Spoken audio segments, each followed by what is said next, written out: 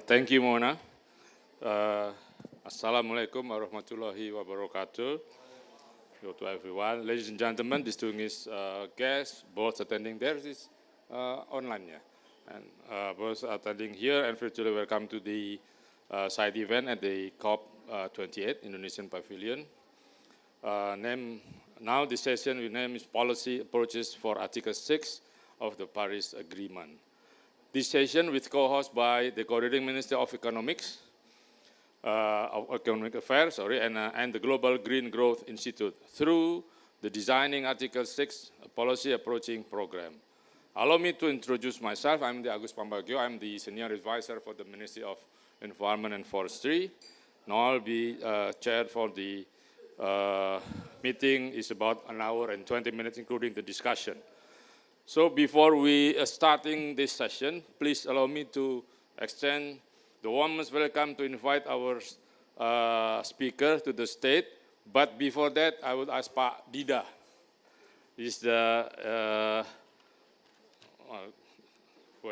He's the Deputy Minister for Food and Agri-Business Cooperation of the Coordinating Ministry for Economic to give the keynote speech. And then after that, we can follow with the discussion. Pak Dida, you can hear.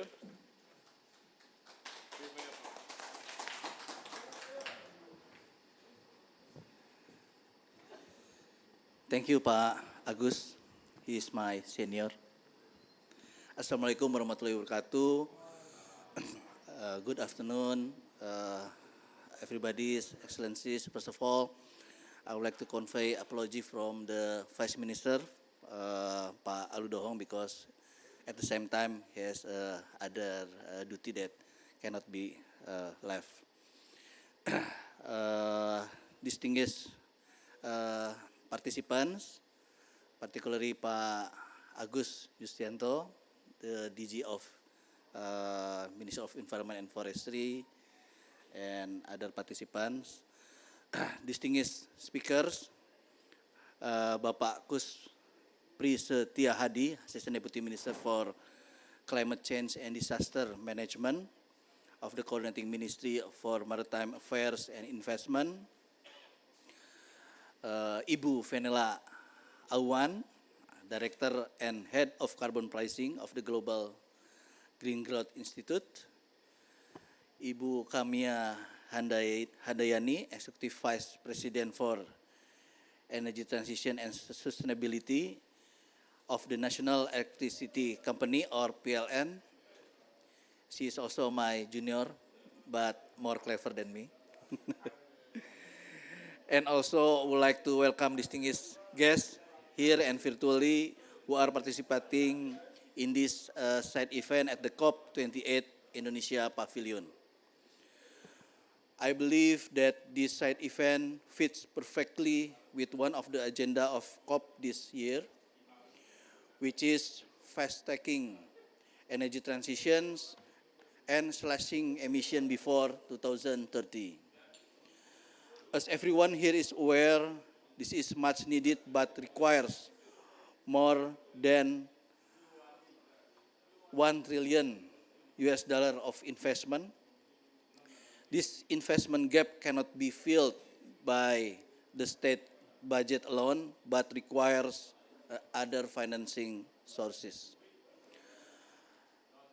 Under the Paris Agreement regime, parties have agreed to a mechanism called Article 6, which enable parties to participate in cooperative approach to achieve their nationally determined contributions, or NDCs. This mechanism enables parties to conduct in transaction of mitigation outcomes through different methods of collaborations. One of the modalities of Article 6 is Article 6.2, an instrument that enables parties to bilaterally conduct a transaction of mitigation outcomes in the form of internationally transfer mitigation outcomes, or ITMOs. The host country or the seller may sell said ITMOs to potential buyer's country in exchange for carbon financing. Such financing could then be utilized to invest in mitigation activities, For example, that the development of renewable energy sources to further curtail emissions. Indonesia is one of several countries in the world that is preparing its readiness to participate in such endeavor. In 2021, the government of Indonesia issued Presidential Regulation number 98 on the carbon economic value, which serve as the legal umbrella for all carbon pricing efforts in the country. Last year, the Ministry of Environment and Forestry also issued Ministerial Regulation number 21, 2022 for further detail of the implementation of carbon pricing in Indonesia. Additionally, the ministry is currently developing other modalities to support both domestic and international carbon trade, also together with other line ministries, including Coordinating Ministry for Maritime and Investment. This was then followed by the regulatory products for the power generation subsector under the energy sector, enabling the commencement of the emission trading system for coal-fired power plants and for the forestry sector. On the sectoral level, relevant technical ministries are also mandated to develop sectoral carbon trade roadmaps, key documents that will provide the overall strategies for sector mentioned in our current enhanced NDC. Apart from the Ministry of Environment and Forestry, effort to enhance the readiness of the government of Indonesia have also been initiated by many line ministries, including Coordinating Ministry for Economic Affairs. Since 2009, the ministry has been enhancing its understanding of international carbon trade through Article 6.2. Through an inter-ministerial advisory committee, we have invited other relevant technical ministries to identify potential intervention that could be eligible for Article 6.2.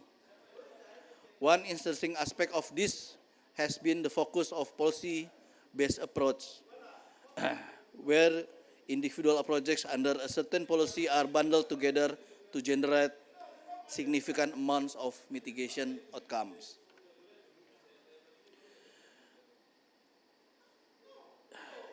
We express its preference to move ahead with the solar PV policy approach, which was narrowed down to floating solar PVs. This is considering the fact that Indonesia currently manage numerous dams which are now enabled to host floating solar PVs up to, or not up to, at least 20% of the surface area. This greatly increased the opportunity for developing renewable energy to meet national targets and hasten energy transition efforts. We have already started the floating solar PV in Cirata dams, so I think we have already break the egg, so hopefully the rest can be accelerated. Preliminary assessment suggests that mitigation outcomes from floating solar PV establishment could be eligible for international carbon trade through Article 6 mechanism. Carbon financing through this mechanism could provide the right incentive for developer, both public and private ones, and also to community to participate and spur massive development of floating solar PVs. The Coordinating Ministry for Economic Affairs, in collaboration with Global Green Growth Institute, aims to facilitate the securing of transactions of ITMOS generated from floating solar PV deployment with potential buyers. Hopefully next year, our country's partner, such as Norway, already give their interest to collaborate with us, and we both parties agreed that these transactions will will contribute to each country indices. If this is realized, it may become the first policy level Article 6.2 transactions conducted by the government of Indonesia. Following that, our partner countries, particularly in ASEAN countries, already have contract with some developed countries. I believe that this session could provide more insight into what the government is currently undertaking in relation to Article 6.2 Paris Agreement. I do hope that the presentation and discussion could spark the interest of both public and private players and galvanize more participation in the country. With that, I officially open the session and ask you to actively engage in the discussion session. Thank you. I wish you a fruitful discussion ahead. Wassalamualaikum warahmatullahi wabarakatuh.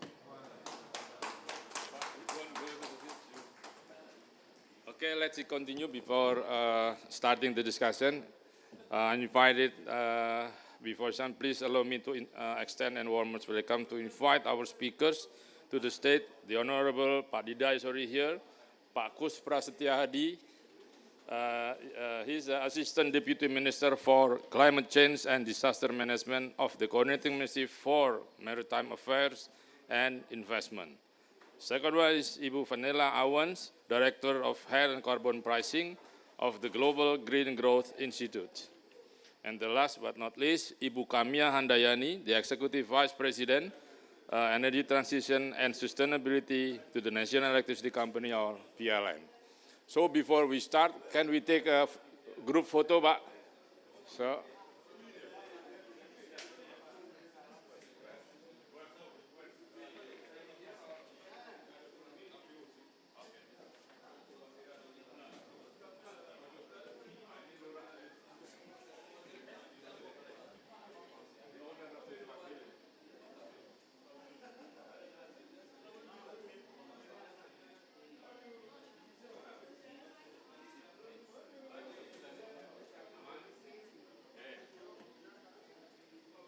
So it's time now. So we still have exactly an hour, but we have 4 speakers here. So I have to limit time for everybody. It's 12 minutes.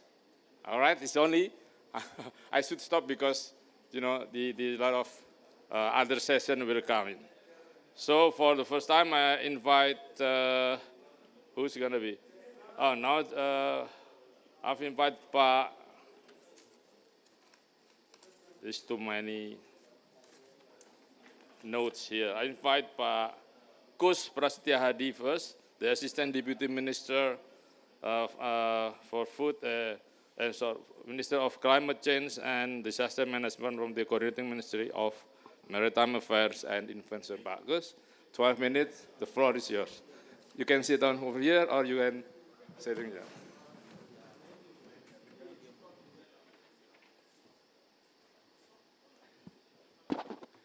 Thank you, Bapak Moderator, as well. Distinguished guests, ladies and gentlemen, I would like to present on the Article 6 and how it applies in Indonesia. It is a challenge for Indonesia how to apply the Article 6, especially 6.2. Thanks for the collaboration between Indonesia and other NGOs, international NGOs like GI. In here, I would like to stress one thing that for Indonesia to apply Article 6.2, especially for international carbon trading, we have a challenging on how we can apply the authorization and without authorization.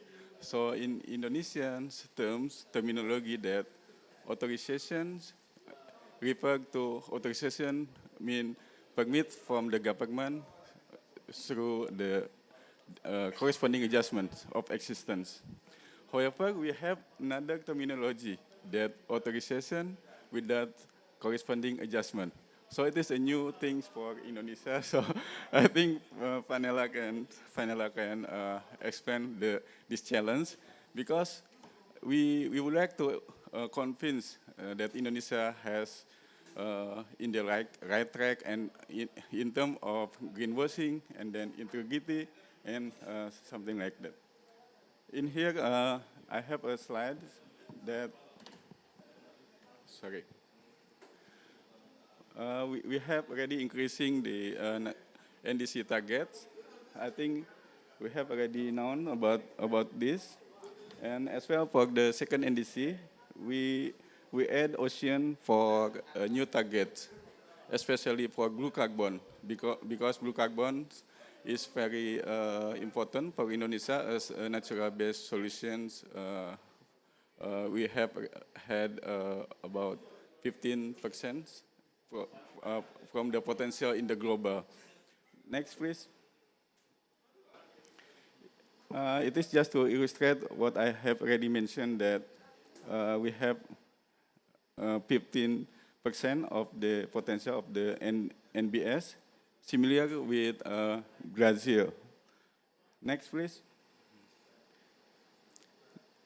This is the good point that why we have to go for voluntary carbon markets, because until about 2030, where every country needs carbon to meet their NDC, the voluntary carbon market will be increasing about 29%.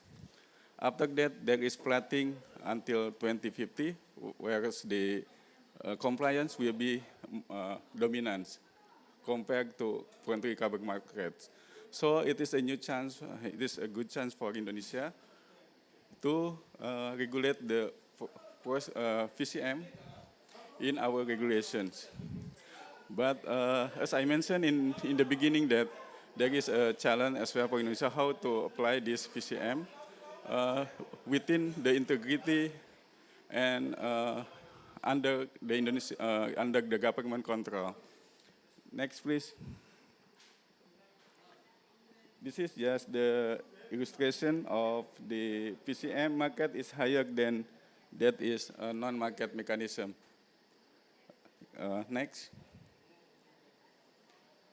Also in here that the carbon market create a new an investment ecosystem of mitigation activities to help Indonesia meet NDC targets. So we need carbon pricing to fund our financial gap on climate action. So it mentioned by the Europeans that up to their experience within 2 decades that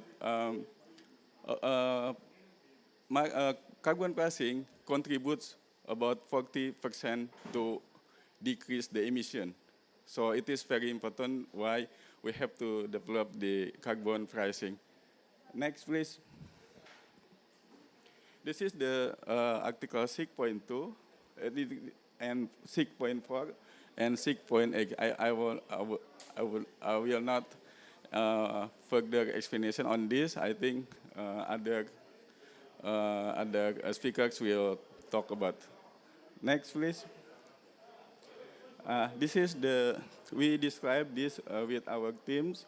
So perhaps there is input from speakers and audience whether our illustration is meet with the Article 6.2 and 6.4 mechanism under the Paris Agreement. We are now not conflicting, but challenge on how the voluntary commitment under the international carbon trading and then domestic scheme can be applied.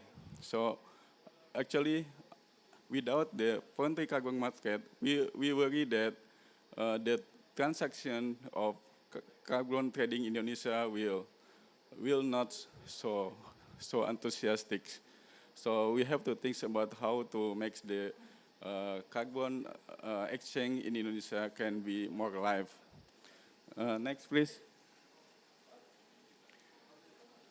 Also, I think this very narrative, and we can pass next, please. In here, I would like to illustrate what the development of the carbon pricing in Indonesia. We have already had the presidential decree. We have already had the ministerial decree, as well the steering committee for the implementation of carbon pricing. We have already had the ministerial decree on carbon economic value, as well carbon economic value on forest sector. We have had the power plant subsector of carbon pricing. And the last, we have already launching the carbon exchange. Next. I think for Indonesia, we have very complete and we are ready for carbon trading. But the last is we just try to finalize the carbon trading on international. This is the illustration how carbon pricing in market-based mechanism and non-market-based mechanism. I think one thing that I would like to stress in here that there is carbon tax. When cap and trade has been applied, and then they don't meet the need of one company or one entity, let's say, in regard to the need of carbon offsetting. So the government will apply carbon tax. So it is very challenging for Indonesia, and then the regulation of the carbon tax itself has been developing. We need to finalize for these purposes. Next, please. This is the carbon market ecosystem. I think KLHK will explain in more detail on this, should be. Next. In here, carbon implementation performance, that's what I mentioned, that we have to, how to make our carbon exchange more transactions and more companies will get into as well the other sectors, how we can develop and encourage the other sector as well can be developed with each sectors, and then they among sector can be trading. Next. This is our president has launched the carbon exchange, and then under this carbon exchange, we noticed that, especially number 2, we have to make international carbon standard as a reference. It is very stressful by our president. Next. Okay. This is the launching of the launching of ETS of carbon trading in in 2020 February 2023. Okay. Okay. Next, please. This is the needs for the near future. If I cannot say tomorrow, but we have to develop this arrangement for the implementation of carbon pricing. We need the roadmap of transportation sector, and then agriculture sector, industrial sector, and then waste, oil and gas sector. Because under up to our analysis, that the sector has the development of the roadmap. So under our office, we will facilitate this sector to develop the roadmap. I think we can hand in hand with KLHK to provide and facilitate this sector to develop the carbon trading roadmap.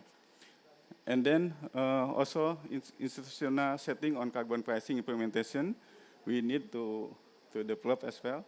And then international carbon trading, as I mentioned in advance that we have a challenge to how to apply the authorization and authorization without corresponding adjustment. Next, please. I think that's all we would like to explain to you all. One thing I would like to raise in here that to develop the international carbon market, there is what we call under our presidential decree mutual recognition.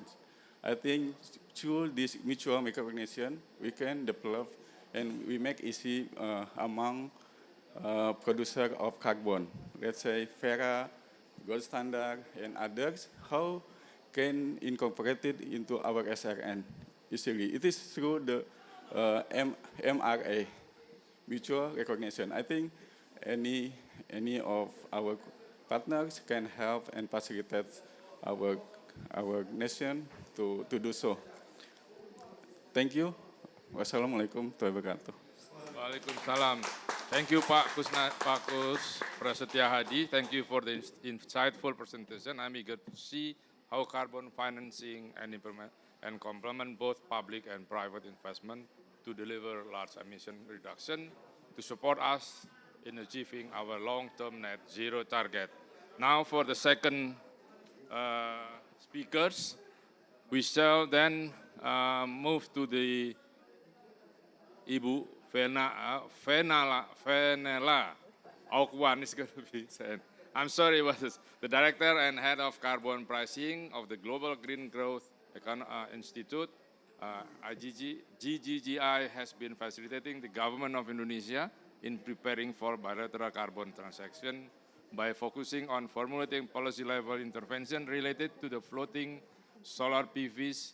So, Bu Fenela, you have 12 minutes but I have to announce Pak Dida has to go to the airport, just get up the plane. So after that, anytime Pak Dida can leave this one. I'm sorry, I apologize for this thing because this is he has an important meeting tomorrow morning.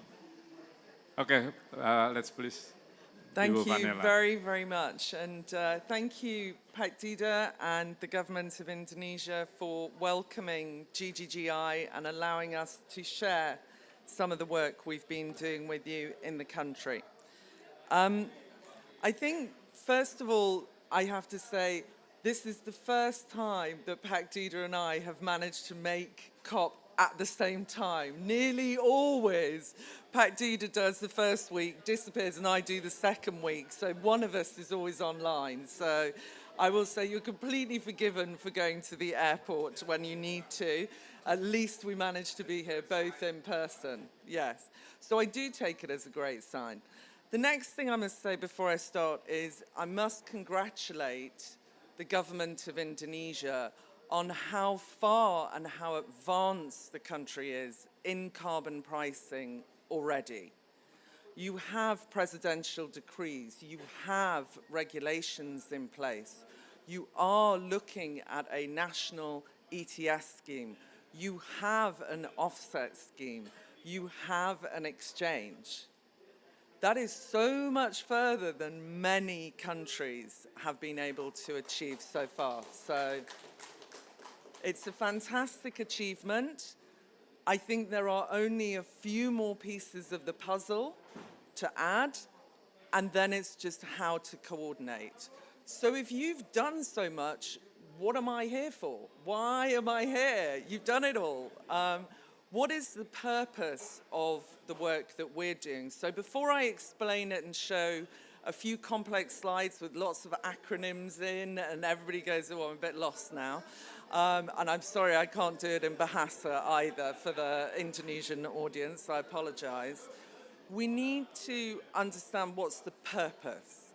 And I'll explain it in very, very simple terms. So the work we do is on international carbon pricing aligned with Article 6 of the Paris Agreement, with or without corresponding adjustments. Now that, to some people, may be seen as compliance or voluntary market. I tend to see the line as a bit fuzzy nowadays, so I just say with or without corresponding adjustments. The purpose is very clear. You look at your Indonesian carbon exchange at the moment, and I think if I got it right, the flash on the screen was 52,000 rupee was the price last traded. Okay, so that's about $3. Okay, which is very common and in the market, forestry credit, local, voluntary offset. The market we're dealing in, the Article 6 market, prices that are trading and it's public knowledge. I'm going to have to shout. If anyone can pop next door and ask them just to keep it down a bit while we finish the presentation. The reason is, and it's public knowledge, the Swiss government are trading ITMOs, which are the unit traded for the compliance Article 6 markets, at more like $23. So what we're talking about here is you're adding another market because it has a different pricing. And you want that different pricing because you want carbon finance to be coming into Indonesia. And why do you want that? There's plenty of funding available for Indonesia. Generally climate finance. And if we look at the ministry, the coordinating Ministry of Maritime and Investment, who run the JETP program on behalf of the country, the knowledge there of the JETP money being offered, but then Indonesia's saying, but it's all loans. Where's the grant? Where's the money for this? That's the difference. So carbon pricing and carbon trading is not climate finance. It's not a loan. It's a commodity trade. So you're selling the right to emit to another country in exchange for money, and it's paid on delivery. Now, we want that because we want to complement the climate finance. So you want to have both, and you want to make sure that you don't have a heavy debt burden. So that's why I'm standing here, and that's what I'm going to explain what we're doing and how we're doing it briefly. Now then, hold on, that way. There we go. So just the benefits, a particular area of Article 6, you can do a trade where you take one project, a floating solar project in one of the many thousands of islands in Indonesia, in one discrete area, and you trade the emissions reduced by the generation of that. That's project-based. What we're looking at and what we've been talking to Indonesia about is national policy, where the policy allows for and helps to develop and coordinates with all the parties, including the grid operator and others, for a coherent, coordinated effort to allow 1,000 floating solar projects to happen and to receive funding because they're more expensive than fossil fuel or other types of renewable. The program's called Designing Article 6 in Policy Approaches, or DAPA, as we call it. And I'll give in the last example, I'll show you the carbon transaction facility, which is a new item from GGGI. So just quickly, why look at a policy approach? Why look at one of these national policies and try and see how we change the national position? So we're talking about scaled up here. Remember, the point of carbon trading and what you have to prove if you're going under Article 6 of the Paris Agreement is that what you're doing is additional to business as usual. And it's going to create transformational change. So it's really going to create a benefit for the country. That's what we feel a policy approach would do. It also, of course, the sustainable development aspects are required, necessary, and can be built into the policy. So as I say, transformational change, It allows multiple stakeholders. So this is where the funding that is generated through the carbon trade doesn't necessarily all go to the floating solar operator, because PLN has to work out how are they going to accommodate the power in the grid. What is the cost and the impact of that? So we need to bring them into the transaction through a centralized financing facility. So it includes multiple state and non-state actors. And then once we've set the system up, it kind of can keep going much, much more easily. So each extra floating solar program and project that starts, it's cheaper to join because the infrastructure is already there. And then really importantly for us, as GGGI works embedded within the government, is it's controlled, owned, operated by the government. We're there to help educate, to help show how it can be set up, but it has strong government ownership. So what are we doing at GGGI and what's the DAPA program in Indonesia? So we're currently working with the Norwegian Ministry of Climate and Environment. We're looking to trade ITMOs, so that's the internationally transferred mitigation outcomes with corresponding adjustments, focused on renewable energy deployment. And we're looking at what is the policy, so we're helping to look and think and shape the policy approach. Then we look at the MRV, how are we going to measure it? How are we going to look at the monitoring and reporting? We help within the government how to set that up, so that's with, we're looking to, in the future when ready, to work with the Ministry of Environment and Forestry, and also have been working with CMEA and others through the TAC committee. Then we have a lot of training for stakeholders, the engagement of buyer and seller countries, we work with both, and then recommendations and around where we help facilitate the transaction. But the transaction is done country to country. So we're looking around transformational change. It's additional to the country commitments under NDC. It's very importantly aligned with all the national policies and the regulations put in place, and conservative and robust baselines. So what have we done so far? We have a letter of interest. We've set up a steering committee, the TAC committee, which is chaired by Pat Dida here. We have we've done an initial assessment of potential policies, a heat map. We've looked at particular policy approach proposals through technical studies. We've done financial flow studies. We've looked at the types of agreements that would be there. And then we're now, the committee, so not GGGI, but the committee, which is made up of multiple ministries, has selected potentially a floating solar policy in Indonesia. I think so that's in a nutshell what the policy is and how we're working with the government. And we hope that floating solar may be something that can touch as well and help promote the JET-P and help move Indonesia to renewable energy, especially in places where it is harder for the grid to be able to do that switch. So the last thing I'm going to just show is the carbon transaction facility.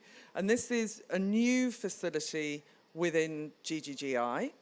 And what we're hoping to do here is, beyond this first transaction under DAPA and a policy approach, future trades, all our member countries, which includes Indonesia, will be able to get access to multiple buyers under Article 6. So here we have a readiness facility, which will be a multi-donor readiness facility that can help on identifying further projects that could be eligible for Article 6 from Indonesia.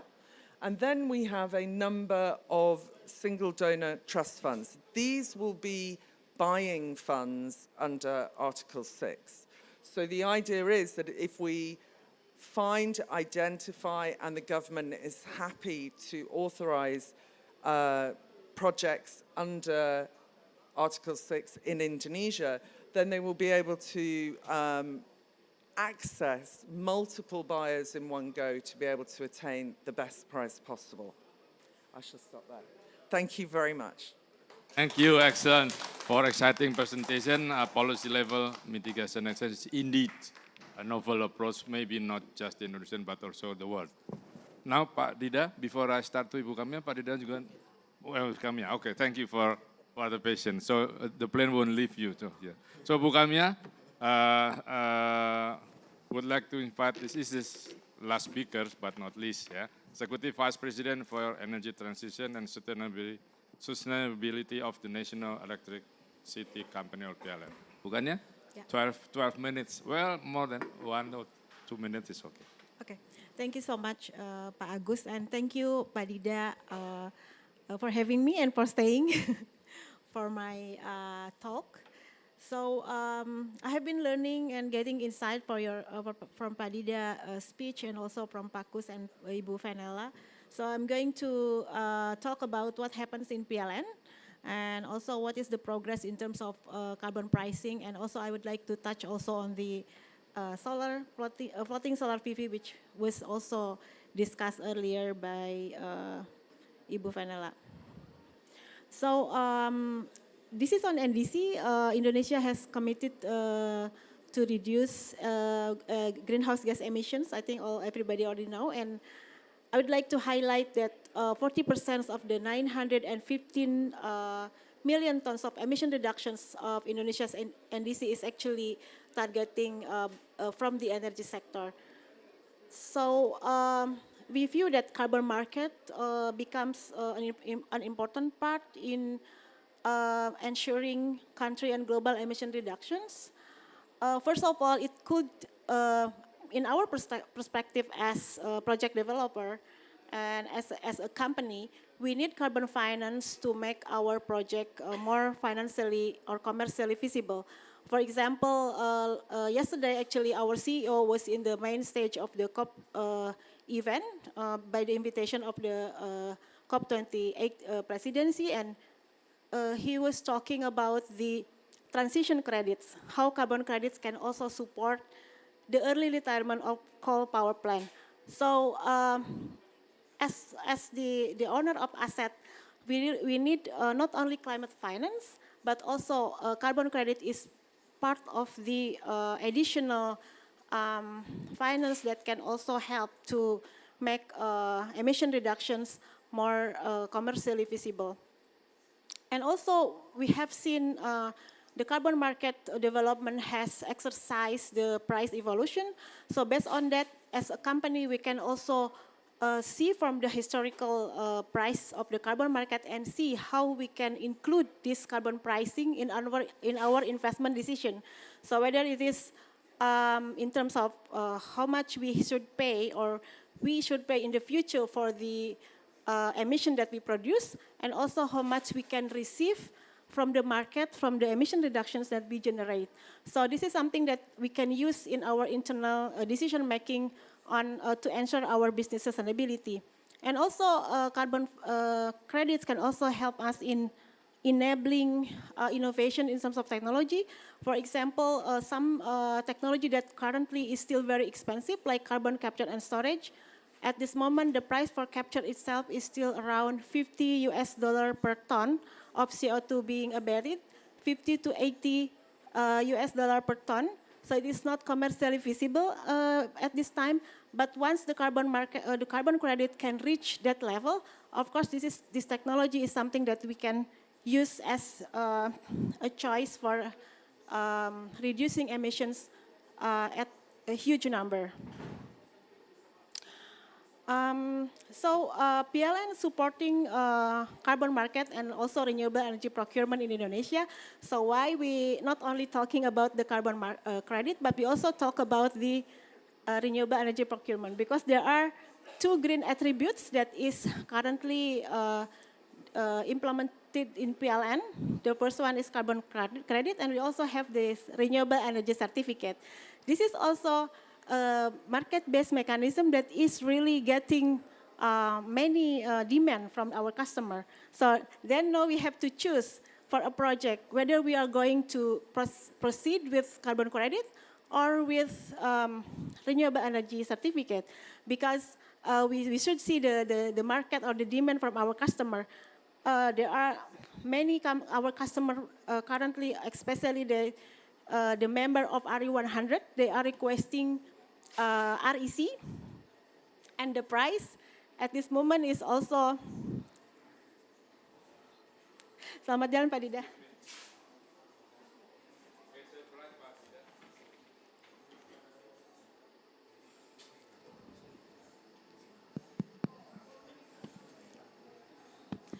So the price of the REC is quite stable, and depending on the project, it is also, for example, for the case of solar PV, the price is around $5 per megawatt hour, which is higher than if we convert it in ton of CO2, it is higher than the price of the one that we see from the Indonesia Carbon Exchange. So PLN itself already developed carbon credit actually since probably 2010, where we have our first carbon credit project registered under CDM, the Lahendong Geothermal Power Plant in 2010. And since then, we have issued around 9 million tons of carbon credits, both from the CDM mechanism and also from the voluntary mechanism.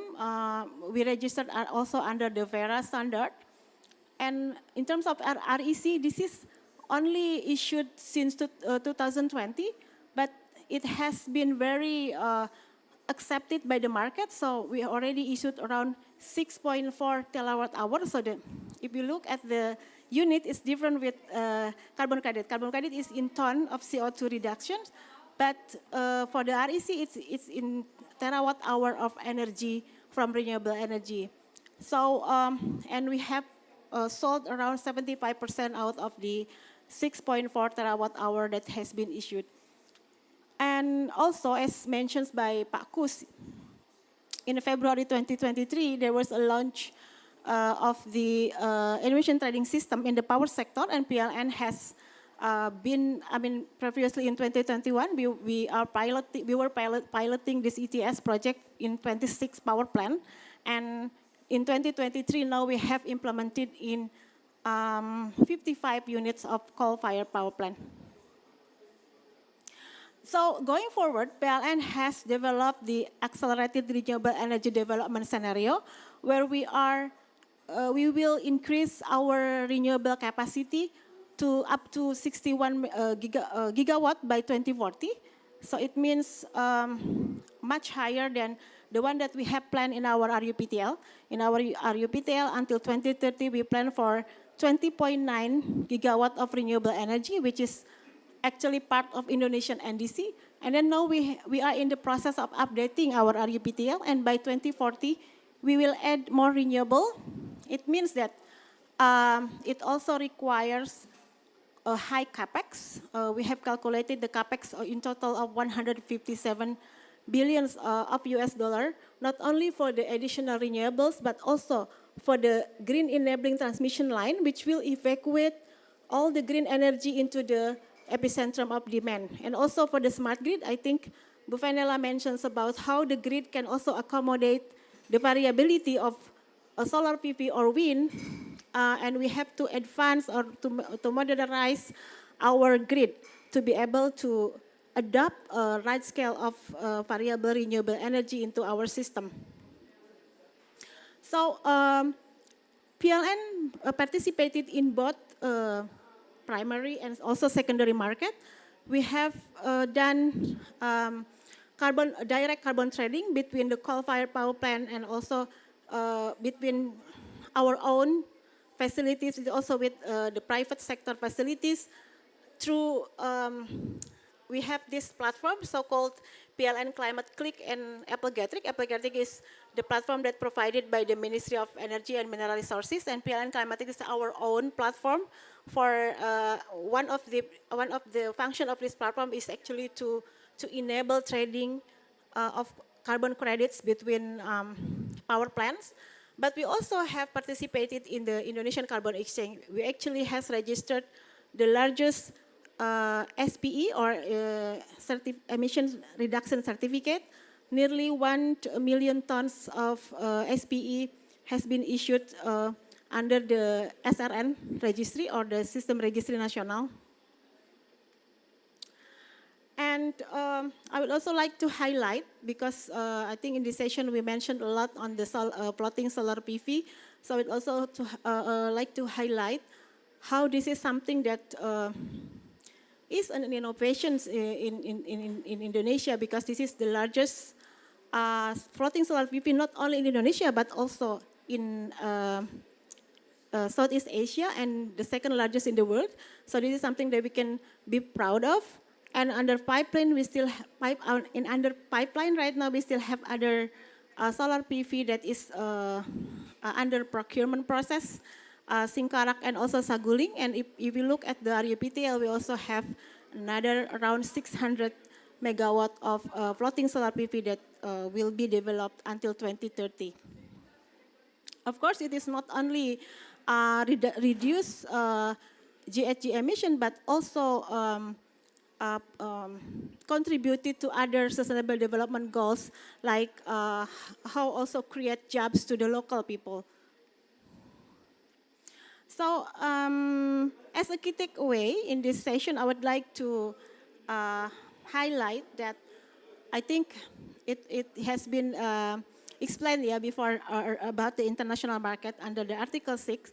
So we have to define more clarity on how renewable-based carbon credits will be treated internationally, because, for example, now we have the, Indonesia cannot enter the gold standard or FERA standard anymore, because we are not low-income country, so we cannot register our project in this standard, our renewable energy connected project in this standard. So probably this is something that we can look again, because in the future, we still need to put so much capex in this development of renewable energy, and we also need capex. We need also capex for as the replacement of retirement of coal power plant, but we cannot register it under gold standard or FERA standard, because we are no longer they're no longer accepting renewable energy connected to grid project from Indonesia. So this is something that I think we need to discuss.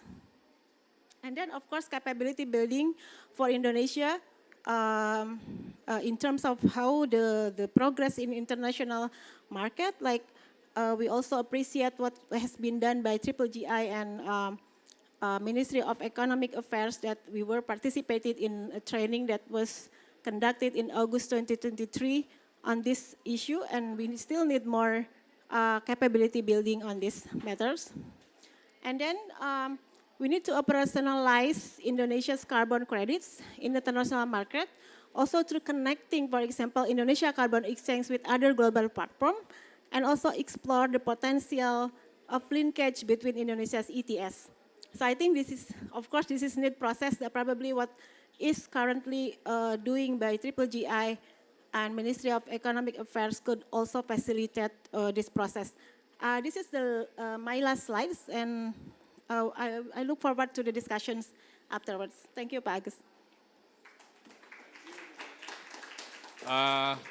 Very insightful. The large investment gap for PLN to shift the renewable energy, including solar PVs, is definitely a huge challenge that PLN needs to overcome. So we still have time. So before I leave this to the audience, I have a small question to three of the speakers. That's very simple and also short. Probably, first of all, to Pak Kus. Pak, the energy sector is probably the sector with the highest investment cost. Apart from the energy sector, which sector do you think requires more investment, particularly through carbon financing, to accelerate effort in achieving our climate goals? Okay, and then you can respond one by one. I read the question first, and then to Ibu Vanilla, how do you see the prospect of Article 6 protocols, primarily to the corresponding adjustment rules, being applied to VCM project? Some in Indonesia see this as a potentially slowing down and limiting private sector investment, as they prefer to apply the prevailing mechanism in the VCM. What is your view on this? And for Bu Kamia, apart from the Cirata and the plant Singkarak and Saguling floating solar PVs, how many more sites are in the pipeline? After Pak Dida, Bu Yuli will represent Pak Dida if there is any question when Pak Dida give a speech earlier. So I'll let Pak Kus first and then all the speakers. Thank you, Pak Agus, for the question. Energy sector is the second largest emissions after emission target under NDC after FOLU sectors. We have already developed the comprehensive implementation plan under GSP. It will be supported by GSP about 20 billion US dollar. So it is a huge amount of money. And then lastly, I saw from Bu Kamia presentation that for PLN itself, it is needed about 157 billion US dollar. So I cannot imagine how much this amount of money. Even though for GSP, under GSP itself, 20 billions. 20 billion is huge, but 157 billion is more and more very big money. So for Indonesia, it is very challenge to funding the renewable energy sector. Even though we have a huge potential of renewable energy, more than 3,000 gigawatts, I think. But how to invite the investor to provide 157 billion US dollar?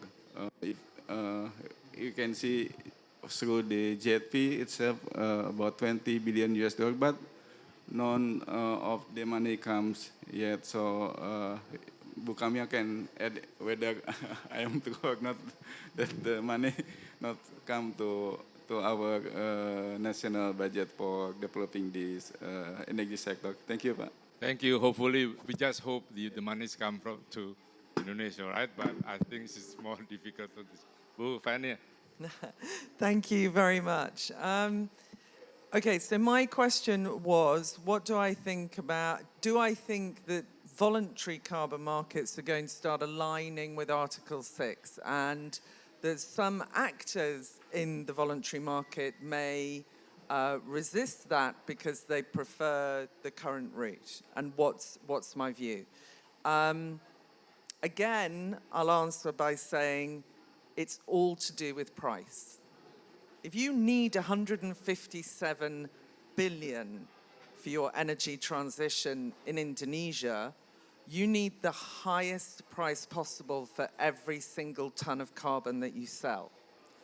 So therefore, you need to make that ton of carbon the best gold-plated, diamond-encrusted, on a platform, on a pedestal, shiny, bright, and well-dressed, in order to attract the highest prices. So how do you do that? You make sure that your credits and your activities are aligned with the highest standards. What's the highest standard at the moment? Aligning with Article 6 of the Paris Agreement, because that's what the parties have agreed is the highest standard. So if you align, and just say you are creating, it's additional, it's permanent, it has sustainable development co-benefits to it, it is a strong, and it's not double counted. Now that I'll come back to. So that's the standard. Now, how do you ensure that? And that's where currently it's really difficult for the government of Indonesia to ensure that on every carbon trade, because the voluntary market doesn't require to touch on anything with the government. So it's a private sector to private sector transaction. So it's Indonesia's choice. It's not inevitable, but it is Indonesia's choice as to whether they want to say, okay, we actually want some level of oversight over all transactions. And from what we understand from the Ministry of Environment and Forestry, that is what the country wants to do. Now, that doesn't mean necessarily control. That just means we want to ensure that the highest standards have been set. And keep an eye on what is going out of the country and where it's going. It's not necessarily to say we own it, we're taking the funding, we're keeping it.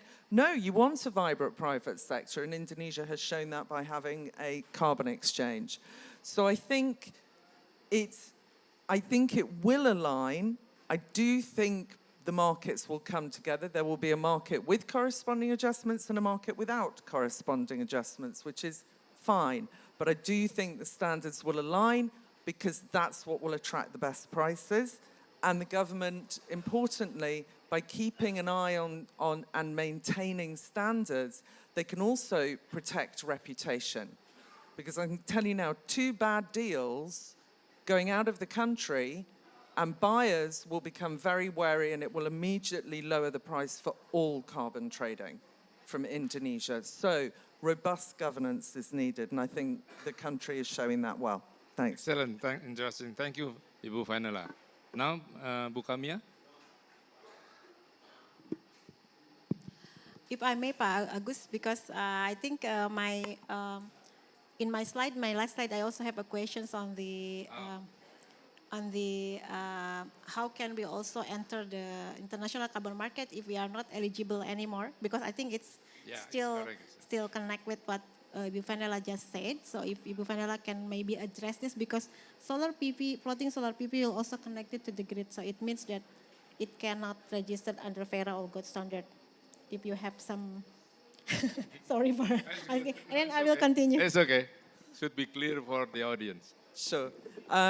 Okay, so yes, if you're not a least developed country, large-scale renewable energy at the moment is not eligible with gold standard or Vera.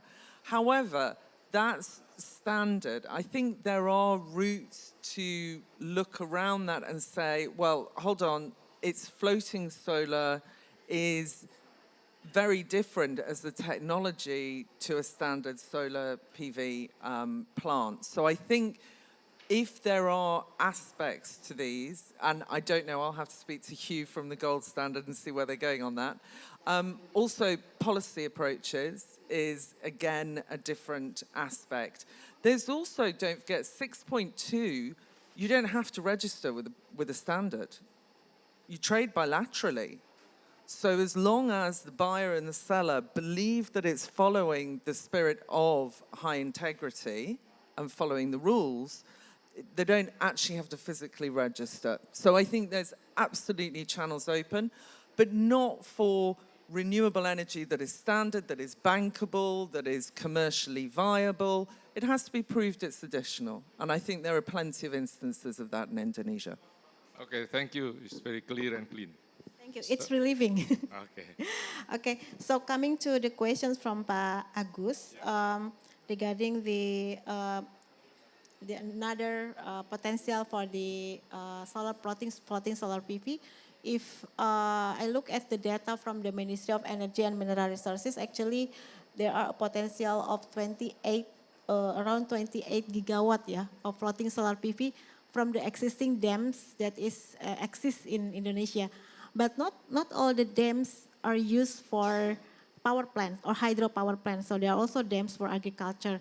I think when we combine hydropower plant with floating, it's a good combination because floating solar PV has intermittent characteristic and hydropower plant has flexible generation, so it can accommodate or compensate where there are no sun, for example, because we have existing hydropower plant. And these existing hydropower plants, if we again screen of the 28 gigawatt, there are 4.8 gigawatt capacity, potential capacity of floating solar PV that to be developed in the existing hydropower plant dam. So, but if we look again closer to RUPTL, when in RUPTL we already have like some initial feasibility study on each project, there are around 600 megawatt of potential floating solar PV capacity until 2030. Of course, we are now updating our RUPTL, so it could be more, especially because we already have proof that this is something that can work. So yeah, that's the data that I have at this moment. Okay, thank you, Bu Kamia. So we have 10 minutes left. Is there any question from the floor? Come on. You already got breakfast anyway. Come on. No question? No, I think. Or is there any additional information that you want to share?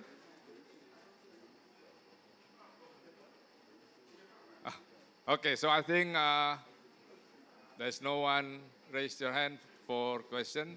So I think I should close this session. And I would like to say thank you to 4 of the distinguished speakers and also who's attended this meeting this morning. So again, on behalf of the Indonesian Pavilion, I would say thank you to your attention. Thank you.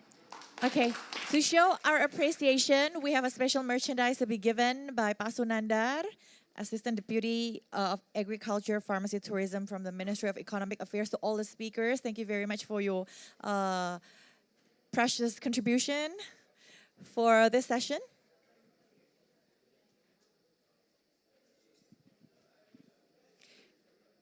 And we also invite Ibu Ida Dwi Nilasari from the Cabinet Secretariat. She's the Assistant Deputy Agriculture, Food Resilience and Innovation. Also, please join the speakers on stage. And we're going to have a final photo up together.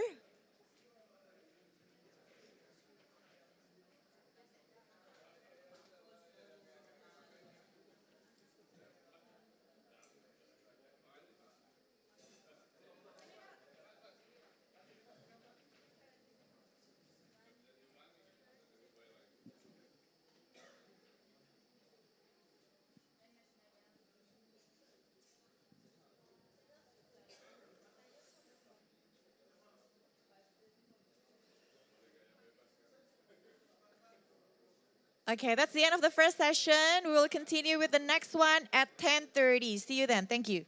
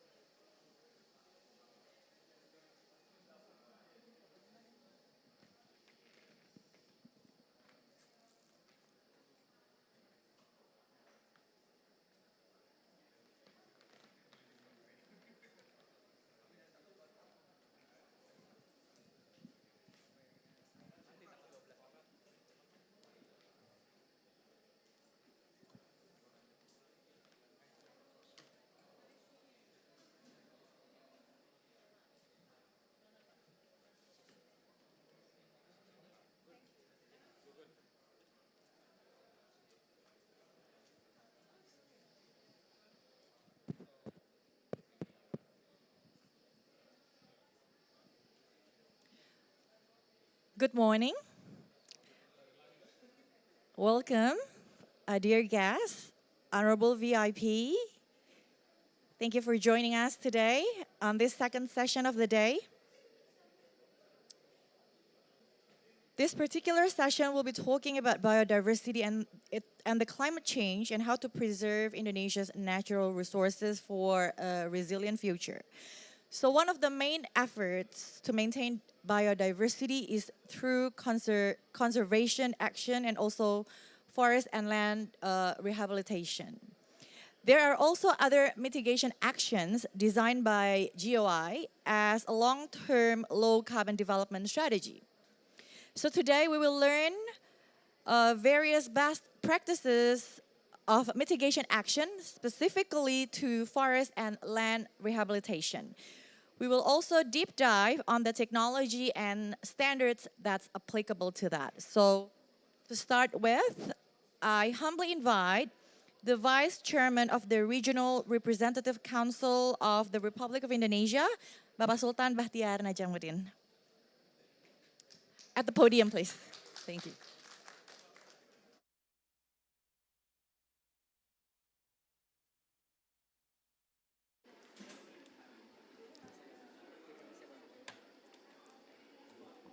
Check. Yeah, thank you. Good morning.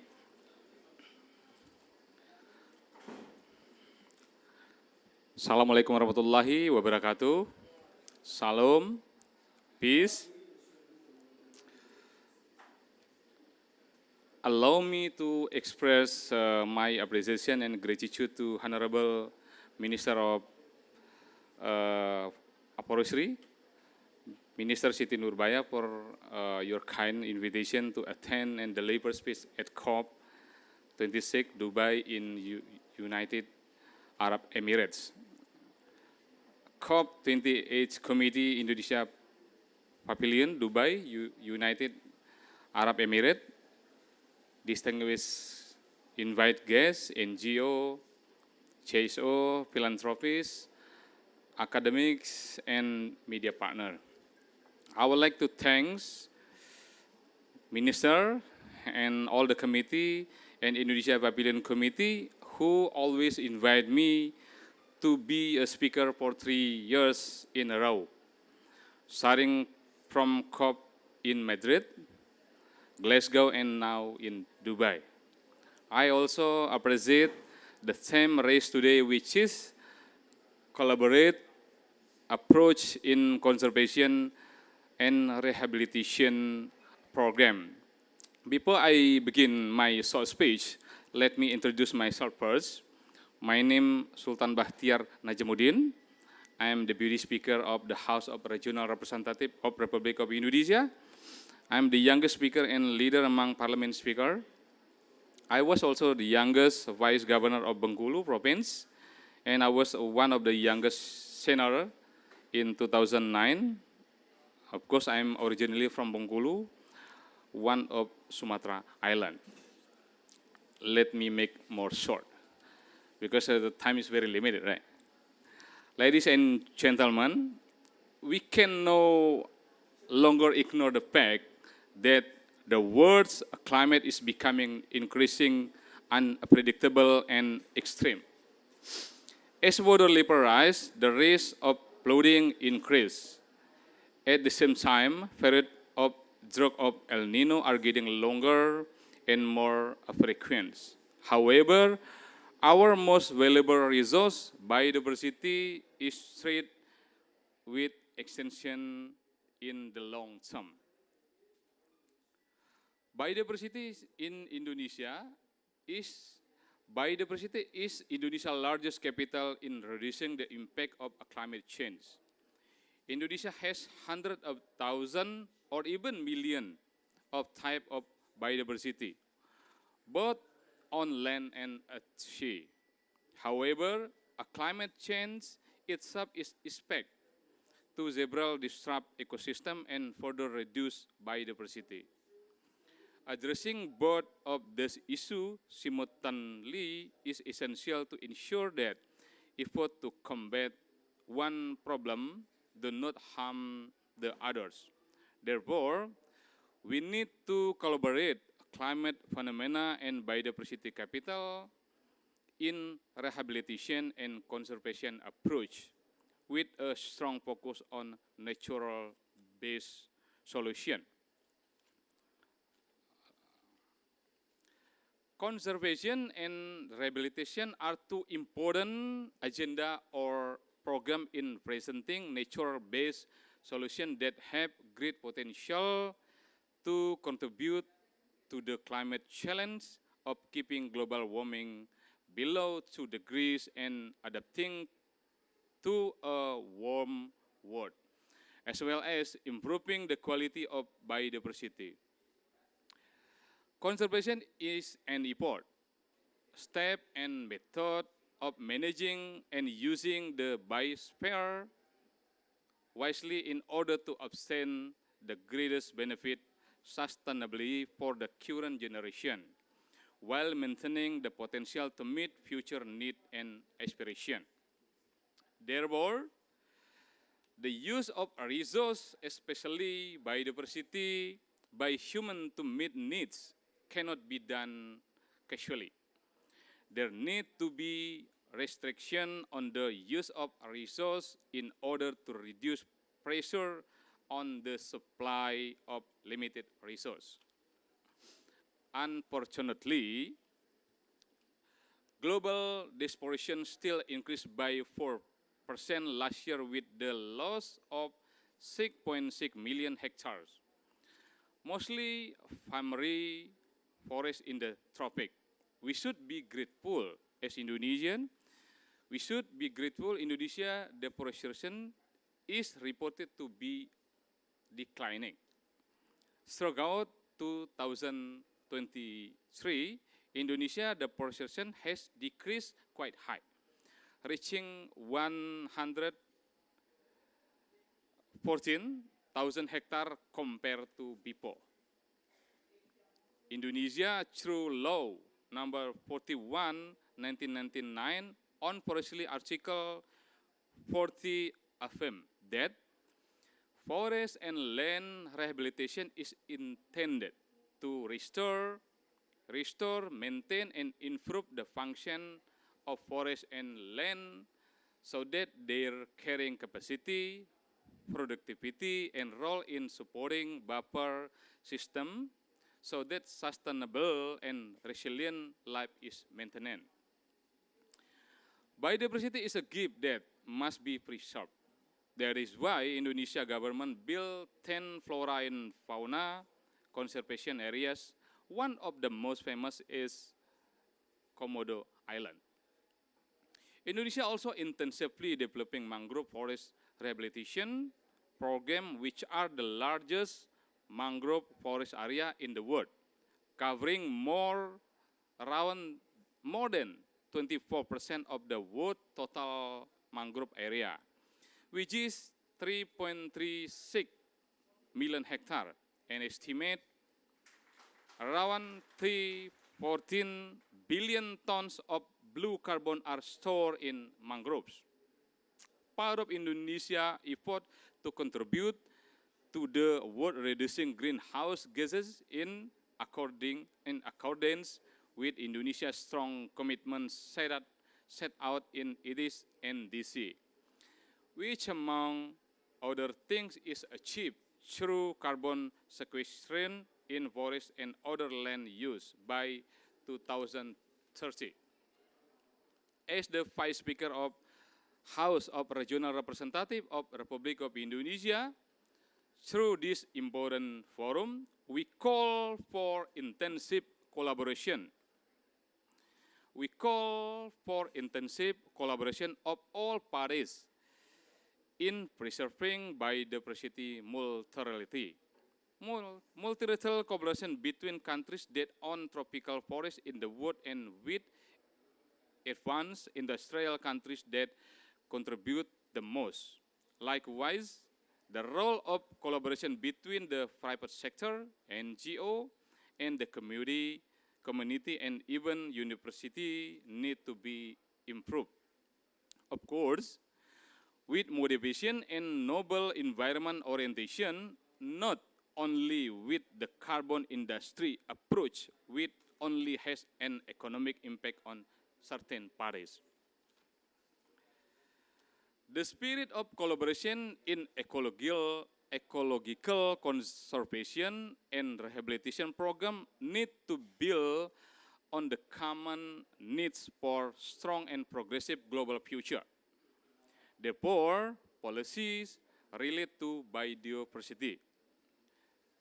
Conservation and rehabilitation program must be summarized holistically and industrially so that they can be adopted by all parties.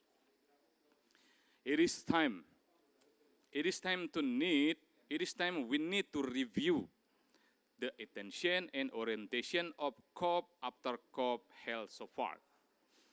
Why does the Earth's temperature continue to increase over time? Why? Why does the Earth's temperature continue to increase over time? We think that we need the same measurement, tools, and standard in the climate crisis control agenda.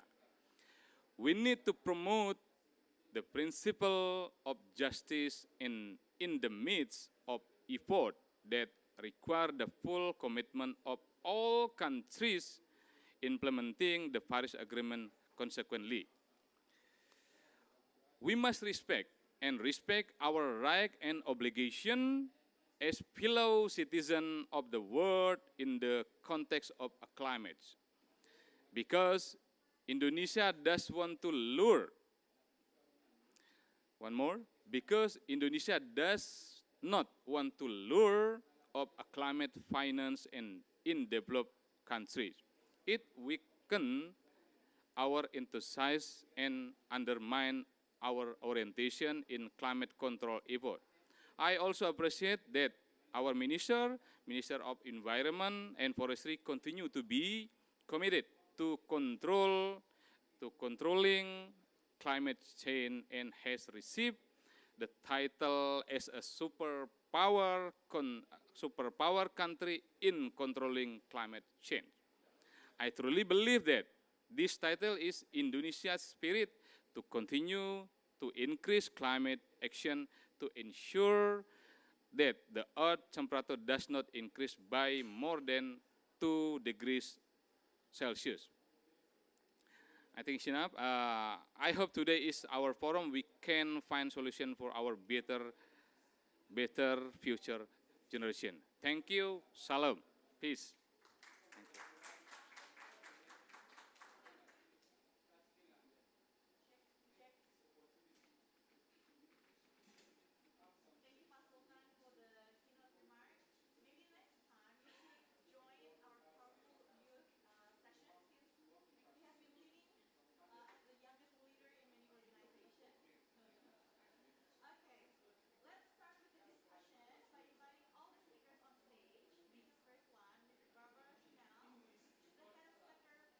Development from KfW, Frankfurt Bank of Germany. Please put our hands together for Barbara.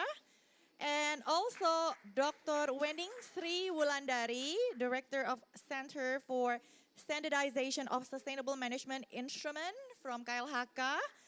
And last but not least, we have Bapak Emil Rahadian, VP Director of PT Komatsu Support and Marketing Indonesia.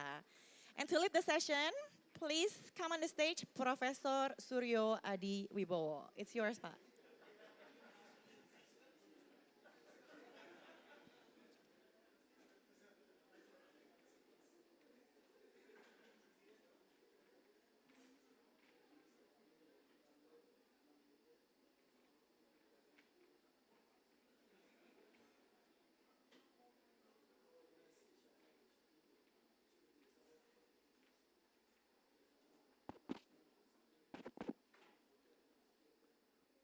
Check.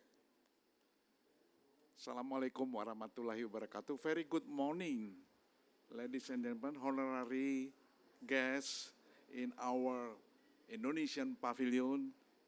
This is a good atmosphere today that we will talk about biodiversity and climate change. This is two hot issues for people living in the earth. We cannot living without one of them, and exceptionally, particularly with biodiversity and climate change, two interrelated issues. The biodiversity itself has already since 1992 become a convention on biodiversity. And the climate change, the stepping stone, is the Paris Agreement on the 2015. Both of them have policy governance regime. And that's why, particularly in the climate change, we meet annually and today in Dubai on the 28th of Conference of the Party. This morning, we have honorary guest and speaker, Ibu Barbara Snell. May I call you Barbara? And Ibu Wening Sri Wulandari and Pak Emil, Mr. Emil. Barbara Snell is also from the KFV, and Ms. Wening is also the director director of the Center for Standardization of Sustainable Forest Management, which is closely related to our issues. And the last, Mr. Emil Radian, the Vice President Director of Komatsu Marketing and Support Indonesia Limited. Give applause to them. I will invite Ms. Barbara to give some ideas, opinion, or your experience related to our issues this morning. Please.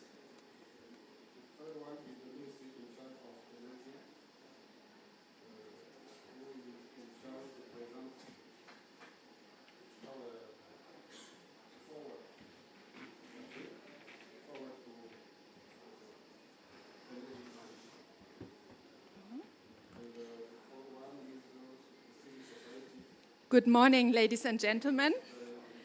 Thank you very much for having me, Barbara Schnell from KfW Development Bank, here on this panel in this very nice event, in this very atmospheric pavilion. I have to congratulate the Republic of Indonesia for this very nice pavilion. So I'm very pleased to be here, and it's also because KfW Development Bank, the German bilateral financial institution, it's one of the largest bilateral financial institutions in the world. We look back on a very long-standing, very close cooperation with Indonesia since 1952, so it's over 70 years. And for KfW Development Bank, the conservation of biodiversity has long been very, very important. And we have gathered experience for almost 30 years. And we are also in the field of biodiversity. We are one of the largest donors worldwide on behalf of the federal government of Germany. And our goal, our vision and mission as an institution is to contribute to transformative change that prioritizes conservation of nature at all levels and gets a similar momentum in all our partner countries, also as a means of the fight against climate change. And protected areas are a key tool in order to achieve this. So it's sustainable agriculture, it's fisheries, it's forest management, and we always try to take into account the local population, which is very, very important because they need to have a perspective where they live and they need to be part of our efforts to preserve nature. So we have various approaches we use in Indonesia in order to preserve biodiversity. And we already heard that Indonesia is one of the most diverse countries in the world when it comes to biodiversity. There is a treasure to safeguard, and we are very well aware of that. And therefore, we cooperate very closely with the Indonesian government on a national as well as on a regional and local level. And I would like to mention 4 approaches we take as KfW. There is, first of all, the protection of entire ecosystems. So KfW supports multiple forestry projects with a specific focus on biodiversity, and one of them is the Gunung Leuser, I don't know, is the pronunciation right? Yeah? Ecosystem. Since 2018, we have seen a great reduction of human-wildlife conflicts and a mitigation of 100% of the occurring conflicts in the project target areas. And this is possible because government and local villages are cooperating very, very well with each other. Furthermore, the project contributes to stabilizing the forest cover in the Gunung Leuser ecosystem, and that really helps to support the preservation of 1.9 to 2.4 billion tons of carbon in this entire ecosystem. And one very interesting fact is also that a huge peat swamp called Rawa Sinkil that stores more than a year's CO2 emissions of my home country, Germany. That's huge, about 1 billion gigatons, no, 1 gigaton CO2 equivalents. And that project contributes to the conservation of this peat swamp. That is a great success, and I want to congratulate to this effort undertaken by the Indonesian government and the local population.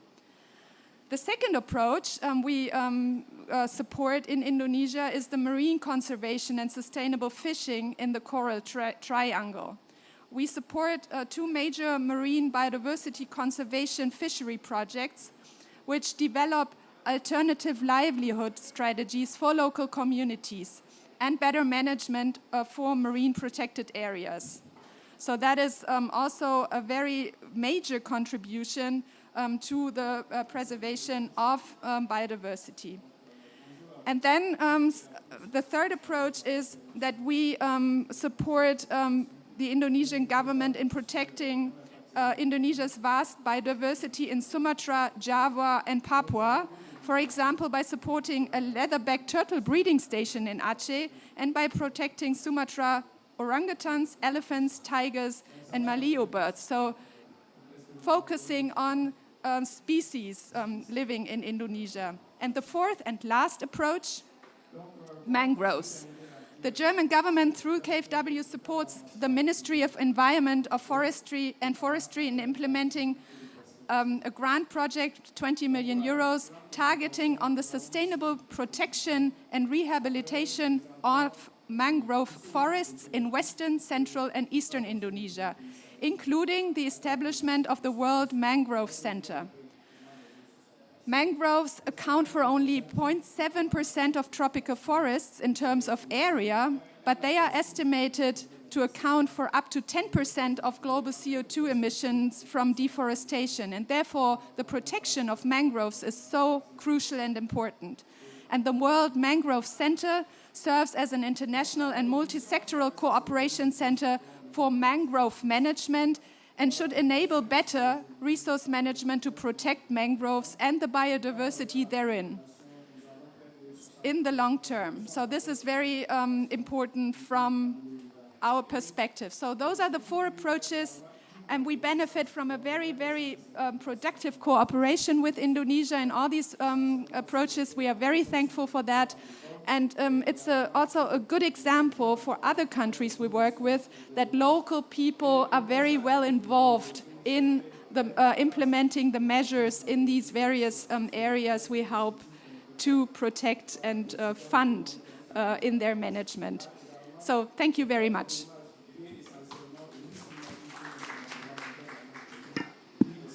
Thank you, Barbara.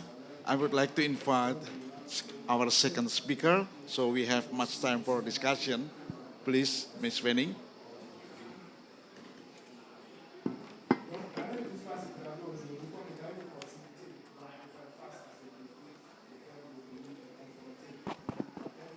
Ya, thank you Pak Suryo. Bismillahirrahmanirrahim. Assalamualaikum warahmatullahi wabarakatuh.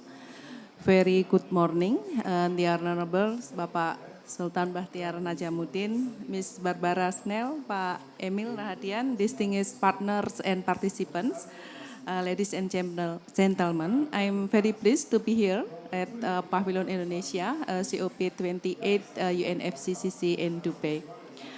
My presentation is about the role of standards in land and forest rehabilitation program. I will overview the policy of Indonesian policy in forest and land rehabilitation, and also the roles of standards. And in the end, I also present regarding the best practices rehabilitation in Gunung Dahu, West Java, by implementing the standards and technologies.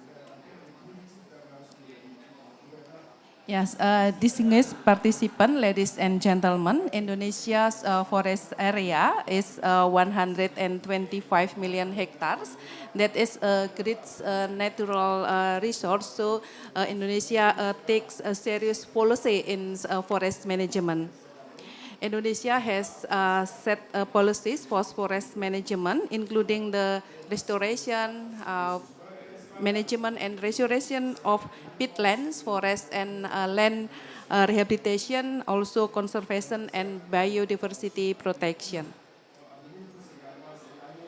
Yeah, regarding forest and land rehabilitation in Indonesia, we can say that forest and rehabilitation is an effort to restore, to maintain and to improve the function of forest and land.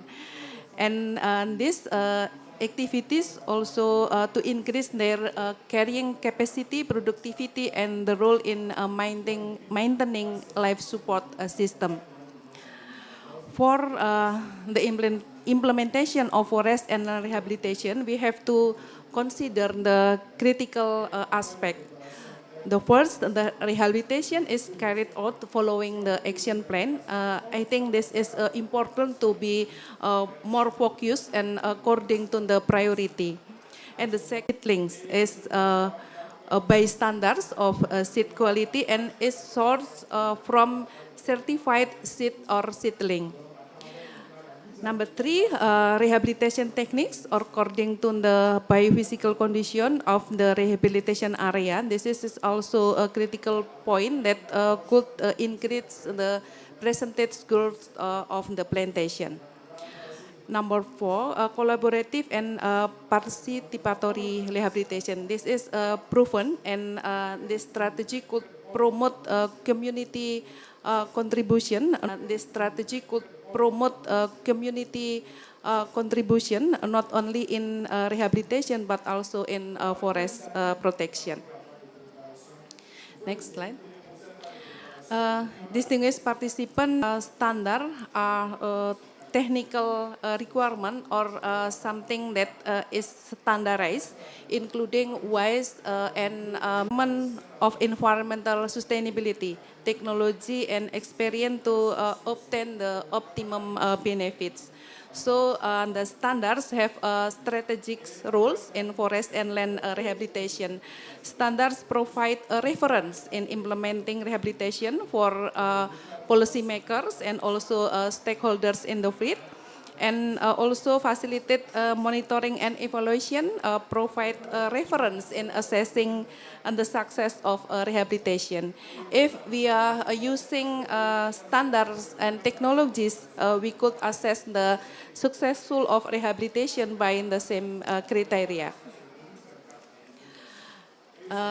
Ladies and gentlemen, Indonesia also has formulated standards to support forest and land rehabilitation program, success standards on forest plant seed media, forest plant seed, generative forest plant nursery, permanent nursery of forest plant, vegetative seeding of forest plant, and also the carb seed for enrichment the tropical forest. The standard was formulated by Ministry of Environment and Forestry for SNI, Standard Nasional Indonesia, through the Agency of International Standardization. These standards are endorsement formulated by participate process among related stakeholders. Distinguished participants, ladies and gentlemen, Indonesia also pays attention to mangrove rehabilitation along with Indonesia commitment to managing sustainable forest mangrove ecosystem. There are several standards such as mangrove management zoning standard and mangrove seed and seedling management standards. Regarding the mangrove sustainability, Indonesia has been supported by the German government through KfW Development Bank protection of mangrove forests. This cooperation is in line with the German government financial program of preservation of biodiversity and natural resources as presented by Ms. Barbara. And the next, as I mentioned before, I would like to share about the lesson learned, rehabilitation and conservation on hutan Gunung Dahu in West Java. The rehabilitation is carried out through collaboration between the Agency for Standardization of Environment and Forestry Instrument with PT Komatsu Indonesia. And this collaboration is the implementation of strategy in rehabilitation and conservation through collaborative action. Regarding the Komatsu Indonesia profile and commitment to support climate change control mitigation, Pak Emil Rahadian from Komatsu Indonesia will deliver the presentation after my presentation. The rehabilitation in Gunung Dahu cover an area of 215 hectares, transforming from degraded, unproductive land into a dense forest of dipterocarps. There are 15 species of dipterocarp, such as Sorea replosura, Sorea selanica, Sorea pinanga, and etc. In developing Gunung Dahu forest, Indonesia has implemented the technologies and standards and also developed a new standard and innovation in technology like in nursery with fog cooling system, plant identification, and in planting stock production and seedling maintenance. And from Gunung Dahu forest, after the rehabilitation, of course, the land productivity was brought back and we got several benefits. The forest provide forest services in genetic conservation, stand for seed production and also regreening degraded landscape and also environmental services. At Gunung Dahu Forest in West Java, we could do activities on research and also ecotourism. The plant is currently flowering and it is a source of seed for generative propagation. We can see at the picture and the slide that is one example flower from Sorea pinanga. Distinguished participants, ladies and gentlemen, I think that's all of my presentation. I believe by using standard and technologies and rehabilitation activities, we can get the best result. The Agency of Standardization and Forest Environment and Forestry will keep provide the best standard to support the rehabilitation program. Terima kasih. The last I will, yes. The last I will invite Mr. Emil Ramadan from the Komatsu Marketing and Support Indonesia Corporation.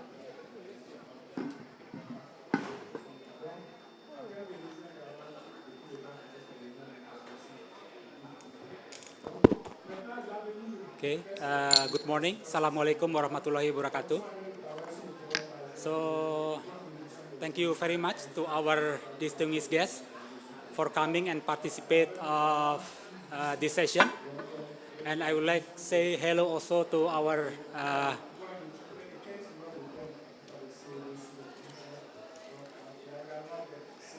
keynote speaker, Barbara and Ibu Wening, and also Pak Wibowo. Yeah.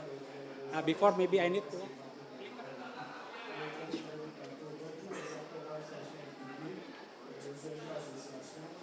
So I would like to explain about our activity in Mondahu, Bogor. So, but before brief, I would like to explain about our company and our activity in Indonesia, as well as our activity in Gunung Dahu for reforestation. So this is brief about our company. Maybe some of you already understand that we are from Komatsu. Komatsu is a manufacturer of heavy equipment, and we established in 1924, so or 21, means we already more than 100 years exist. And this is our global operation and main product. We cover almost all parts of the world, and our products start from excavator, bulldozer, until the forestry machinery. So what I want to say from this slide is our mid-term management plan is we would like to strive for the sustainable growth by generate the positive cycle for ESG solution. And this is our vision of 2050, that we will achieve carbon neutral in 2050 by enhancing our product and also improve our process. And this is next to our Komatsu Group Indonesia company.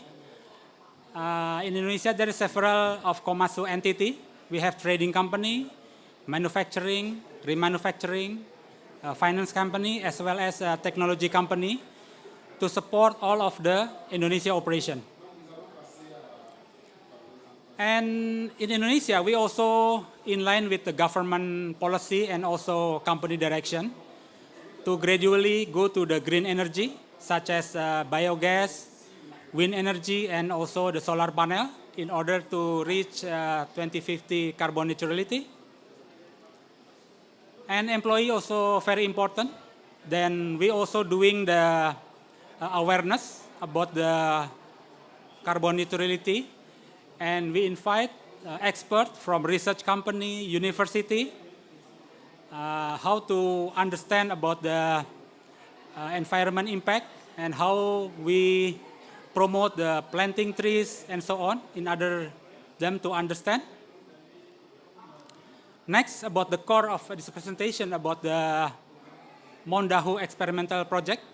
Already explained by Ibu Wening in the earlier that we are the very huge of the tropical forest, and one of the important is Dipterocarpacea, or in Indonesia is very common, we call meranti. And in 1990, government aimed to do the forestation, and at the same time, Japanese government under Ministry of Agro, Forest and Fishery also supported for reforestation. And at the time, Komatsu stepped up into the collaboration in order to support the forestation in Indonesia. But the challenge at the time is how we can make a vegetative propagation for Dipterocarpacea, because it's very difficult to reproduction.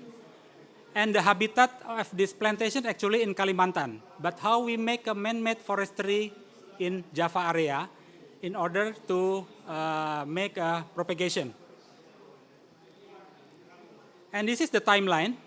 We started in research in 1994, and we started planting in 1997. And we choose the Bogor Bogor is the area in West Java. It's about 90 kilometers away from capital city, but capital city in Jakarta, not yet in Kalimantan.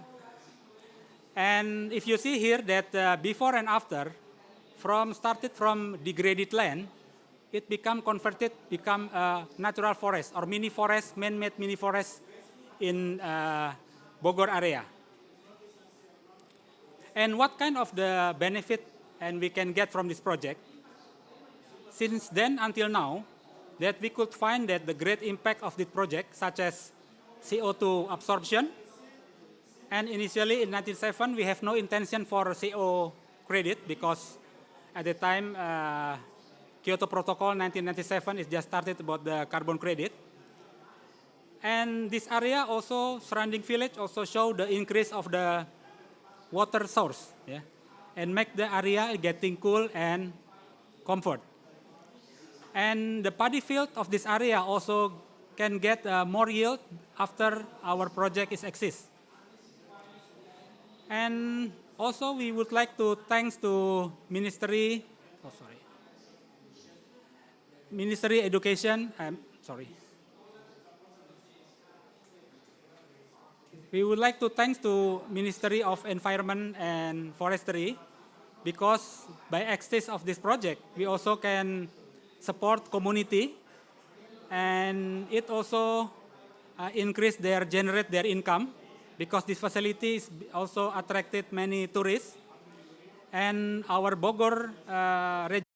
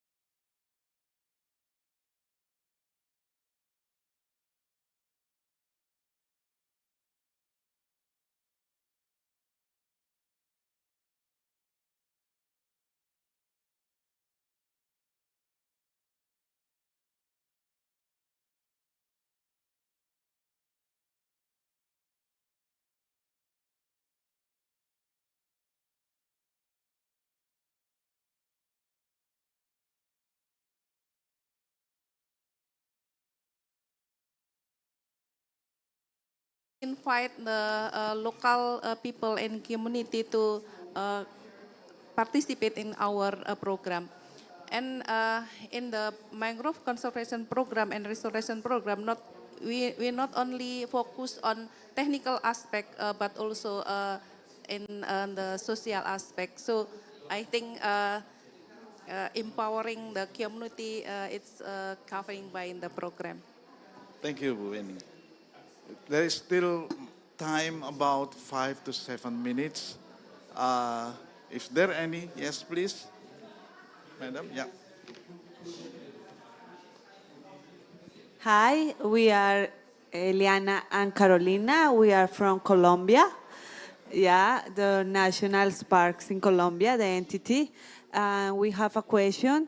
Have you measured carbon capture in the various stages or phases of the mangrove growth in the restoration program? Yeah. Another one questions? It's okay? No? Yes, Ibu Wening. Thank you. The question from Colombia. Yes, mangrove have ability to capture carbon maybe 3 until 4 times. So, of course, in the program, we also get information and pay attention how to improve the mangrove to capture the program.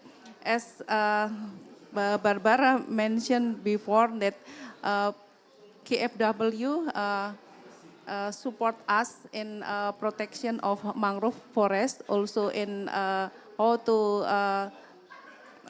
get the a benefit by restoration and rehabilitation in mangrove. May I add some information that in Indonesia, the importance of the mangrove forests are introduced firstly by the principle of the Center for International Forestry in Bogor, Indonesia. It was introduced by Professor Daniel Mudiarso that the carbon storage are not on the leaves, but on the roots. Yeah, on the roots of the mangrove forest. So that's why he continuously study about the role of the carbon capture by the mangrove trees or forests.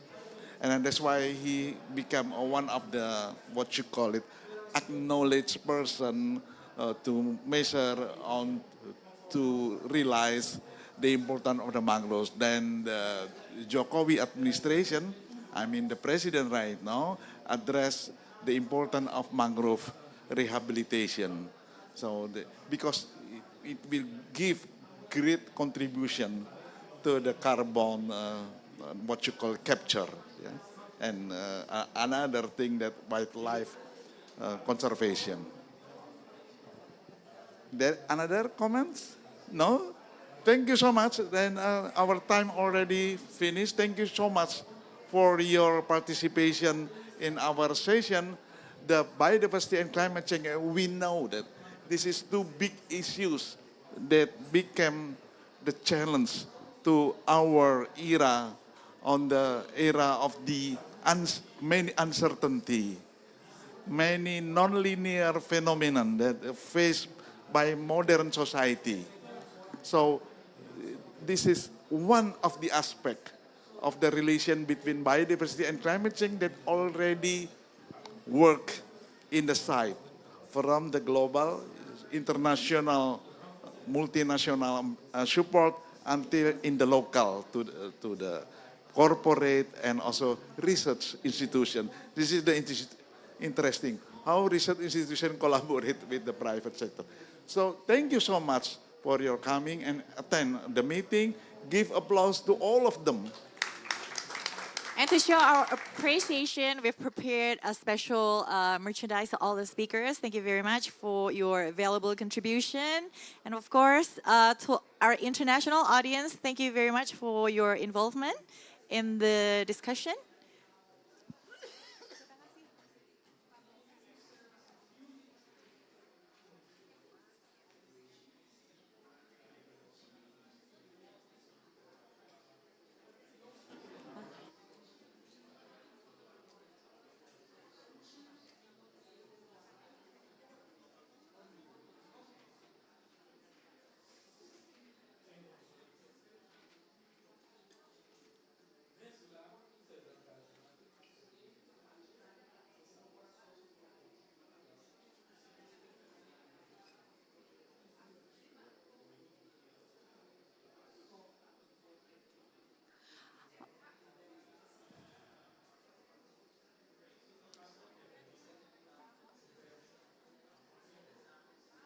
Okay, thank you very much all for your participation.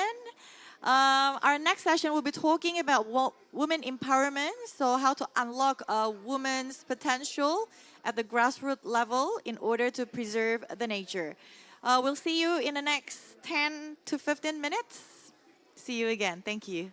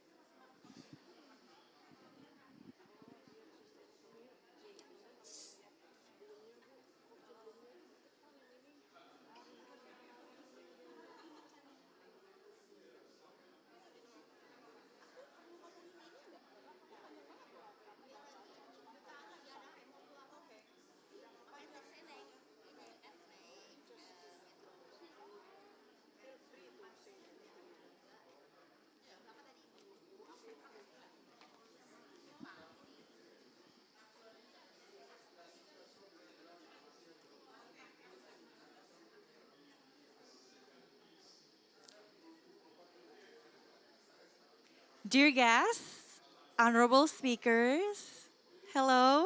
Welcome to Indonesia Pavilion in COP28. Thank you for joining us in this session. We are truly honored to see some eminent person in the audience. She's the former Indonesia ambassador to Argentina. Thank you, Ibu Kartini Syahrir. Your presence means a lot to us. Thank you for supporting this program. Okay, today we'll be talking about women empowerment. So, women's empowerment and gender equality are integral part to achieve SDG. Despite their immense potential, women often face various challenges that hinder their involvement in community capacity building initiatives. So, to address this issue, this panel will explore the effective strategies in empowering women and how to unlock their potential so they can be also the agent of change in the community. So to lead the session, I humbly invite, she's the head of investment, BNI Ventures. Please welcome on stage, Ibu Gita Syahrir.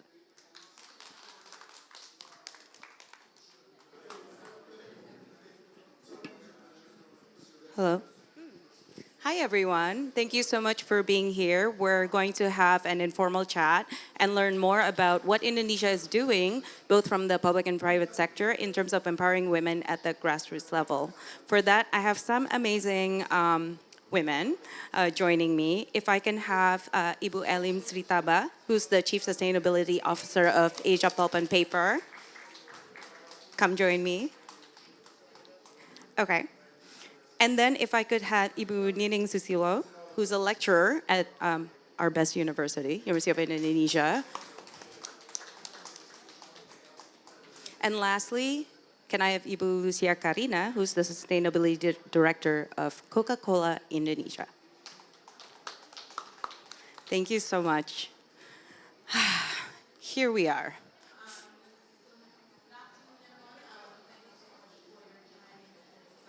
Okay, that's from another place. Anyway, here we have 3 amazing women joining me, and I really want to learn. Oh, susah jalan. Do you want to join? Do you want to join?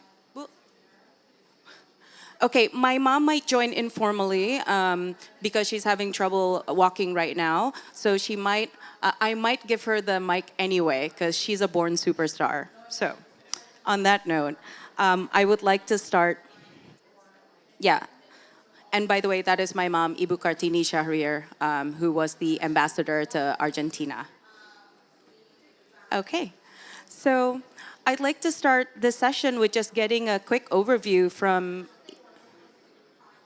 Enggak susah jalan. Okay.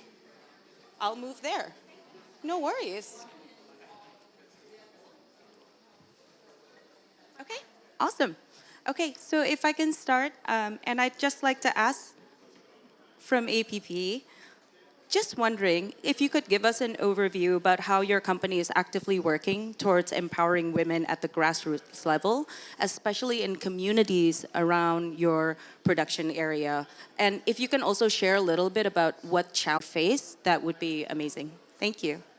Thank you, Gita. Good afternoon, everyone.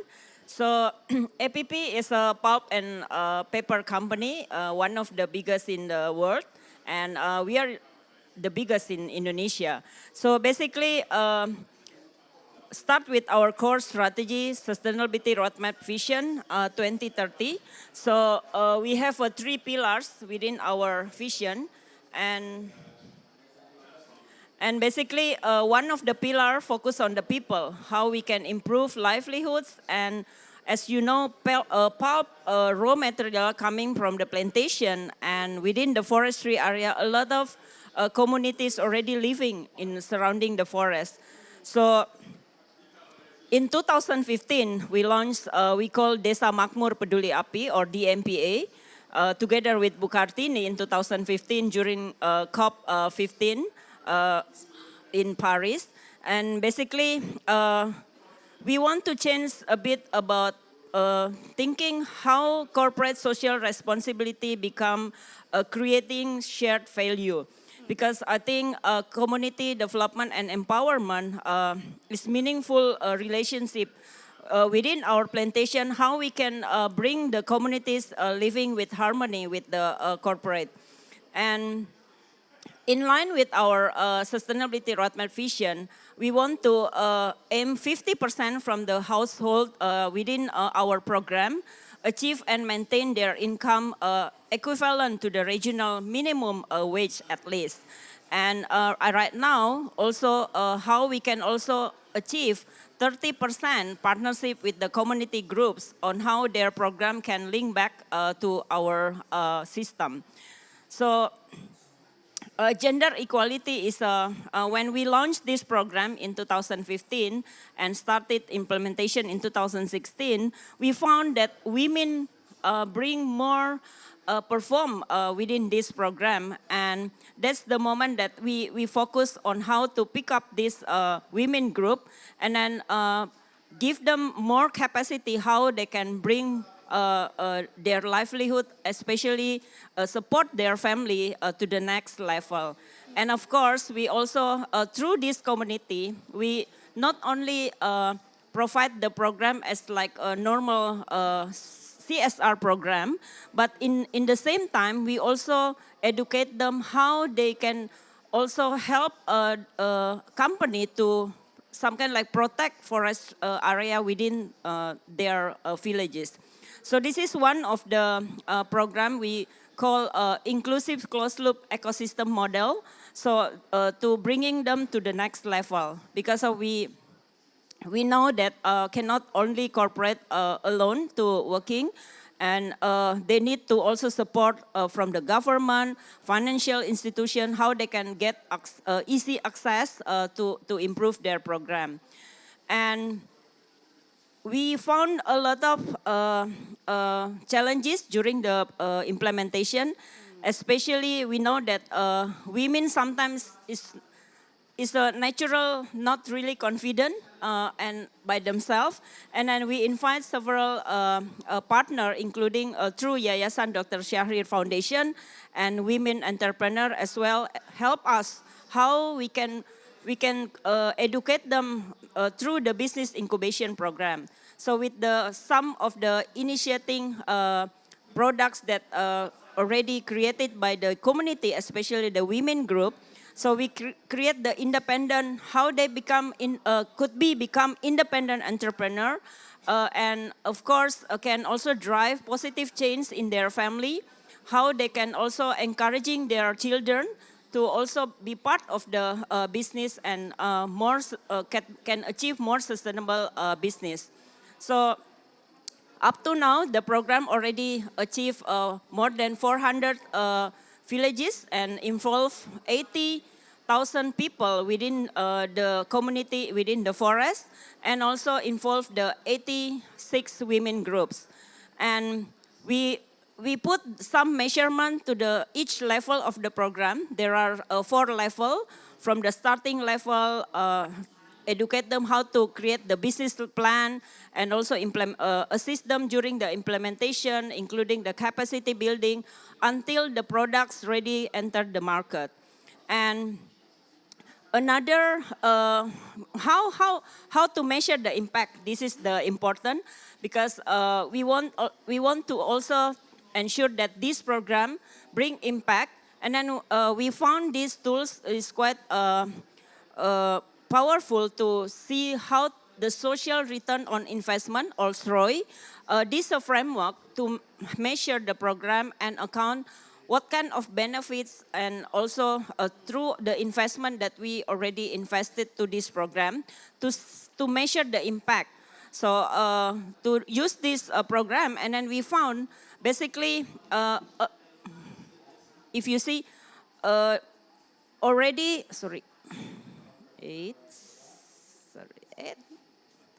about 18%, I forgot the number.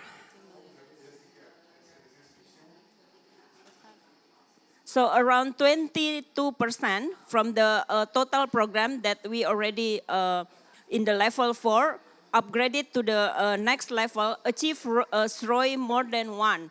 And not only more than one, but basically we found like around two.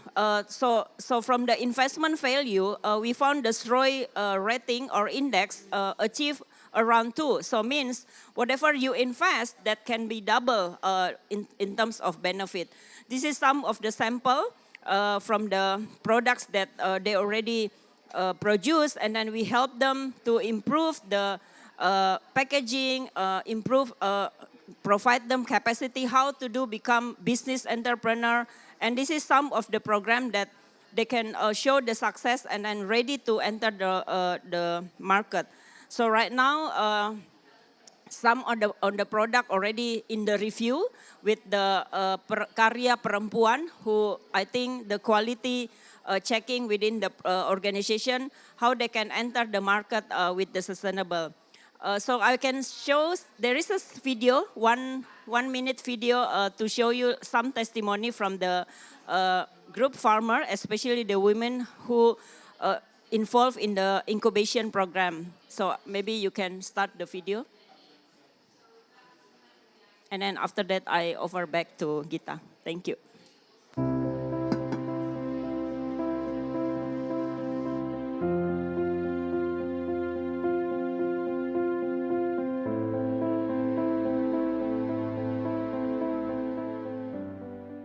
We are very proud of all the incredible progress made by the communities surrounding our operations. They are committed to embracing alternative livelihoods and make big contribution to improve their family's economy. We are always ready to support them to bring their businesses to the next level.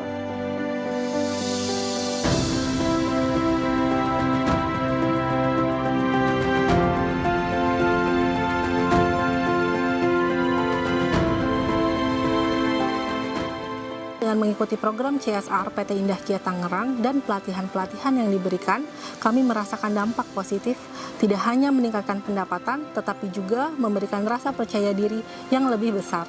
Kami yang tadinya cuma ibu rumah tangga yang tidak ada pekerjaan, membentuklah suatu kelompok yang kami beri nama KWP Mekarwangi. Kita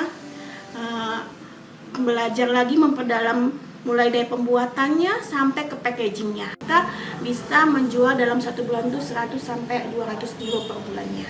Sejak tahun 2020 dan 2021 kita menguji coba satu tools baru, social return on investment atau SROI. Kita berharap bahwa kelompok perempuan yang terlibat dalam program ini bisa semakin berdaya, meningkat perekonomian untuk dirinya dan keluarganya, bisa menginspirasi perempuan lain di sekitar mereka, sehingga bersama-sama bisa mencapai masa depan yang lebih baik.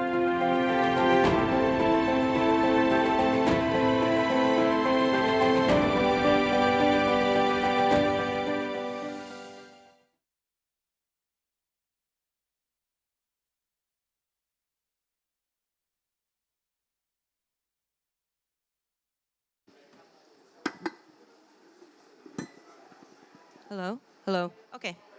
Thank you so much for that. That was very enlightening, and thank you for such a positive impact and this idea of social ROI. That was very, very enlightening. So now I'd like to ask Ibu Nining something. Okay, she's like, oh. Okay. I'd just like to know, can you tell us or give an overview about the current landscape of women-led entrepreneurs, particularly grassroots communities? Also, what role do women entrepreneurs play in fostering a sustainable development? And if you have any case studies or any stories that you'd like to share on an individual basis, that would be incredible. Thank you. Okay, thank you very much. Is it okay if I show the slides? I have the slides. Okay.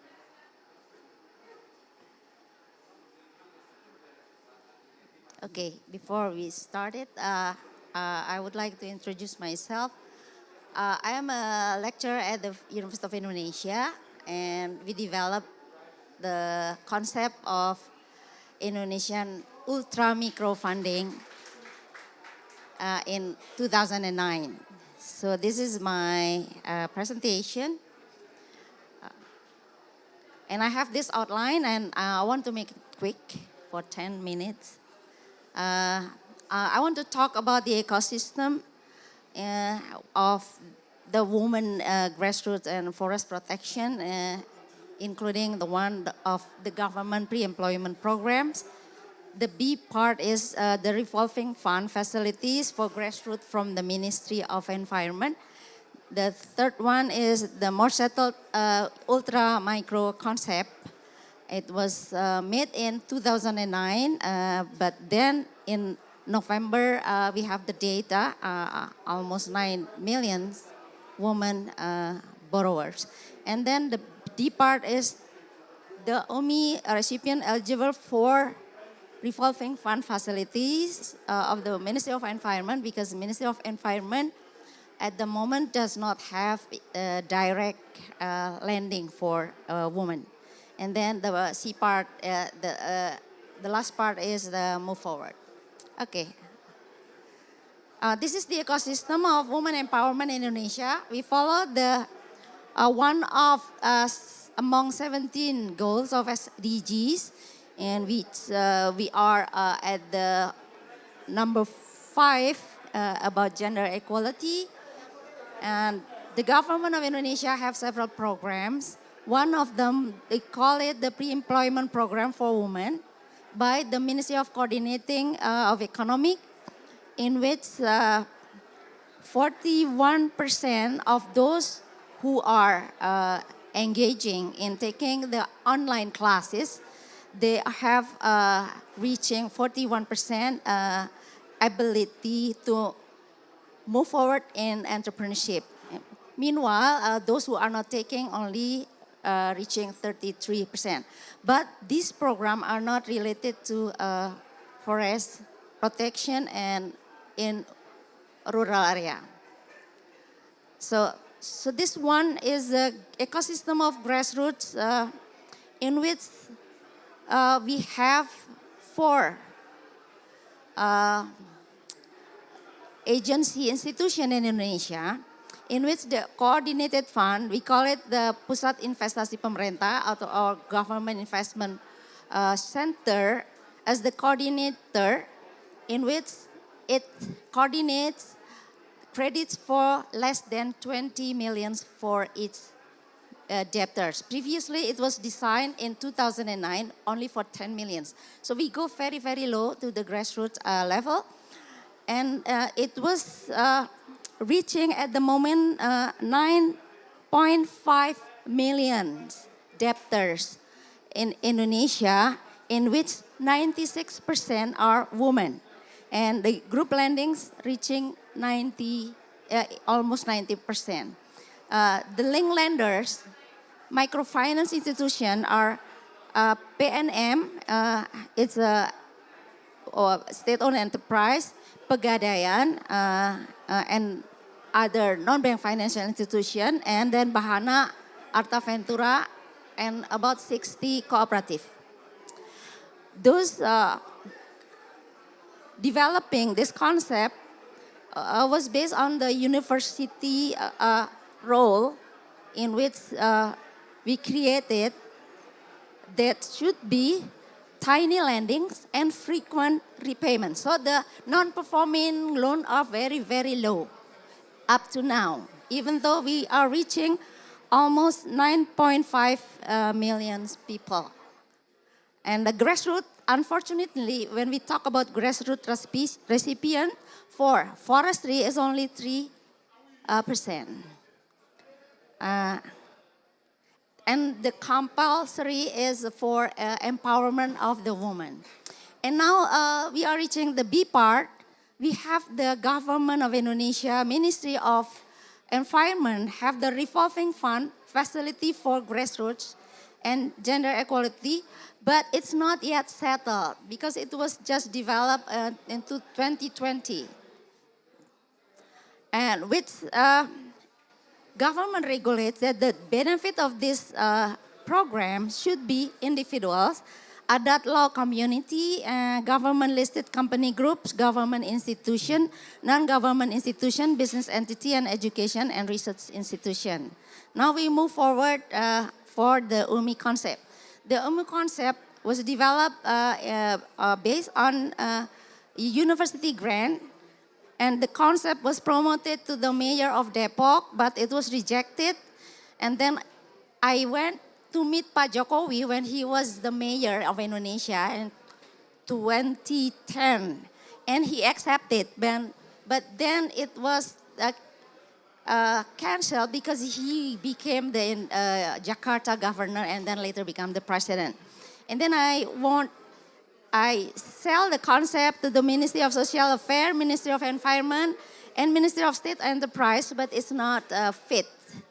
Then Minister of Finance invited me on December 2014, and we tried to modify the Kredit Usaha Rakyat or People's Credit business. And then Pak Bambang Brojonegoro accepted that concept as a microfinance, but 2 days later he was reshuffled.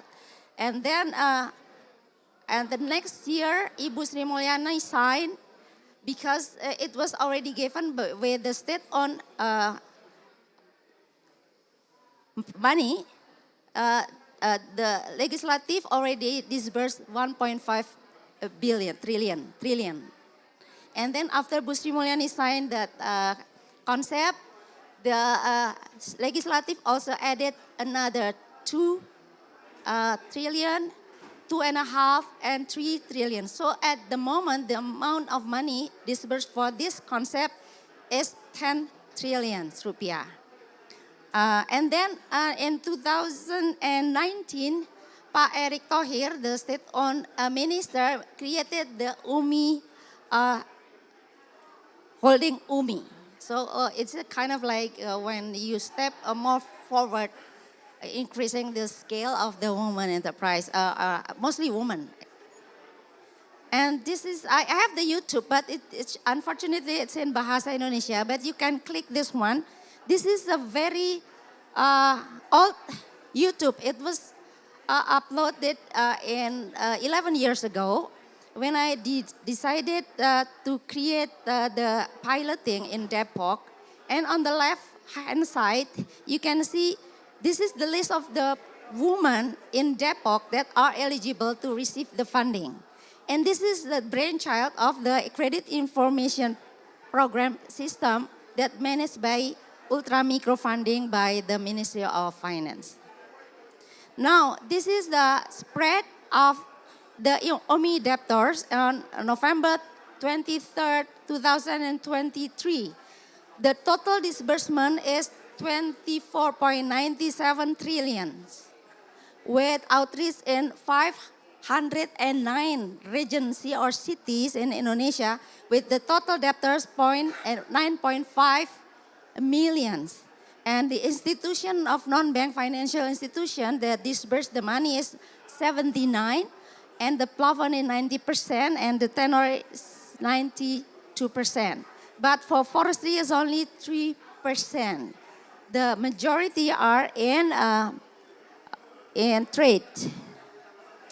Okay, then the women consist of 96% from the total. So the UMI recipients actually are eligible for revolving fund program from the Ministry of Environment. At the moment, this is not reaching them. So PIP or in government investment program from the Ministry of Finance is the coordinator for all the borrowing of women, which is less than 10 million. Now the average is 5 million for each woman. And so this is the woman recipient, 300,000 of them are receiving UMI funding from the government that is also overlapping with the program of the Ministry of Environment. We have Mama Magdalena Olomouc with Mangrove Nursery in East Nusa Tenggara. She received 10 million credits and she's doing good with this one. This is the number 2 is the 2 ladies, Miss Yamsi Ambarawa, Central Java, and Miss Sri Sumarni, Nursery Plant Business in Grabak, also in Central Java. So you can see the greenery over there. Even though they are not yet receiving from Ministry of Environment, but the UMI program already reaching them, and they are doing good with their business.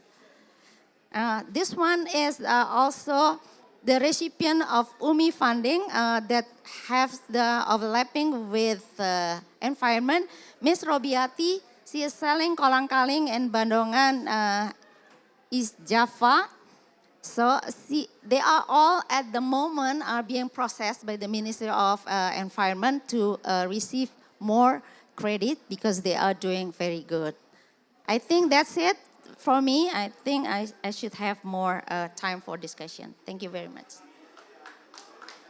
Thank you. Thank you so much. And incredible work, 10 trillion rupiah for 9.5 million women entrepreneurs, MSMEs. Thank you so much. So, hi, you're next. Okay, so for Ibu Lucia, I'd like to know, how does your company, Coca-Cola Indonesia, contribute to the empowerment of women, especially at the grassroots level? Do you have any specific initiatives you can talk and share about? And are there any challenges and successes that you can share here on the stage regarding promoting gender equality in communities? Thank you, Magita. Can I use the slide also? Yeah. Thank you. So at the Coca-Cola system, actually, empowering women is one of our key target. And particularly for the, I'm going to operate myself. Yeah, thank you. So particularly for Coca-Cola Euro-Pacific partners, we are targeting 45% for women leadership in 2030. And the woman in the workplace actually around 33%. But I'm the one that always believe that if we are going to deliver the program or the project, we have to understand the context. So when we are talking about the woman empowerment in Indonesia, basically we have to understand also what's the problem that appear in Indonesia. So I always believe that the principle of the United Nations SDGs, which is leaving no one behind actually, is the one that can overcome the issues in Indonesia. And you may aware that Indonesia we have a lot of issues, particularly like the stereotype that men always become the breadwinner, men become the leader, and every successful of the man because of the man, but every successful of the woman because of the man. So we need to overcome this one. We are talking about the equality and equity, and we also have to emphasize the non-discrimination, including not only on the community base, but also in the workplace. So based on that, actually, I also believe that the old proverb said that when you educate the man, actually you only educate one individual person. But if you educate a woman, you are going to educate the whole nation. So I believe on that. And I also believe that by providing a good education, right for women to work, actually, they also can support the economic of the countries. So based on the data that showing our gender gap index in Indonesia, actually we are placed on the 92nd out of the 142 countries. It means that the gender gap still exists in Indonesia, and then we are still long away. So I think this is important, knowing that 61% of the women actually working on the informal sectors. As we know, in the informal sectors, there is a pay gap, also unfair treatment for them.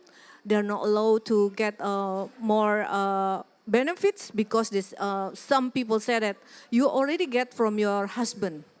So we can't give you more pay because you are not, you are going to get from your husband, so you are going to get double income, which is not right. So that's why this is one also that we identify while we are building the program. The other thing is also that if you see in my slide, actually, this is the fourth main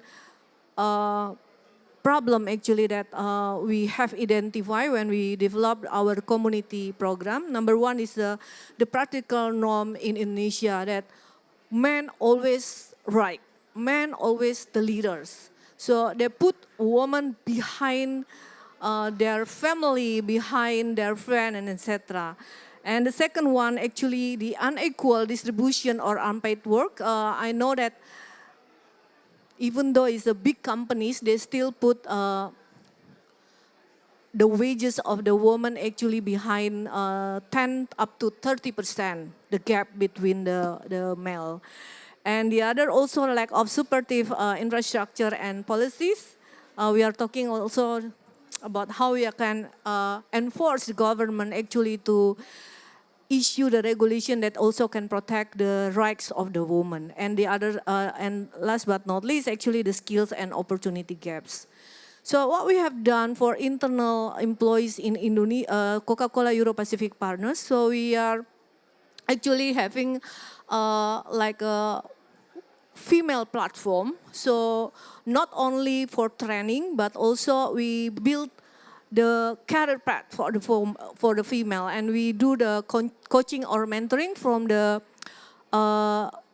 leadership. So there is a group that they can have coaching or mentoring and also monitoring of their successful. And the second one also we give like not only for the technical capability program, but also on the leadership training. Luckily now in Indonesia, we already have 38% for female leadership out of 45% of our target in 2030. But still have a homework to achieve the target for the woman in the workplace because we still have 12% out of 33% based on the November data. So I'm going to continue with the community based on your question, Mbak Gita. So we actually believe that if we empower the woman surrounding our operation, actually, it's going to help. It's going to help the business and actually also help our people. Why? Because if those women actually have a strong and also fully supported with the economics values, they're going to give more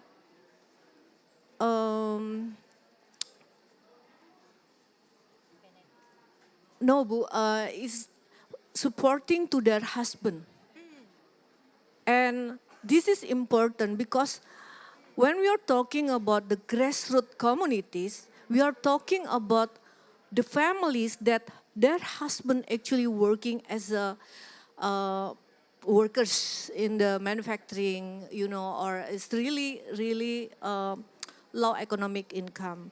And we believe on that one. So we have set up 2 programs actually that really emphasis on the values. First is the micro enterprises program. We have introduced this program since I joined in Coca-Cola back in 2016, but we do a lot of improvement. And lastly, we actually embedded the net zero carbon to this program. Means that when we do the training to those micro, small entrepreneurs actually, we teach them to have a just transition. So on their full value chain actually, they have to understand when they produce or use the raw material, there is no waste. And when they set up the distribution, actually no carbon emission. So we built those program actually, and now I'm lucky also that Apindo wants to adopt the program. Also we call now Apindo UMKM Merdeka. And based on this program, actually we have identified several communities and several women. And luckily also that with this program we have, I think, 7 pillars ya Bu Nining ya, because Bu Nining also helped me to create the curriculum. So from this program actually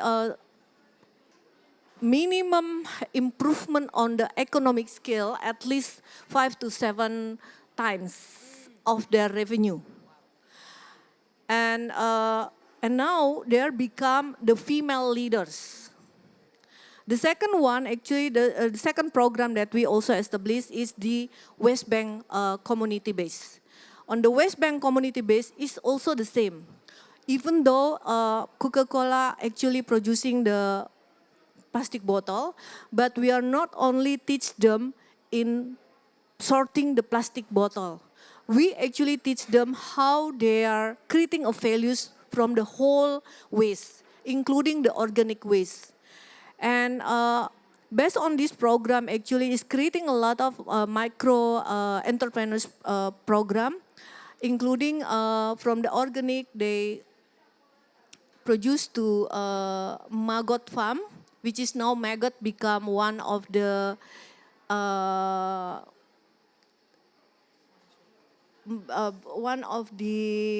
trending topics, because the maggot can be used for the cosmetic and also medicine, and it's not produced in Indonesia, exporting, so they export to Singapore, Korea, Japan, and also Italy to make it the cosmetic that maybe we use now from maggot.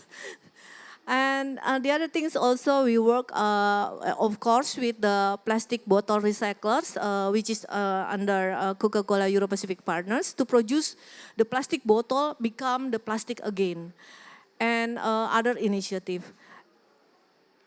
One thing that I always believe, if you want to start and you want to have a successful program, you have to work based on the local context.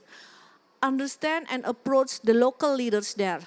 So we need, on this program actually, what I said to the team actually, we can't do by ourselves. We have to engage with the local leaders who understand what's going on there, who believe that woman empowerment actually is crucial to help their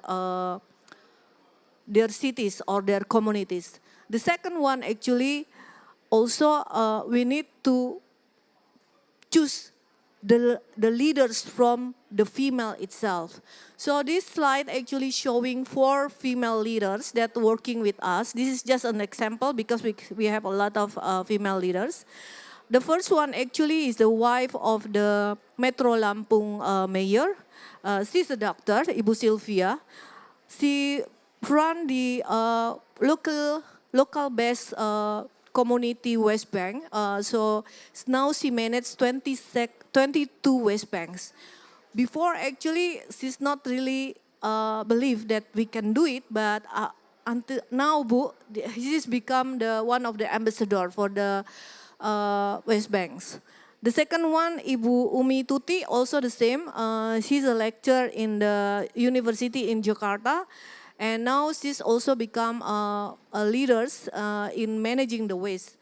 The third one, Dr. Irina, I don't know why it's 2 of them actually doctor.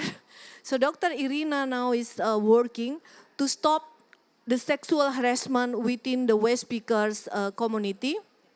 And she built a school to preventing the children actually for young age marriage, because some of them actually after they left the elementary school, they just married, and the next year they deliver the baby, and the next year they're going to divorce, and the next year they're going to marry.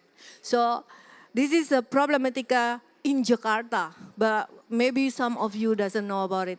So then we also managed to teach or empower the communities in Bali. Last but not least, I believe that we can't do by ourselves. We need the male ally. I know that some of you are men here. So we need to work together. The collaboration is the key. So if we want to have a successful woman empowerment, then let's go and work together. Thank you. Thank you so much. And I love that you brought up local context. This is so important. Just really quickly, I had investments at one of the national banks, one of the state-owned enterprise banks, and I launched the Impact Initiative. And oftentimes when we think about impact or anything in sustainability, it tends to have a paternalistic frame of mind, which is, let's go to these poor countries, let's go to these global south communities who need our help, and we teach them because they must not know anything. But when you talk about local context, as you said before, there's going to be a lot of indigenous wisdom that was simply not taken up by developed countries and their academic institutions. But it doesn't mean it doesn't exist. So this question is for Ibu Elim. I really want to know, when you first came in and you're doing your work now, what indigenous wisdom have you learned and you are trying to develop and optimize there so that the solution becomes tailored for that context? Thank you. Thank you, Gita, for the great question.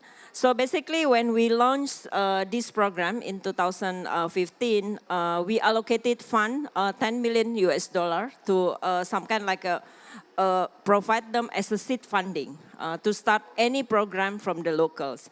So in the first stage, I agree with Lucia, Karina said that we have to appreciate the local context. So sometimes I think we also learn from the past experience. We don't want to drive whatever program that company thinks that this is good for them. So when we start this program, just allocate the fund. We let them come out with the creatively, whatever they want to start, they confident to start, even with the small one. And then we just help them to make sure that they know how to make the business plan. And then to prove it, approve, and then we allocate the fund. So basically, that's the first time we let them think, whatever they think that I can do this, I can earn money, I can earn profit, whatever that they can start. So that's why in 2000, within 1 year, we saw a lot of variety products coming from them, which is basically not really relevant with our business. So like snack, chips, and yeah, I saw Butantri is one of our partners who helps us to do the incubation program. Maybe later on she can say something. So basically, farming, whatever that they confident. And then because of, I also experienced a lot of usually just coming with the theory, right? You have to do this, do this, do this. But I believe just start. Whatever we can start, just start. And then from there, we can start to see what is which one fail, which one success. And then the fail can learn from the success. And then encouraging. I found that local communities sometimes, they need to see the proof, right? Rather do you just talk, oh, do this, you can get profit, you do this. So experience in 2016 when we start the 1 year and then we review which one success, which one fail, and then how we can help them. And then that's the starting point. We invite more partner, right, to help us. Or this group is need understanding about how to do farming, which group need help in terms of do fishery. So we found a lot of, we segregated the program and then we connect with the right partner. So I think that's, and then after this 5 years, we can see a lot of more opportunities for them and to unlock their, creatively on the ground. Because rather than we teach them or sometimes like we think that this is right for them. So this is, I found really powerful to let them creatively open up whatever program, and then again they with the small confidence, and then we as a company only help them to facilitate as a seed funding without any interest, and then let them revolve the funding by within the community in each village. And also we only facilitate to connect with the partner, to provide capacity again to connect with the market. And yeah, of course, we will happy if they found the product that connect back with the company. So, and then we can offtake the products. But we don't want to limit them. Like you said, local wisdom is really important, and let them scaling up. And at the end, indirectly, the benefit will back to the company because of they living there, they're happy. They also will help us to protect all the landscape. So yeah, that's the experience from. Thank you.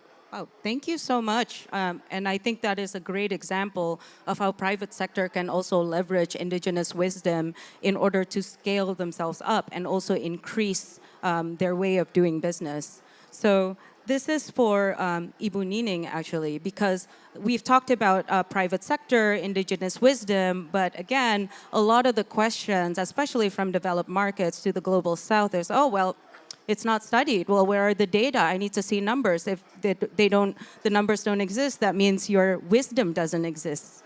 And so I'd like to know what improvements or what push do you want to see at the intersection of academia and government or public sector that you think can really optimize the growth of women MSMEs? Thank you. Okay, thank you very much.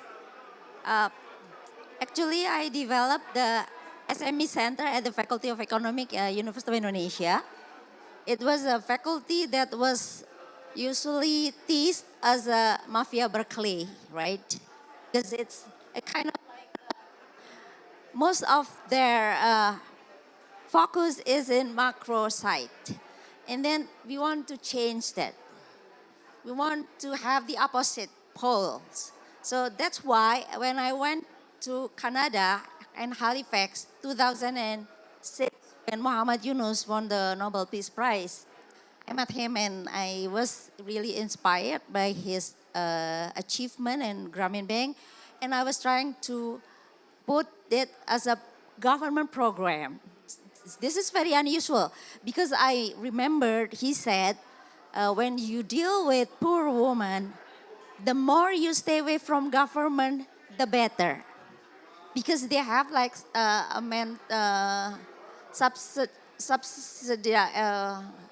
they have the mentality just receiving something for free from the government.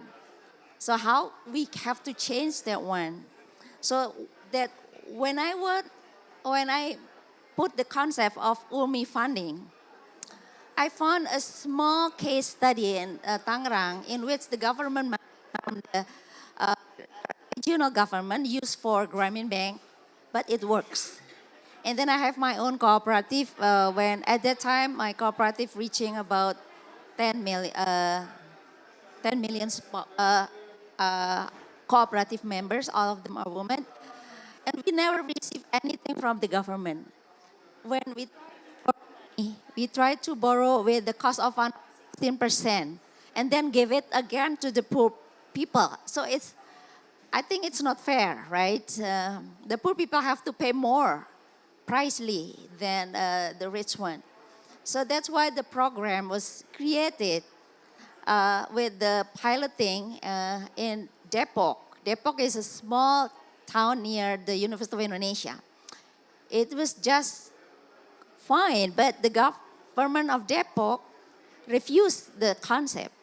Then I gave the proposal to Pak Jokowi. He was the mayor of Solo at that time, and he received that as a good program. But the process was lengthy. At the time, we are still processing. Pak Jokowi is already becoming the Jakarta governor, and then later become the president. So this is how to change the mind of the government. It's not easy. You can imagine, I was invited by the Minister of Finance on December 16, 2014. At that time, I was invited because the KUR program, business credit is not good. We try to modify. And then after that, I said, oh, no, I don't want to use the name KUR because it must be bank-led, in which we have to follow the Basel Accord. So I pushed Pak Bambang at the time as the Ministry of Finance that we should use non-bank. And after that, he tried to modify one of the BLU agency institution under the Ministry of Finance into a microfinance. At that time, can you believe there are 13 people still there because it was modified? Previously, it was doing infrastructure business, and that all the assets was moved to PT SME under the Ministry of State-Owned Companies. And the leftover, the 10 people in that PIP, Pusat Investasi Pemerintah, when Pak Bambang signed it's a microfinance institution, everybody gone. Everybody was afraid to do that one because it's unbelievable. We have a very bad experience with Kredit Usaha Tani. Previously, about 96% out of 9 trillion was just gone.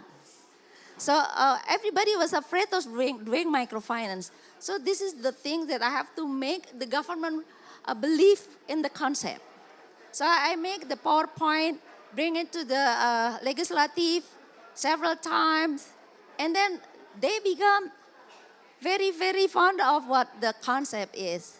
And they give 1.5 trillion at that time. So it takes time, 1.5 trillion, and then the next year after Ibu Sri Mulyani signed it, they added 2 trillion, and then the next year 2.5 trillion, and then 3 trillion. So all the total is 10 trillions for poor women, for this concept. So the total time for advocating this is 9 years. So you can imagine, my husband asked me, you work very hard, you look very busy.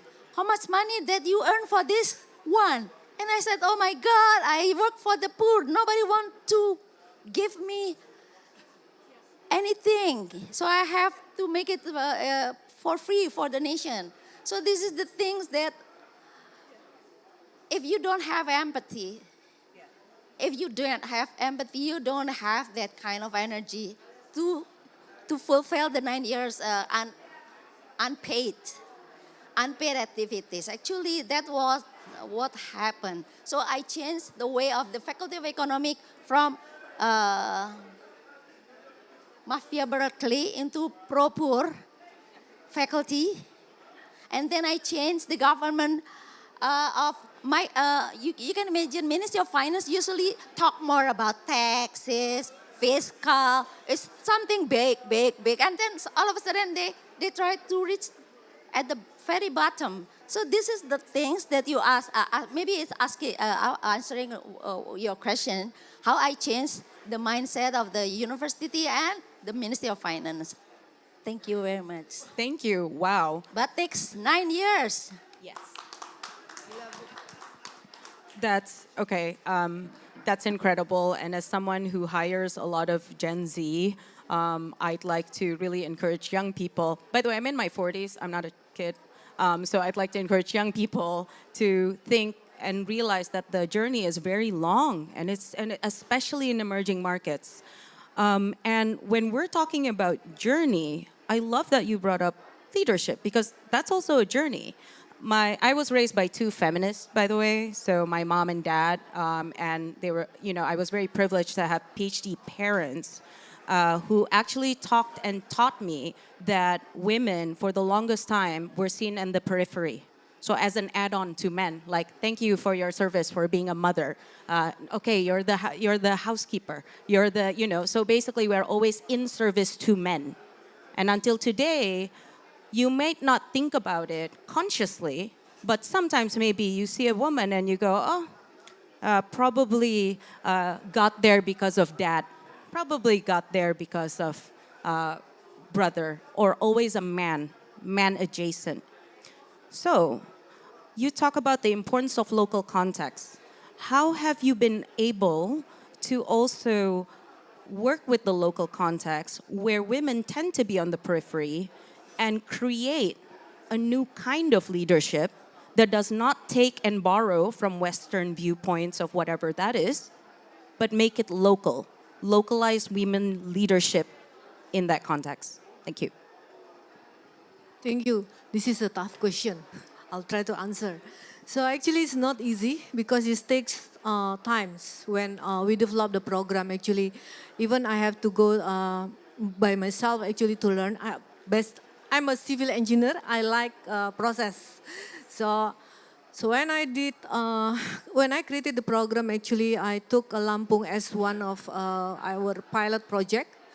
So I try to learn and also introduce myself and living with them, knowing what they like, how they behave, and it actually helped me when I creating this program.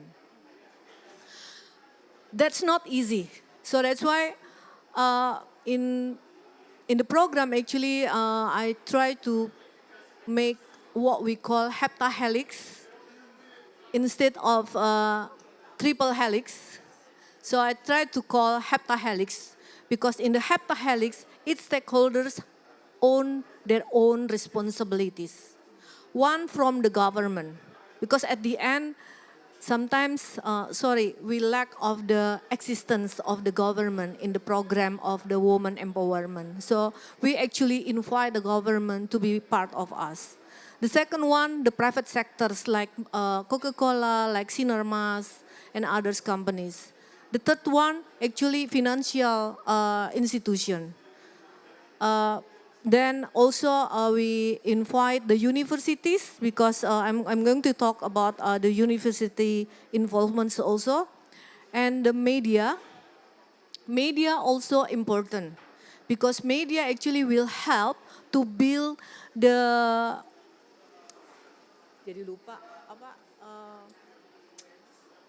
the awareness and also the pride of the woman. Because we actually working with the media. Can you put this story of this female, successful female in your newspaper?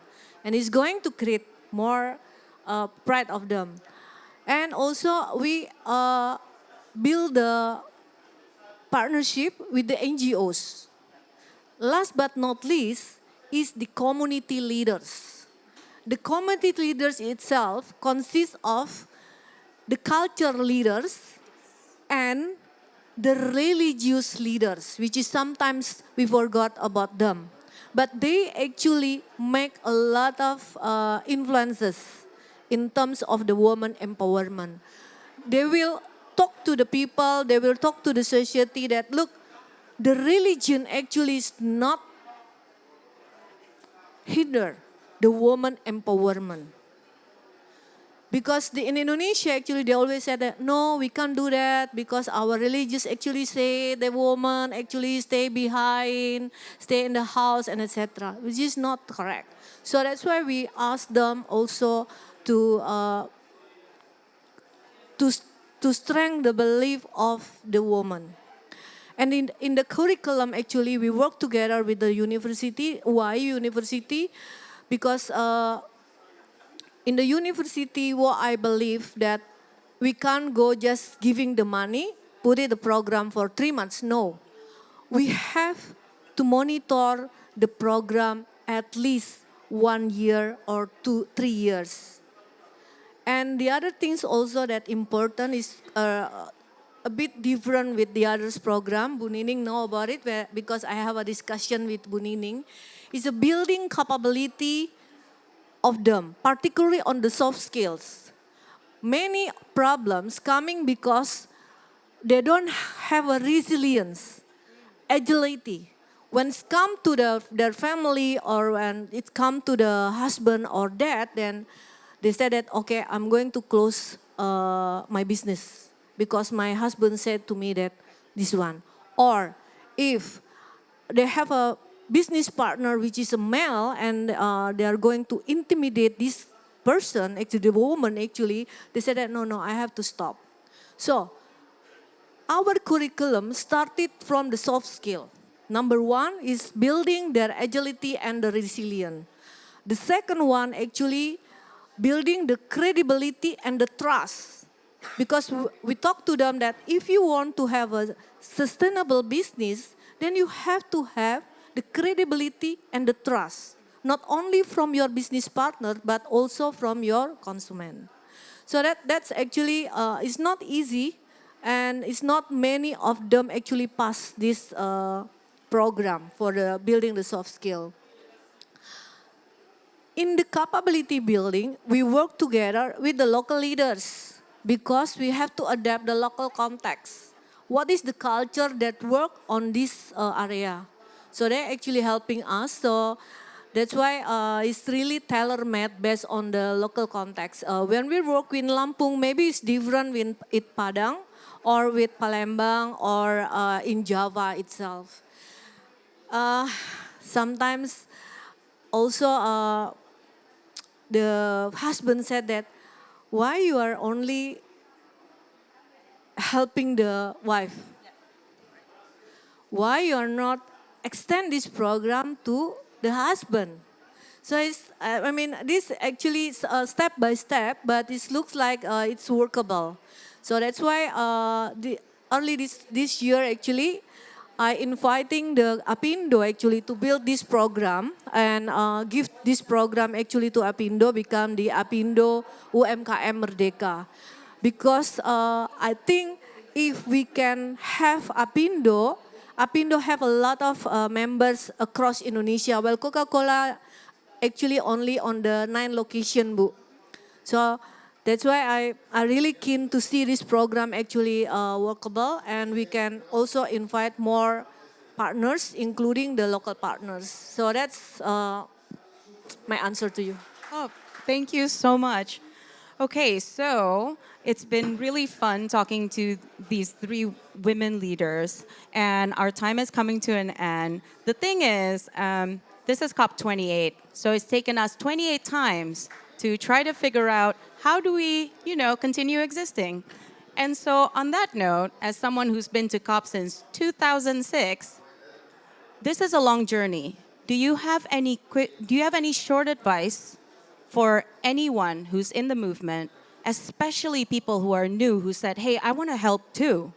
Do you have any advice, knowing that we're not presidents, prime ministers, we're just people? What's your advice for those of us who want to make a difference?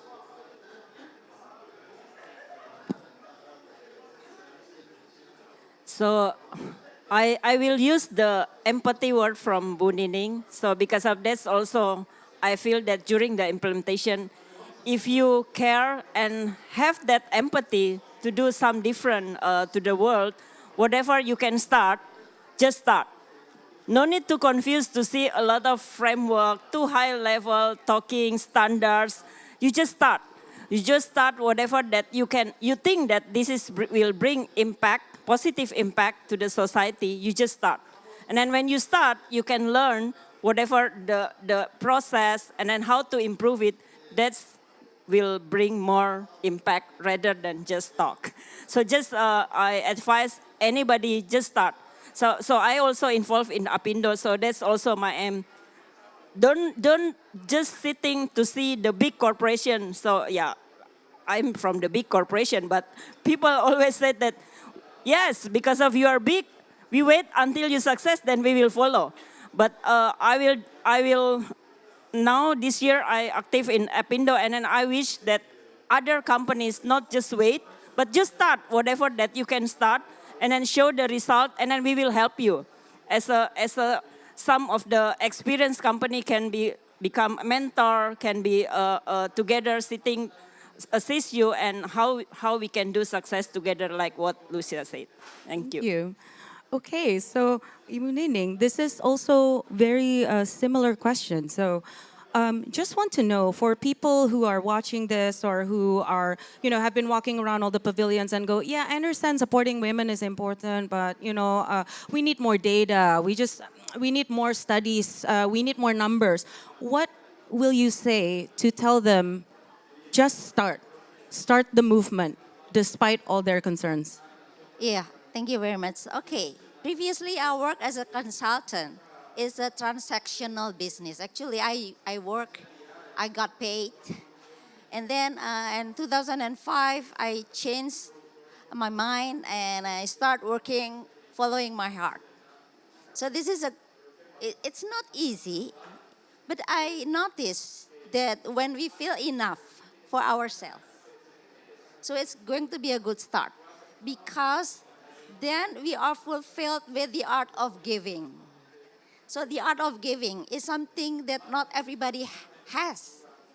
Because when you feel that you are still lacking of something, you are trying to reach more and more and more for yourself.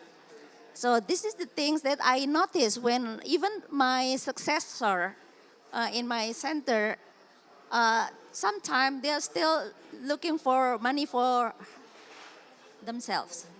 And the one that I encourage them to do is, you don't have to be rich to share with others. Because when you share, you will feel happy. So that's the thing that I always say to them. And then I have to face a lot of obstacles actually. It's not easy because I lost almost 6 people in my organization in 1 year. So I have to make sure that everybody will follow what I really mean and teach them to become part of the system. So I don't want to make me as a center of attention. Because when I moved, I went to Rome. I worked in Rome for 2 years in UN IFAD. And then the center is still growing. So we developed one center in Aceh, in Palembang. We try to be more sharing knowledge. So if we see the business as a business, and then they ask me, is it a franchise business? No, everybody can just copy paste what I'm doing. I feel honored because I remember one thing. It's in Islam, and when there's someone died and nobody is praying for the corpse, we will be sin, right? Yeah. But at least one person do it. So we are free of sin. So I think if someone replicates what I've done in Aceh, it's on the north tip of Sumatra, near Thailand, right? At least someone representing me in that area because I'm not able to go that far. So this is the things that we try to develop is reaching out most people doing what we do. And I feel so honored by the Ministry of Finance accepting my concept, and then I don't have to do that again because they have a lot of infrastructures, institution under them that can just doing the concept, and then we are now reaching 9.5 million debtors, and the NPL is very low, and this. In my concept, we have to reach about 49.2 million poor people in Indonesia. Now we are not yet. We are just 9.5. So we still some way to go. So if someone want to get involved, because in the concept, we also invite some funding from overseas, like from Asian Development Bank or other international finance institution, and also from the regional government, they have their own money to chip in. So we try to make it bigger, so the snowballing effect will reach 49.2 million people. That is our target when we try to develop the concept. So just do it. I think just do it. Don't look back. Just look back only for a glimpse. Only for a glimpse. And move forward and just don't care about what people say. Yeah. Awesome. You have to believe in yourself. Okay, I think that's it. Thank you. Yes. I'm a big believer of that. Don't listen to what everyone says because it might stop you from action. So in the end, you have the last question. Okay. You have the last question. I just want to have a really short question for you, which is, how would you recommend people also start working with the public sector and bridge that public and private sector alliance and partnership? Thank you. First of all, actually, what we have to start from putting in our mindset that woman empowerment is a crucial or is critical for the sustainable future. And remember again the proverb, if you educate man, you are going to educate only one person. But if you are educate woman, you are going to educate the whole nation. So put in your mind. And I'm not going to say about you have to do this one, but just start from yourself. You can do, even though it's a very small action. You can start by advocating the rights of the woman. This is not only for the woman, but this is also for the man. You can be the ally. We need allyship. So everyone can be the ally. And then the third one, actually, give more opportunity to the woman. Fight for the equal treatment, but based on the equity, not equality. Because sometimes people forget, they always said about the equality, but actually the equity. You are talking about the working with the government or working with the public sector. Actually, it's easy as long as we can give them a values. I think the government actually will accept. The private sector actually willing to help. Because I did, when I create this program, some people said that, no, you can't attract the government. But then I know, open the door is not easy. But when they know the values, they are going to contribute by themselves. This is also the same with the financial institution. I explained to them, look, this is the project. You are not going to give the financial support to them if the project actually is not really make it. And again, just give it the value and then they are going to contribute by themselves. Thank you. Thank you so much. And that is all the questions from me. But since we have 7 more minutes, can I invite questions from the audience, or if my mom wants to, or if Ibu Tandri, or anyone at all? Hi there.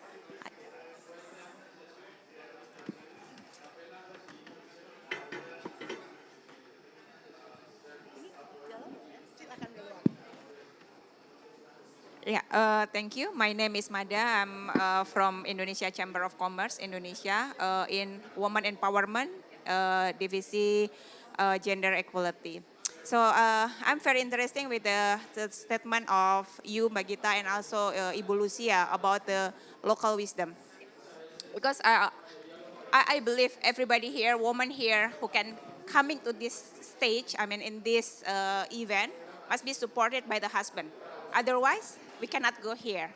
And this is really happened when I went to the village, which I have a project there. If the husband is not supported or promoted the wife, they cannot work. So how about, is there any initiative from you all Ibu here to have like an educated for a husband, how they can accept if the wife can go more higher, especially if they financially is good and everything. So I think it will be a good impact, yeah, for the wife if the husband can understand what the wives need. Thank you. Actually, for that, can I give it to you? Because we were just talking about this. Yeah. Yeah, this is about educating the husband, right? It was the issue that I actually facing when we started the project. So the key actually, we can't do the educating, we can't educating the husband directly. So we need to use another parties. That's why I explained to you about involvement the key community leaders and the key religious leaders. And sometimes when we are talking with the husband, we cannot directly because the husband thinks they're really stubborn, right? Wow. They think that they know better than the woman. So with the ally with those people actually will help us. It's not easy, but slowly they understand the importance of the woman empowerment. And now they are become the biggest supporter of those micro small entrepreneurs. And I'm really happy to see the movement of that, even though it's not easy when we start in the beginning. Nice, thank you. Ibu, do you have? Okay, just one last one. We have only 3 minutes, so if you can just, yeah. Hi, my name is Tantri. I'm representing the womanpreneur communities in Indonesia and also She Trades Hubs Indonesia.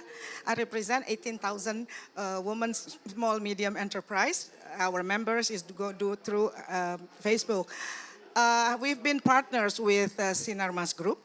I think this is the third batch Ibu, for woman-led business in the remote areas. So we're starting to educate, not only giving the training, but we also do the mentoring of the business on the day-to-day, and we also open up the market for them. So it was a very successful program. That's why it's going to be the third batches. But what we did is not only teaching them or sharing the information on how they do the business, but we also the product development, packaging, and also the earth-friendly business. We also try to educate this woman on that level to create a product not to hurt the earth. So we have Ibu Amanda Katili is one of our mentor. So she flew remotely to all the Kalimantan, the border, and Riau to educate the woman on sustainable products. So I bring one of the example of the grassroots from the Zinarmas is the mangrove, sticks mangrove. And also from the sweet potato leaves, it's becoming like nori. It's sweet, I think it tastes better than nori. And this is the product from the Kalimantan and the Riau. Thank you. Thank you so much. Thank you so much for this. Anyway, I'd like to really thank our 3 incredible panelists and for the wisdom that they give for all of us who are in this for the long haul, because this is a long journey. So as they say, just start anywhere at all, and let's make this a better future ahead. Thank you, everyone. So speechless. Kudos to Ibu Elim, Ibu Nining, Ibu Lucia, and of course Gita and Ibu Kartini. Thank you for empowering women, empower them to aim high, to inspire women to pursue their desired goal, right, Ibu Nining? Because 2 elements that women have, that men don't have, is persistence and patience. Women have stubborn, right? That's why they get what they want. And with that, to cherish our valuable lessons today that we learned from each other, we would like to present a special appreciation to all the speakers, which will be presented by Bapak Nur Adi Wardoyo from MOEF. He's the Secretary of Inspectorate General from the Ministry of Environment and Forestry.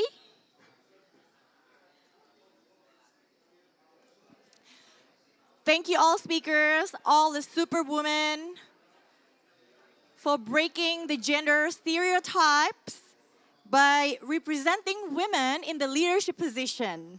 Thank you. Is it too much to ask for a huge round of applause for all the speakers? And lastly, of course, the mandatory photo session.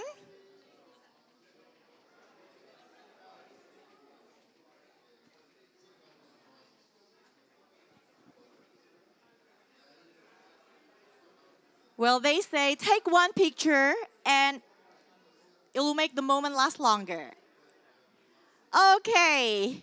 Thank you once again. Thank you for our international audience. Thank you all for your active involvement in the discussion. Our next session will start in the next 10 minutes. We'll see you soon.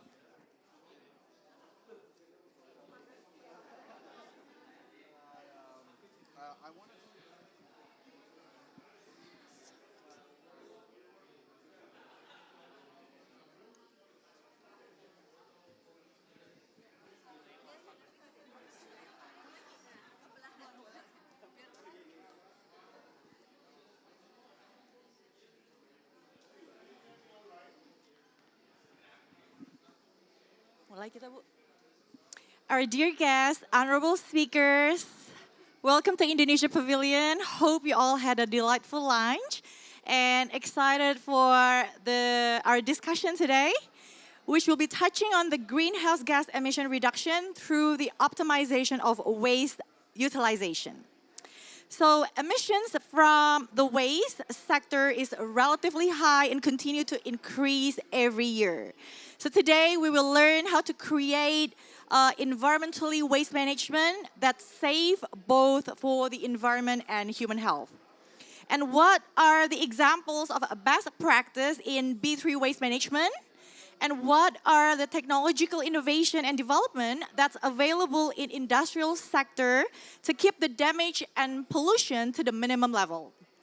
And to commence the discussion, we're going to invite our keynote speaker who look fabulous today, our beloved Ibu Rosa Vivin Ratnawati.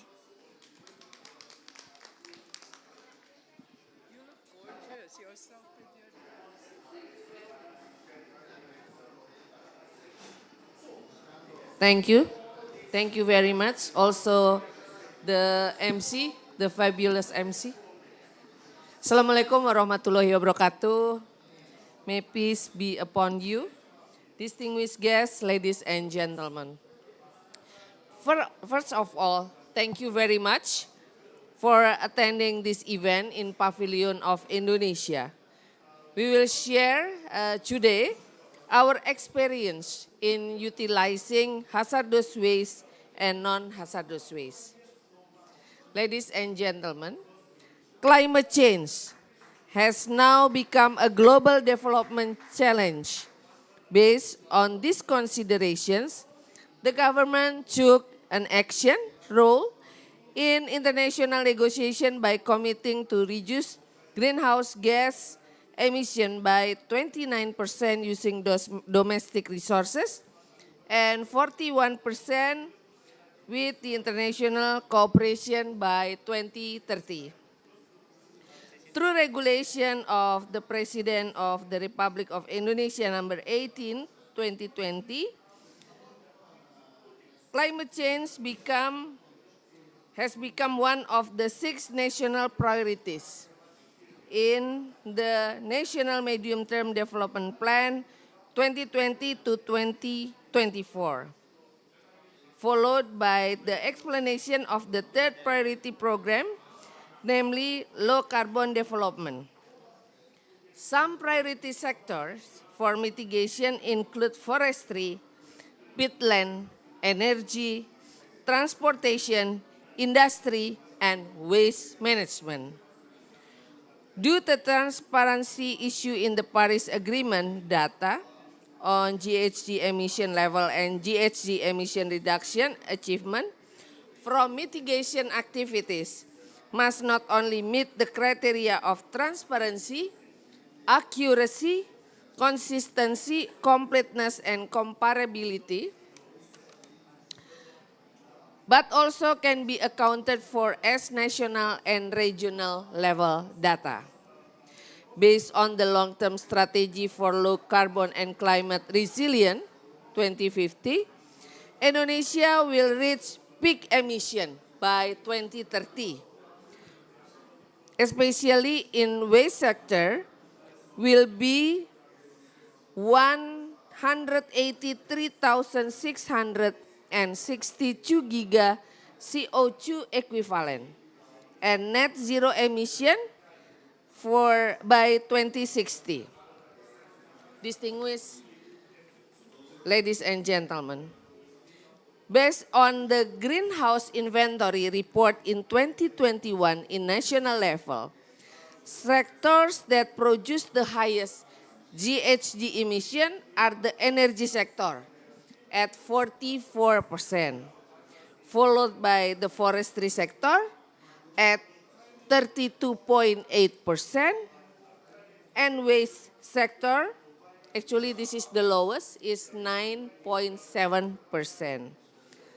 And the emission produced by hazardous waste sector was at 3rd rank with total emission of 128,000 and 100 giga CO2 equivalent.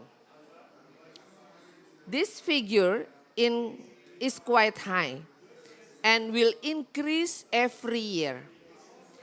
If there is no serious effort to overcome the increasing of emission from the waste or hazardous waste sector, for example, energy resource substitution, waste incineration, and or waste stockpiling in landfill facilities, which emit carbon dioxide and methane gas with different quantities depending on the waste activity data and emission factors.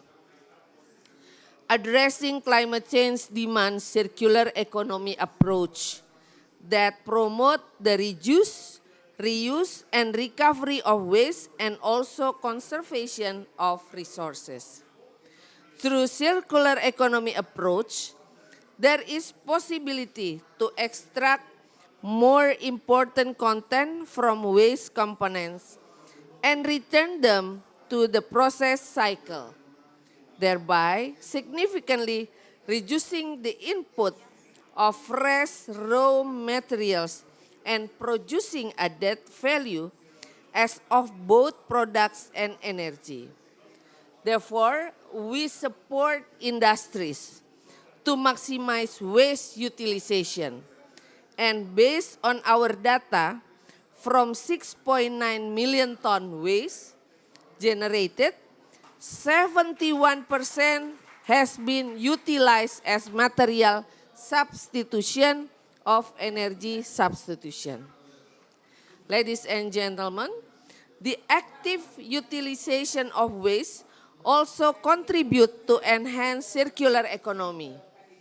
And the value of the waste utilization increase and potentially reach $1.19 billion in 2022 from utilization of alternative material, recovery solvent, agro product, metal, copper, paper, oil, and chemical.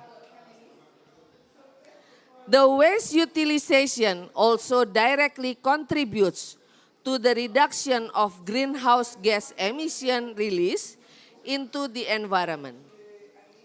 This practice not only provides a direct environmental benefit, but also has indirect effect, such as reducing the demand for raw material.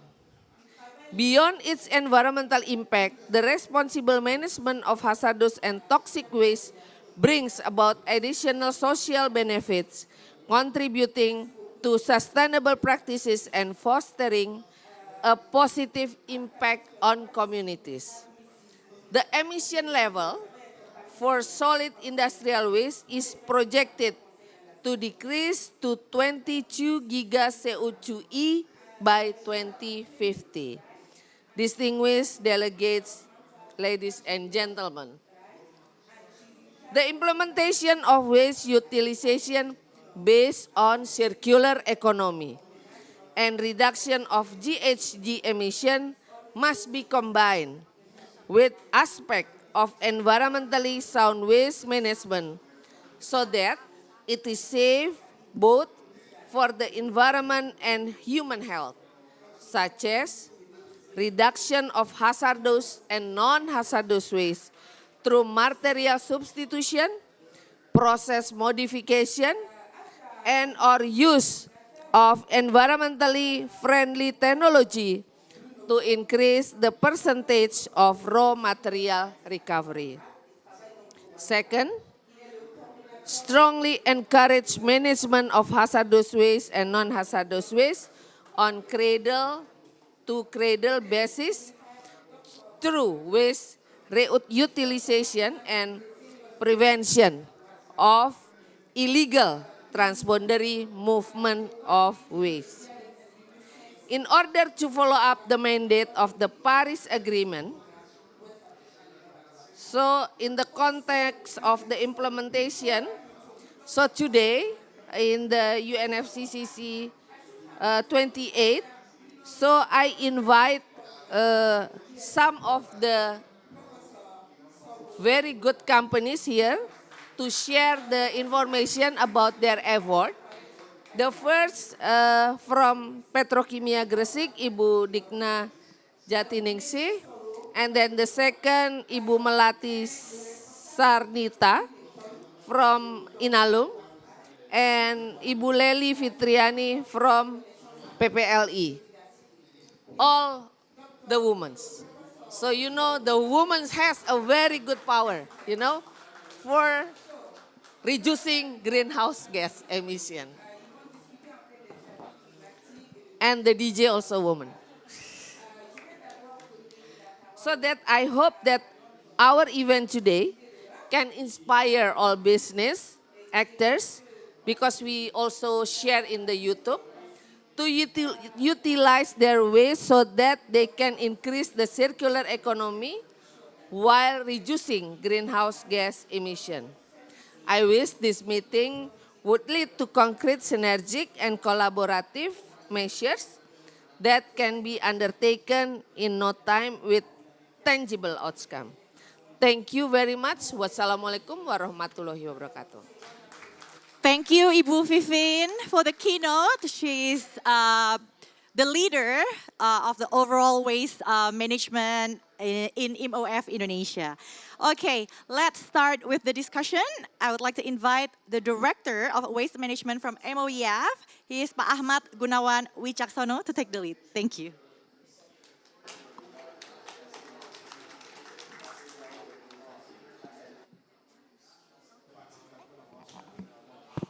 Thank you very much for the MC. The Excellency Bu Dirjen, Pak Elias, and all the guests today, that I continuing for the event today, that we have three speakers like Ibu Dirjen mentioned. So I will invite the first speaker is Ibu Dikna Jatiningsih from Petrokimia Gresik. Please come to the podium. Petrokimia Gresik is a fertilizer company that is the biggest fertilizer company in Indonesia that have innovation regarding with the waste and also raw material they produce. And the second is I invite Ibu Melati Sarnita. Ibu Melati Sarnita is a Director of Business Development from PT Indonesia Asahan Aluminium, Inalum. Again, that Inalum is the biggest producer of the aluminium metal that in Indonesia, that a lot of energy saving in here we will hear later on.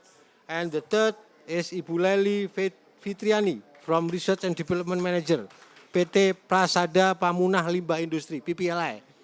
Yeah, this is a little bit different because this is not producer of waste, but utilize and also to treat the waste. So the Ibu Leli received all the waste from other sector, from industry, all of Indonesia area. Before we start, I will say something like Ibu Dirjen mentioned in the opening remark, that all the speaker is woman and also the DJ is also woman. So please give applause for that. And this is the part of the ESG program actually. The ESG pillar can guarantee equality of the gender and also empowering the woman. So it's just great today for this event because the all speaker now is woman. So to save the time that we have only limited time, so every speaker just have 10 minutes. So please not more than 10 minutes. So I invite first Ibu Dikna Jatiningsih. Please Ibu Dikna, you have the floor.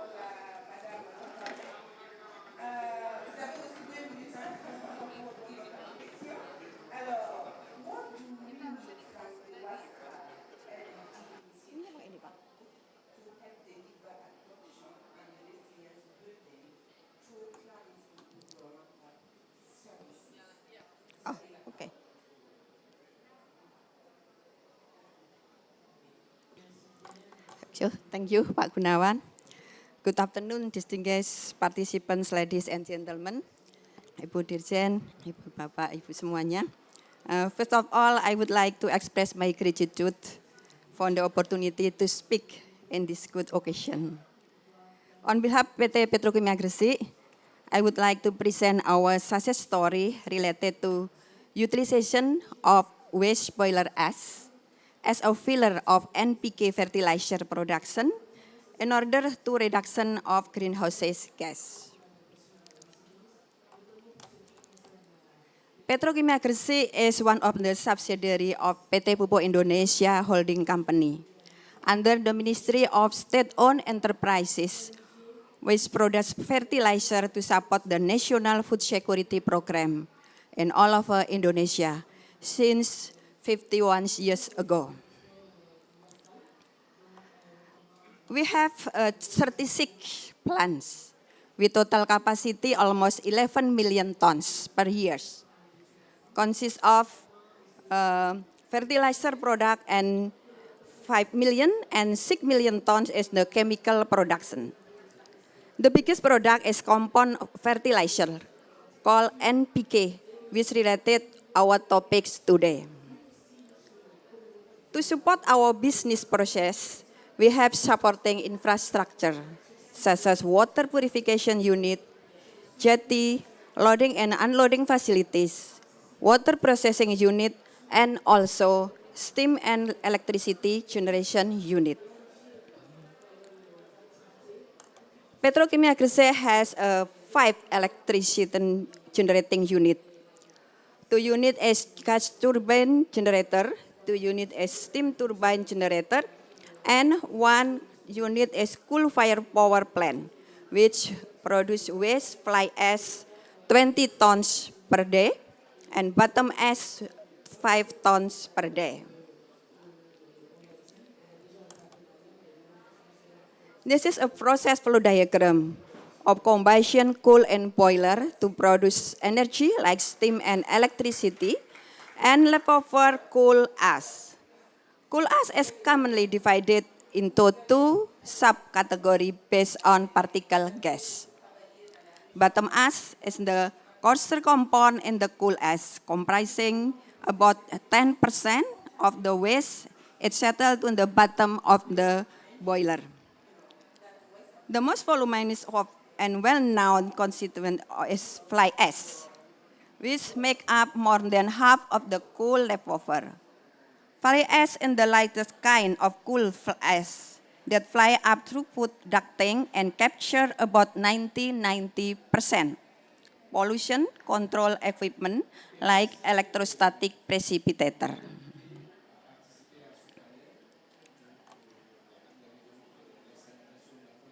How we can utilization about the ash from coal boiler.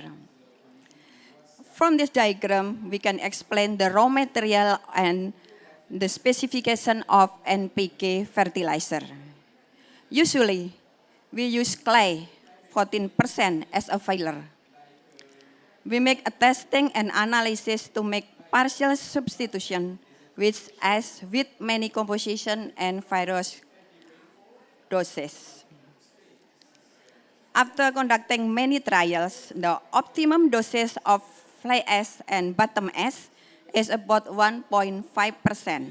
And so we can decrease the clay consumption about 12.5%. The importance of the result of NPK product obtained meet the standard of SNI NPK fertilizer. Also, we conduct many demonstration plot on farm with many various crops, included paddy rice. The result is that the effectiveness of NPK fertilizer with filler, fly ash, and bottom ash is not significantly different with NPK fertilizer without FABA filler. And the additional of FABA as a fertilizer filler does not affect of the effectiveness of NPK fertilizer. That's why we can conclude that fly ash and bottom ash accepted as a partial substitution of clay as a filler of NPK fertilizer.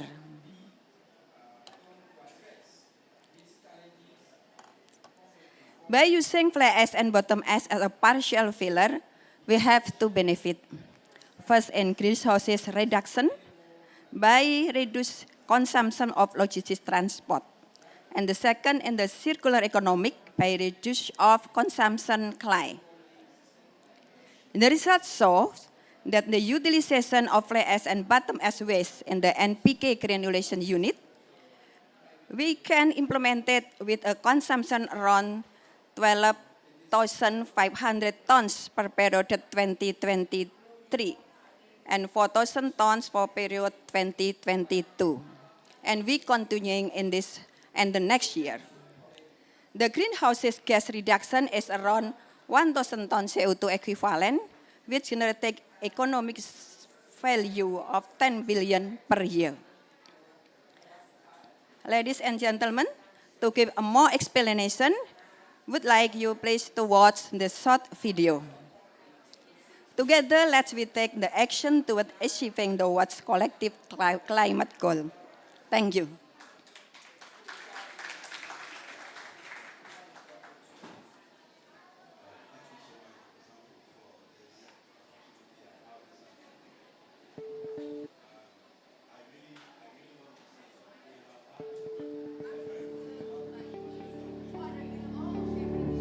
As the largest and the most complete fertilizer factory in Indonesia, with an annual output of almost 10.9 million tons, PT Petrokimia Gresik serves as an agro-industry solution for agriculture in Indonesia. To support its operational capabilities, PT Petrokimia Gresik independently generates steam and electricity using coal power. And as this process unfolds, the coal utility unit generates waste, specifically fly ash and bottom ash, furtherly called as FABA. Complying with licenses is crucial for handling FABA waste. Previously, FABA was classified as hazardous waste. Within that period, PT Petrokimia Gresik engaged third-party waste management for FABA waste, incurring a cost of 300,000 rupees per ton. But since 2021, FABA has shed its hazardous status. This shift has paved the way for PT Petrokimia Gresik to implement an innovative approach by utilizing FABA waste to become one of the raw materials for high-value NPK fertilizer. Before engaging in large-scale production, laboratory testing was taken to ensure compliance with the Indonesian national standard for the fertilizer products. Practical trials were then taken and validated the product efficacy and environmental safety. With both tests indicating safety, the innovation was set into motion. The utilization of FABA waste starts with mixing fly ash and bottom ash. Fly ash waste is loaded into trucks from the silo and later combined with bottom ash waste using a 3-to-1 ratio. After that, the mixture of FABA waste in the trucks is discharged at the NPK warehouse. Moving forward, for NPK fertilizer, FABA waste has successfully replaced clay as NPK fertilizer components. This innovation resulted in lower material costs and eco-friendlier process. With the implementation of this innovation, PT Petrokimia Gresik no longer outsources third-party waste management for FABA waste, resulting in high efficiency both in cost savings and lower greenhouse gases. This innovation also possesses a registered patent with the Ministry of Education and Culture and has been socialized to both national and international institutions. Progressing onward, as PT Petrokimia Gresik advances, this innovation stands as a beacon of spirit, paving the way for a more sustainable and promising future. PT Petrokimia Gresik, an agro-industry solution.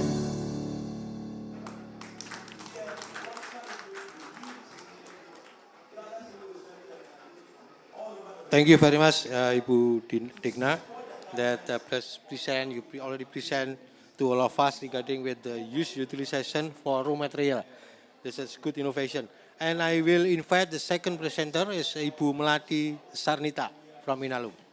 You have a floor.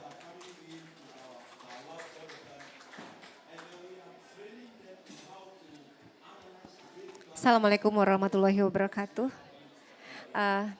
First of all, thank you for Ibu Dirjen for letting us and give us opportunity for this very a very good event. Yeah, it's one of the, I think it was the largest event for the environment. So this is a very good opportunity for us to sharing our best practices in aluminum industry in Indonesia.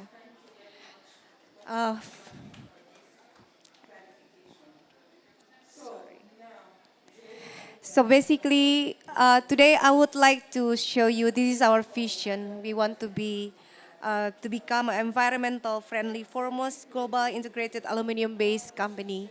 This is really a big dreams because aluminum industry is one of the industry that really use the energy in a very big amount. It's a huge and massive using in electricity because most of the aluminum smelter using the electrolysis as the technology to produce the aluminum.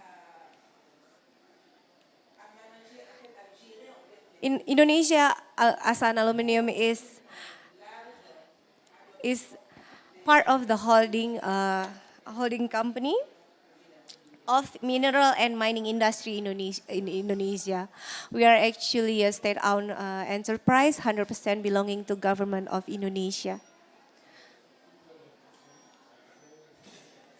And we have a few subsidiaries. The first one is actually BAI. This is an alumina refinery that currently being built in Indonesia.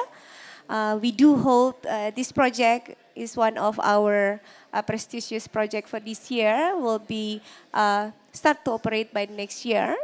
Currently is in almost 80% progress, and our COD itself will be on January 2025. This is also one of the part of the project how to reduce our emission because currently we still imported a lot of alumina from other countries. And the second one, we have Indonesia Aluminum Alloy. This is a recycling aluminum plant.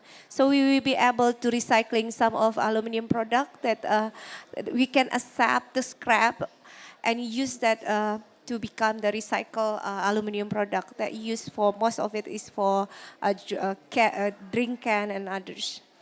The third one is our subsidiary is PT Sinergi Mitra Lestari. This is actually the waste management company under our holding. And then the last one is Industry Battery Indonesia. This is one of our biggest dream in Indonesia to have our own battery community in Indonesia in the future because most of the mineral that used for the battery is actually produced in Indonesia. We produce aluminum, which is 20% of the battery materials. And we produce also nickel, is around 19% of the material of the battery. So this is one of the big dreams that we want to have in the future, how to make Indonesia also become one of the battery community in the world. And I would like to play a bit on the my company profile. This is just for some introduction what we do in our company.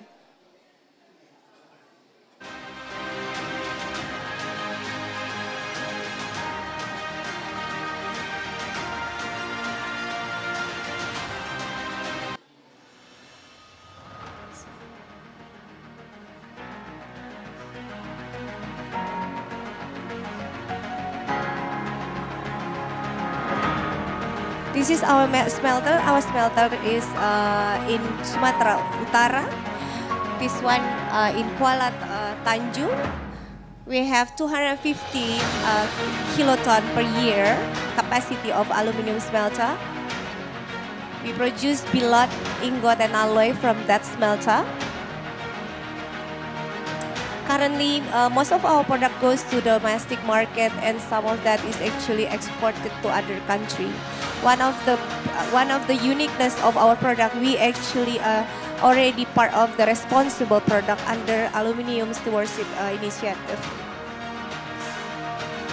We're powered by the hydro power from Lake Toba. So basically we use Asahan River to produce our power generation up to 485 megawatts. Okay, that's the short movie. This is what we're going to do for the next few years. Our aim is to be able to produce 1.5 MTPA aluminum product in the future, but we still want to keep it as a green product as today, as green as we can do. One of the approach that we use for this development is to be able to reduce the emission in the electricity that we use. So we adopt some technology that we be able to increase the current efficiency that we use during the smelting of the alumina. We believe we can do as well some energy transition. Some of our plant used to have some fuel gas as the fuel, and now we exchange that to LNG. Even though LNG is still not green, but LNG is a very low emission in this kind of terms. So we will be able to reduce our emission quite well for some of our plant, especially in our baking oven plant. So in 2023, we already have our secondary aluminum smelting, the PT IAA. This one is for recycling aluminum product. And then currently we have a pot upgrading. So basically we upgrade our pot to be able to give us a better current efficiency. By doing that, we will reduce our emission as well, because the usage of the energy will be a lot lower. And we also have our alumina.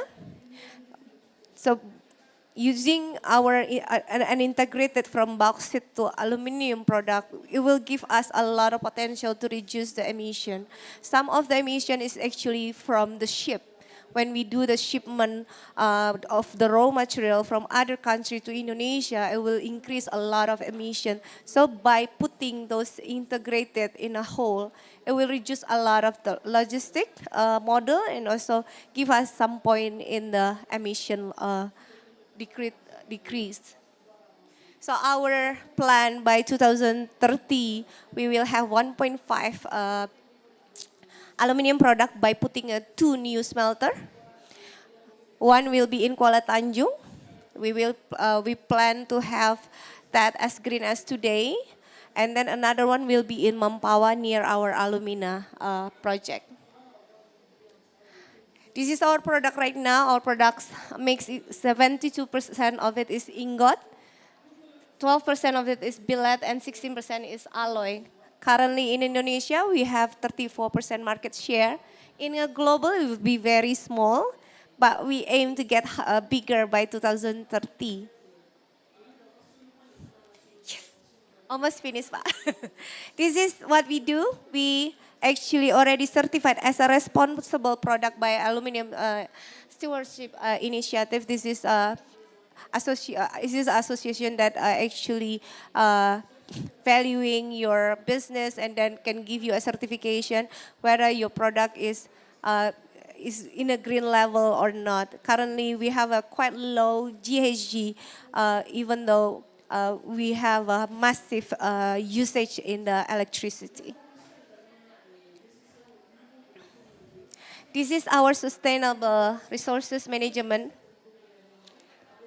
We believe by doing some avoid, reduce, and mitigate, we can do an integrated decarbonization strategies. By doing so, currently we have one goal proper and one green proper for 2022. But we plan to, we try to achieve this year, become 2 goals. We already have the process this year. We do hope we can get that, and showing the world that actually aluminium smelter can be a green industry as well for the environment. The eco innovation that we do the energy efficiency by adopt some technology and some energy transition, and also the emission control and waste management and water load efficiency for our hydropower. This is our energy consumption. Currently, we have 13.8 million gigajoule. And our energy intensity is 1.3 gigajoule per million IDR in a revenue basis. And then our total emission is 0.26 million ton CO2 equivalent.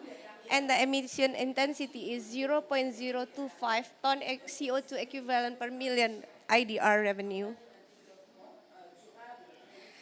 And our water consumption right now is 0.16 kiloliter per million IDR revenue. Basically, our is finished after this. And this is a 97.6%, and then we already plan around 732,000 over 3. And also, we already reduced more than 2,000 ton CO2 equivalent. Thank you.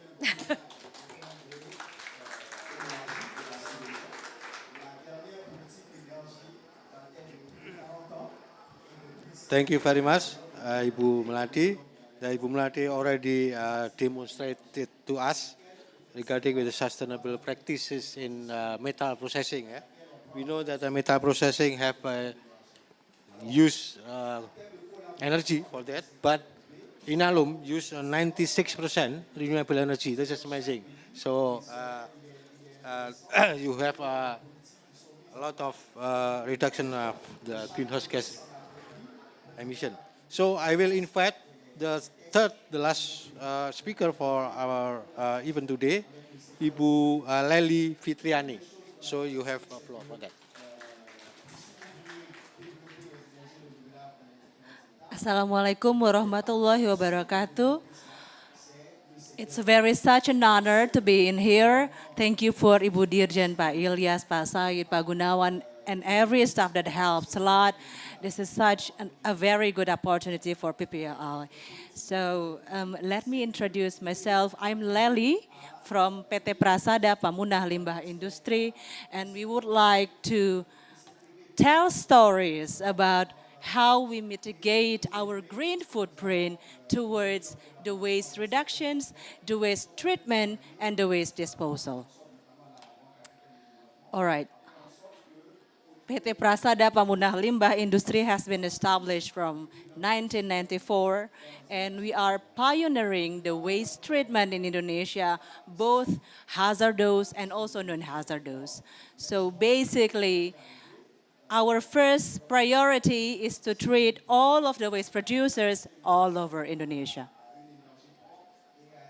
All right, this kind of our scope of work. So late 90s, we're talking about from cradle to grave, right, Ibu Dirjen? And then after that, we think that cradle to grave is not enough. So now it's needed to be cradle of cradle. And now we are also focusing on waste treatment until cradle to grave, plus recycling, reuse, and also, of course, waste to energy.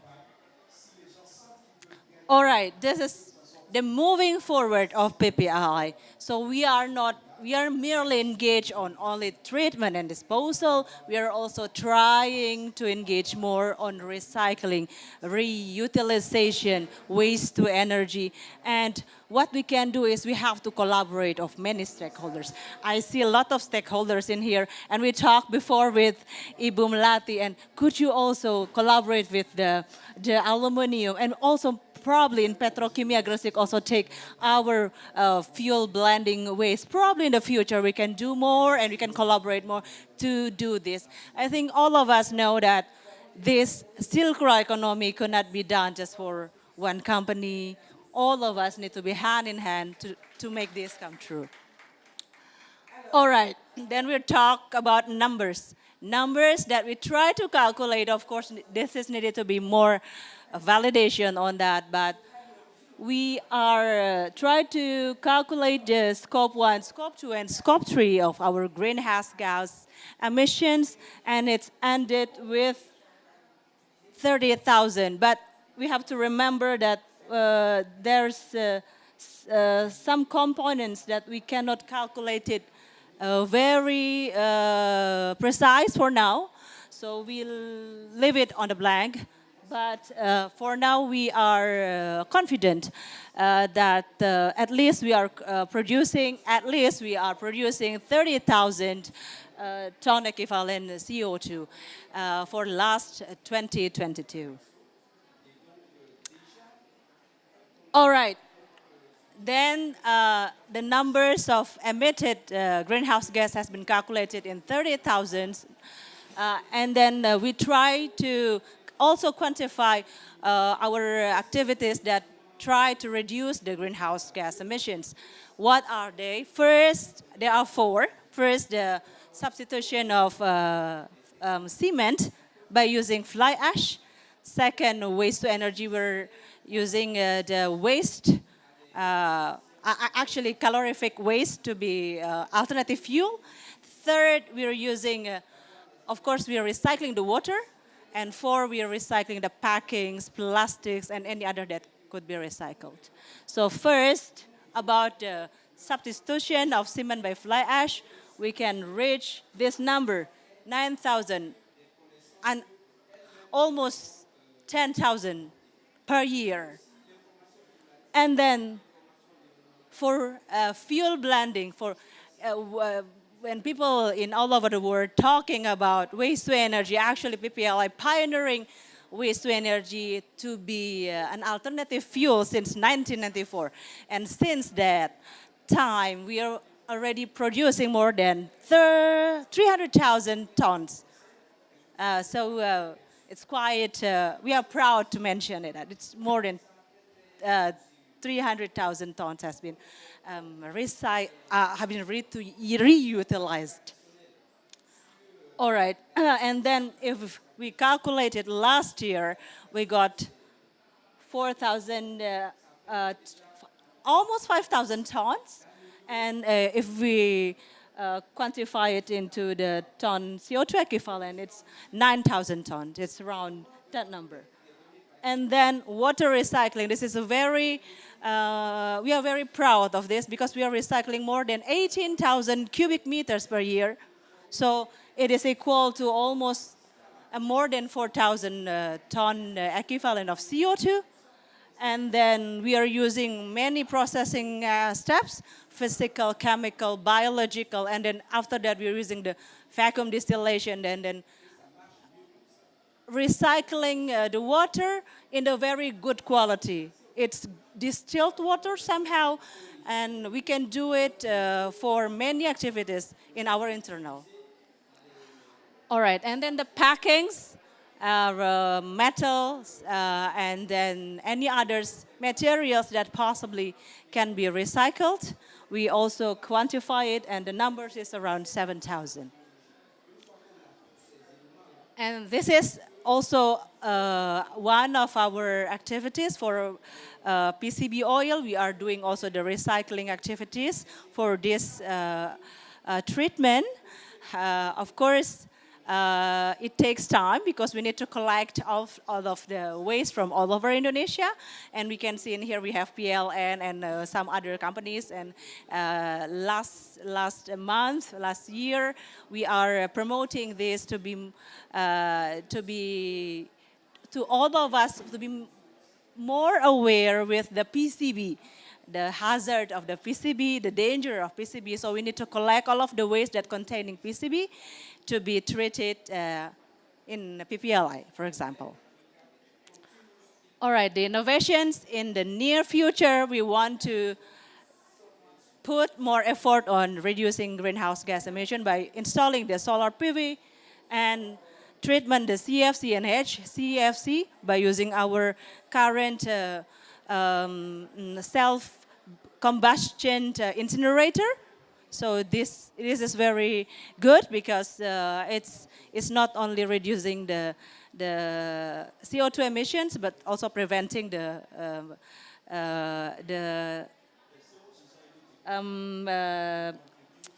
I forgot what is it called, the ozone layer depletions. Right, I found it. And the last is the electronic vehicle. We would like to turn our activities more eco-friendly by using electronic vehicle.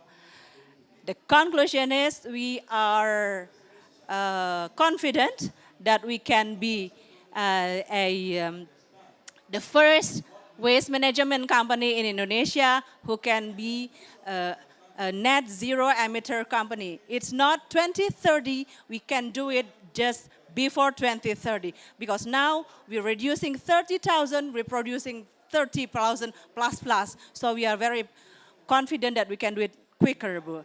That's all. Thank you very much for your attention. Good afternoon.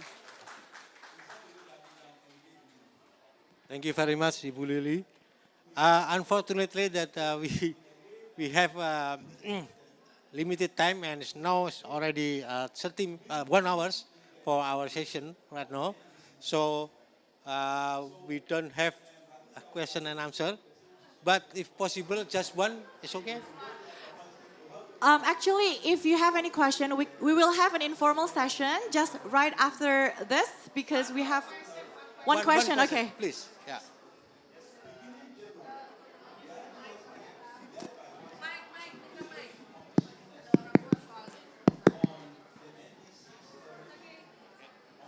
I am consultant waste management. Then I want to add some the fertilizer company. Then now present world, can you try either not in the chemical fertilizer? We can try in the hybrid fertilizer. It's mean we can to the climate change. We can support to the climate change the hybrid fertilizer like mean chemical and the biochar. Then all of together mix it. We can grow in our crops, everything we can use it. And another thing, the recycling. Recycling process, we can support them. How? We have generation more, we are collection limited, like 50%, 60% only the collection. The generation is a big amount. Then we want to develop the mechanism, whole generation of waste, how to collection. Then we must include in the business model, like the livelihood development through waste management. That is we have value chain formula. First value, second value, third value, fourth value, fifth value. Second value, we can give the people for the poor people. Third and fourth, we can use in the local authority, local government level. And the 6, 7, we can use the industry. Then this is something. Yeah. Okay, thank you very much. I think this is suitable for Ibu Lely and Ibu Digna. Yeah? Just short answer. Please, Ibu Digna. Okay, thank you. We are continuous innovation from the waste, using from the waste, not only from the fertilizer, also from the waste of the chemical. There is many innovation in petrokimia Gresik. Thank you. Ibu Lely. Thank you for the input, sir. So that's very good input. That is not only one time, but there's some levels on that. We're going to learn more from you later after this session, and thank you very much. Thank you very much for all speakers. Please give applause for them. And again, thank you very much for all of you that already attend in our event. Thank you very much. Yeah, to show our appreciation, our leader would like to present a special gift as a note of appreciation to all the speakers. If any of you from the audience have any more questions to our speakers, feel free to mingle and network afterwards. I do apologize for the time constraint because we have so many sessions lined up for the day. Here I will give the token, the souvenirs for the speakers. This is the document Zero Waste, Zero Emission 2050. So in here, including the industry and the domestic waste. So I hope that you review this because this is soft launching and then you can give the input to us. So this is for you.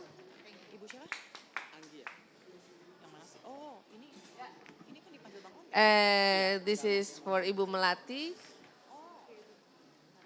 I hope that Inalum can give the input. Okay, and Budikna. Thank you very much. Oke, Pak Gun juga. Oke, yang punya rumah, the owner. Oke. Thank you very much. Thank you for the speakers. Ibu Ya. Vivin. Terima kasih ya. Terima kasih. Thank you all Terima kasih. contributors. On behalf of PSLB 3, we look forward to your feedback, your input. And before we leave, have we have a photo group together? Okay.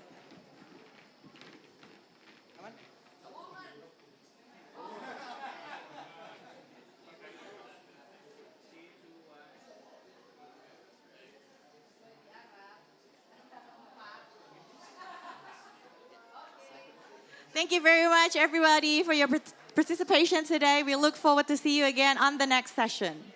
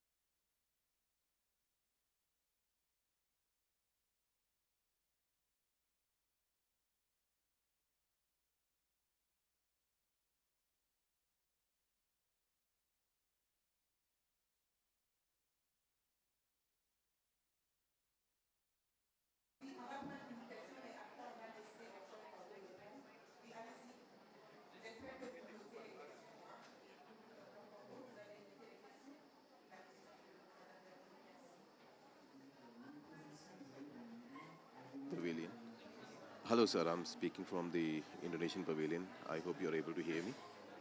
I can hear you. Thank you. Can you hear me? Yes, sir. I can hear you loud and clear. We'll be starting in, I believe, another 5 minutes. You'll be on Zoom. We'll put you on the LED screens which are there in the pavilion.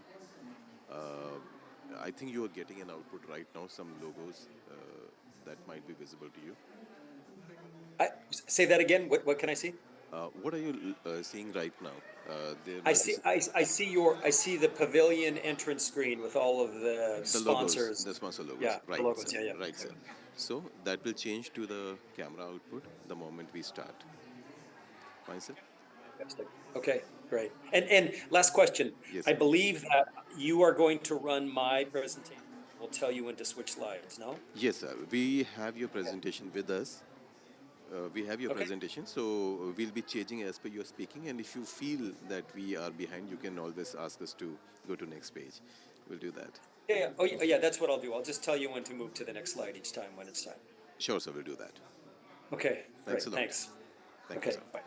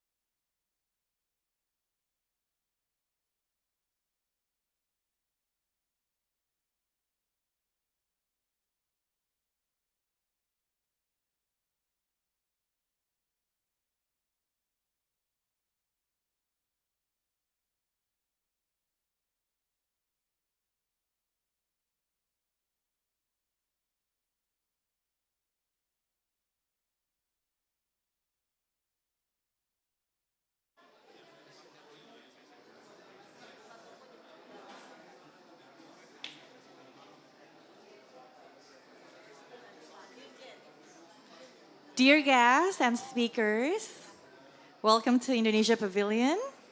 I see some familiar faces. Thank you for being our loyal speaker. Thank you for your support.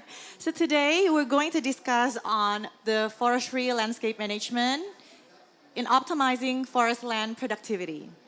So based on that, today we will learn some initiatives and strategies in forestry landscape management to optimizing forest land productivity. We'll also hear some best practices from the experts here on the forestry landscape management, both local in Indonesia as well as from our international partner, the region. And of course, what's the role of international partnerships in forest management to mitigate the global environmental challenges?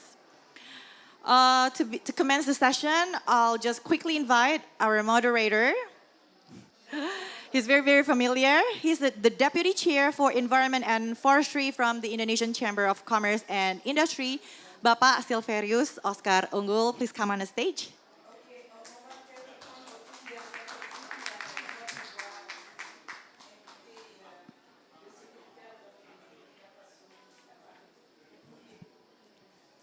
Thank you, our famous MC, more famous than everybody here. Yeah, Mona, thank you. Distinguished ladies and gentlemen, today we will discuss about forestry landscape management.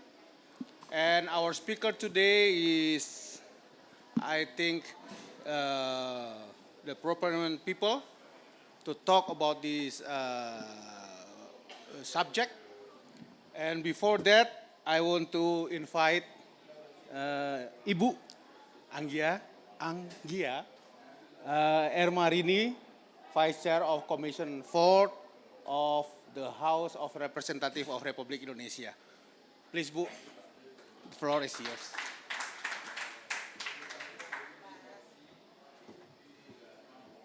Thank you for the moderator and also the famous MC. The most famous. Where is Mbak Donna? Distinguished delegates of COP28 and guests of the Indonesian Pavilion COP28 Dubai, speakers and moderators, ladies and gentlemen, Assalamualaikum warahmatullahi wabarakatuh. Good afternoon. First of all, I would like to welcome distinguished delegates, speakers, and participants to Indonesia Pavilion. In this session, Indonesia Pavilion is hosting a talk show with the topic of forestry partnership to support forestry landscape management in optimizing forest land productivity. This talk show aims to share Indonesia initiative and strategy in forestry landscape management to optimizing forest and land productivity, exchange information and best practices on forestry landscape management from other regions, encourage dialogue and exchange of ideas between experts, stakeholders, and the general public regarding sustainable forest landscape management strategies, create a networking for future development of forestry landscape management. Ladies and gentlemen, with the presence of the speakers from the US, from the Germany, and other two speakers from the Indonesian Ministry of Environment and Forestry, I believe that this will enrich the discussion in forestry landscape management and related issues. The Commission 4 of the House of Representatives of the Government of Indonesia support the cooperation in forestry sectors and provides recommendation on how to amplify the benefit from the cooperation, especially forestry landscape management and related issues, cover a broad range of multi-stakeholders and beneficiaries. I would also like to emphasize that in Indonesia, after the issuance of Law Number 6/2023 concerning job creation and its implementation regulations, forest utilization activity is protected and production forests are carried out by two schemes, namely Forest Utilization Business Permit, perizinan berusaha pemanfaatan hutan, dan Social Forestry Management Schemes. These two schemes are implemented through multi-forestry businesses as formed as landscape-based forest management. Forest utilization through forestry multi-businesses is a new paradigm of forest utilization in Indonesia. which changed the implementation of forest utilization from primarily forest utilization for timber forest product to forest utilization for optimizing forest areas by integrating areas utilization, environmental services, timber forest product, and non-timber forest product. Forestry landscape management is important for supporting climate change mitigation and adaptation, while enhancing ecological and livelihood values. Forest landscape management is about optimizing forest land productivity and ensure its long-term and sustainable use. One key issue in forest landscape management is cooperation or partnership. Forestry partnership is crucial to support the implementation of forest in landscape management and to mitigate global environmental challenges. Working collaboratively cannot avoid is needed towards sustainable forest landscape management.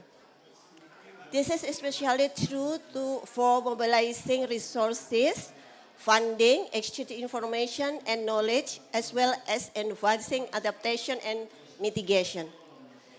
We do hope that Indonesia's effort in improving and maintaining sustainable forest landscape management in optimizing forest land productivity with example and lessons learned from the US and Germany, at least we can open a window of opportunity for future partnership in forestry sector. I wish you all a very fruitful and successful deliberation. Thank you very much for your kind attention. Terima kasih. Selamat sore. Assalamualaikum warahmatullahi wabarakatuh.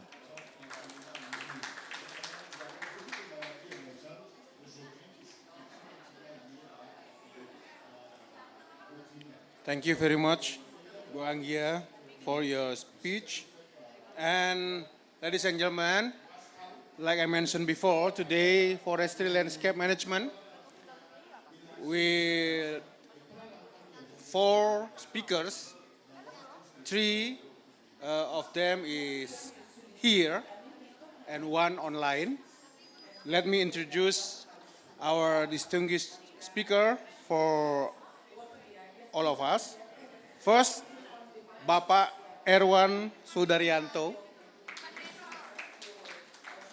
Pak Erwan Sudaryanto is an experienced forester for 29 years, been joining the Indonesian Minister of Environment and Forestry, starting from junior staff, head of section of forest planning utilization, head of Extension Office Regional East Kalimantan, and the latest as a Director of Forest Utilization Business at Directorate General of Sustainable Forest Management.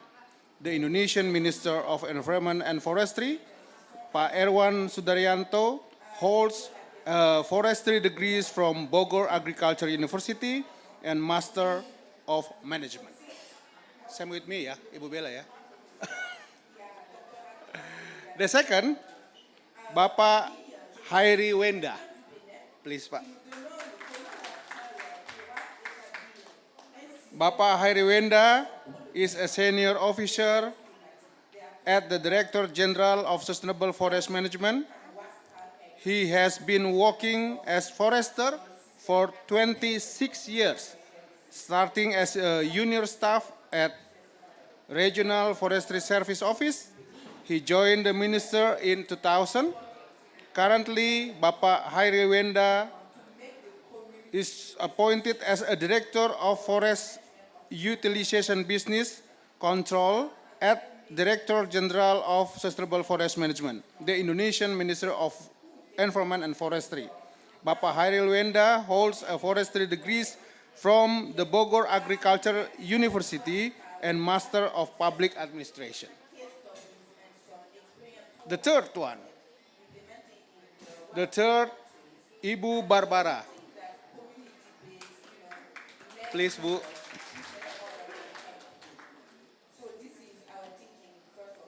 Ibu Barbara joined KfW Development Bank in 1994 as analysis and project. She promoted as a head of division in 2006, as a director, process and instrument department in 2017. The latest as director, sector policy department. She holds a Master of Business Administration and General Management Rotterdam School of Management, Erasmus University. Welcome, Bu Barbara. And the gentleman who joined with us online, Bapak Dr. Hugh Salford. Hello, Pak Hugh. Can you hear us? Where are you now, Pak? In Jakarta or in DC or not here? I'm sitting in a hotel at the Dubai Marina. Where? Mindanao. I'm in the Dubai Marina in my hotel. Okay, Pak Hugh. Pak Dr. Hugh Salford was a regional ecologist for the USDA Forest Service Regional 5 for California, Hawaii, Pacific Territories.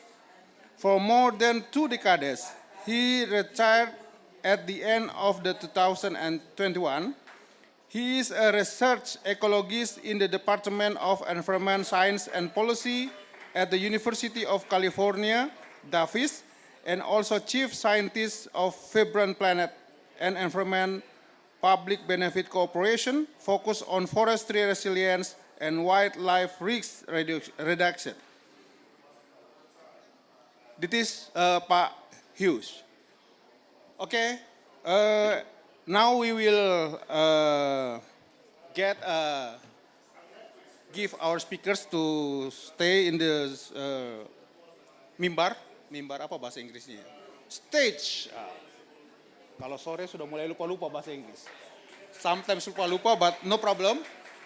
I want to please Pak Erwan to take your presentation. Please, Pak.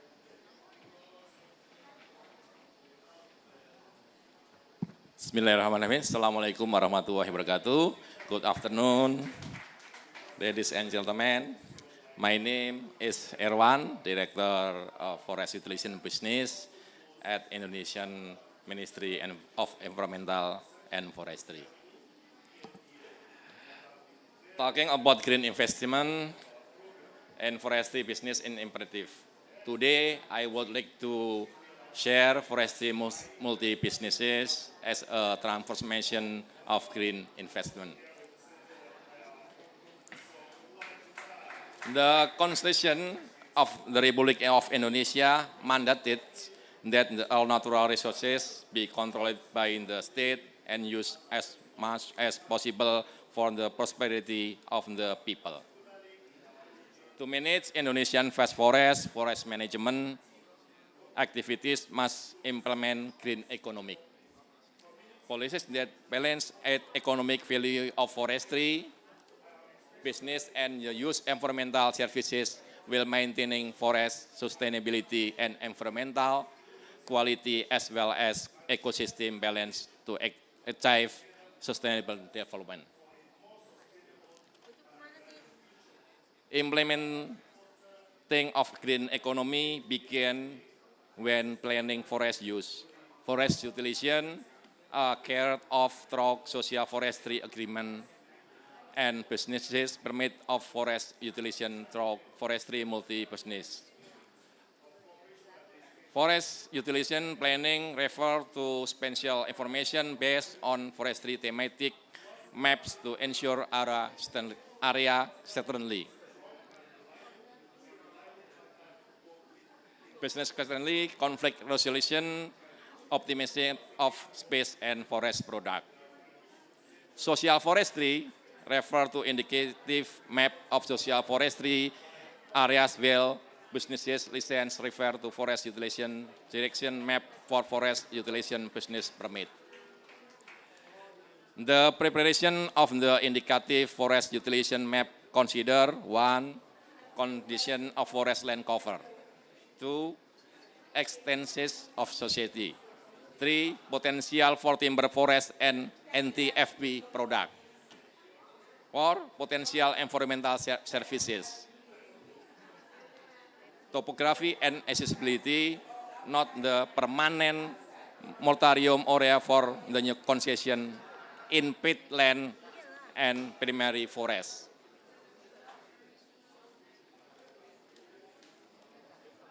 In the context of green economic, forestry multi-businesses is believed to be able to maintain land cover as well as increase the economic value of the forest.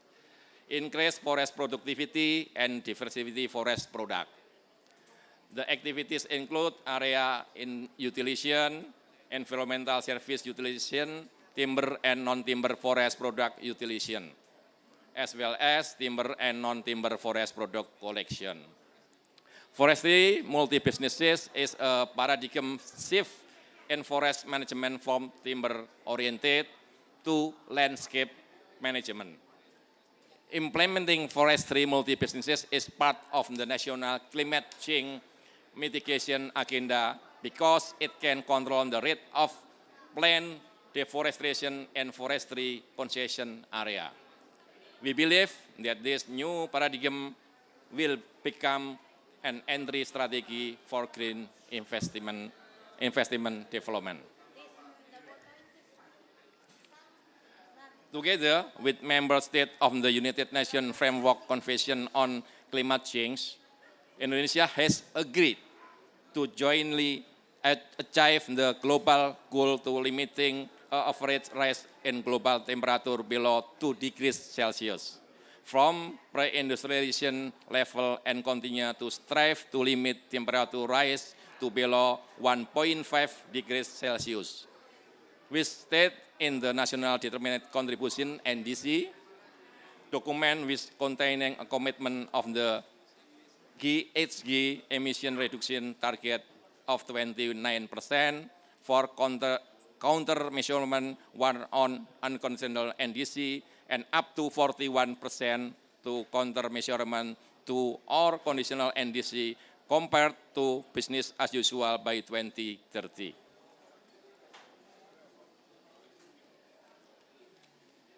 Furthermore, before the UNFCCC COP27 in Sharm el-Sheikh, Abate, Indonesia launched the Agrement enhanced NDC, and the government of Indonesia committed to reducing GHG emission by 31.89% against the business as usual scenario through its own effort or unconditional, and 43.2% with necessary international assistance conditional by 2030 to reduce climate change-related risks.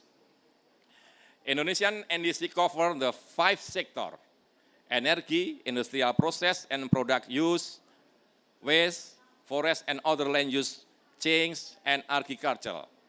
As the largest contributing sector is achieving the NDC target, around 60% of the Indonesian forestry sector consistently promotes the FOLU net sink agenda. It will continue the move forward with the benefit that have been felt in the last 2 years. Among others, the significant reduction of GHG emission of up to 43% to 47%. Indonesian FOLU net sink 2030 aim to reduce carbon emission, increase carbon absorption, and sustain carbon sequestration through the variety of plant activities, including reducing emission from deforestation and degradation, as well as forest and land use control. Development as plantation forest, sustainable forest management, forest rehabilitation including mangrove, peatland management, conservation forest management. Of course, it is not easy to build, formulate, and implement the forestry sector net zero emission ambition for 2030. Implementing forestry multi-business is part of the national climate change mitigation agenda. Forestry business is believed to be able to maintain the land cover as well as increase the economic value of forests, increase the forest production, productivity and diversity forest product. The activities include area utilization, environmental services utilization, timber and non-timber forest product utilization, and as well as timber and non-timber forest product collection. Forestry multi-business is Indonesia FOLU Net-Sink 2030. Operational plan contribute to achieving the prevention of deforestation, prevention of degradation, and sustainable forest management technique. The implementation, the forest management technique in the field has implemented technology. Reduce impact logging carbon, real estate, and intensive silviculture technology, silane, are technological instruments for increasing the regeneration of secondary natural forests. The application of silane as an effort to increase carbon reservoir rock enrichment can increase natural forest productivity up to 3 or 4 times the current productivity. Success in moving toward net zero emission is largely determined by international commitment to achieving the Paris Agreement target as part of global effort. One of the articles, the Paris Agreement, emphasizing the important role of development countries in providing financial support for developing countries. Indonesian FOLU Net-Sink 2030 attracted international attention and support. There has been a bilateral agreement between Indonesia and the government of the United States, United Kingdom, and Norway to support Indonesia FOLU Net-Sink 2030. Multi-businesses forestry as an entry strategy for green investment development is one of the activities facilitated in the cooperation agenda for Indonesia FOLU Net-Sink 2030 achievement. The concept, the green investment, refer to investment activities that pay attention to environmental, social, and governance aspects. Green investment applies the principle of not only being oriented toward gaining profit or financial return, but also producing sustainable social and environmental impact.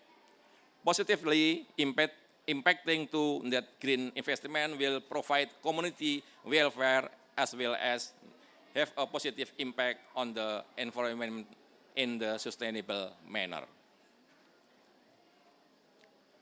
The Indonesian government commitment to presenting the environment in the context of controlling climate change in also supporting by other stakeholders.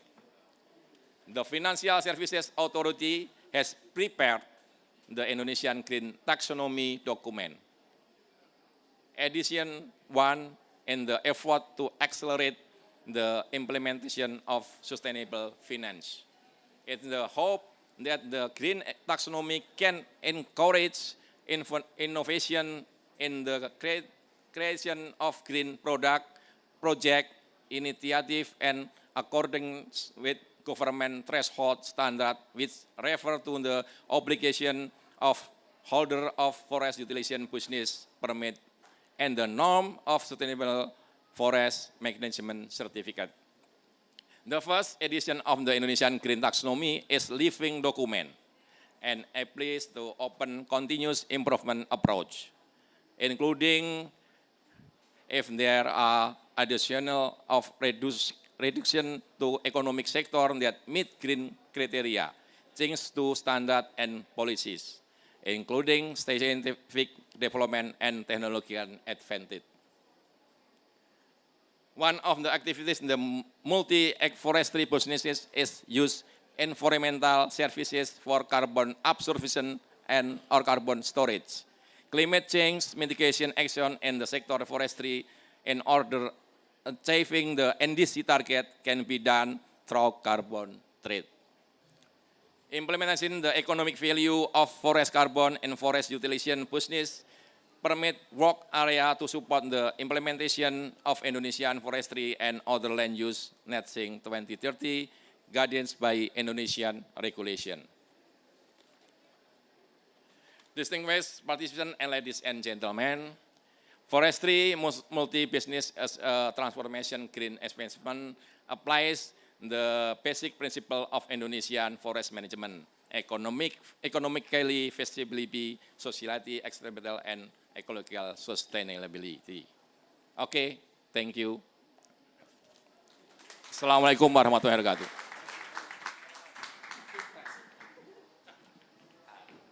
Thank you, Pak Erwan.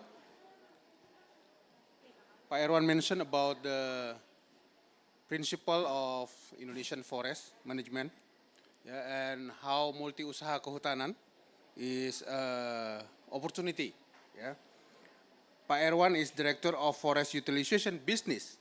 And now, Pak Hairi Wenda, after there are business mentioned by Pak Erwan, now business, but how to control the business.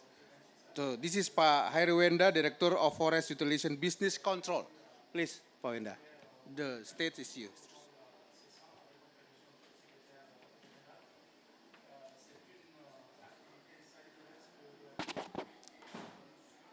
Bismillahirrahmanirrahim.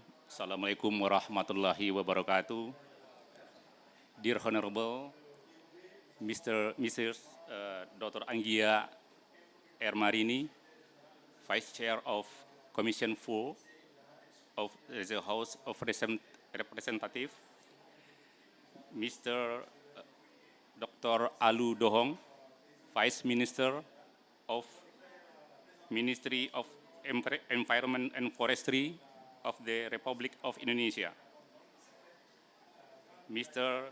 Dr. Agus Justianto, Director General of Sustainable Forest Management, Ministry of Environmental and Forestry of the Republic of Indonesia, the honorable speakers and moderators, distinguished participants, ladies and gentlemen, good afternoon. First of all, I would like to express my gratitude to Vice Minister of Environment and Forestry of the Republic of Indonesia and to everyone involved for organizing this event today. I am pleased to be here today to meet you all the talk show on forestry partnership to support forestry landscape management in optimizing forest land productivity. My name is Hairi Wenda, Director of Forest Utilization Business Control. Ladies and gentlemen, today I will be presenting the forestry multi-business, a new paradigm in and sustainability managed forests. Ladies and gentlemen, as we all know, Indonesia has a very extensive forest resources amounted to 125.92 million hectares forest area, which is accounted for 64% of the country's total area. To carry out the mandate of the 1945 Constitution of the Republic of Indonesia, the earth, water, and natural resources contained therein are controlled by the state to be used as much as possible for the well-being of the people. Forest and environmental management must be able to support its sustainability function for as long as possible. This extraordinary mandate attached to all management actors from the central level to the community at the site level. The Indonesian laws and regulation has ruled that forest areas are managed according to their function: production forests, conservation forests, and protection forests. Distinguished participants, ladies and gentlemen, in the environment and forestry sector, long-term development plan of the years 2022 to 2024 notably seeks to strengthen the environment and improve resilience against natural disasters and climate change, which translated into 4 development agendas that also serves as national priorities in the state in strategic plan year to 2022 to 2024 of Ministry Environment Forestry of the Republic of Indonesia. There are 4 national priorities. One priority, strengthening economic resilience for quality and equitable growth. Second, developing regions to reduce inequality and to ensure equality. Third, improving the quality and competitiveness of human resources. Fourth, improving the information and increasing disaster and climate resilience. 3 main indicators of forestry development in 2020 to 2024. Establishing in protecting 65 million hectares of national protected areas, providing access to the community of 10 million hectares, fulfill the minimum national wood production supply to 60 million cubic meter per year. Ladies and gentlemen, the implementation of sustainable forest management encourages the achievement of sustainable development goals in the areas as presented in the chart by giving access to social forestry and the development of independent forest farmer groups, agroforestry, forest area utilization, and releasing for lands as object of agrarian reform. Green School, Forestry Vocational High School, integration of gender issues and improve access of women in every activity in Ministry of Environment and Forestry until this site level. Creating jobs in production forest business, forest products industries, wild flora and fauna breeding, and also ecotourism, and many more. Next, distinguished participants, ladies and gentlemen, many aspects of forestry and environmental development in Indonesia have been under adjustment over the last decade. Some successful corrective policy steps had been taken to protect Indonesia forests and the environment, so it can always provide maximum benefits for the people while maintaining its sustainability.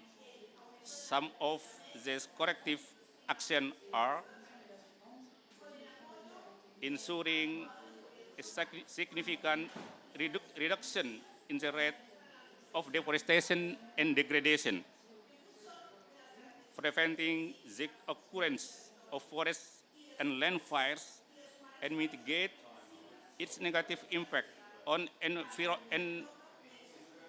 environment and social economy of the community, taking into account the biodiversity principles in utilization and use forest areas, that is environmental capacity and carrying capacity in the utilization of areas, watershed characteristic, and biodiversity.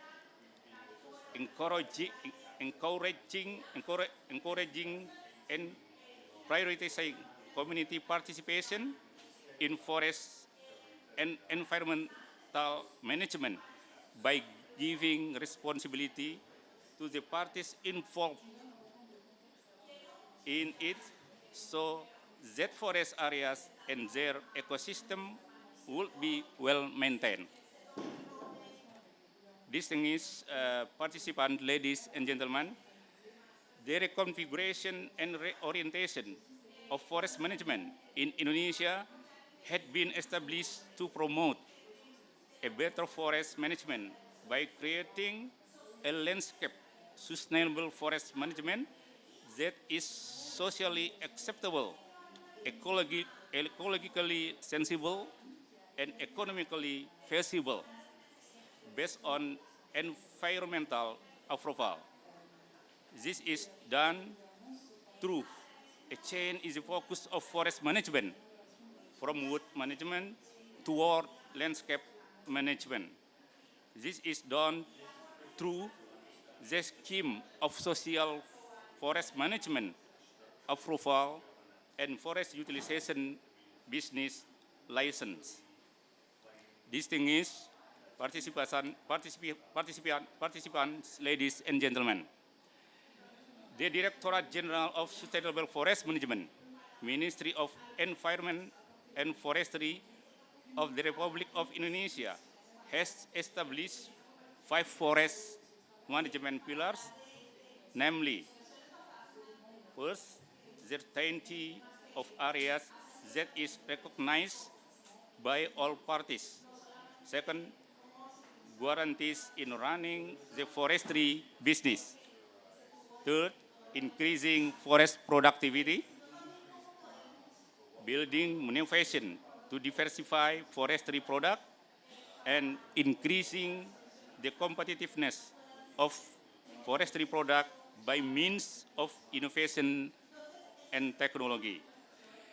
The implementation of forest utilization through multi-business forestry needs to be accelerated in order to optimize.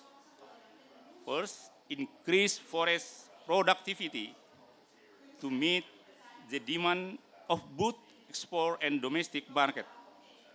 Second, increase non-tax revenue from forest product. Strengthen business and environmental resilience through diversification of forest product as a mitigation and adaptation of climate change. Also, creates more jobs for people, especially those living next to the forest areas. Distinguished participants, ladies and gentlemen, the corrective policy steps, together with forest management reconfiguration, pave the way for a successful forest management, which has resulted in serious achievement toward landscape forest management. Some of them are: first, the decline in deforestation. Second, forest and land fire management. 3, peat management through the moratorium on the utilization of peatlands, water management regulation, and implementation of canal blocking and the site level. 4, granting the access rights of forest to community through social forestry.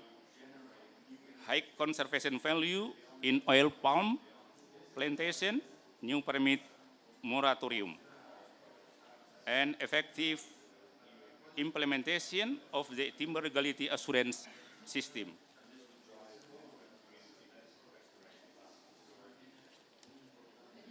Distinguished participants, ladies and gentlemen, the difference between forest management before and after Law on Job Creation number 10 of the year 2020, before there are timber-oriented, single permit for activity, and land use is less optimal, low forest land value.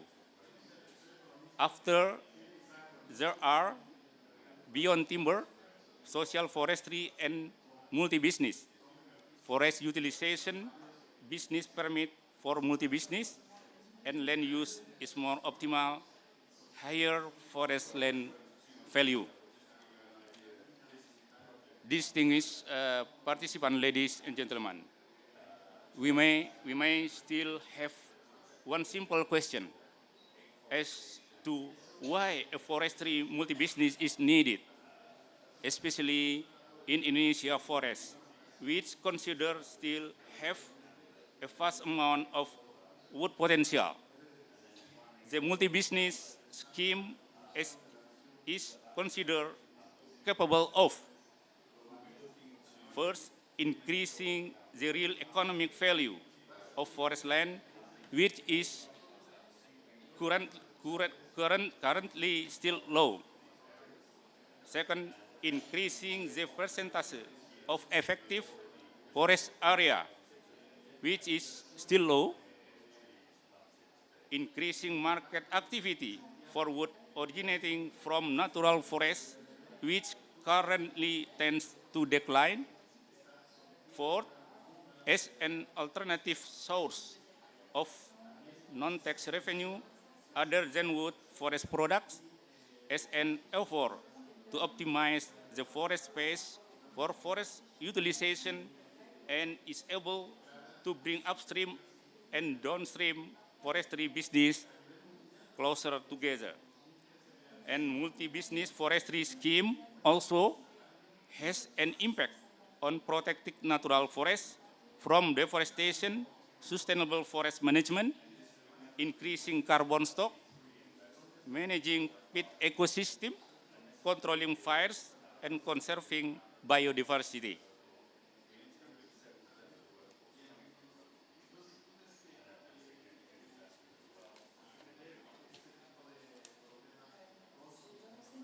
Last, there are still a range of opportunities for the development of sustainable forest management practices in Indonesia. Some of these opportunities including: one, first, forestry multi-business must produce the first product derived from utilization of timber forest product, non-timber forest product, and environmental services.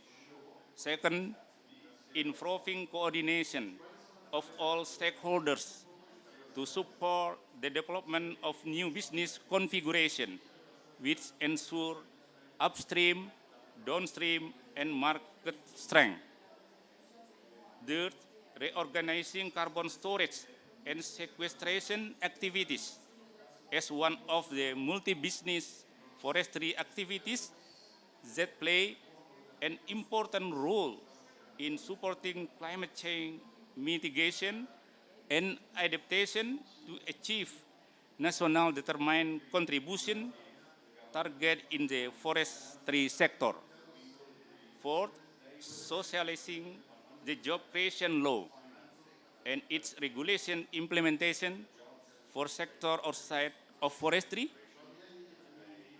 like agriculture, statistics, industry and trade, finance, etc., and many more.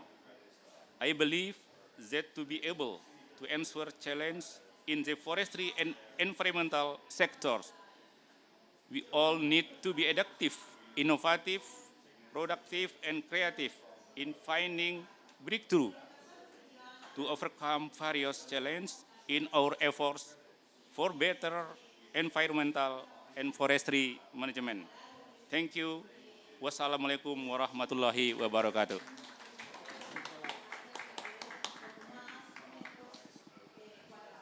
Thank you, Pak Wenda.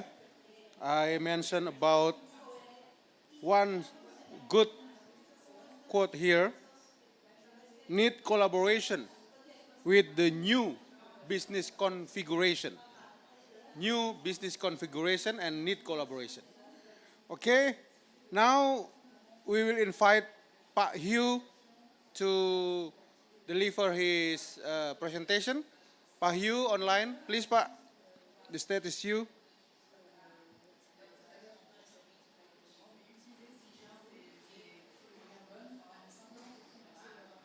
Pak Hugh, still online? Online, and can you hear me? Oh yeah, okay. Please Pak, waiting for you. Great. I'll wait for the first slide to come up. Thank you.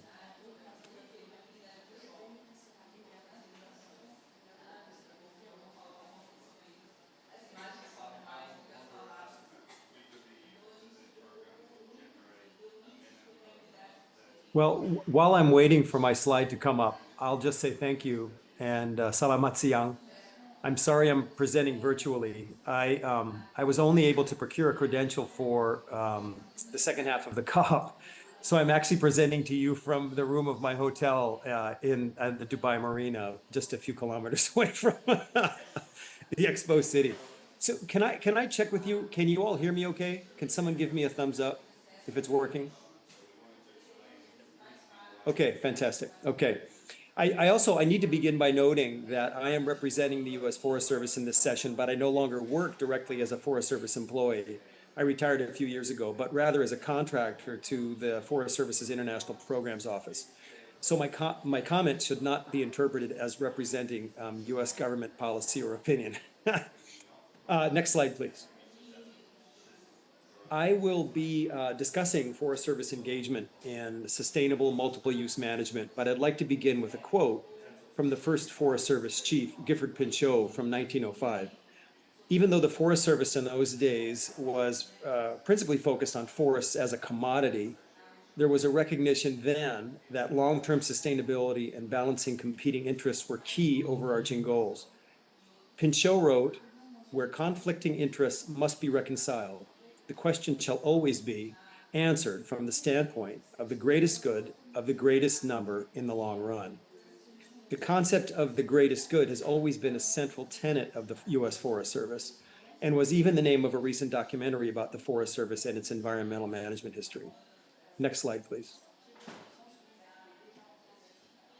Sorry for all the words on this slide.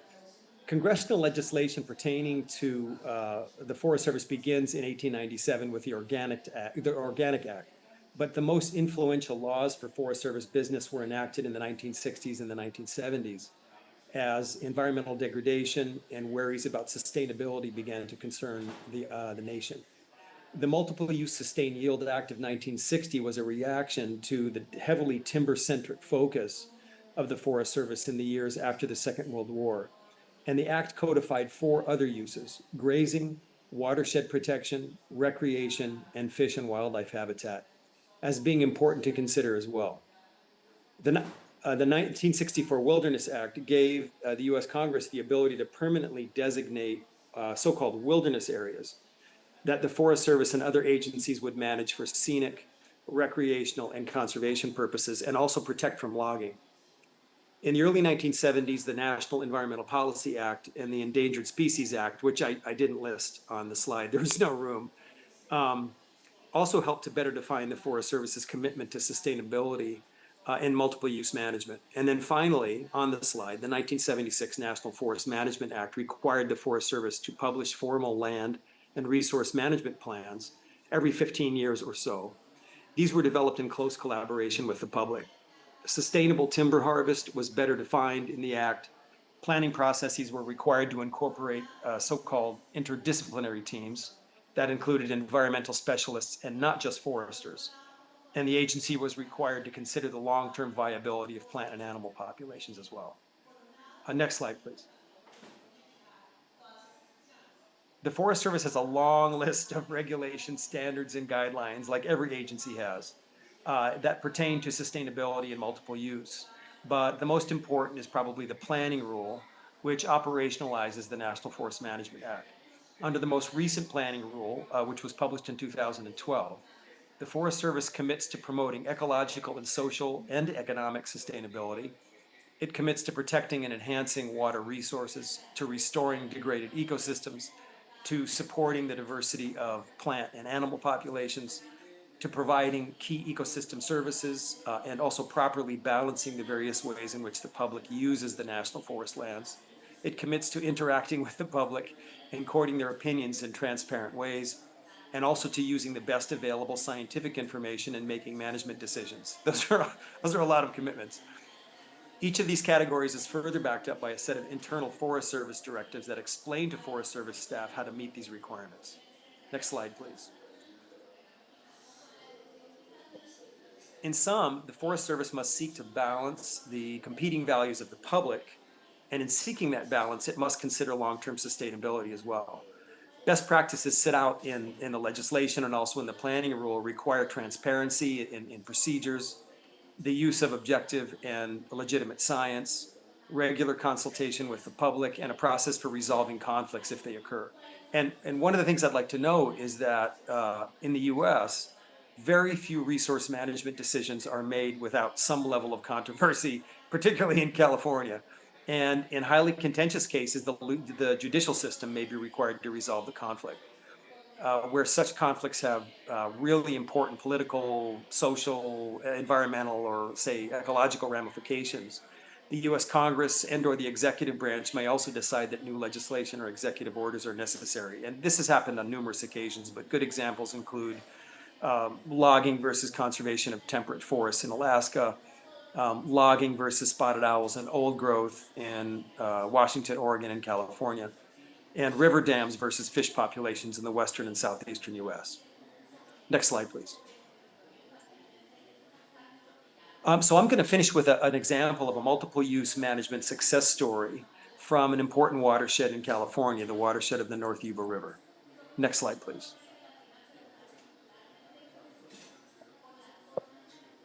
The Yuba River drains a moderately sized watershed northeast of Sacramento, the California capital. About 50% of the watershed is managed by the Tahoe National Forest of the US Forest Service. About 100,000 people live in the watershed, but millions of people benefit from ecosystem services provided by the watershed, most prominently water resources and also tourism and recreational services. Importantly, the Yuba River watershed is the only Sierra Nevada river watershed that has not experienced a huge and destructive wildfire in recent decades. Next slide, please. The Yuba River is a major provider of water for agriculture in the California Central Valley, which is also the most important agricultural area in the United States. The watershed is very important for biodiversity. It supports rapidly declining populations of salmon and steelhead, these are fish, as well as important refuges for the California spotted owl. Recreation use is really high. Recreation and tourism are major economic activities, and they support many of the towns in the watershed. The area was heavily impacted by mining in the 19th century and by extensive and intensive logging in the 19th and 20th centuries. Flooding is a major threat throughout the watershed, and an extensive network of dams controls flooding and water flow as well. Next slide, please. My case study focuses on the North Yuba River watershed, which is a little more than a third of the entire Yuba River watershed. This Forest Service map highlights another one of the important features of the watershed, which is the highly fragmented nature of ownership of land. On much of the landscape, square miles alternately belong to the Forest Service, the green areas, or to private owners, the white areas. This checkerboard pattern is a vestige of 19th century land disbursement policies of the federal government as it sought to settle Western lands, and it's a major challenge to Forest Service management. And I must say, it's also typical to quite a few forests in the Western US. Next slide, please. Here are some of the key threats and challenges facing the Forest Service and its partners in the North Yuba watershed. The landscape is highly fragmented. both with respect to ownership patterns, as I just showed, but also with respect to environmental conditions. Mercury and related toxins are at high levels in parts of the landscape due to gold mining, and severe flooding reactivates and redistributes these toxins. Forest in the watershed lost most of its large and fire-tolerant trees to logging, and fire exclusion has resulted in a very dense and very homogeneous forest dominated by small trees from fire-sensitive species. Risk of severe wildfire is very high, and it's growing every year. After loss of most of the valuable trees and the decline of the timber industry in the 1980s and the 1990s, most of the forestry-related jobs were lost in the watershed, and all of the sawmills in the watershed closed.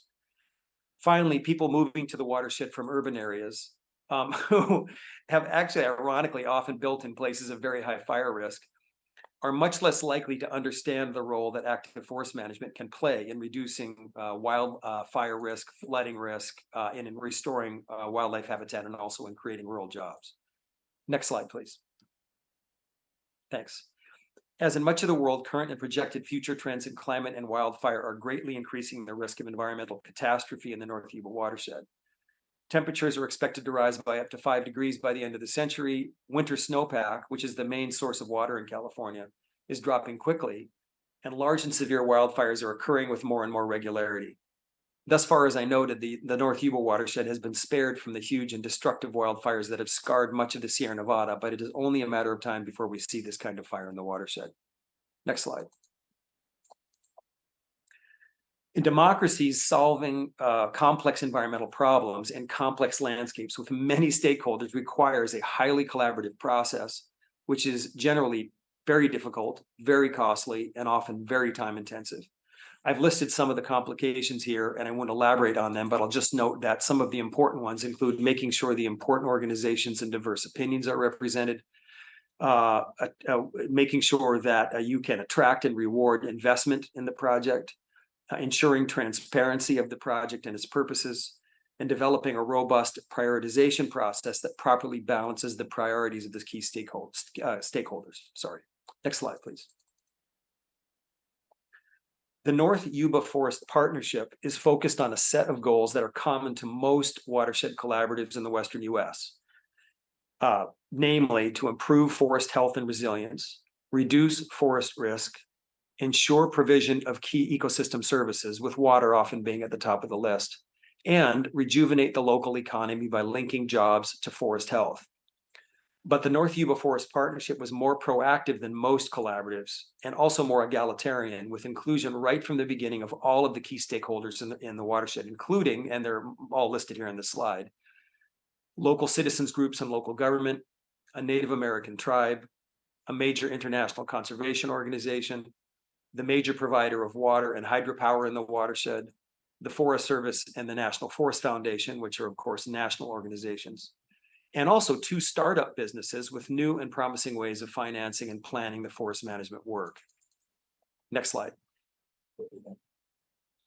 These 2 startups are Blue Forest Conservation and Vibrant Planet, and I've included the websites for both organizations. And for full disclosure, I should note that I am the chief scientist of Vibrant Planet, so it's a little bit of propaganda here.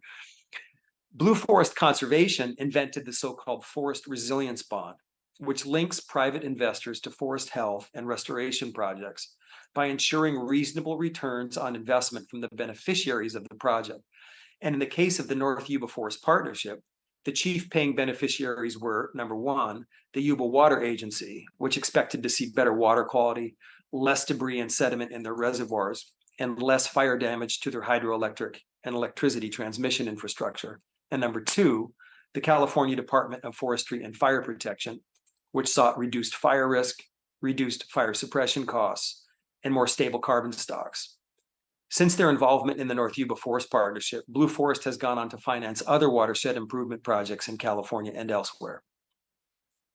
Vibrant Planet contributed the Land Tender Decision Support Tool, which considers fire and drought risk as well as ecological impacts of potential forest management actions, and permits project stakeholders to build scenarios of forest management activities based on their mix of priorities, which can include things like fire safety, asset protection, biodiversity, carbon, water, economic outcomes, and so on. The scenarios are optimized based on the calculated return on investment, and the results include recommended forest management actions and their locations and timing, costs and economic outputs, and positive and negative impacts on a set of ecosystem services, which include above ground carbon and are now being expanded to include water outputs and biodiversity as well. Since the North Yuba Forest Partnership Project, land tender has been adopted by the Forest Service to plan wildfire risk mitigation on many of its wildfire crisis landscapes across the Western US. Next slide. The North Yuba Forest Partnership is one of the best US examples of a successful collaborative effort to reduce wildfire risk, promote resource sustainability, and balance multiple uses of forest lands. Planning the project and securing funding took only 4 years to complete, less than half the time of comparable projects in similar watersheds elsewhere in the Western US. In addition, the inclusiveness and transparency of the collaborative process resulted in little controversy, and the project was not litigated by environmental groups or industry, which is a rarity for projects of this size in the Western US. The environmental analysis was completed in early 2023, and the record of decision was signed just this past July. Forest management activities are now underway, and because of the North Yuba Forest Partnership's record of success, the U.S. Forest Service has since decided to allocate a further $160 million for wildfire risk reduction and forest management in the watershed. At the same time, due to rebuilding needs in neighboring watersheds that were affected by destructive fires, but also to the promise of a rejuvenated forest product stream, 2 new sawmills have opened in the region, and these are the first new sawmills built in California in decades. These have created new jobs and will greatly reduce the cost of wildfire risk reduction and sustainable forest management in the central Sierra Nevada. Next slide, please. Next slide, please. Thank you very much for the opportunity to speak with you. Terima kasih. Terima kasih, Pak Huge.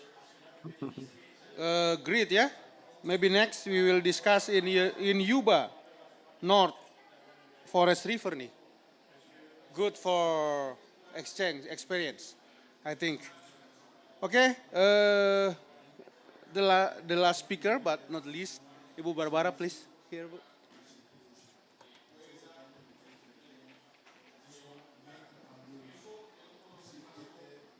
So ladies and gentlemen, thank you for the invitation to this very great panel of experts on forest restoration. And you know, now I'm bringing in the international perspective, international collaboration. I'm representing KfW Development Bank. We are one of the largest bilateral financiers of development worldwide on behalf of the German government. All we do is actually German cooperation with our partner countries abroad. And with Indonesia, we have a long-standing collaboration since 1952, so 71 years of collaboration on various aspects. And today, our partnership really focuses on common objectives, such as, we have heard a lot about them, the environmental protection, a call for climate action, but at the same time, sustainable development for Indonesia as a country. And KfW currently implements, on behalf of the German government, a portfolio of 181 million in grant funding committed to green and blue projects. And we have various approaches doing that. And in all of these approaches, we really focus on involving the government of Indonesia. There is a very strong alignment with the strategy you have, and we heard about this strategy, the FOLU Net Sink 2030 strategy, which you now pursue. But we also always try in our projects to involve the people living in those regions, because you cannot preserve biodiversity, you cannot go for climate action without offering a perspective to the people who live in these areas you're working in.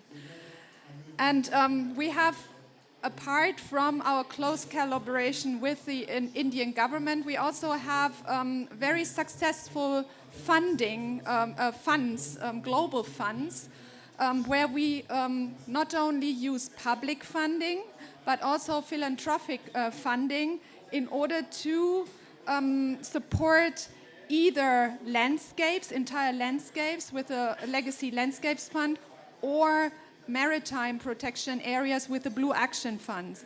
And both of these funds actually have in common that that the funds issue calls for proposals, and partners, including NGOs, can apply for funding and directly work with the local communities in order to implement measures in those protection areas. And the funding is long-term, and it supports the management of these protection areas, because sometimes we have the so-called paper parks. They are only parks which are on the map, but they don't have the funds to be really effectively managed. And these big funds, using philanthropic capital, they help in the long-term sustainability of these protection areas, and that helps them a lot. They have a long-term planning perspective. But now I would like to illustrate two examples which have this social component, which you also highlighted a lot, apart from the multi-business component, which offers various opportunities for the local population to earn revenues, but also the social component, making sure that everyone is involved. So since 2016, KfW has been supporting the government of Indonesia to implement the policy commitment which was issued in 2016 to actually designate 10% of the national state forest area to indigenous and local communities. And our social forestry approach helped in that, helped in preserving 263,000 hectares, which is only a fraction of the overall area, but it is definitely a good example for that. And we have supported Indonesia in numerous ways, not least by facilitating local communities to identify and prepare so-called village forest licenses, and to establish village forests. So there are 83 of them now during the first phases of the program, but there are more to come. And an additional area protected with the additional funding which is now provided.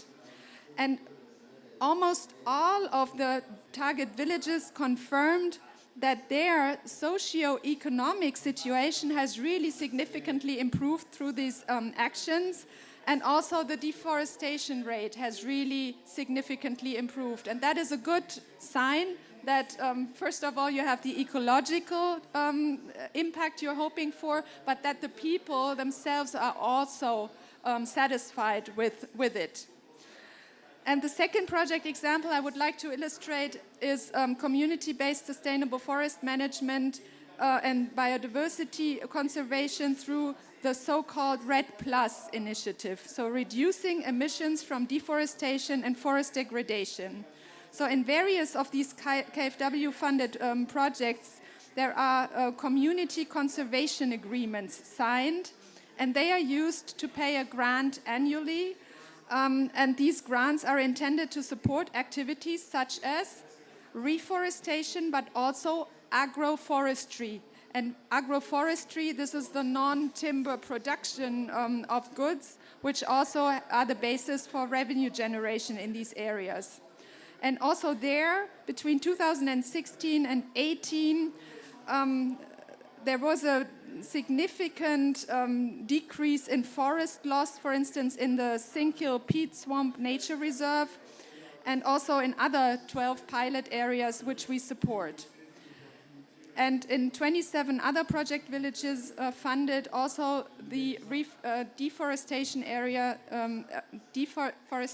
rate significantly went down. So I think this really illustrates that these projects are very promising in terms of results. And I would like to close by really congratulating the Indonesian government for taking this approach, because Indonesia has really succeeded in dramatically decreasing deforestation rates overall, and that's an example for many, many other countries which have a very similar challenge. And it's a great gift you give, because you foster, you hold so much of biodiversity, which is so important globally, and also a large share of tropical forests overall. So thank you very much.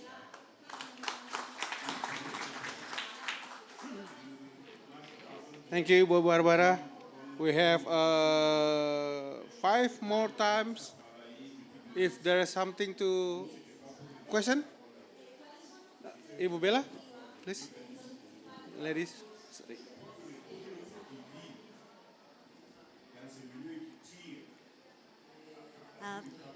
Thank you, Pak Moderator. I have one question actually to Barbara. Hi, Barbara. Isabella here. Yeah, thank you so much for sharing with us the fundings made available by the German government.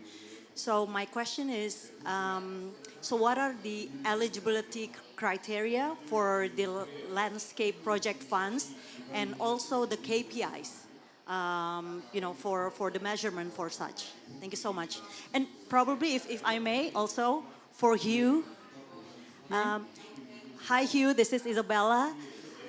Thank you so much for sharing with us the example of North Yuba project. However, could you also elaborate on the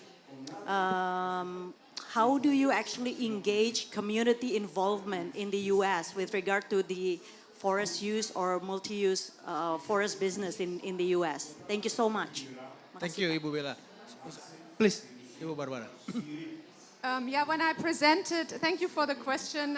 When I presented the project examples, I said a couple of times that we really closely observe the development of the deforestation rate. So we compare that with other areas, and we have we have access to geodata supporting our expectations when the project is being implemented. So that's one thing. But then on the other hand, also certain KPIs are regarding the social well-being of the population which lives in those regions. It's the combination of these social as well as ecological KPIs which are very crucial.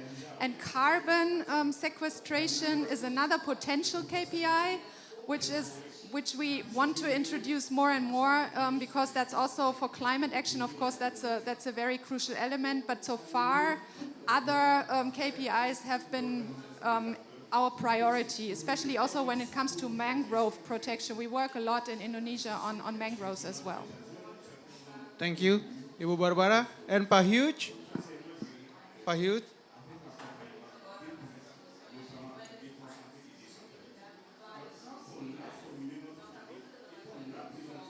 Pak Hugh, are you still there? I'm still here. Okay. Ladies and gentlemen, I'm so sorry because of the limit of the time. Maybe now we still have, Pak Hugh, sorry. Please, Pak, please. I'm because here. After that, Pak, closing remarks for Pak Director General. Please, Pak Hugh. Thanks so much. So thank you for the question. It's a great question. And what I found, I work in a lot of countries internationally, and one of the main things that one has to develop is a general environmental ethic and concern within the population, such that people stay attentive to actions of the federal and state governments. I can't speak for Indonesian law. I don't know exactly how it works. But in the United States, an agency like the Forest Service has a specific number of proscribed steps it must go through in order to gather public input and collaborate with the public. And that includes publishing notice of all planned forest actions in the Federal Register, publishing that also in all local newspapers, and reaching out to all of the organizations which have registered as concerned organizations and individuals. And so when that happens, then there are certain processes in the environmental analysis, the steps that we have to go through for environmental analysis that require us to work hand in hand with the public. The big thing to understand, and I'm sure you know this, is that once you engage in very high levels of collaboration, it will slow everything down a lot. It will raise the cost a lot as well. And in the US, individuals and organizations have many opportunities in the process to stop or slow the process or to even litigate the process. I think it's probably a lot more than most nations have, and it can make a lot of this stuff very, very long. Anyway, I'll just say that those are some of the examples of how we make sure and maintain contact with the public. Thank you, Pak Hugh. And now, ladies and gentlemen, I want to welcome Pak Dr. Agusius for closing remarks.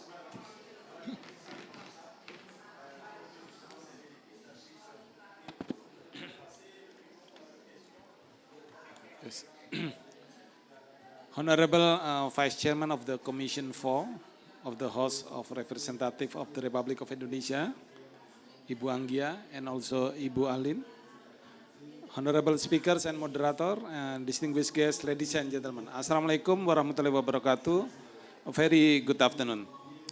We have to come to the end of this session, and I believe the presentation and discussion are fruitful and enrich our understanding, especially on the forestry partnership to support forestry landscape management in optimizing forest land productivity.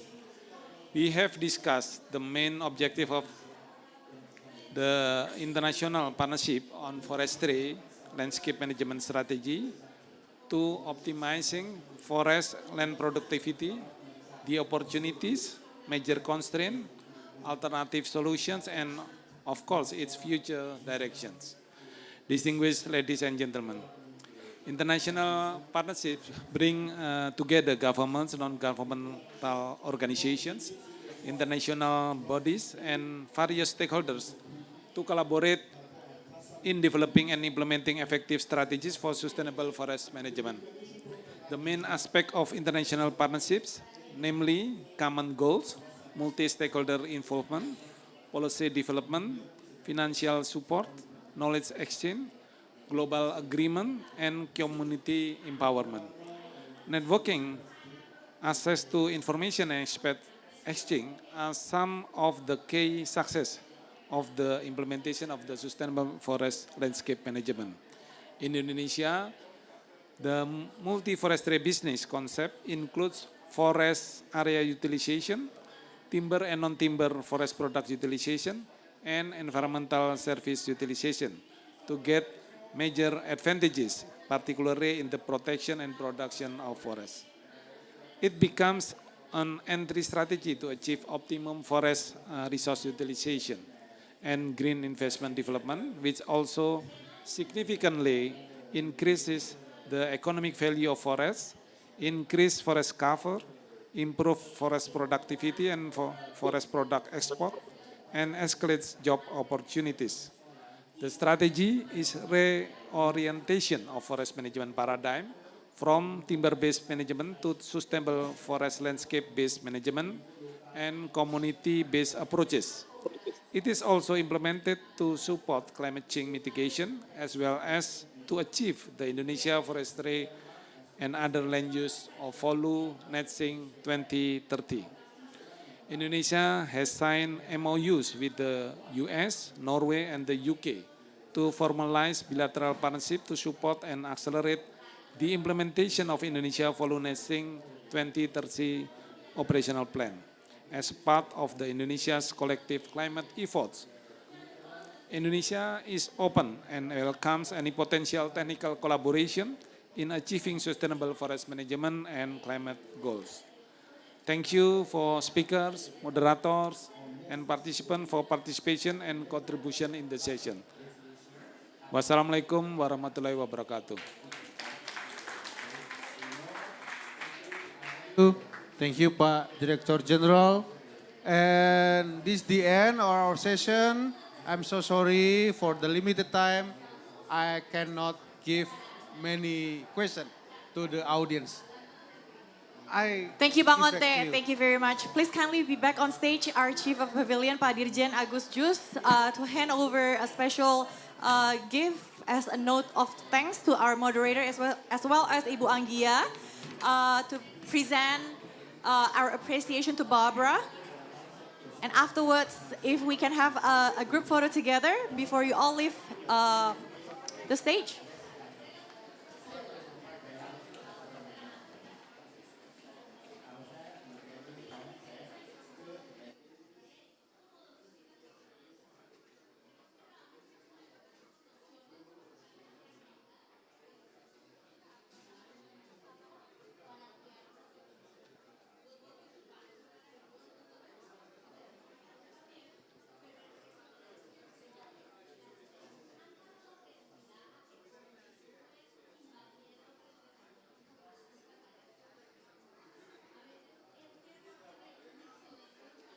Okay, that's all for today. Thank you very much for your participation. Thank you, Barbara, for your ongoing support.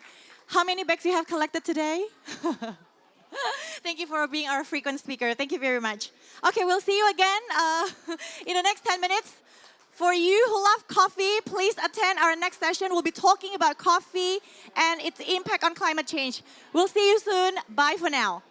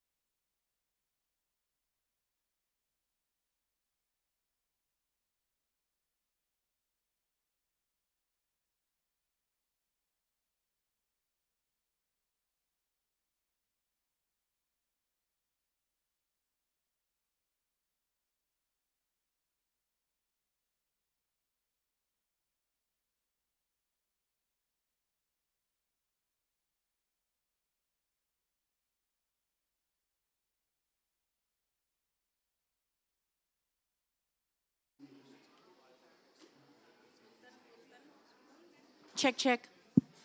Hello, everybody.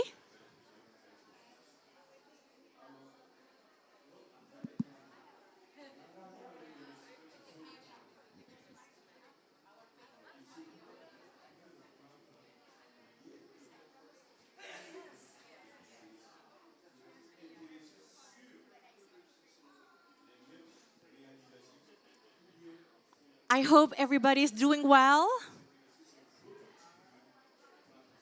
And it's truly a pleasure for us to have some important person in our audience today. Thank you, Ibu Kartini Sharif.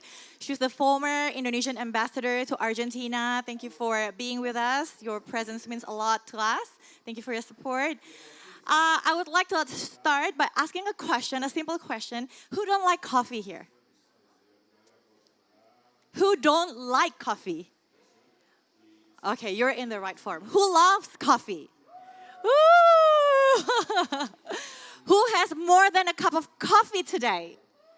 Wow. Well, in fact, coffee indeed is one of the most, actually the most popular beverage in the world. But on the other hand, having said that, coffee is a climate-sensitive crop. And due to climate crisis, national coffee production is at risk. So today, we will hear some discussions around what are the potential opportunities for joint climate actions in the context of coffee production, and what are the challenges of sustainable coffee production amidst the climate crisis, and what are the innovation and best practices within the coffee industry in response to climate action and climate justice. So to commence the discussion, please welcome the Executive Coach and Mentor for Climate and Sustainability Action, and she's also the Director of Climate Reality Indonesia, Ibu Amanda Katili Niode.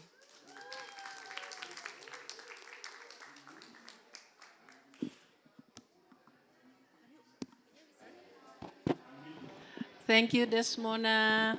Welcome, everybody. Thank you, Dr. Kartini Sahrir, Ambassador Kartini Sahrir, one of Climate Reality Indonesia's patrons, and also Climate Reality friends. Thank you so much for coming. And we will have free coffee later, specialty coffee. We have a barista here. So I would like to invite the barista to come up. Rinaldi Nur Pratama, he will introduce himself later. And our youth, Aldira Sucipto.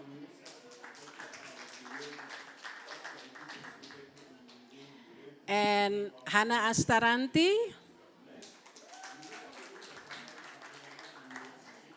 And Leila.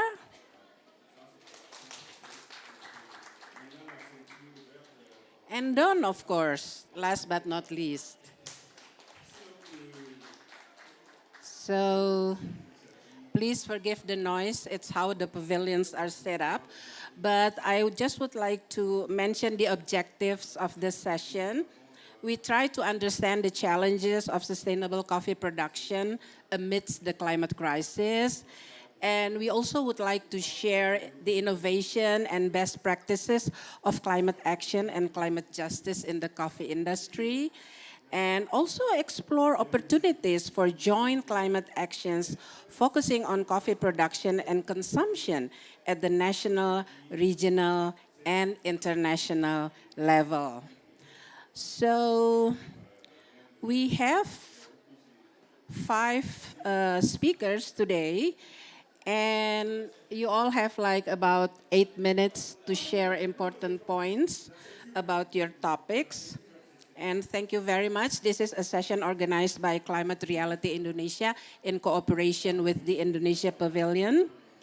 First, I would like to have Leila, if you can please introduce yourself and what is Rainforest Alliance.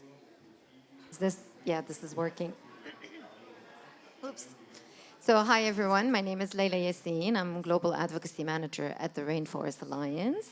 So the Rainforest Alliance is an organization, is actually an alliance of different stakeholders. We work with the private sector, with with local communities, with producers, CSOs, and the idea behind our work is really to tackle what we call the triple crisis, which is the climate crisis, biodiversity loss, and livelihood.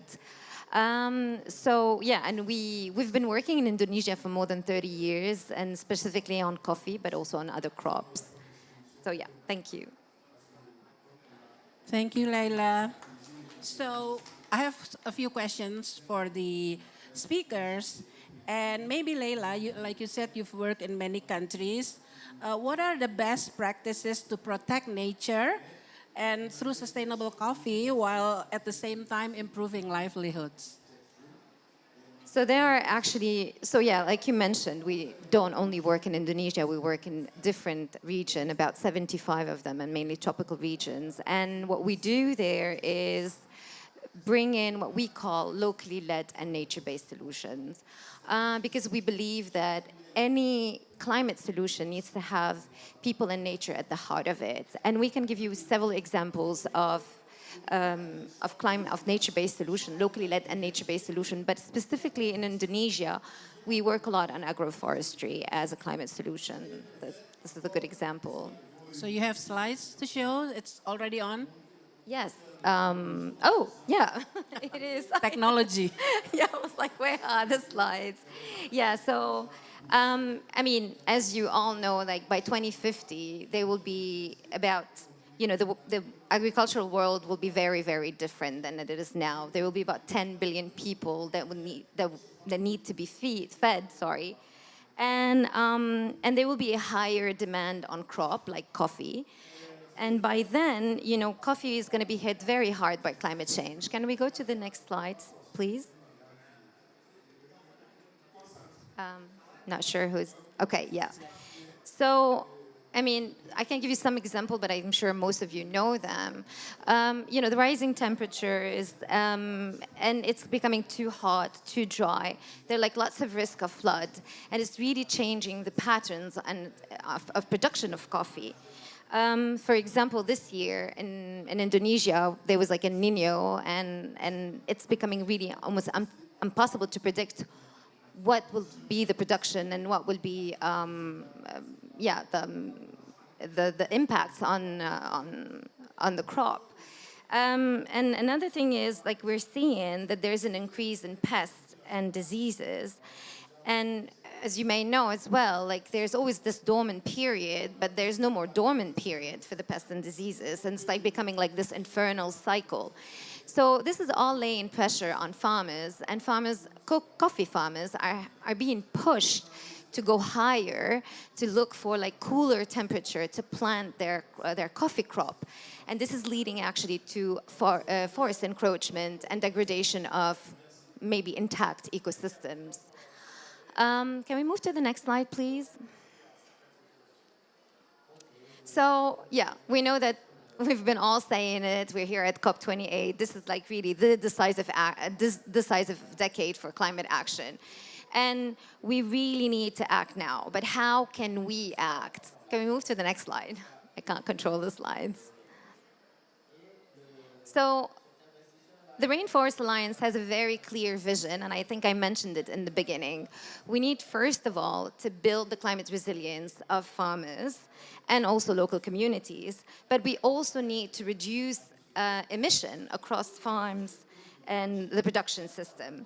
Because as I said, every climate action, in our opinion, in our vision, and also from our experience as Rainforest Alliance working in Indonesia, but also in other countries, every climate action really needs to embed in it both nature, so conservation of nature and restoration of nature, but also people and what are the needs of people. So maybe if we can move to the next slide, I'll give you a better idea what we mean by locally led and nature-based.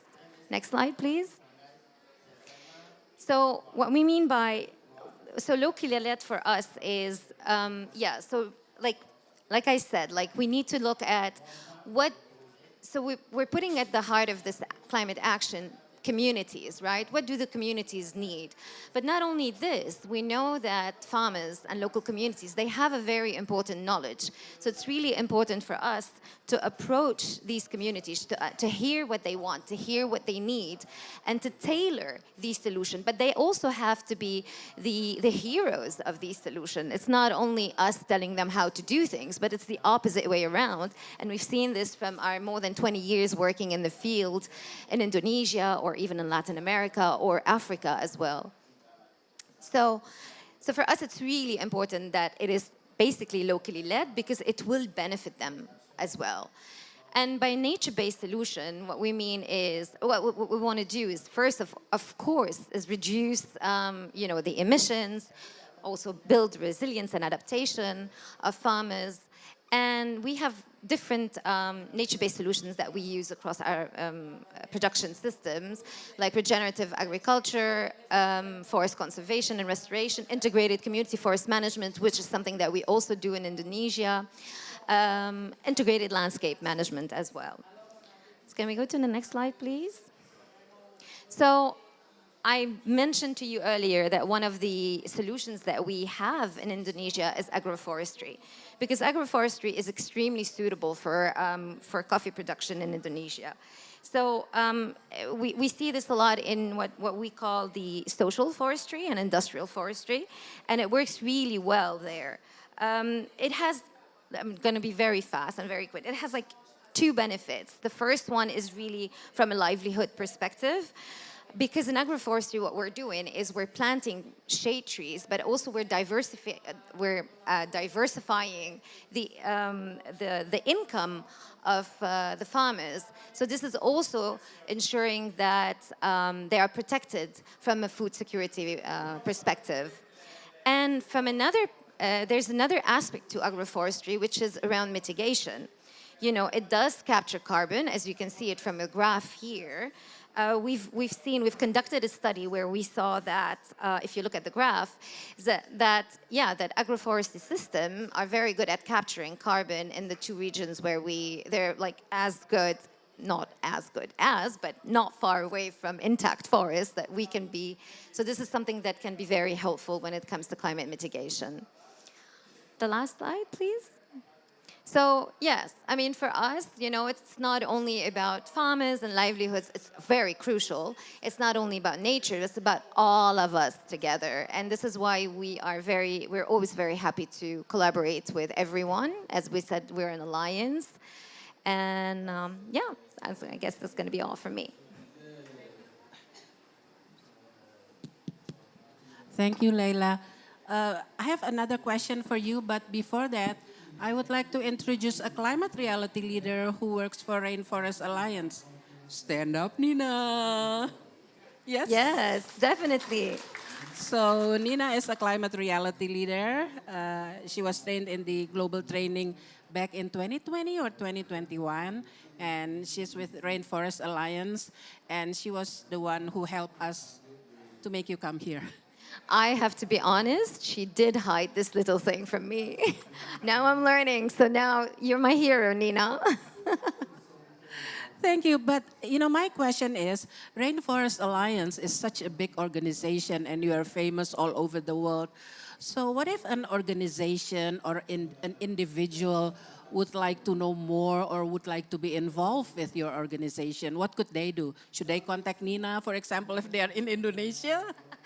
Well, I'm sure Nina would be always happy to meet them. No, there's different ways. I mean, it depends who wants to get in touch with us. Of course, if you are an NGO that works on the ground, you can always reach out to the regional offices to see what is it that we're doing. If you're working with local communities of farmers in coffee, that's always a good way. Farmers also know where we are and how to reach out to us. But as an individual, what you could do is actually encourage Indonesian farmers and the companies that source from them by buying our certified products, which we find the little green frog on the back of your coffee. This is a way that you can engage. But you can also go on our website, donate. We always have some campaigns. Now we have a big campaign called We're All In, and I do encourage you to watch it because it's a nice one. Thank you. Let's give a big applause to Leila. Next is my boss, actually. Don, Don is the international board member of the Climate Reality Project. We have some climate reality climate reality leaders as well as officials from the headquarters. Thank you all for coming. Don, please introduce yourself. Thanks so much, Amanda. So Don Henry from the University of Melbourne.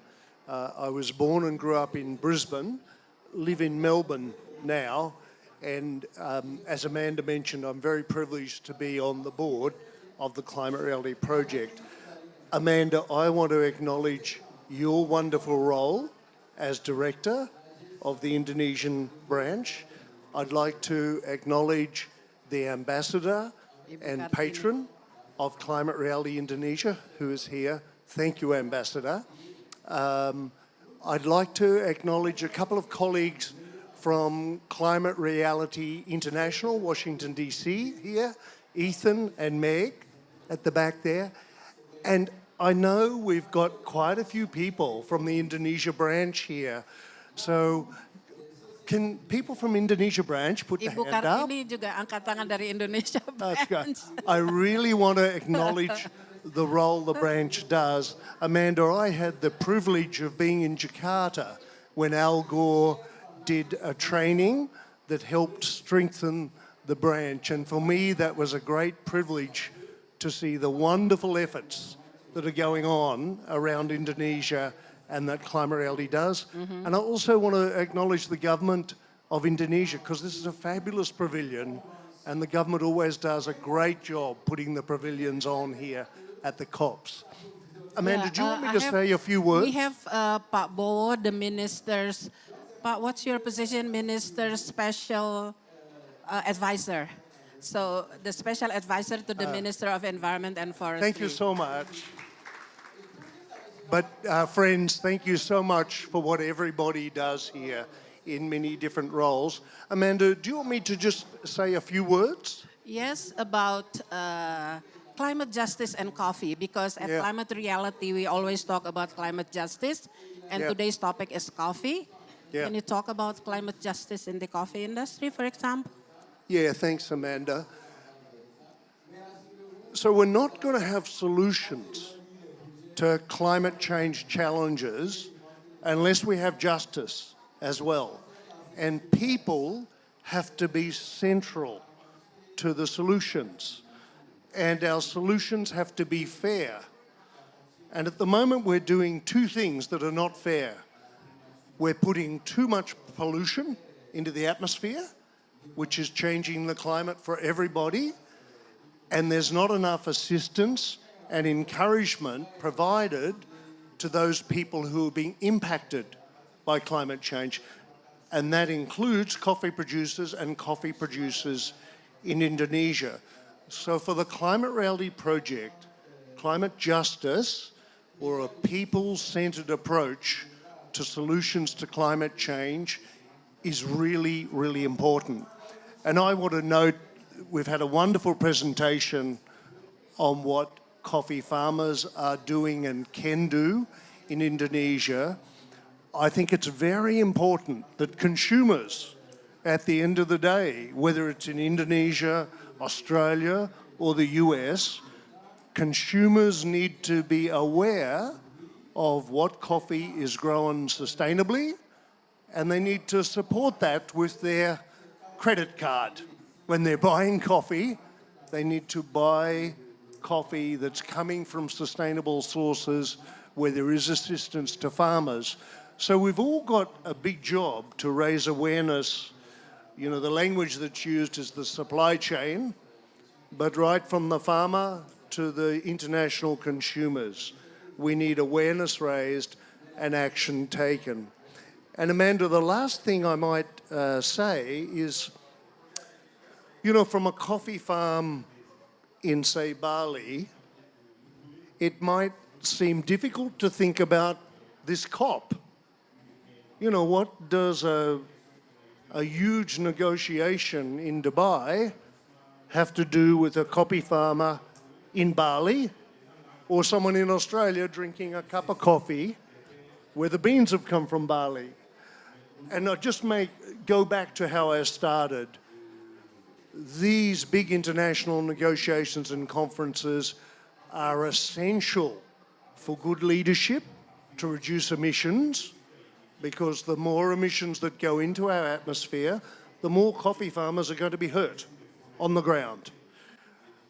But they're also really important to encourage finance and solutions right through to coffee farmers on the ground. So I just wanted to make the point, we've all got a strong interest in the outcome of these international negotiations, but at the end of the day, it has to benefit people on the ground.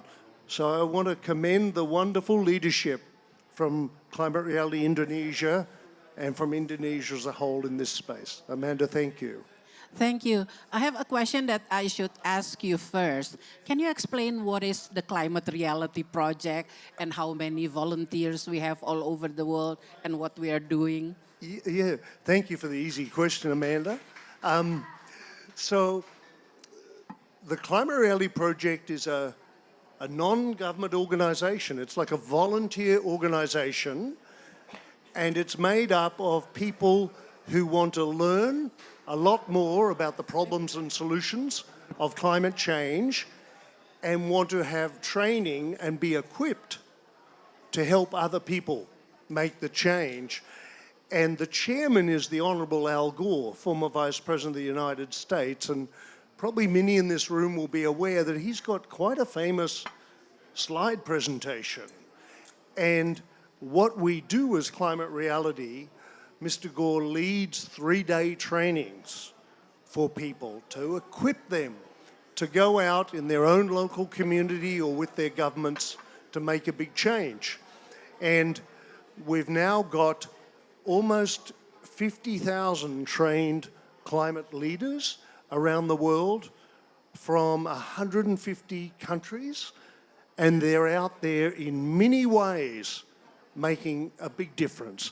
So the idea of Climate Reality is to really help you make a big difference in how you live and your own spheres of influence.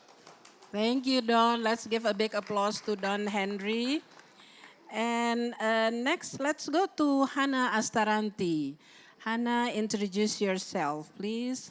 Okay, thank you, Ibu Amanda. Hi, everyone. Good afternoon. It's so nice to see everyone here.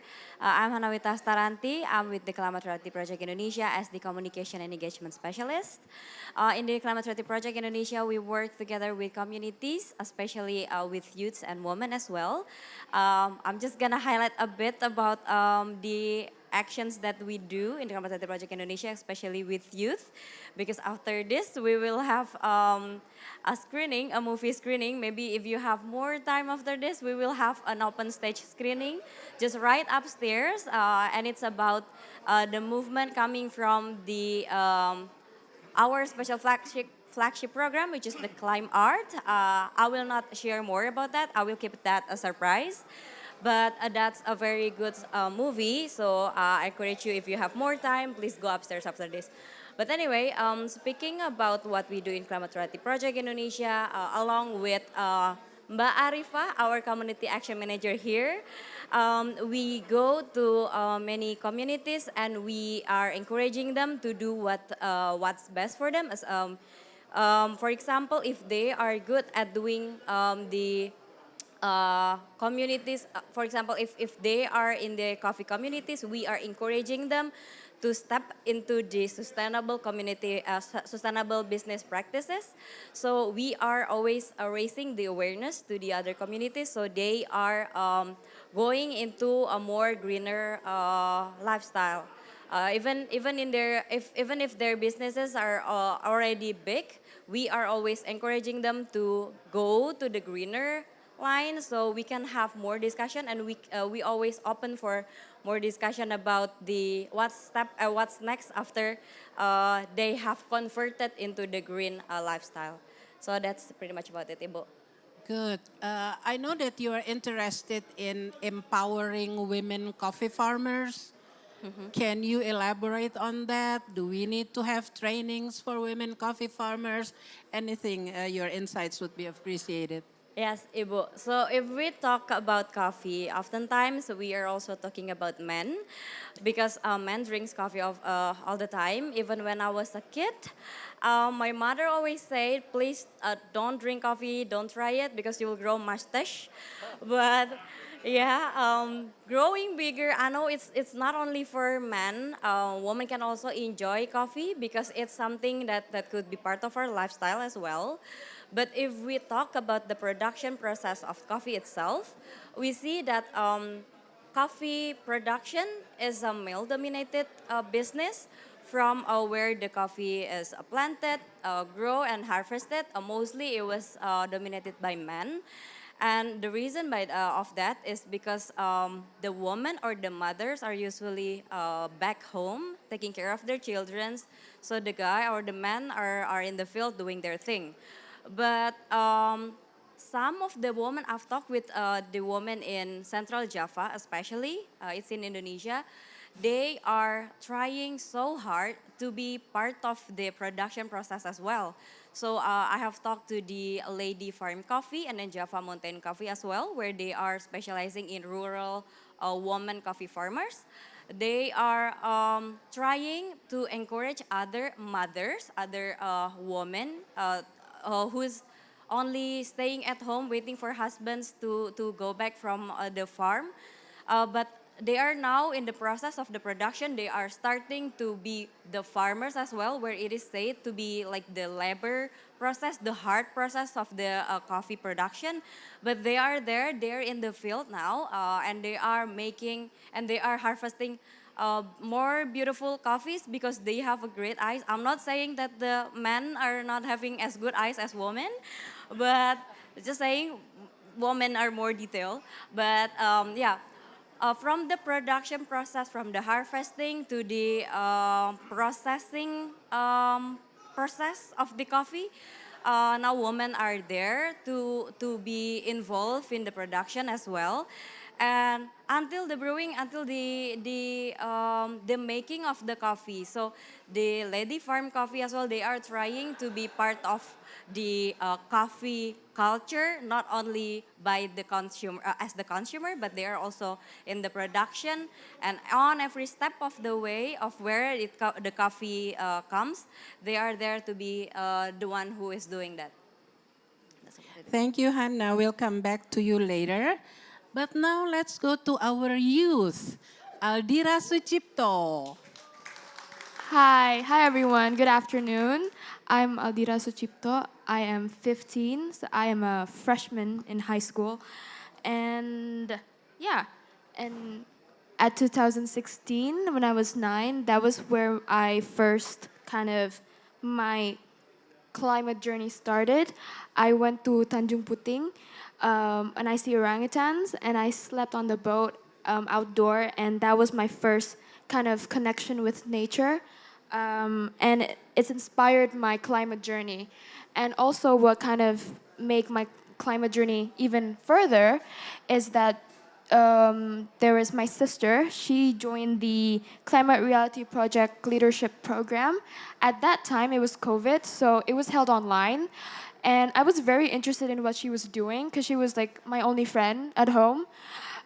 So I just follow her around and I asked her, what are you doing? And she said, oh, I am learning about climate change. And I was like, what is that? And I just started following her and joined the final project topic, like a little reason for me to step in and learn more about climate change. And I'm really happy to take that as my project topic because I learned a lot more about climate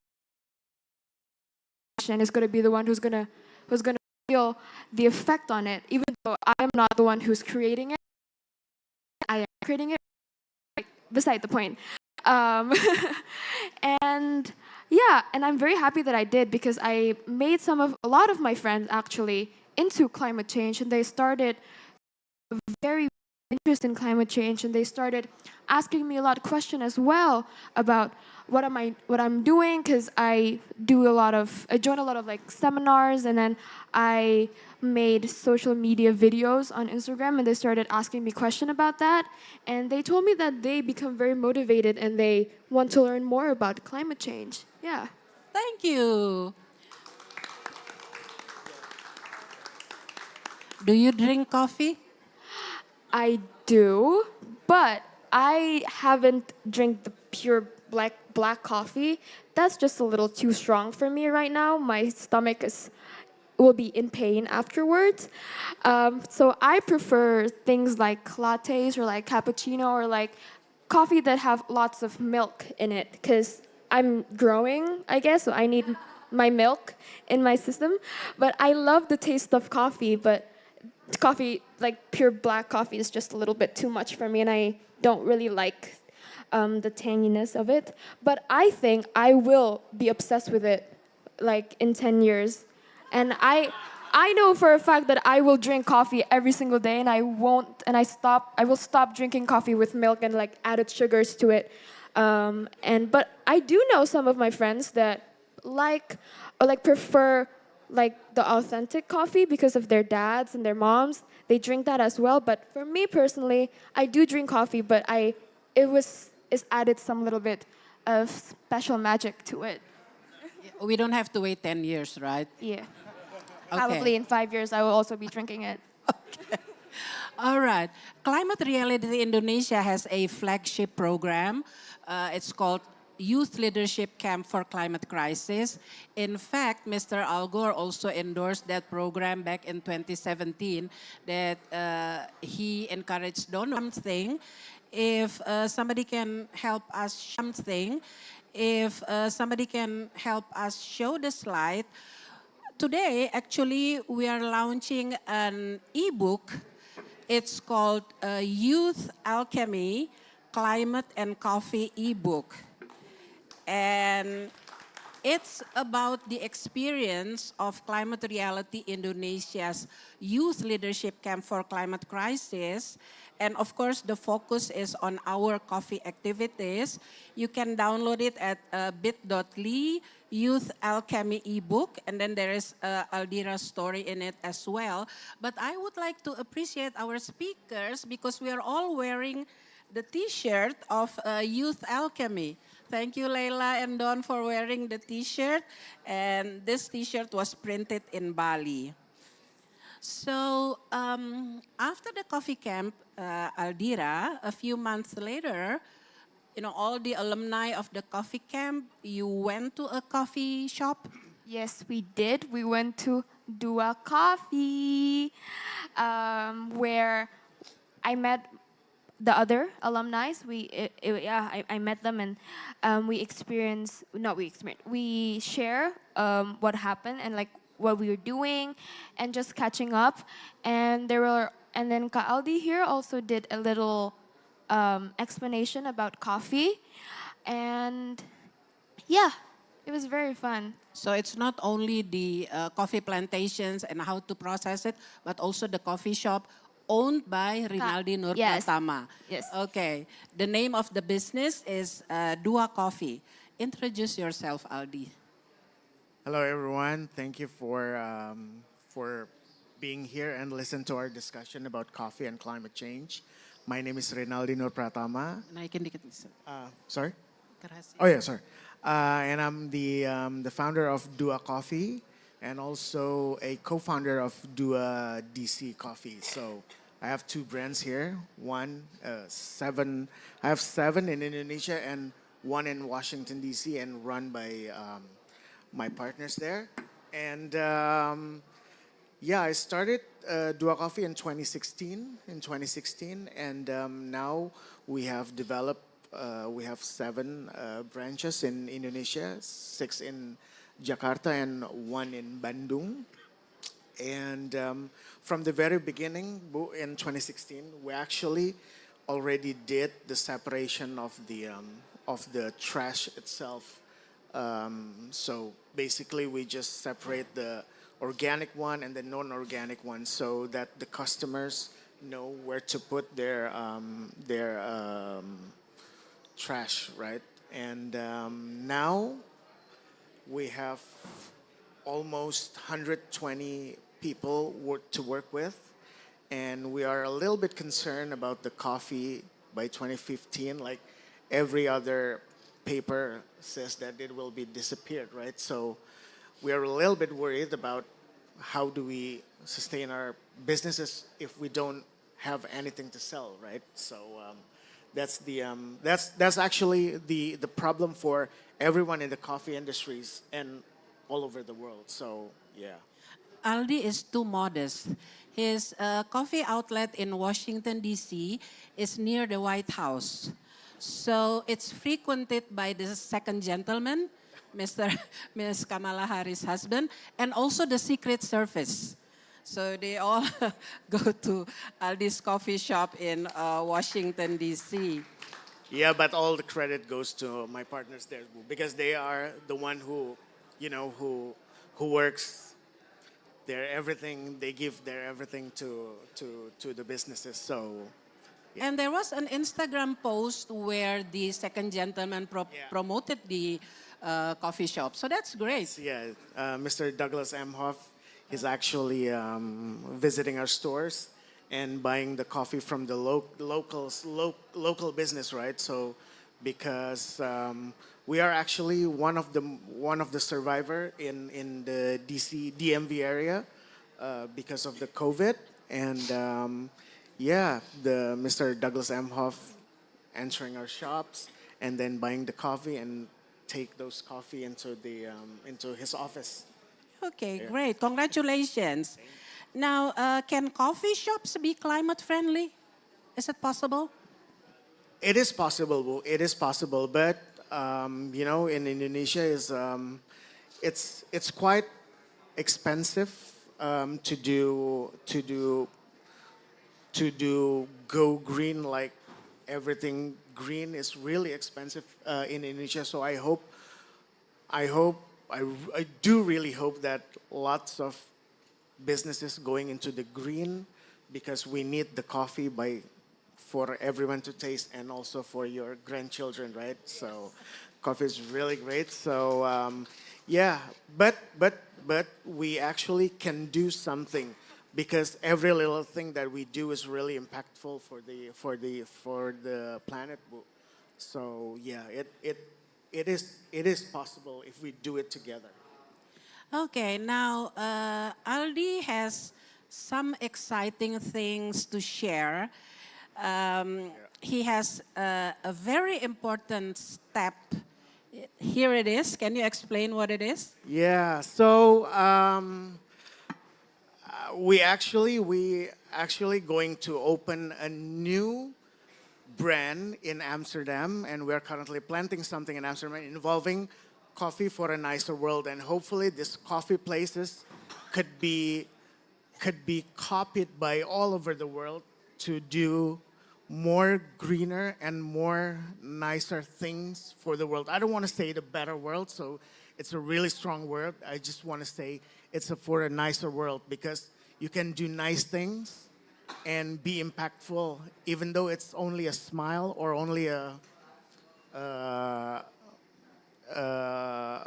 wave of a hand, and the brand will call Heyo. So Heyo.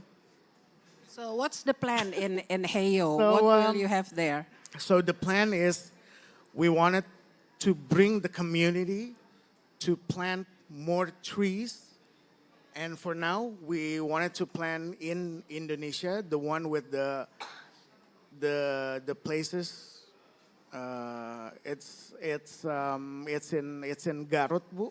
West Java. West Java in Garut. They have a landslide problem, and then we really needed to put more trees in it and become a reforestation area. And it's actually, Leila, we work with one of your coffee producer, Classic Bean. So, yeah.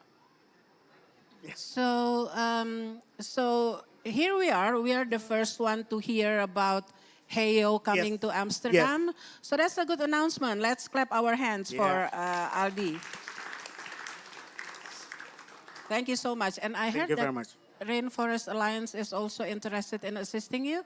Hopefully, Leila. Hopefully.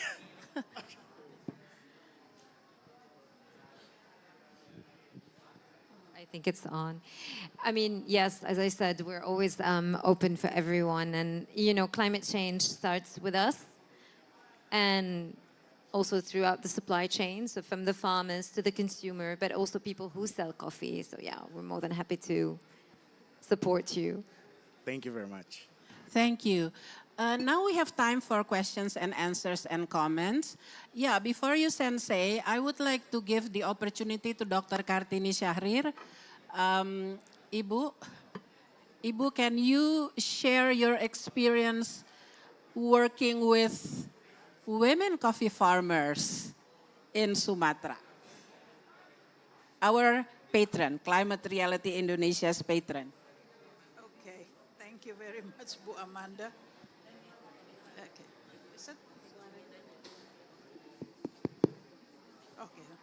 Okay. I joined Ibu Amanda's team at the time to North Sumatra, where the women there planting coffee, yeah, and very interesting to see, especially during COVID, when we thought everything will stop. No, it didn't happen. They still working on that coffee, and they do also understand what is happening with the situation at the time. And by the time we also remember, Bu Amanda, why don't we do, the Zoom? Okay, do Zoom. Okay. There is a quantum jump at the time from seminar into Zoom time. That is something, make tremendous effect to this woman, not only to them, but also to us. For these women, they are so proud of that they can communicate with us through Zoom. That kind of technology for them, not only something new, but it's kind of to respect them, that they will be part of advanced technology. Yeah, that is something, we never thought about that. We just thought that we need to communicate with these women, this farmer coffee, okay? And they accept that and look at us as if this is it. We are part of this whole things, the process of coffee.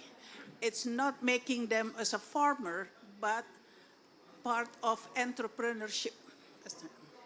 So this is what is happening that I follow to see them at the time, okay? And they learn how to integrate between planting coffee and how for the nutrition for these women, yeah, how to make them and their children healthier, how to, proceed the whole coffee, yeah, they learn it, and we also include that. That's a famous chef. I forgot that name. Chef Ragil. Chef Ragil, yes, that's a chef. Came there several times. We invite him, meet the farmers, and he teach them how to make the coffee for one. I also learned that a lot. That from this coffee, then one of the seed of the coffee, the fruits, you can have so many things. Mind you, you can have cookies. You can use it for peeling. You can use it for everything, you name it. And for them, then we ask them with Ibu Tantri, yeah, for 13 weeks. Mind you, 13 weeks of training with them intensively for them to learn how to do this, to manage a coffee, including for the finance, everything. 13 weeks, 3 weeks, intensively. So we think that during COVID, when people thought that they have to stop working, no. They, got something, we learned something from them, they learned something from us. So for us, from my experience in North Sumatra, I think women is always in the front, what is that? For the food security of the family, of the community. Yeah, that is what I learned from the coffee. Yeah. I love coffee so much, but at this moment I have to stop drinking coffee. Sorry. Yeah. But only for a moment. Yeah. Thank you. Thank you, Ibu Sensei. Please, I know you, but please, can you please introduce yourself to all of us? Thank you, Amanda. I'm from the Japan Hokkaido University, named Osaki, and we collaborate a long time. She was under the DNPI, the climate change. National Council on Climate Change, something. Yeah. And so we are focusing at the time the peatland management. And so under this program, so also she has some community program, and asked me to how to manage the peatland. And one idea, introduce the cash crop. The one is coffee and cacao or something, maybe agroforestry system or so on. And so under this program, so we developed a very excellent the management system in very high water table conditions. And in this condition, normally, you know, the oil palm very difficult to grow and reduce the water table and apply the huge amount of chemical fertilizer. It destroys totally the environment. But we apply the high water tables and something organic compound into the back and only put on the surface and no need to reduce, and the root coming up and so grow very well, stimulated half years, and the productivity come to the doubles. And so using this the technology, so if apply the coffee or some the cacaos, so maybe the water condition if controls. So now so very serious the climate change. That is mainly the dryness, but it's difficult to control the dryness in the areas. But if we control the water tables in the peatland, the wetness also keep. And so this technology applied, nutrient to some activate by using the mycorrhiza or so on. And so maybe I believe the productivity is okay, and something the quality also. It's okay. And so the next year, I start a JICA project in the peatland, and so if possible, to collaborate. And so I want to know what is the key, the limiting factor or the problem if want to the coffee or some another into the peat. Do you have some ideas? Could you suggest to me? Thank you, Sensei. Osaki, he's a real scientist. He did write lots of scientific paper. But I know that there are coffee growing in peatlands, but can any of you talk about the issue?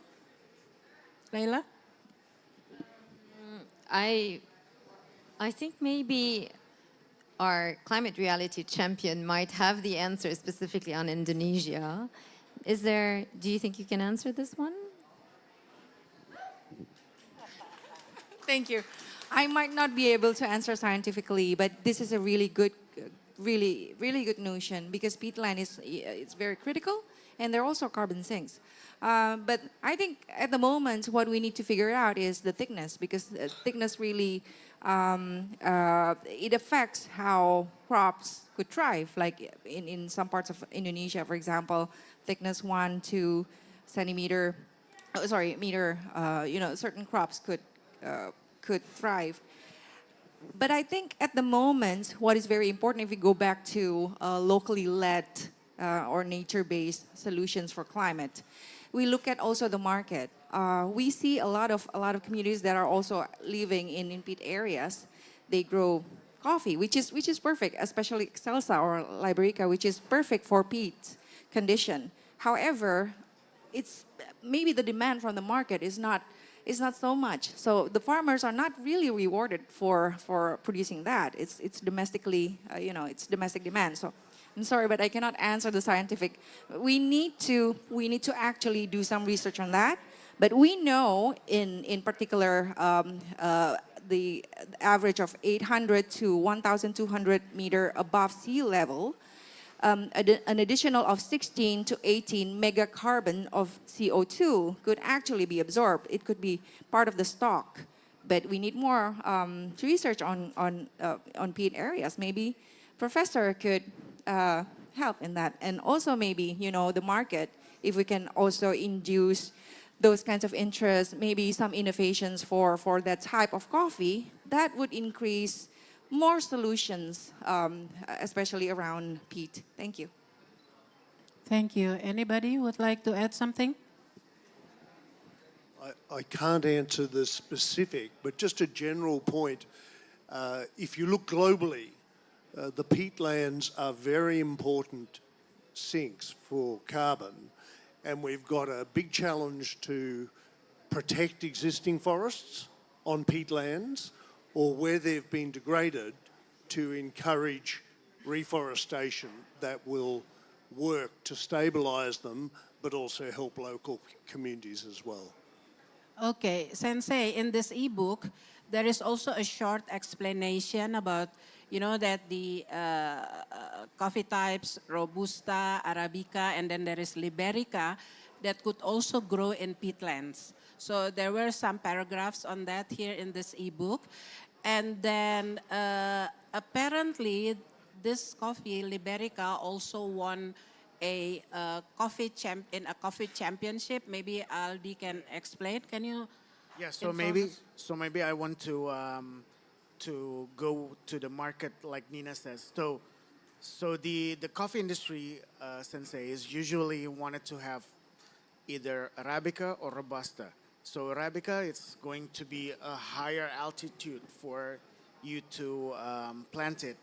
And with the climate is getting hotter and hotter, is usually we cannot do farming again in the higher altitude. So now in the coffee industry, we are actually getting into the Robusta and also the Libericas because that's, if the climate is getting hotter and hotter, so we are going to be, there's no more Arabica. So now we are going into the Robusta and Liberica. And actually Liberica, the barista champions, I forgot it's where he came from, but he wanted to blend the Arabica with Liberica. So now it's, we need to have, we have other coffee rather than Robusta. So, rather than Arabica. And because Arabica is really flavorful. I don't say that Robusta is not flavorful. I don't say is that Liberica is not flavorful. But Arabica has so much flavor inside of that cherry. So if we cannot have that by 2050, it's really heartbreaking because your grandchildren cannot taste the sweetness, the fruitiness of those coffees. So, yeah. Thank you. Could you give some advice for managing the coffee in the peatland? And also, you say the peat is very important carbon sink, but already in Indonesia, the 6 million hectares is disturbed. So how to rehabilitate or conserve this system? One is maybe apply the high water table technology and using the application system, which is good for the oil palm or some commercial tree. But the local people should to use some another, to choose some another more high cash crop coffee or something. So we try to introduce this kind of system for the conservation of the peatland. We'll have a special session on that. Yes. We can also work with the World Coffee Research. Yeah. There is a branch and office in Indonesia. Yeah. But right now, I would like to ask you, what's specialty coffee? So specialty coffee, basically, you have a point. So the lower point should be 80, and those. How can we get those point? It's by the Q Point? grader. Oh, Q grader, okay. So Q grader. So yeah, that's the. That's so specialty 80 and above is called specialty coffee, and then 80 lower. Oh, it's based on the Q graders assessment. Yes, Q grader. All right. Any more questions or comments from the audience? We still have time. Yes, Ibu Elim. Okay, thank you for the time. My name is Elim from APP. Just want to inspire. Just now, Rinaldi said that you want to how to achieve climate action in terms of your coffee shop. So I just want to offer that we produce the coffee cup. The paper is basically no plastic at all, and then is 100% biodegradable. And some of the coffee shop in Jakarta also started to use our paper cup to their coffee shop. So because of, we also commit on the reduce 30% of carbon footprint within our supply chain. So yeah, maybe you can start with the small thing to your coffee shop to addressing the climate change. Thank you very much. Thank you very much. So maybe I can. Please. So that's the. As I mentioned before, because it's really hard to do 100% organic coffee or green coffee businesses. One of the small things that we do is actually we change our packaging into the reusable one. So every purchase, we gave them information that do not throw out this coffee cups. And then because it can't be reusable at your home, so don't. That's the simplest thing that we do at our Dua Coffee cafe back in Indonesia, and also we don't throw away our coffee waste because it can be used for the fertilizer for our own plants, at least at our own cafe, because if we open another cafe, we don't buy it, we just cut it from what we have from the coffee fertilizer, and then we put it in our new cafe. So that's the basic thing that we do actually to do action for the climate. Let me get back to Leila. You know, in your work or in Rainforest Alliance work, do you work from end to end, you know, the plantation down to the coffee shop, or do you specialize on the coffee farmers only? No, as I said, I mean, that's a question that comes often. You remember what I said is that we're all in, and that's how we really look at it. It's like really the whole supply chain, so from the farmer to the consumer. Is it that we work... So do we work with coffee shops? And let's not say coffee shops in Amsterdam. Do you remember this one?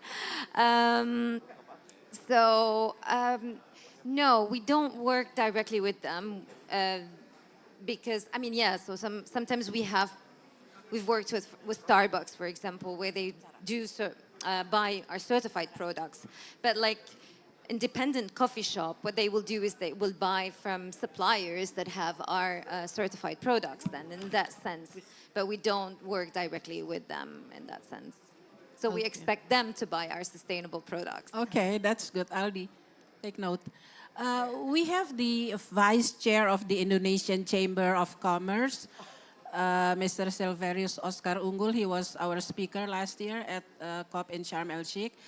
And you have comments on coffee and then, you know, forestry business and all those kinds of things related to coffee? Thank you, Bu Amanda. Yes, of course. So in Indonesian Chambers of Commerce, we call it Regenerative Forest Hub. So we want to expand our forest. So in Kadin members now, we have forests.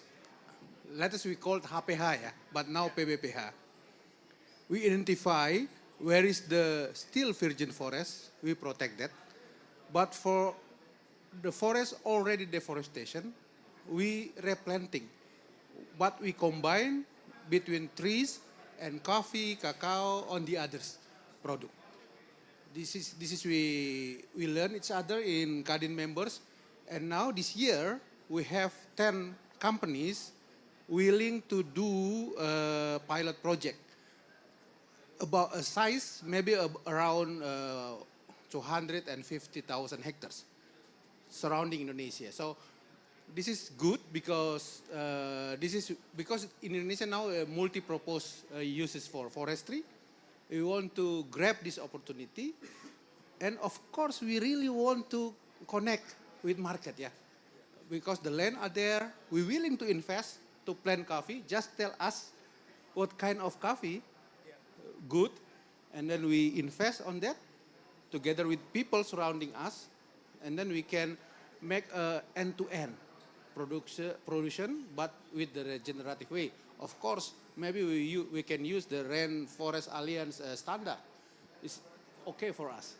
Maybe this is the connection between what's happening in Kadin now. Okay, Kadin is the Indonesian Chamber of Commerce. Any comments from our international audience? Experience in their countries about coffee, about coffee shops, coffee farmers? Yes, please.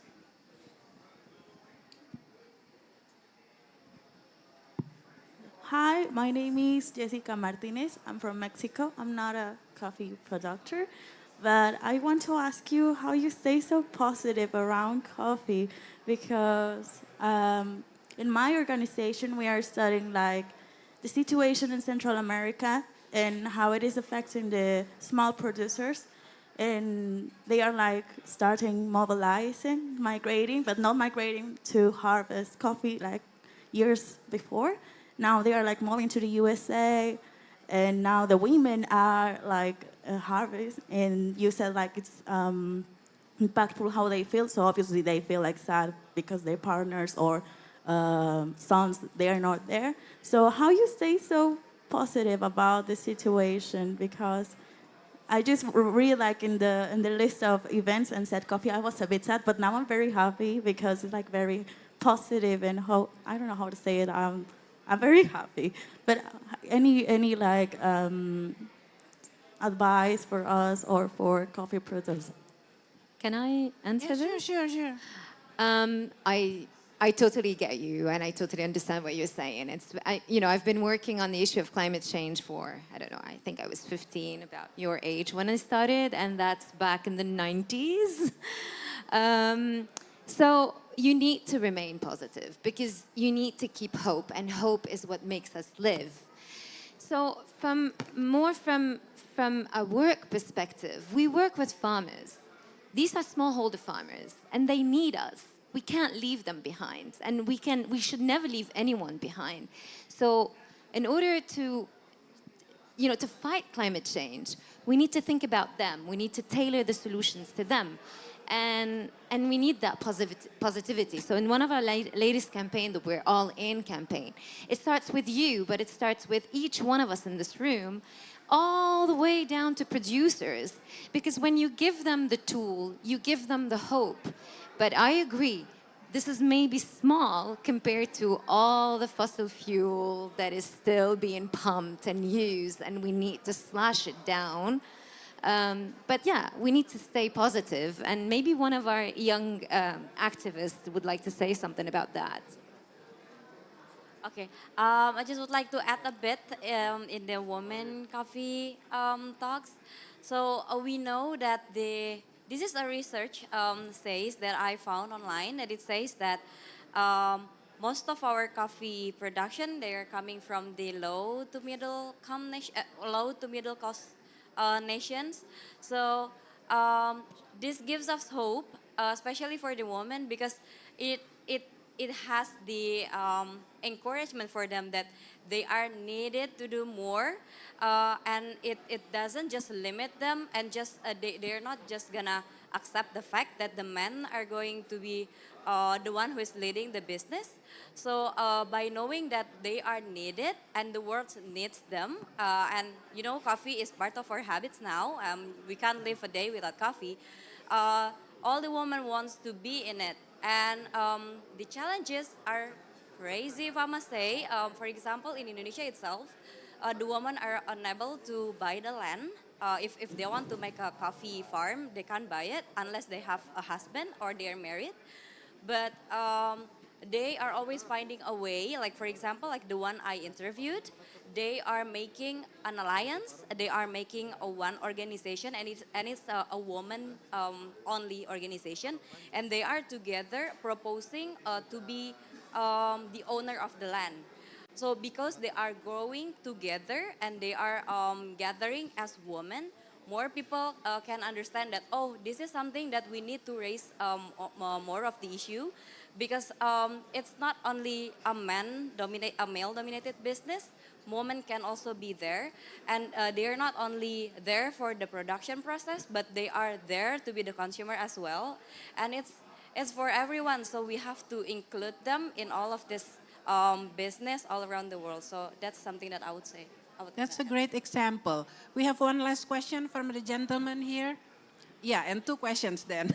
One here first, and then this gentleman here. Time's almost up. Yes. Good evening, and actually thank you very much to all the panel for the incredible kind of like passion that you have for coffee. I think that if there's one thing that they always say is that first of all, food unites us all, and I would say that the other one, very important one, is coffee. I mean, it's coffee, right? So Eduardo Garay over here from Honduras, actually coming in from a coffee family as well. So yeah, I literally grew up in coffee. I know I understand what this means. So I guess that the question that I wanted to pose to the entire panel is that, and I think that Leila mentioned this as well, whenever you were talking about that, you know, we need to think about everyone in reality in the chain. You know, it comes throughout the entire supply chain to the consumers. So just to give you an example about Honduras and the situation that Honduras is, by the way, like the number, you know, between the top 5 coffee producing countries in the world. However, you know, conditions are not the best, as you can imagine. We're highly susceptible to climate and all of its impacts at multiple levels. But then you sometimes have, for example, coffee roasters from Europe, from other parts in the world, that they are always trying to get the perfect batch. And it's all about that, right? They sometimes travel to Honduras to go and see the smallholder farmer, and that represents time for the farmer, time that they're not worrying about the next harvest, time that they're not out there trying to fertilize. Time equals money, right? And they're already trying to just literally try to live and make ends meet by this coffee farm that they have. So I guess that to try to land to a question here before I start rambling way too much, I guess the question that I have for you, how do we educate more everyone in the supply chain? For example, like the roasters as well. You know, because sometimes, again, as I was saying, they go, they work with the producer, and sometimes they don't even end up buying more than one single batch. So, and you know, because replicability in coffee, doing lactic fermentation, fancy stuff like that is really hard to get. And we're already trying to work within a changing climate. So yeah, how do we promote more education? Maybe if, I know that the consumers are a challenge already, but how about in the supply chain? How do we promote more education there to try to help these smallholder farmers on a changing climate? Thank you. Let's take the question from this gentleman here before the panel answers. Yes, thank you so much. Actually, when I saw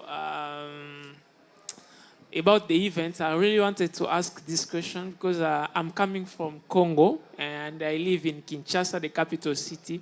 You know, experts, after the research, after the studies, they came up with the conclusion of saying that in Kinshasa, no way to grow coffee. Like, until a lady who came from France, actually Congolese in the diaspora, she came and she planted coffee, you know, in a big scale, actually, and she's doing well. Our coffee is Café La Quinoise, actually. I can share even, can you be following her? So my question is, what are some of the challenges that do you guys face on the ground so that in terms of coffee, like how is it difficult to grow coffee in a very difficult space? Okay. I hope I've been clear with my question. Okay, I'll let the panel answers, but before that, I would like to inform the audience that after this, Rinaldi, he's a barista, he will serve us his coffee from Dua Coffee, and it's all free. Yeah, free flow coffee. And it will be out front, out of this Indonesia Pavilion. He will be ready, pouring the coffee for you all. Any answer to the question about the roasters and Okay, everything? probably I would love to answer your question. So for me actually that is the biggest problem for Indonesian coffee worldwide, because every buyer wanted to have a very consistent crops, right? But you are talking about something that came from nature. It's nearly impossible to have a very consistent crop. So for me, actually, in our shop, in our roastery, we wanted to have the best people around us. So we wanted to educate our team first, so that if we have a not so good crop this year, we can tweak it a little bit in the roastery itself. Because you know what? Indonesia now is actually the world champion for roasters in the world, from the SCA, just last month.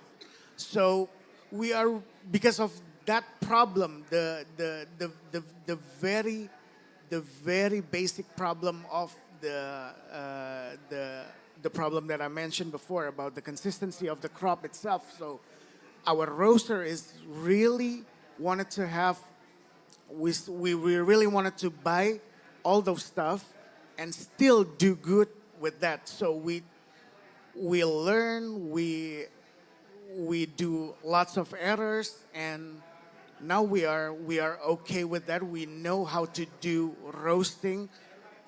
If, for example, the basic you will have from the roaster is that, okay, this coffee is too wet. Usually that, right? So if it's too wet, then you can do a lot of things in the roaster machine. You can either burn it like with the high temperature in the first time, and then let the mild process do the works and all of the stuff. So for me, for our company, basically, how to have a very good human around us first, then educate them first, then we don't blame others.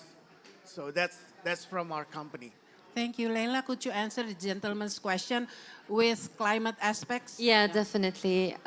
So I guess you weren't there in the beginning of the session, but we said, so I'm not very familiar with the landscape of coffee in Congo, and I think this is very new as well, what you're saying. So we were just mentioning in the beginning that climate change is really impacting the production of coffee from different aspects. So, the rising temperature, because coffee needs a very specific temperature, like kind of like cool in the 20s. And with rising temperature, the soils are becoming more dry. Sometimes you're also having floods.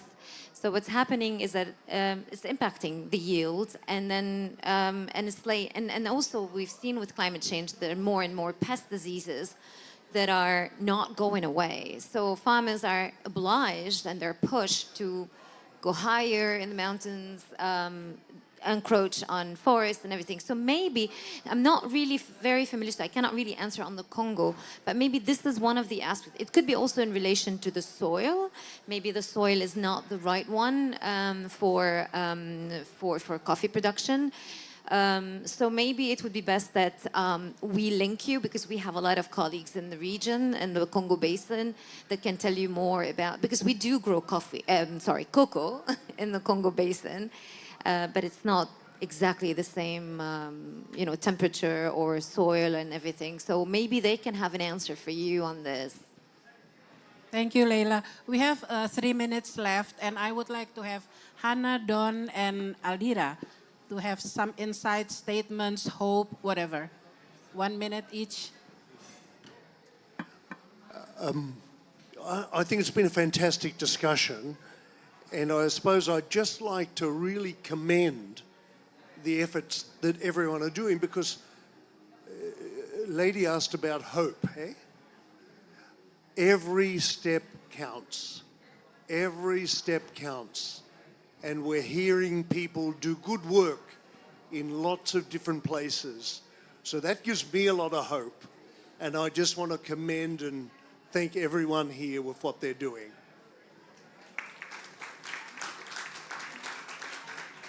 Okay. If Don is highlighting about the hope, I would highlight the challenge. I should be the one saying the challenge, and then we can have hope afterwards, but it's okay. But we are living in a very challenging time, as everyone knows that.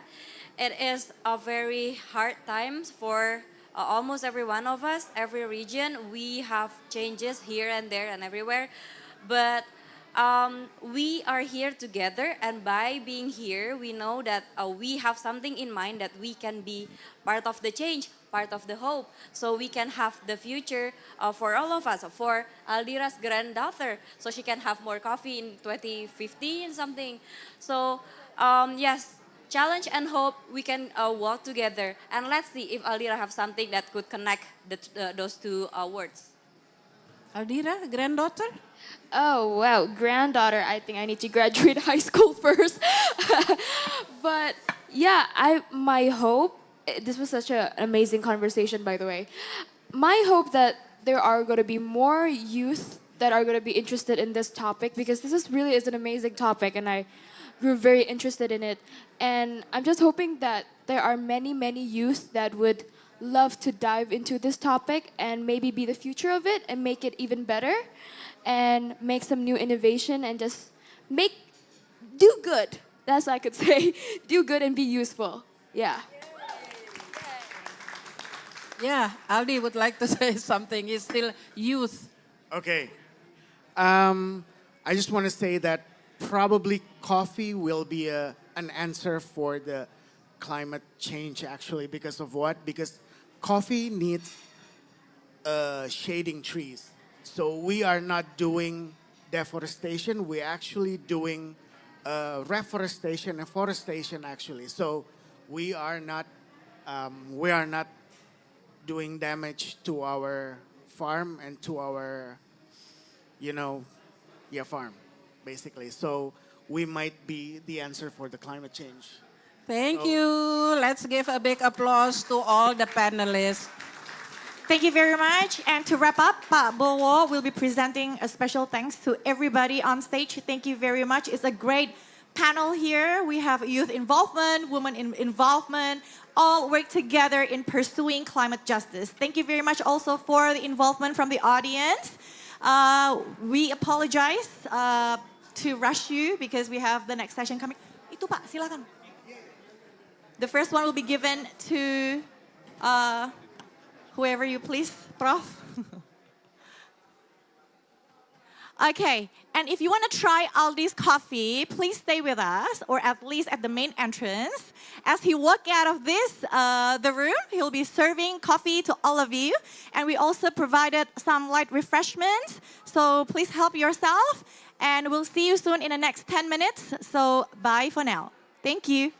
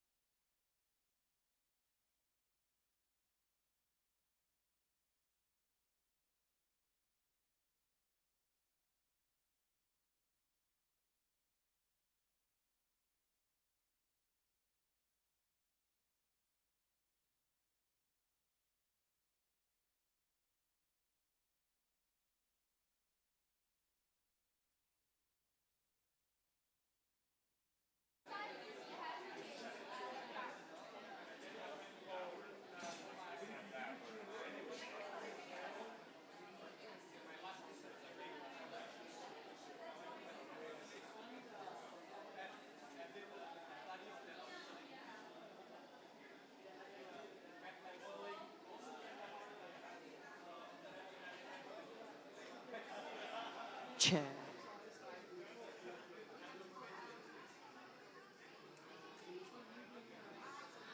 Hello, everyone. Thank you for coming to our pavilion. We hope you enjoy your time here. We're going to continue with our next session. We'll be talking about not coffee anymore, but it's fertilizer. So if you want to join the session, please kindly sit down, make yourself comfortable, and we're going to start with the discussion.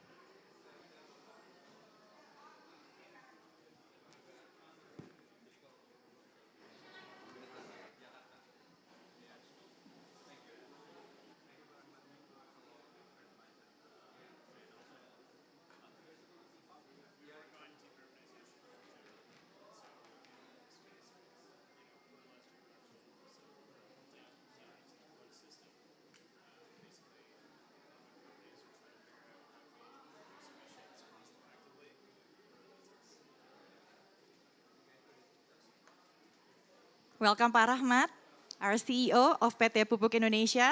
So this session is hosted by PT Pupuk Indonesia, and we're going to talk on the circular economy approach, as you can see on the screen, in decarbonizing hard-to-abate fertilizer industry.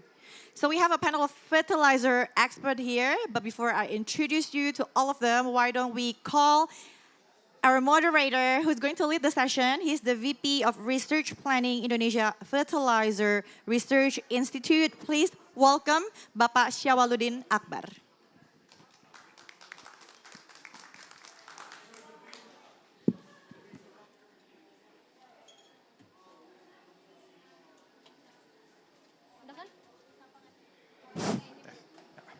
Good afternoon, ladies and gentlemen.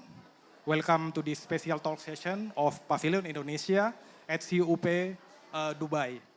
I am honored to be here to share insight on decarbonization in fertilizer industry. Decarbonization program especially involves strategies and action to reduce carbon emission, increase energy efficiency, transition to renewable resources, and adopt more sustainable practices. Pupuk Indonesia, categorized as energy-intensive industries, has been exploring and implementing decarbonization initiatives to align with global climate goals and regulations. For instance, biomass co-firing technology in the existing coal boilers and integrating clean hydrogen technology in the existing ammonia plant, as well as empowering people community called Makmur program.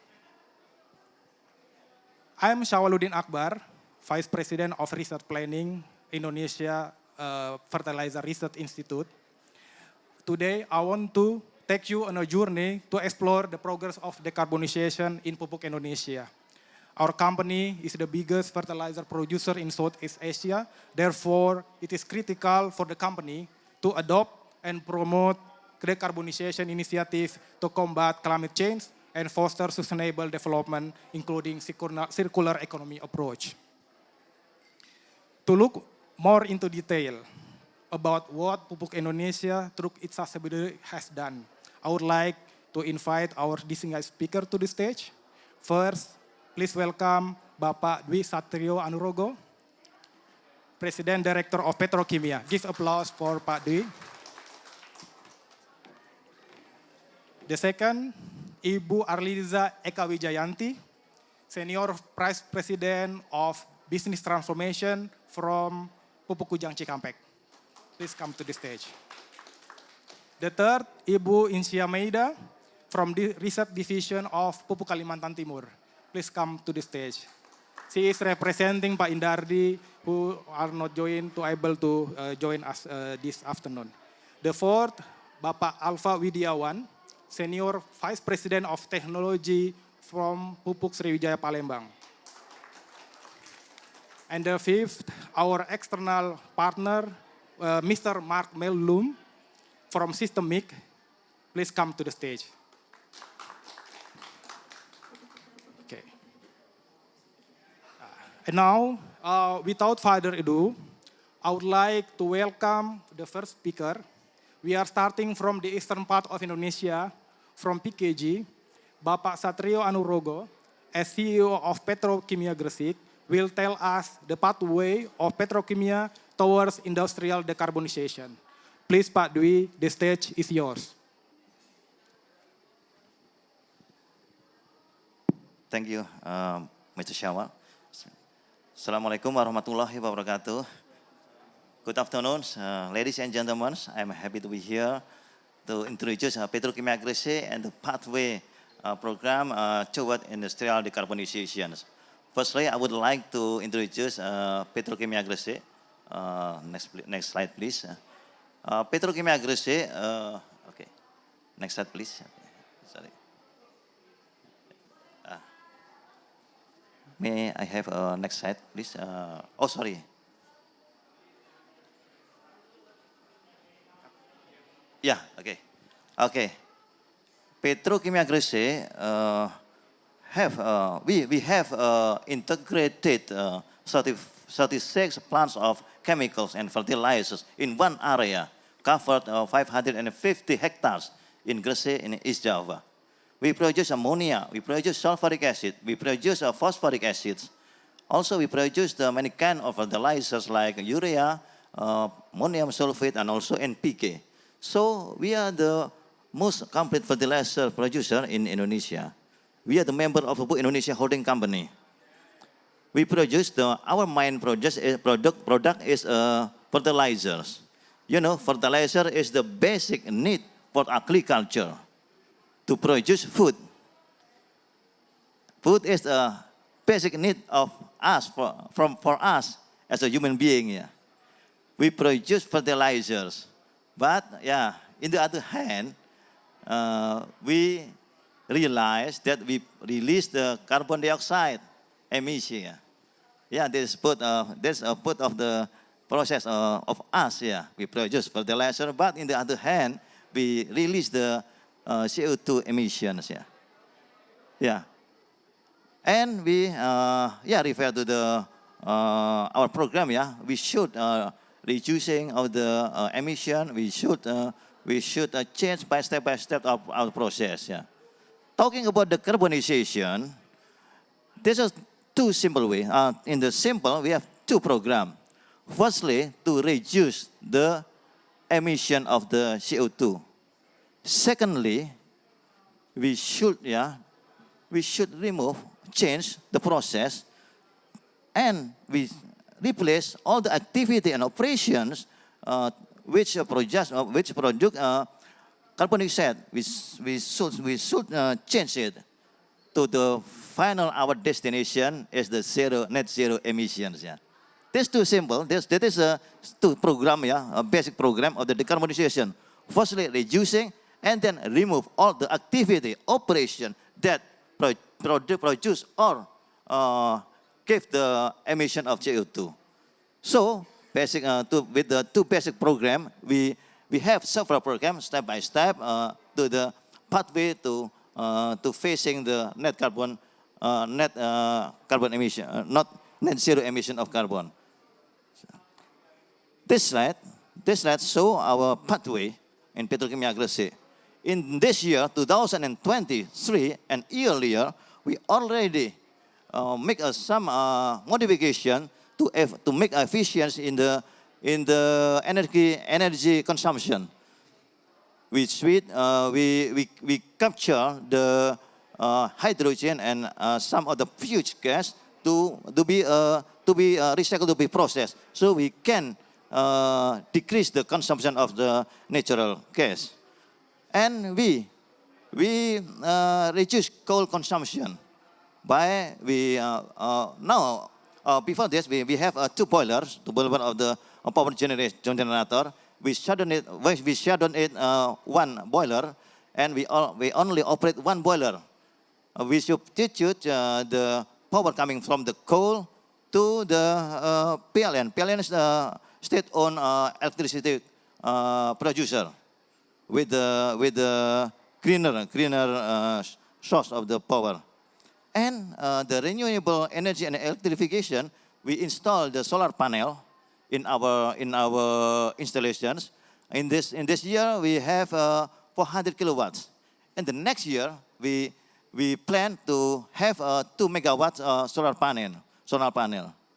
And also in the operational, we already bought the 150 electric motorcycle to replace,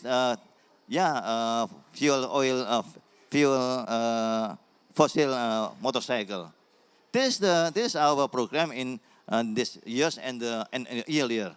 And then in the 2025, we have several programs, like we switching the furnace coal for the fuel. We switch to the gas, and also we have the second step solar panel installations. We add up to the 2 megawatts, and also we still have a coal furnace. We will have a co-firing program with the biomass and also the ammonia. We will add ammonia as a fuel in the coal-fired boiler.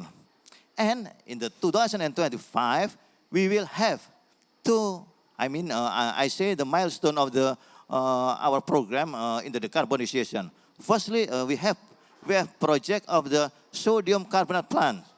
Sodium carbonate plant is a capturing of the CO2 coming from the ammonia process as a raw material, and we react it with the ammonia and also the salt, and we can get the sodium carbonate.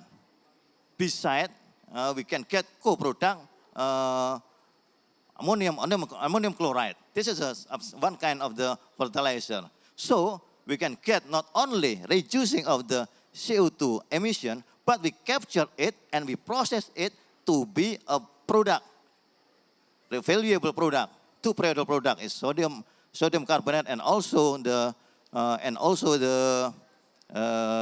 ammonium chloride. And then we will have in 2027 we will have the hybrid green ammonia. In the existing plant we use natural gas as a raw material, natural gas. And in the 2027, we have a collaboration with Aqua by Pak Rahmat Pribadi as CEO of the Pupuk Indonesia. We will collaborate to modify it to be a hybrid raw material coming from hydrogen coming from the natural gas, and a part of this we substituted with the hydrogen coming from the electrolysis process. So this is green hydrogen, step by step, and then we will replace bigger and bigger, and then we will have a program to replacing our gray ammonia to be blue ammonia and the green ammonia in the 2031 and up to 2050 on earlier. We need collaboration for the all of you for the technology, academic researcher, and also all the people to get our target. And this is a global target to net zero emission. I think that's all from me to brief the pathway of the industrial decarbonization in petrokimia Gresik. Thank you. Thank you very much, Pak Dwi. I think after the presentation, there will be a video will be shown from the control room. Please.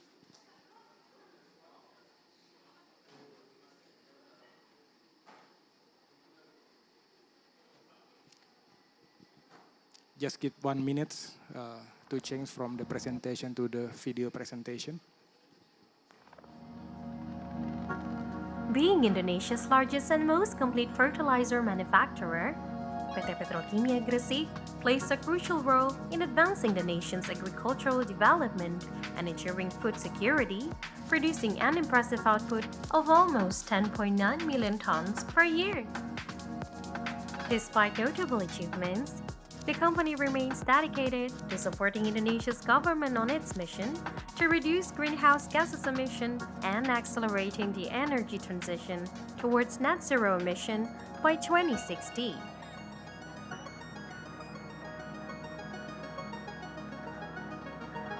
Generally, PT Petrokimia Gresik's carbon emissions primarily stem from the use of feedstock and energy fields in its plants. One of them is natural gas. Within the ammonia plant, where natural gas is a key component in its processes, the carbon dioxide emissions generated amounts to over 1 million tons of carbon dioxide per year. PT Petrokimia Gresik has actively sought to diminish the specific emissions by efficiently repurposing them in subsequent product processes. It successfully applied at the urea plant.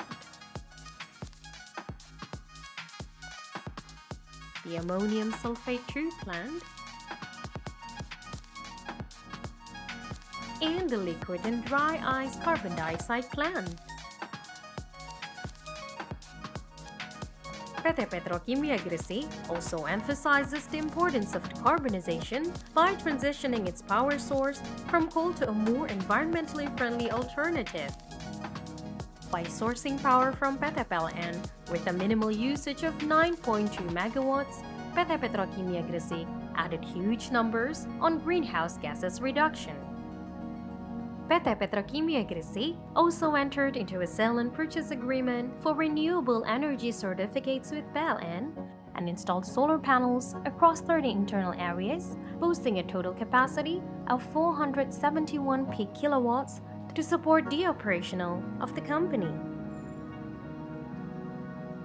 More programs were applied by PT Petrokimia Gresik to pursue its decarbonization vision. Combining all these efforts, PT Petrokimia Gresik proudly announced a total reduction of carbon emissions of up to 1,225,253 tons of carbon dioxide equivalent. This significant impact is commendable, but PT Petrokimia Gresik is not stopping here. PT Petrokimia Gresik continues to develop plans in the future. Among them is the ammonia coal-firing system, which is anticipated to make more contribution on greenhouse gases reduction.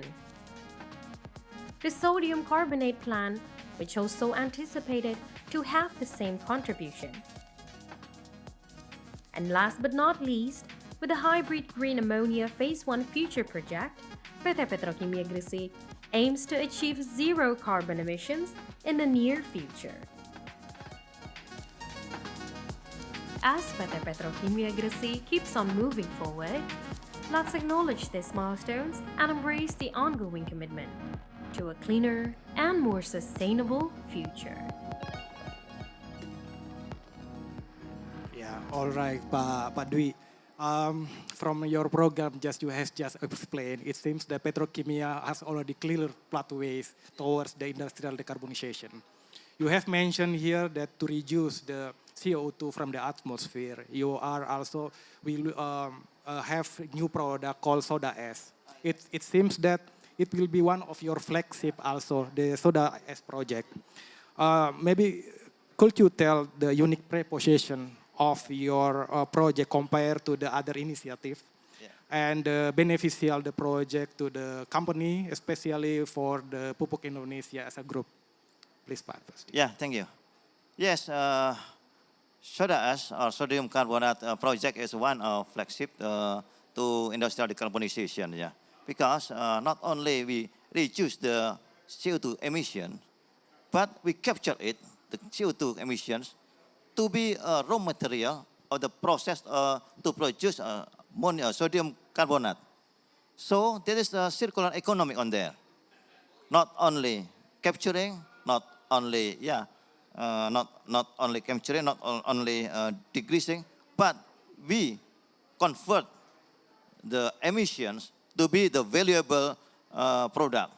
We have two products of the capturing of the carbon dioxide in the process of the sodium carbonate. Firstly, we can get sodium carbonate.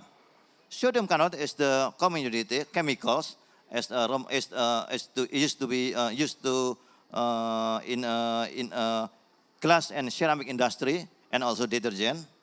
And beside the sodium carbonate, we get the ammonium chloride. Ammonium chloride is the one kind of the fertilizer. So we can get more of revenue, coming from the product. We have two products coming from the, not only the capturing, but we convert to the valuable product. And this is a circular economy. So I think this is one of milestone of the ours, Petrokimia Gresik, in the pathway to reducing emission, but not only reducing, but convert to be a valuable product. This. Yeah, it seems we have already the CO2 trapped on the glass and then will not release again to the atmosphere. Thank you, Pak Dwi, for addressing my questions. And now we are moving to the western part of Indonesia. We have already here Ibu Arliza. It is become more interesting to hear from her on how decarbonization play important roles for the future fertilizer industry. Please welcome Bu Arliza, Senior Vice President of Business Transformation. The stage is yours, Bu. Thank you, Pak Syawal, the moderator, for the opportunity given to me. Assalamualaikum warahmatullahi wabarakatuh. May peace and Allah blessings upon us. Ladies and gentlemen, it is an honor to me to speak here, to have the opportunity to speak in front of you, to address our effort, more importantly in the scope 3 of greenhouse gas emissions. So in this presentation, I will outline not only our company's strategic initiative spanning in scope 1 and scope 2, but also in scope 3, where we put more effort beyond production into our future product and also market into our market side. Pupuk Kujang is one of Pupuk Indonesia subsidiary. We are located in Cikampek, West Java. We have 2 ammonia and urea plants with total capacity 660,000 metric tons ammonia annually and 1,140,000 metric ton urea annually. We also have 2 NPK plant, steam granulation plant, which produce a total capacity of 200,000 metric ton NPK annually.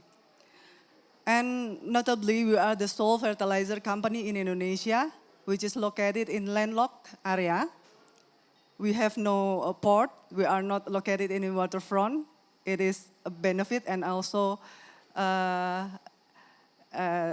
something that we have to think about in some of our company operations. But we are surrounded by the top 3 paddy rice producing regencies in Indonesia. So we are in the center of the fertilizer market, especially in paddy rice fertilizer. Well, in our commitment to decarbonize in scope 1 and scope 2 emission, we already have our roadmap towards net zero emission, and we expect to achieve it within the target year 2060, but we also expect that we can achieve the target earlier before. We divide our strategic initiative into 4 periods. Within current period, our focus in new and renewable energy sourcing. We currently have, we currently use new and renewable energy sources for our fertilizer plant, working with PTPLN and also Perum Jasa Tirta. And also we already implement solar PV for electricity in our office buildings. And then, of course, we also try to revitalize our old facilities. we have one old ammonia and urea facilities using old technologies, and we are now working on a proposal to Pupuk Indonesia to replace this old plant with the new one so that we can improve our total energy efficiency. Our third initiative in Scope 1 and Scope 3 are in blue and green ammonia. We are still working on it because we plan to implement it in the next period. But we already working on some studies with some technology licensors. We also plan to, we also implement and plan some CCS and CCUS, and also, of course, we always prioritize energy efficiency as part of our effort to enhance our overall sustainability.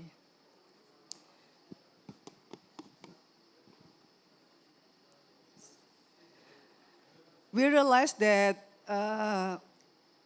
Pupuk Kujang, as a fertilizer company, is mostly produce emission, which is controllable, but mostly it is in the manufacturing process. But we also recognize that the broader impact of our supply chains will also give some impact on greenhouse gas emission. Therefore, despite being a hard to abate industry, we also have we also extend our responsibility beyond production through research and some marketing activities. We actively engage in collaboration with Indonesia Fertilizer Research Institute to develop some greener fertilizer product, and also we have some commitment. It is also a part of Pupuk Indonesia program. We call it Makmur program.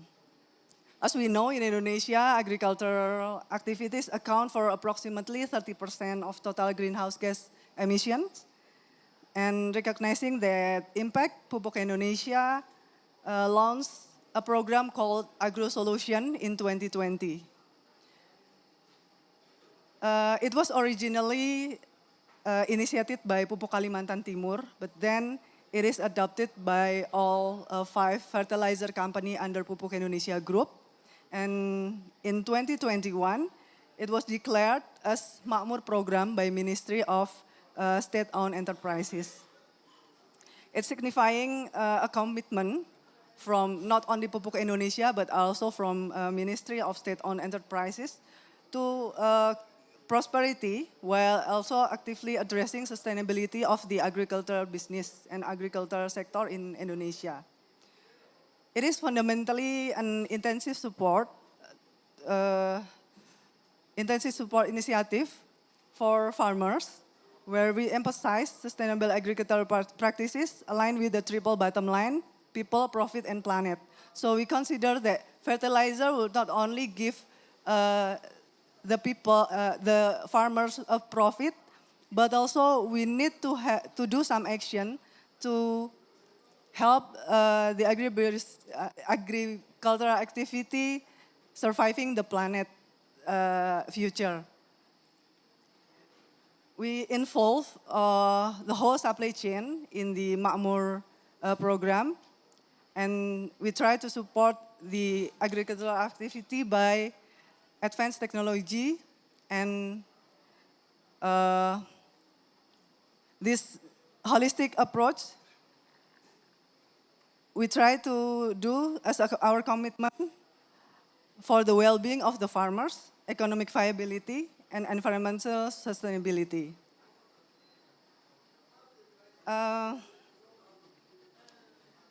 This Makmur program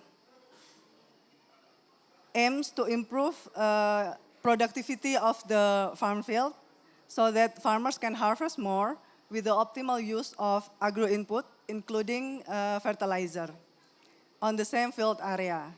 So this approach aims not only to maximize the farmers' profit, but also to minimize the amount of CO2 produced per unit of agricultural product, contributing to more environmentally friendly and efficient use and efficient farming process.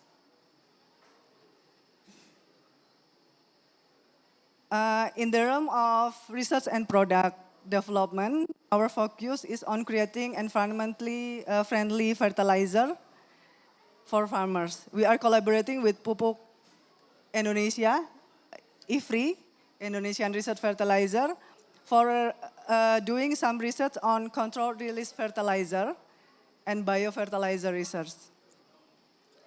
We also developed an ongoing project on nitrate-based NPK project. A nitrate-based NPK project actually will minimize the emission of CO2 in the farming area because the fertilizer doesn't contain any carbon in the product itself, even though the process is still related to carbon footprint. In controlled release fertilizer, we already defined, based on our research and on-farm trials, that using this kind of fertilizer, we are adding at around 11 to 12% of coating thickness. It can reduce a potential, it can give a potential reduction in CO2 emission at around 2 to 26% compared to standard fertilizer for application up to 28 days since we use the fertilizer in the farm field.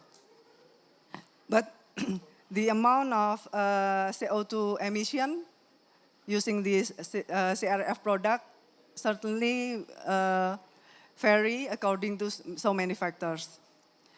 Another approach that we try to give more benefit to the farmer and also to create more efficient agricultural activity is creating some customized formula, fertilizer formula, so that farmer can use fertilizer at the right amount and also at the right dosage. We already have some specific NPK formulation for paddy rice field, for sugarcane, and for palm fruit. In the other hand, for our main product, urea, we also consider to we do some cradle to grave product life cycle assessment. So our urea product currently declared as an environmentally friendly product.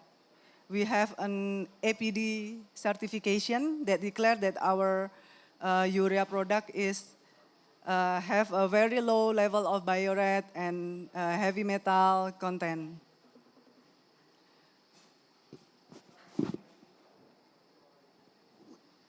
Furthermore, the combination of greener fertilizer application and the implementation of an integrated business model has proven to enhance yield and farmers' revenue.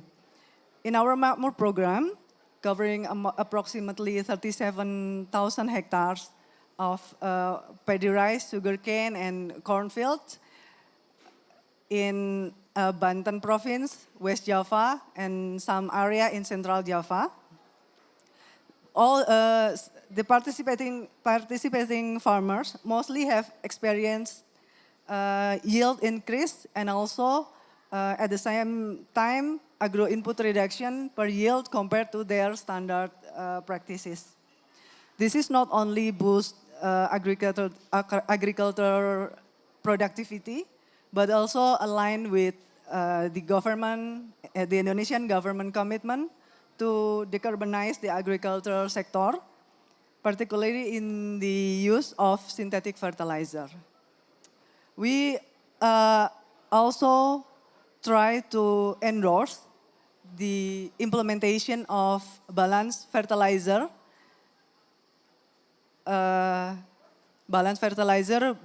using the balanced fertilizer between synthetic fertilizer, organic fertilizer, and biofertilizer within this Makmur program. In summary, our decarbonization framework encompasses Scope 1, Scope 2, and Scope 3 emission. And this commitment reflects our dedication to align with government ENDC and achieve net zero emission by 2060. We actively working towards a sustainable and environmentally responsible value chain. Thank you. Yeah. Thank you. Great, Bu Arliza, for the explanation. It seems that the initiative is not only focusing on Scope 1 and Scope 2, but also Scope 3, that main source of the decarbonization for fertilizer industry. It covers almost 60%. It's good that you are here, have initiative regarding the research on the greener fertilizer like CRF, SRF, and so on. So it's like an initiative to reduce the emission on Scope 3. Based on this, your explanation, just give a key point of your answer because we are almost running out of the time. What is the green properties that are attached to pupuk kujang fertilizer product, and how you certify the properties afterwards as a sustainable product? Okay, as I mentioned earlier, that our urea product is already certificate, already have environmentally APD, environmentally product declaration that declares that our product has a very low bio-red content and also low heavy metal contents. It is also meet the standard, national and also international standard. And on the other side, we also endorse the implementation of balanced fertilizer. As I mentioned earlier, by using this Makmur program, we try to promote using of balanced fertilizer. So pupuk kujang not only provide synthetic fertilizer, urea and NPK, but we also promote to the farmers to use organic and biofertilizer as well. Okay, thank you, Bu Arliza. It means that the efficient fertilizer, after using this one, you will have the delta regarding the amount of the fertilizer with the same productivity, implying the lower emission in the atmosphere afterwards from the Scope 3. Okay, thank you for your insight, Bu Arliza. And now we are talking about the decarbonization actions. PT Pupuk Kalimantan Timur, as the largest urea producer among Pupuk Indonesia Group, has its own story and challenges. Please give warm welcome to Bu Maida. Bu Maida, stage is yours. Okay. Thank you, Pak Syawal. Distinguished guests, ladies and gentlemen, allow me to start by thanking Pupuk Indonesia for conducting this session at Pavilion Indonesia. And allow me to convey apology from Mr. Indardi. He cannot join this meeting, this event today, but I hope I'm okay, yeah? Sure. Okay, let's start. Let me introduce myself. My name is Insyah Maida. Actually, it's a great honor for me to sit in here together with all distinguished speakers, all my mentors, and representing Pupuk Kalimantan Timur. And of course, in this special moment for me, I'd like to share how Pupuk Kaltim is trying to take big step in decarbonization through covering biomass in coal-fired boilers. So, okay, this is decarbonization initiatives. So as part of the world community, we know that Indonesia has declared its commitment to mitigate with climate change, and it's clearly stated in Indonesia's nationally determined contribution in 2022 by setting the target emission reduction in 2030. So this commitment has been translated into several policies, and in our company, Pupuk Kalimantan Timur, we realized that ESG implementation is a route to accelerate the NDC's accomplishment. Why is that? Because ESG represents how Pupuk team will contribute to reduce GHG emissions and also how to adapt to its impact. And at this point, according to ESG risk rating in 2023, held by Sustainalytics, Pupuk team score is 21.3, which is we have a medium or moderate ESG risk. So ladies and gentlemen, currently the total GHG emissions of Pupuk team is 4 million tons per year. And we commit to reduce 32% of total GHG emission in 2030. Actually, this is our roadmap of decarbonization, and we will try to achieve the setting target in 2030.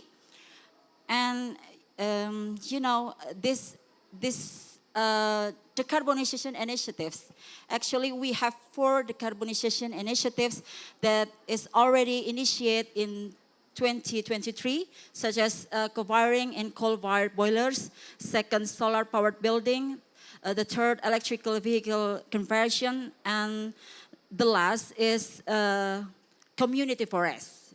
It's about tree planting program. And for the next initiatives that will be started in 2025, we have revamping ammonium plant, actually to make gas consumption being more efficient. And then the second is soda ash plant by utilizing CO2. So ladies and gentlemen, if you see on the screen, the green highlight is about co-wiring in coal-fired boilers. Why we choose this program? We start this program because we know that coal combustion in boilers actually contributed 46% of our total GHG emission in Pupuk team. So let's discuss further about the co-wiring. Okay, this co-wiring, actually, basically co-wiring is conducted by adding biomass as a partial substitute fuel into coal boiler. And the outcome is to reduce GHG emission, but also to increase the renewable energy, the use of renewable energy to produce cleaner energy in Pupuk Kalimantan Timur. Why we choose biomass co-wiring?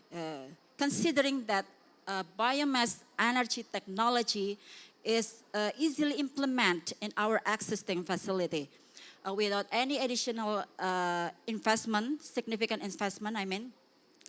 And moreover, our type of boiler is using circulating fluid gas bed, which is, it has valuable option for its solid fuel flexibility. And in addition, Pupuk Kalimantan Timur lies in East Kalimantan. We are surrounded by plenty of oil palm plantation. It means we have a potential biomass from oil palm. Okay, actually we have done some trials so far, and we were using the trunks and the fronds and the leaves of the oil palm. It has been conducted up to 2% of coal substitution, and we are preparing to do 5% of coal substitution through co-wiring. And so far, based on our trials, co-wiring can reduce 2 tons CO2 per ton biomass. Furthermore, if Pupuk team running continuously about co-wiring, we will substitute 25,000 tons coal consumption per year, and it equals to 50,000 tons CO2 per year. Pretty nice, right? So Pupuk team wants to escalate the coal substitution more than 5%, of course. But we know and we understand that to assure the continuity of co-wiring, we need the biomass supply needs the availability, and it will be the next challenge, our next challenge.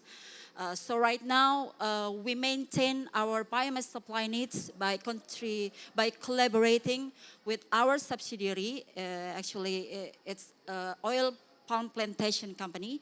And this is the most important thing is we try to empower the oil palm farmers community near Pupuk Altim to supply to Pupuk Altim the biomass that we can, that being feedstock for co-firing.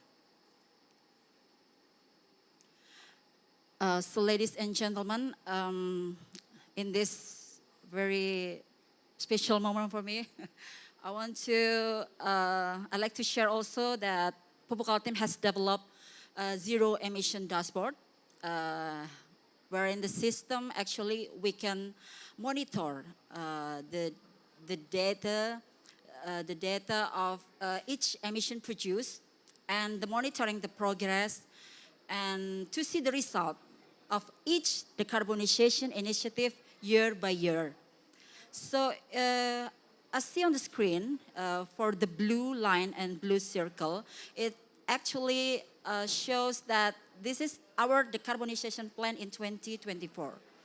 And the right side, so with co-firing with 1 to 5% of coal substitution, we plan that co-firing, we try to co-firing to contribute as much as 25% of our carbon reduction in 2024.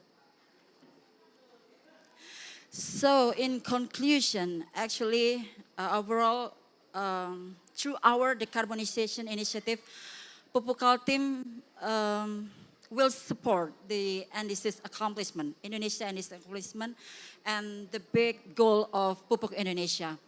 And to face this challenge, we know that there are several challenges in here, but we actually have 2 parameters that have been settled. First, for the applicable technology, as I mentioned before, we have boiler that can support up to 100% of co-firing and availability of materials. We have abundance. We are surrounded by oil palm plantation. So our next challenge is how to get lower total cost of ownership and develop circular economy. Because Pupuk Altim believe that as our target to expand co-firing, to be do co-firing continuously, we believe that it's not just the beneficial impact for Pupuk Altim, but also to the community near Pupuk Altim. That's all. Okay, thank you very much, Bu Maida, for the presentation. You highlighted your co-firing biomass in the existing boiler as your priority or your flagship that what you have just presented right now. You plan to increase. Right now you have 5% in the thermal share in the existing boiler, but in the future you will try to increase the share 5%, 10%, and so on. Co-firing, every company that has boiler, they want to use this technology. You know, the availability of biomass is very limited in the market. And in this situation, what is your strategy in order to escalate the coal substitution by co-firing of biomass? How to get the biomass from the market with the situation? Okay, thank you, Pak Syawal. Hopefully I can answer that. Okay, so actually, supply chain is being the majority problem for co-firing. And we understand that. That's why, as I mentioned before, the most important is how to empower oil palm farmers community near Pupuk Altim. Actually, we have the baseline that how the volume that our subsidiary can supply. But actually, we have to educate the community that from the unused materials, Pupuk Altim use the frond and the leaves and a part of oil palm, that unused materials. We want to change it, turn it into something economical. So this will boost the value chain. So it will create shared value also, not only just for Pupuk Kaltim, because Pupuk Kaltim will be the industrial site. We want the biomass is on specification and the price must be competitive. But this is a win-win solution. We share the value to the community so the community can provide us with the specification that we want. Okay, you will try to generate the community interest to apply the biomass to you then afterwards. Okay, thank you, Bu Maida. And now we have last representative from Pupuk Indonesia Group. We have here Pak Alfa, Senior Vice President of Technology. Pak Alfa will explain regarding their strategic trajectory on their decarbonization. But unfortunately, we almost running out of the time. Please give your presentation in 5 minutes if possible. The stage is yours, Pak Alfa. Thank you. Okay, thank you. Assalamualaikum warahmatullahi wabarakatuh. Good afternoon, ladies and gentlemen. Allow me to introduce myself. My name is Alfa Widiawan. I am from Pupuk Sriwijaya Palembang. I will share about Pusri program to support decarbonization, including waste management plan to approach the circular economy program. Okay, this is our company profile of Pupuk Sriwijaya Palembang. Pusri is a subsidiary company in Pupuk Indonesia Group. We are the first fertilizer company in Indonesia. We have main product, urea, ammonia, and NPK. Urea capacity is about 2.6 million ton in a year. We are the second biggest company of fertilizer in Indonesia. Okay, this is our decarbonization history from 1981 to 2020. We have a program that can reduce GHG and also saving energy. In 2012, we have awarded ASEAN Energy Award in 2012. Okay, what is about next? Pusri have many programs to decrease the emission until 2030. The first is Pusri 3B plan to replace the old plan. The new plan is have save energy about 35% more efficient compared to the old one. It can reducing GHG emission about almost 700,000 tons CO2. It will be fully operational in 2026. And also we using waste from fly ash and bottom ash as NPK fertilizer filler that can reduce GHG emission about 500 tons CO2 equivalent. Also, we explore the renewable energy such as solar cell for electricity and to electric vehicle in our company. We also do some community forest, and the target is about 25% in 2030, excluding the energy efficiency program. If we included that, I believe the reduce of GHG is up to 31% in 2030. Okay, not only decarbonization is our priority in our company, but we also commit to support the environment and society. We have a program,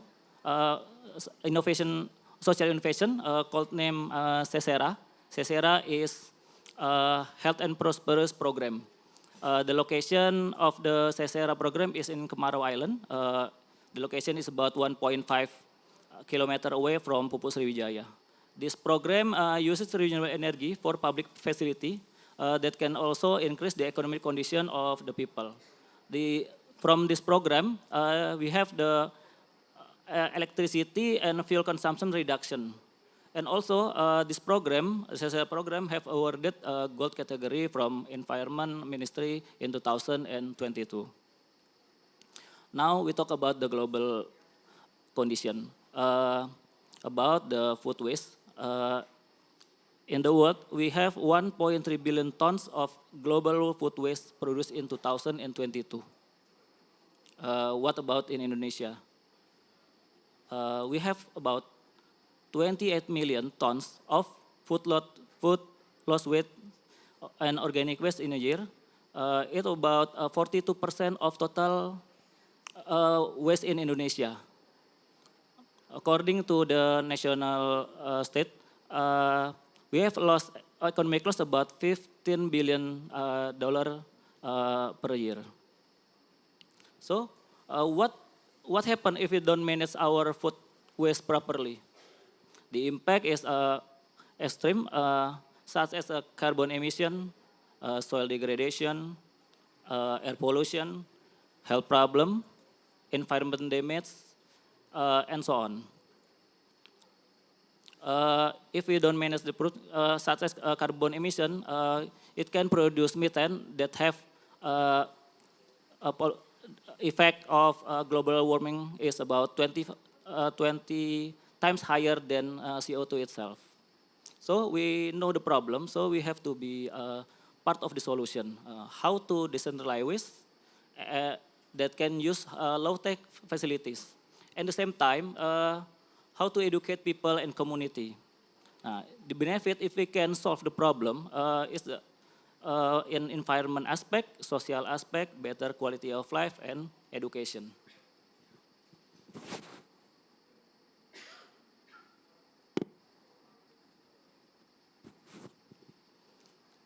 This is our action for the part of solution of food waste. This is integrated food waste management that can move the circular economy in Pusri. Our facilities is called gardenship. The main goal of gardenship is to compost the food waste, decentralize waste, and also educate the community. We implementing circular economy concept to run the system. If we have look the diagram, we can see that we do mapping the waste resource in the first stage. The type of waste managed are organic and non-organic waste.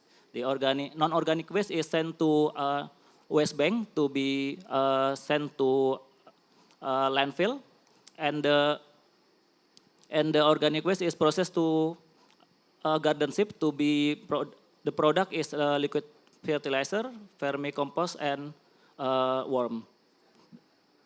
The outcome is then sold, and the benefit of the product is going to be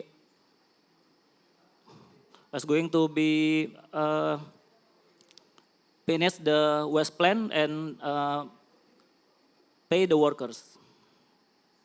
About the capacity, our gardenship has capacity about until 192 tons per year that can reduce the emission carbon about 146 tons of CO2.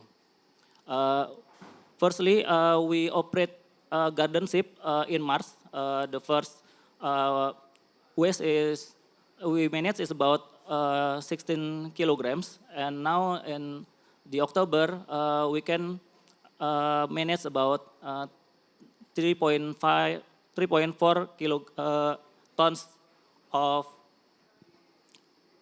waste. Okay.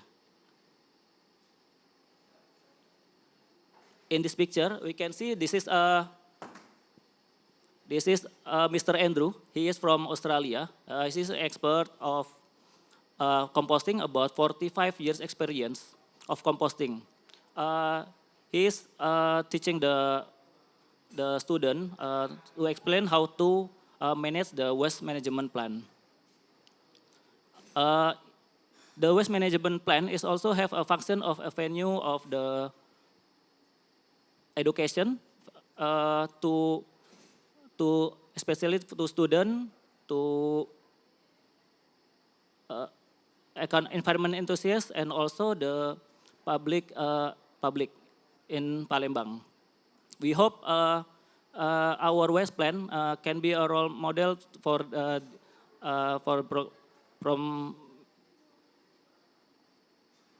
role model in waste management system. We aim to raise people awareness and enforce the environment protection through our waste management and sustainable practices, which also give back circular economy to the people. We have high hope that this program will inherit and continue in the future. Okay, thank you for. Okay, thank you very much, Pak Alfa, for your presentation. we don't have too much time anymore. If we have time later, we can ask a final question for you. But let's move to our external partner here from Systemic, Pak Mark Meldum.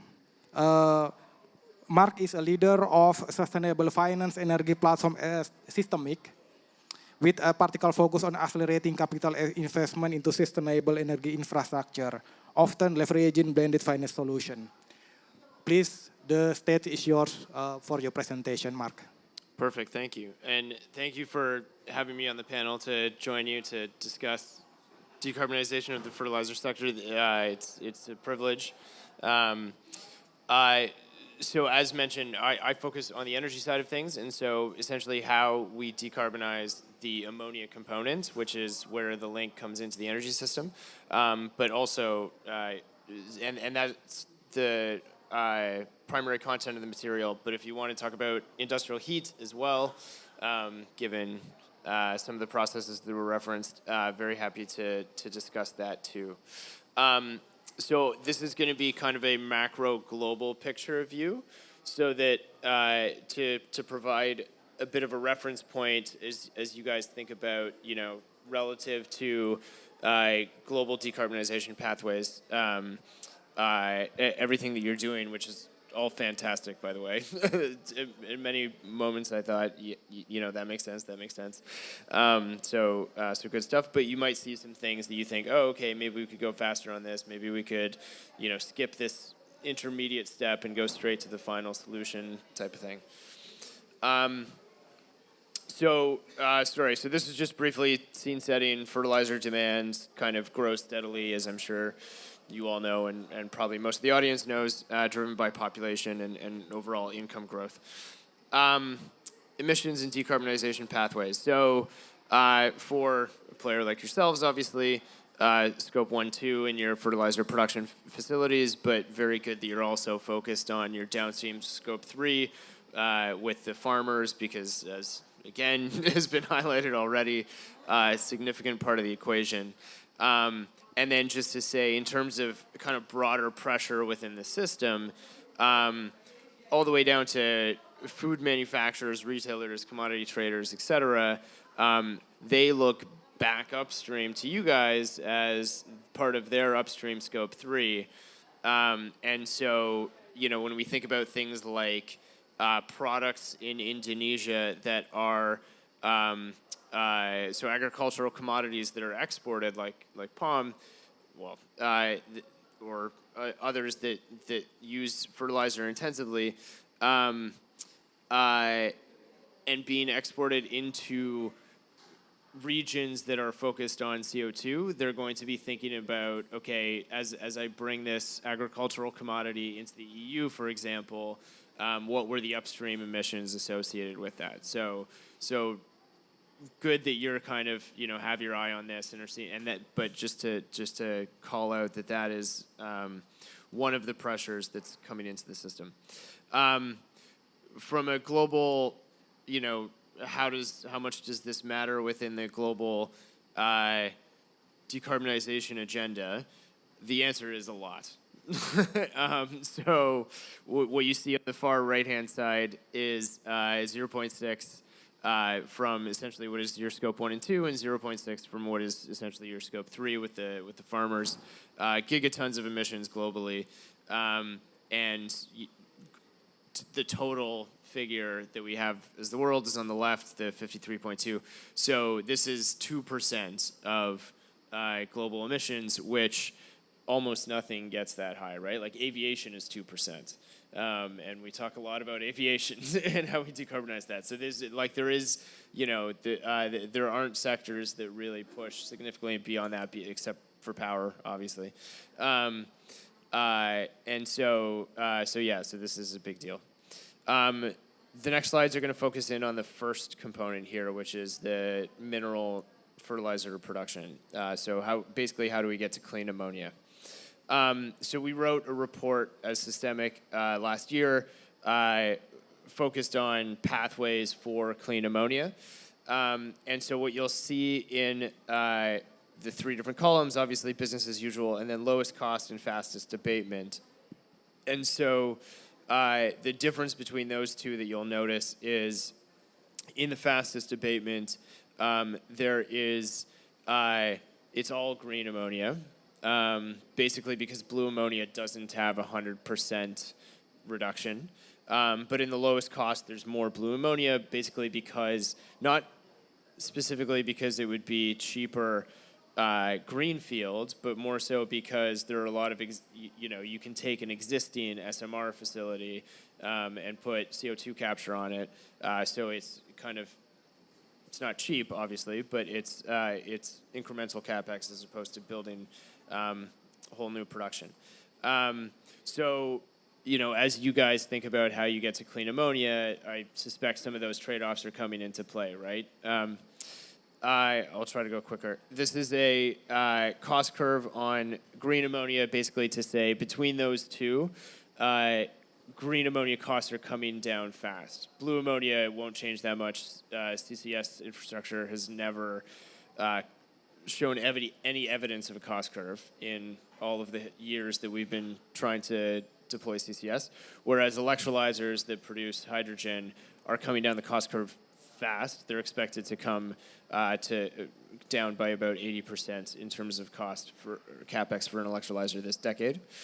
And then so quickly tipping the system, taking a global view at this, the key number at the top there is 15 million tons of potential supply of global ammonia by just announced. It's safe to assume that most of these plants, if they do convert and get built, would be built kind of in the 2028 time zone when they would come online.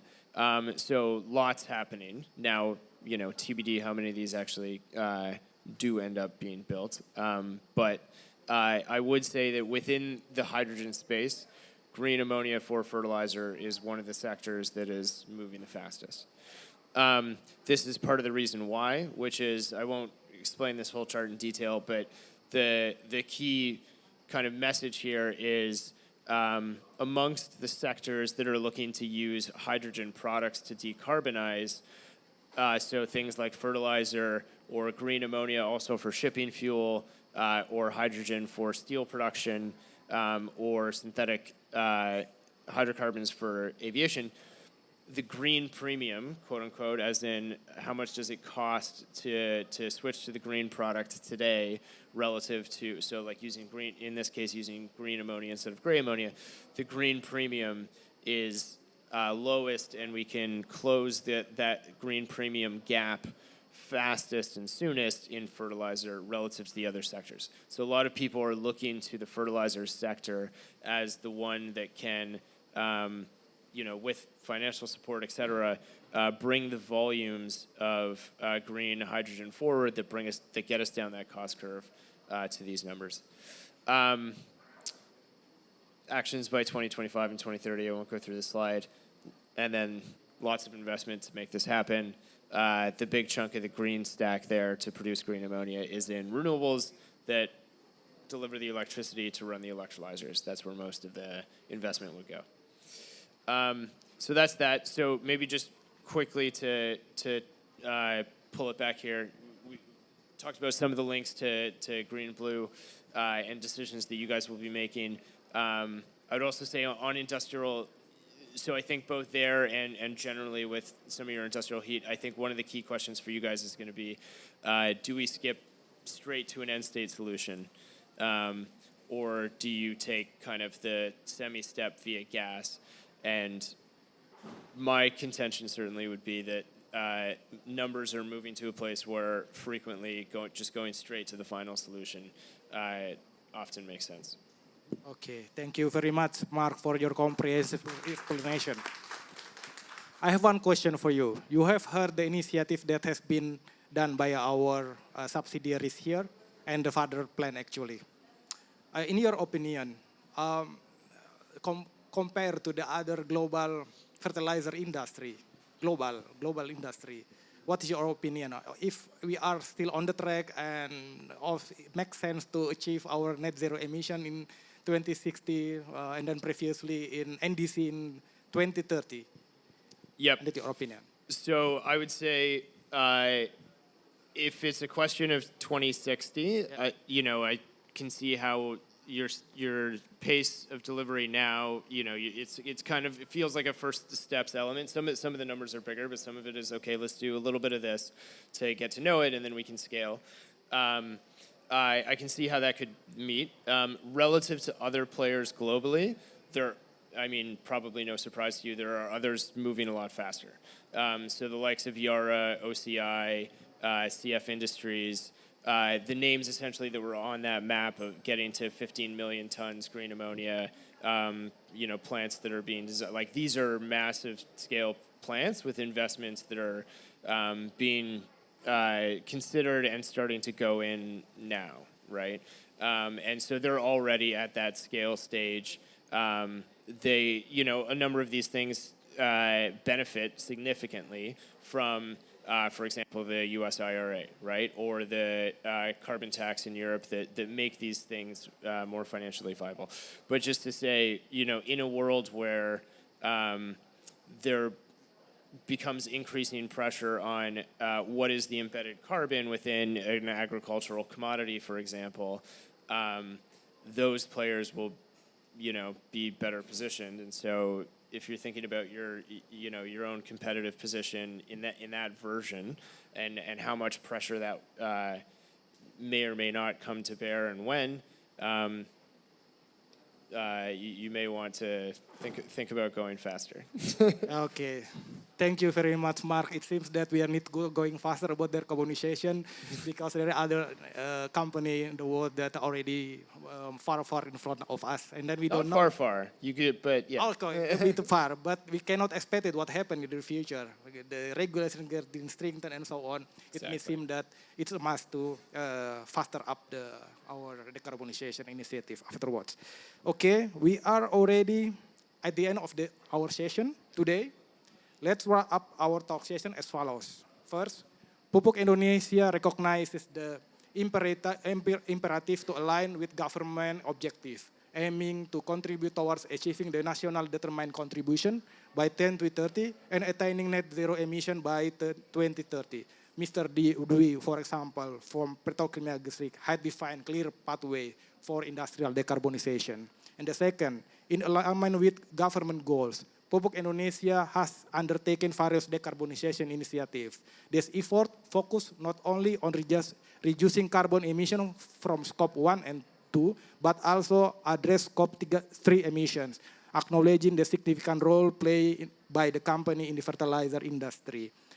Bu Arliza with Pupuk Kujang is currently engaged in ongoing research aimed to developing environmentally friendly fertilizer, such as control-release fertilizer and slow-release fertilizer. Additionally, they are actively integrating an agribusiness model to promote sustainable agriculture.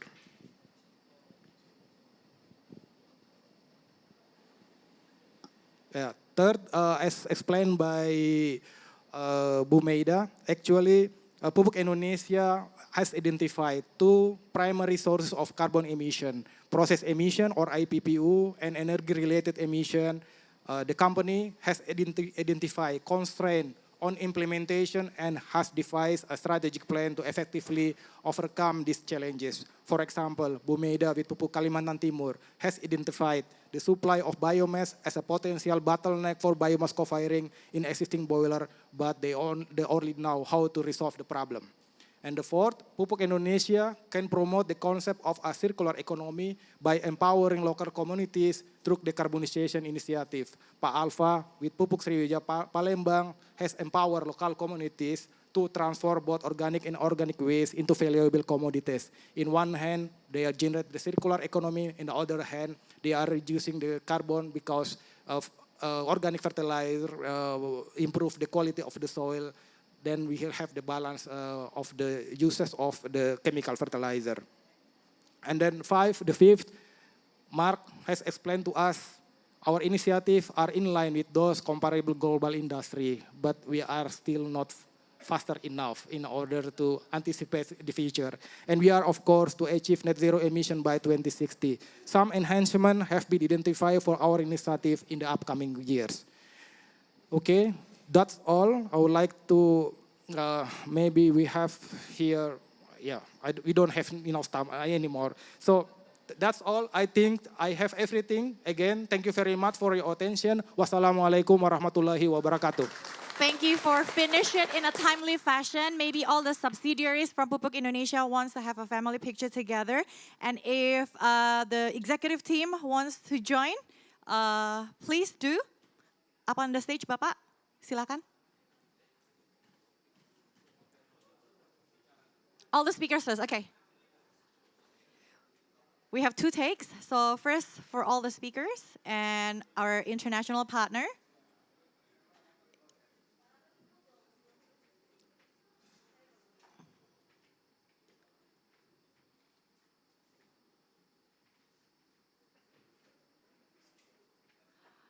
This is the first take.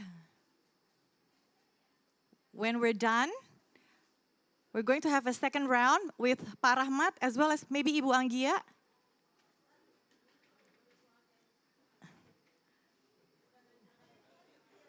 And all the executive team, please.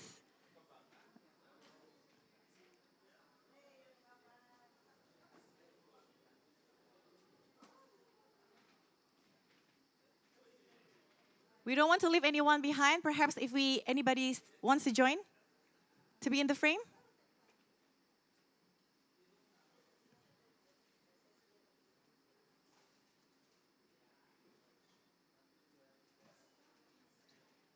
Thank you very much for Pupuk Indonesia for facilitating the event. We look forward to your continued support.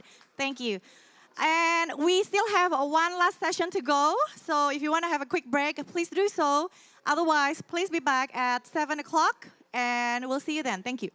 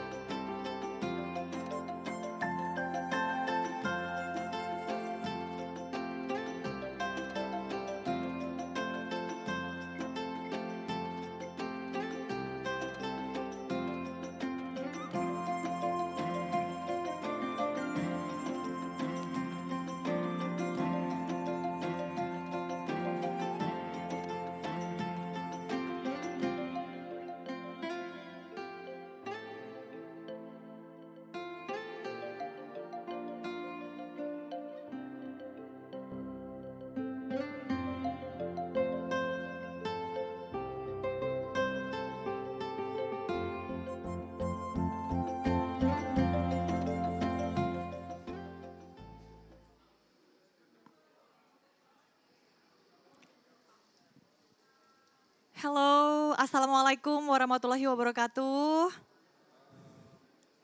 It's good to see some familiar faces.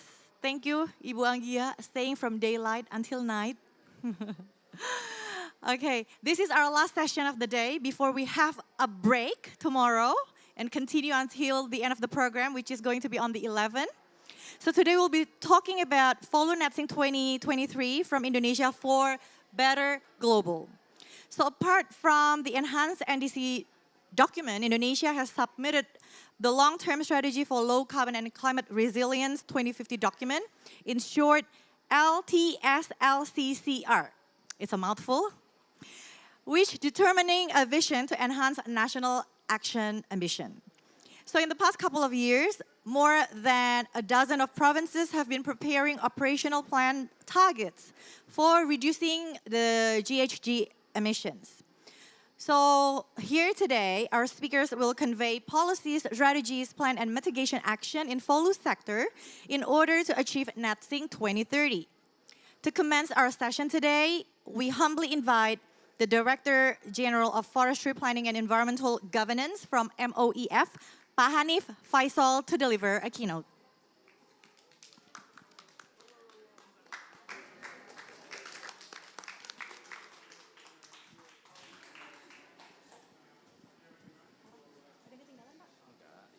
Excellency Ibu Alinmus dan Ibu Anggia, member of the House of Representative Commission 4, Excellency Governor of Jambi Province, Pak Dr. Ali Haris, and also one of our speakers, Honorable our panel speakers and moderator, Bapak Rwanda Agung Sukardiman, Vice Chairman Teamwork of Indonesia FOLU Netsing 2030, Bapak Dr.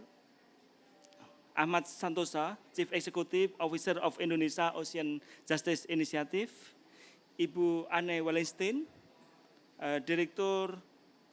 Regional Director Sustainable Development East Asia and Pacific.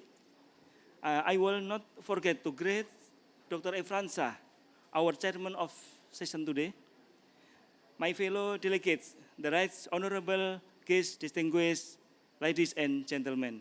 Assalamualaikum warahmatullahi wabarakatuh.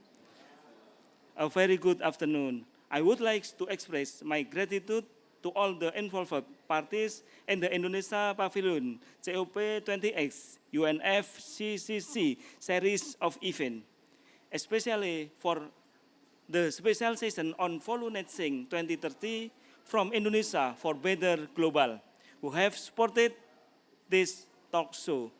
Excellency, ladies and gentlemen, climate change is global threat faced by all countries in the world. In the very recent years, we have had many climate-induced disasters in many countries, such as heat stroke. In Europe, extreme air temperatures records in USA, China, Europe, India, and the Middle East. Deadless wildfire in more than century south Lathaina, Hawaii, and Libya, torrential rains which leads to devastating flood that destroy city of Dema, Penfeur, water deficit and droughts. Every single living thing on the earth is affected by the climate crisis. In response to climate change and its crisis, Indonesia enhanced its commitment to reduce greenhouse gases emission as mandated by enhanced nationally determined contribute NDC in September 2022. Indonesia has increased its emission reduction target to 31.80% by own effort or 43.20% with international assistance, which compares 5 factors, namely energy, waste, industrial processes and product use, agriculture and forestry, and other land use FOLU. Among these 5 sectors, FOLU has highest contribution potential in achieve the enhanced NDC target. S2 capacity to absorb about 60% of total greenhouse gases emission reduction. With FOLU Netting 2030, Indonesia has taken clear action in combating climate change. Commitment has been declared. Detailed planning and guidance has been developed, and supporting institutions have been established.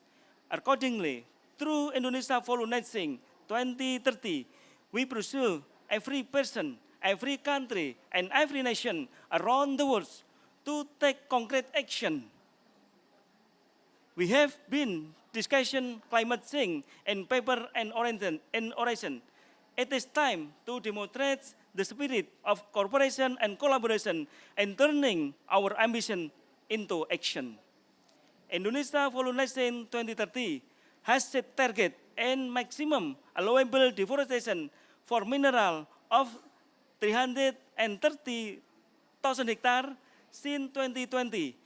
Development minimal planted forest of 11.2 million hectares, sustainable forest management of 3.1 million hectares, forest rehabilitation of 5.2 million hectares, pit restoration of 2.7 million hectares, and also support by law enforcement, establishment of proper regulation and guidance, monitoring, evaluation, and public communication. Indonesia geographic location and tropic and its abundance of flora and fauna, mega biodiversity, fertilized soil, and high number of population have become Indonesia forest comparative advantages at achieving FOLU Netting 2030 target. FOLU is not only about Indonesia, but it is also global opportunity to contribute to concrete action, which ensure the hopes and opportunity turn into actual action in combating climate crisis. Significant, brave, patriotic, and due action are urgently required since the Paris Agreement target by 2030 only 2 years ahead. Action on climate change must be performed in global collaboration to save our own Earth. We might be the first generation to feel the climate's impact, but we may also the last generation to act. Indonesia invite all parties in COP28 in session of FOLU Netting 2030 from Indonesia for Better Global at Indonesia Pavilion. Indonesia FOLU Netting 2030 is a realistic action for establishing our better earth for humanity and the life sustainability. Thank you. Assalamualaikum warahmatullahi wabarakatuh. Waalaikumsalam warahmatullahi wabarakatuh. Thank you, Pak Hani, for the keynote. Okay, we're going to invite our speakers. Do you want me to invite them or do you want me to invite? I do? Okay. Okay, we have as many as 4 speakers today. The first one, Bapak Ruanda Agung Sugadirman. He's the Vice Chairman Teamwork of FOLU Netting 2030 from MOEF. Silakan Bapak. And of course, from our region, Governor of Jambi, Dr. Al Haris. Please join Pak Ruanda on stage. And Mas Ahmad Santosa, CEO of Indonesia Ocean Justice Initiative. Lastly, we have Anna Wellenston. My apology if I mispronounce your name. She's the Director for Sustainable Development from World Bank. And of course, we have to have the one and only Pak Efran Shah to lead the discussion. Thank you.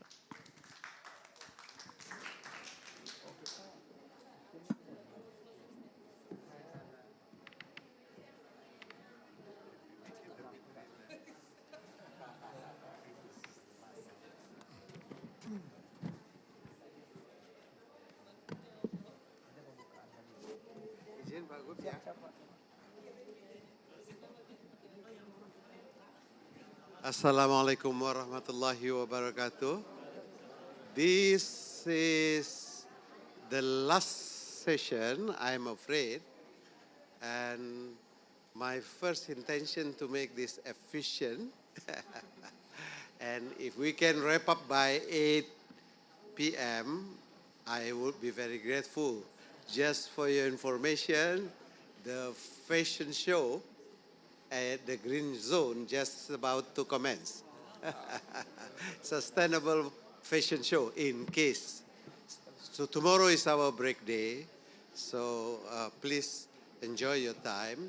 But we would like to make this 1 hour something beneficial to the audience and if possible to inspire ourselves and everyone.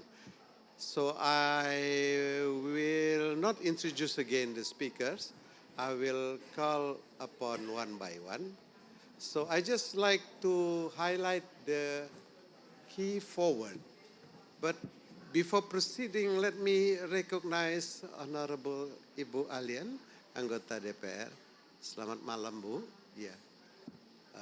At any time, Bu, if you want to do intervention, let me know. Yeah. Yeah. Ibu Ami juga silakan. I used to be very relaxed at the stage. So let us look for the keyword dulu ya, Pak. So we are talking about FOLU net sink 2030. That is the point.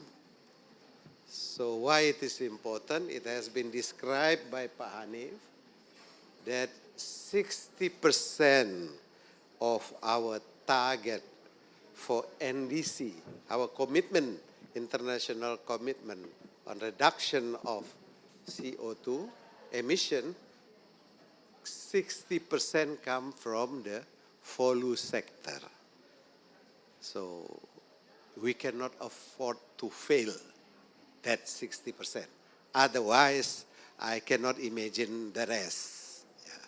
So here, first things, we're gonna ask the most competent colleague here, what's going on so far?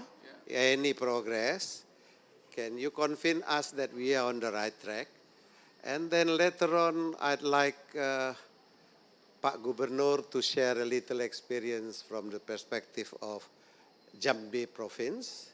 And then my other colleague, I don't schedule anything for you, but please give us good news for tonight, yeah? Mas Ota is he's a lawyer, yeah?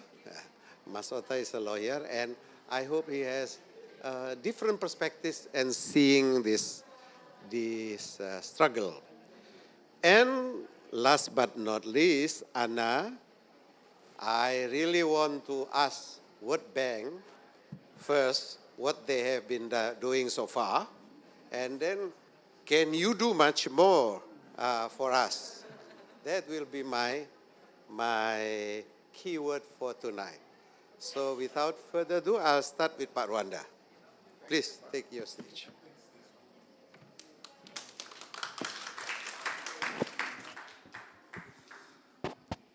Thank you. Good evening, everybody.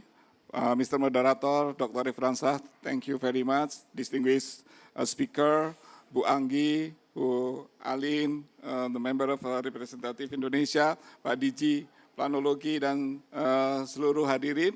Selamat malam. It is my honor to be here in the Indonesia Pavilion COP28 to share knowledge and experience of Indonesia implementing forest and other land uses 2030 in upholding its commitment to realizing the target of NDC of Indonesia.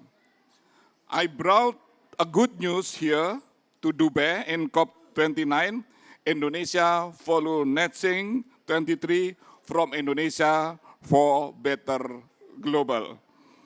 Why is Indonesia FOLU net sink 2030 attracting international attention?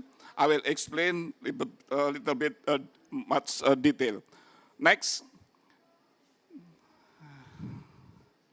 Yeah, Mr. Didi already explained that 60% of NDC target of Indonesia come from the FOLU sector, forestry and other land uses. You see, from the energy only 15%. From the FOLU is 60%. Next. So the successful of the FOLU is much more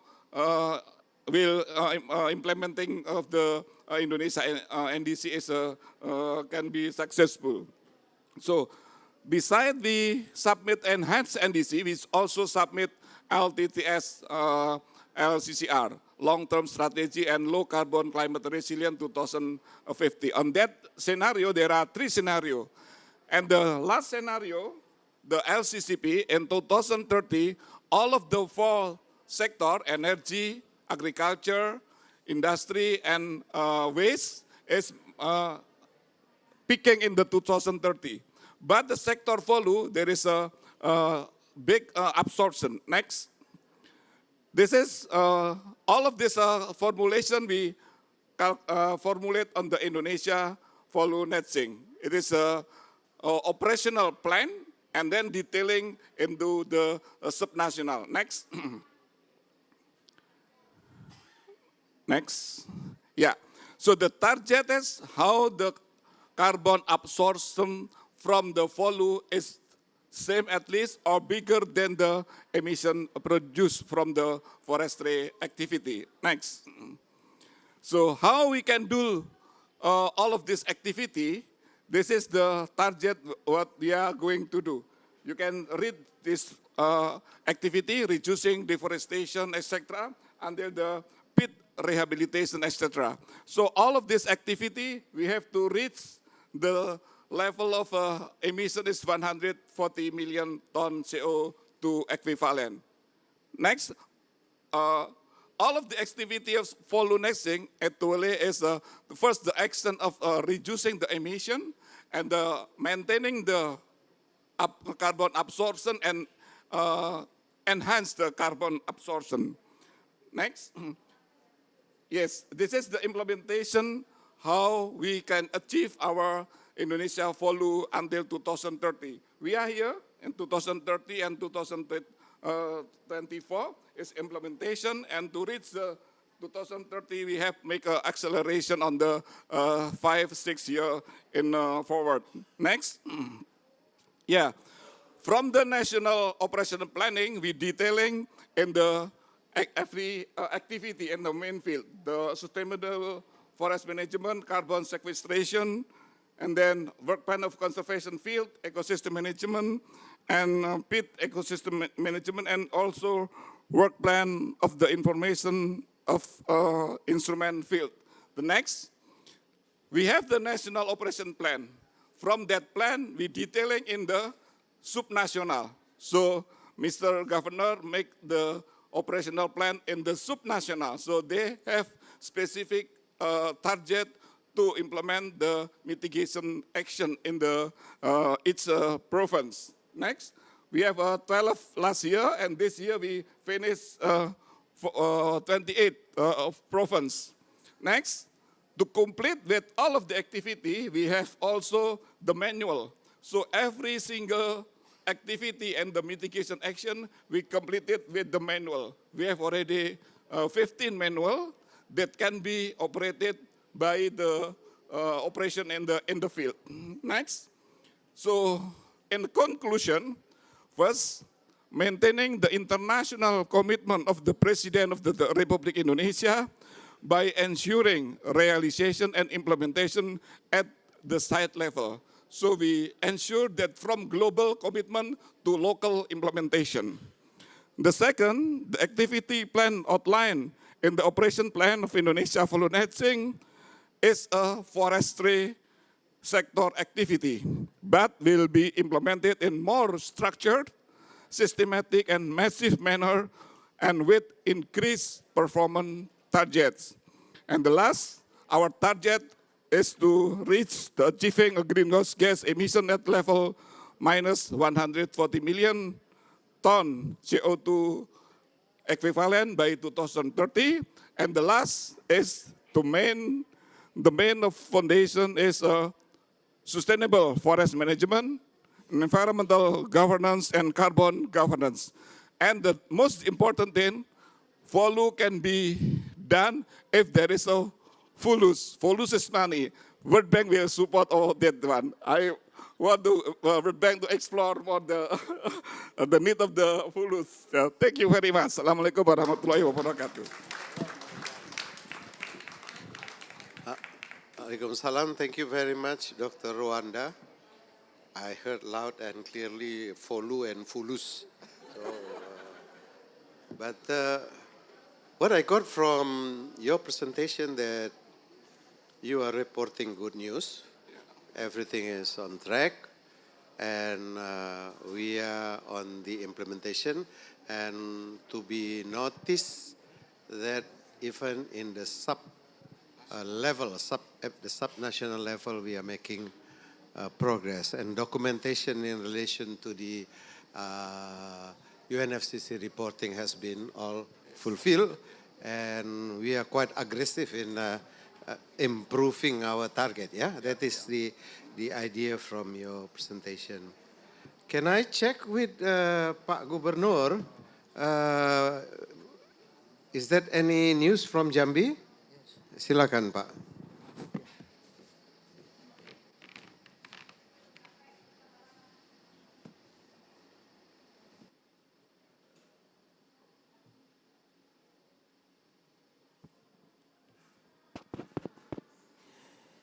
Bismillahirrahmanirrahim. Assalamualaikum warahmatullahi wabarakatuh. Excellencies, distinguished guests yang saya hormati, Pak Dirjen, Bu Ana, Pak Rwanda, Pak Frans, Pak Ahmad Santosa, juga dari anggota DPR dan teman-teman sekalian. Ladies and gentlemen, I am very honored to witness the historic moment. As a representative of Jambi province, we feel here in Dubai presenting the progress and implementation of RED Plus to climate change, mitigation and adaptation in Jambi province. Indonesia has a strong commitment to reduce greenhouse gas emission by the Indonesian FOLU net sink 2030 with reduction target to 40 million carbon dioxide equivalent in the 2030. Then based on this Indonesian FOLU net sink, Jambi province produce sub-national work plan in proper sector implementation to the site level. In action context scene huge forest and land fire in 2017, the Jambi province government has taken strategic steps to reduce greenhouse emission, such as strengthening commitment of RED Plus program, producing policies and regulation to prevent forest and land fire, and so on. A concrete action is biocarbon fund, what with the World Bank and the Ministry of Environment and Forest of Republic Indonesia. However, we realize that we cannot work alone. We need multi-party support. Hence, we openly invite foreign countries or international donor institutions to participate, especially financial, to reduce emission in Jambi province. We hope it will not only affect in emission reduction, but also leverage sustainable development in Jambi. The presentation file can be found in the link we share. Thank you.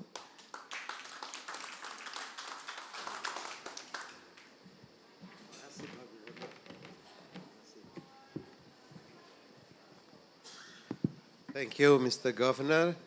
And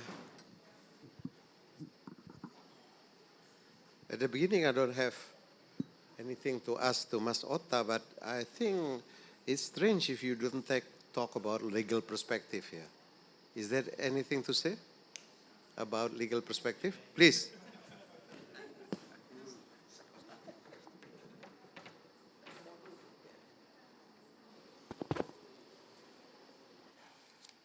Good evening, everybody.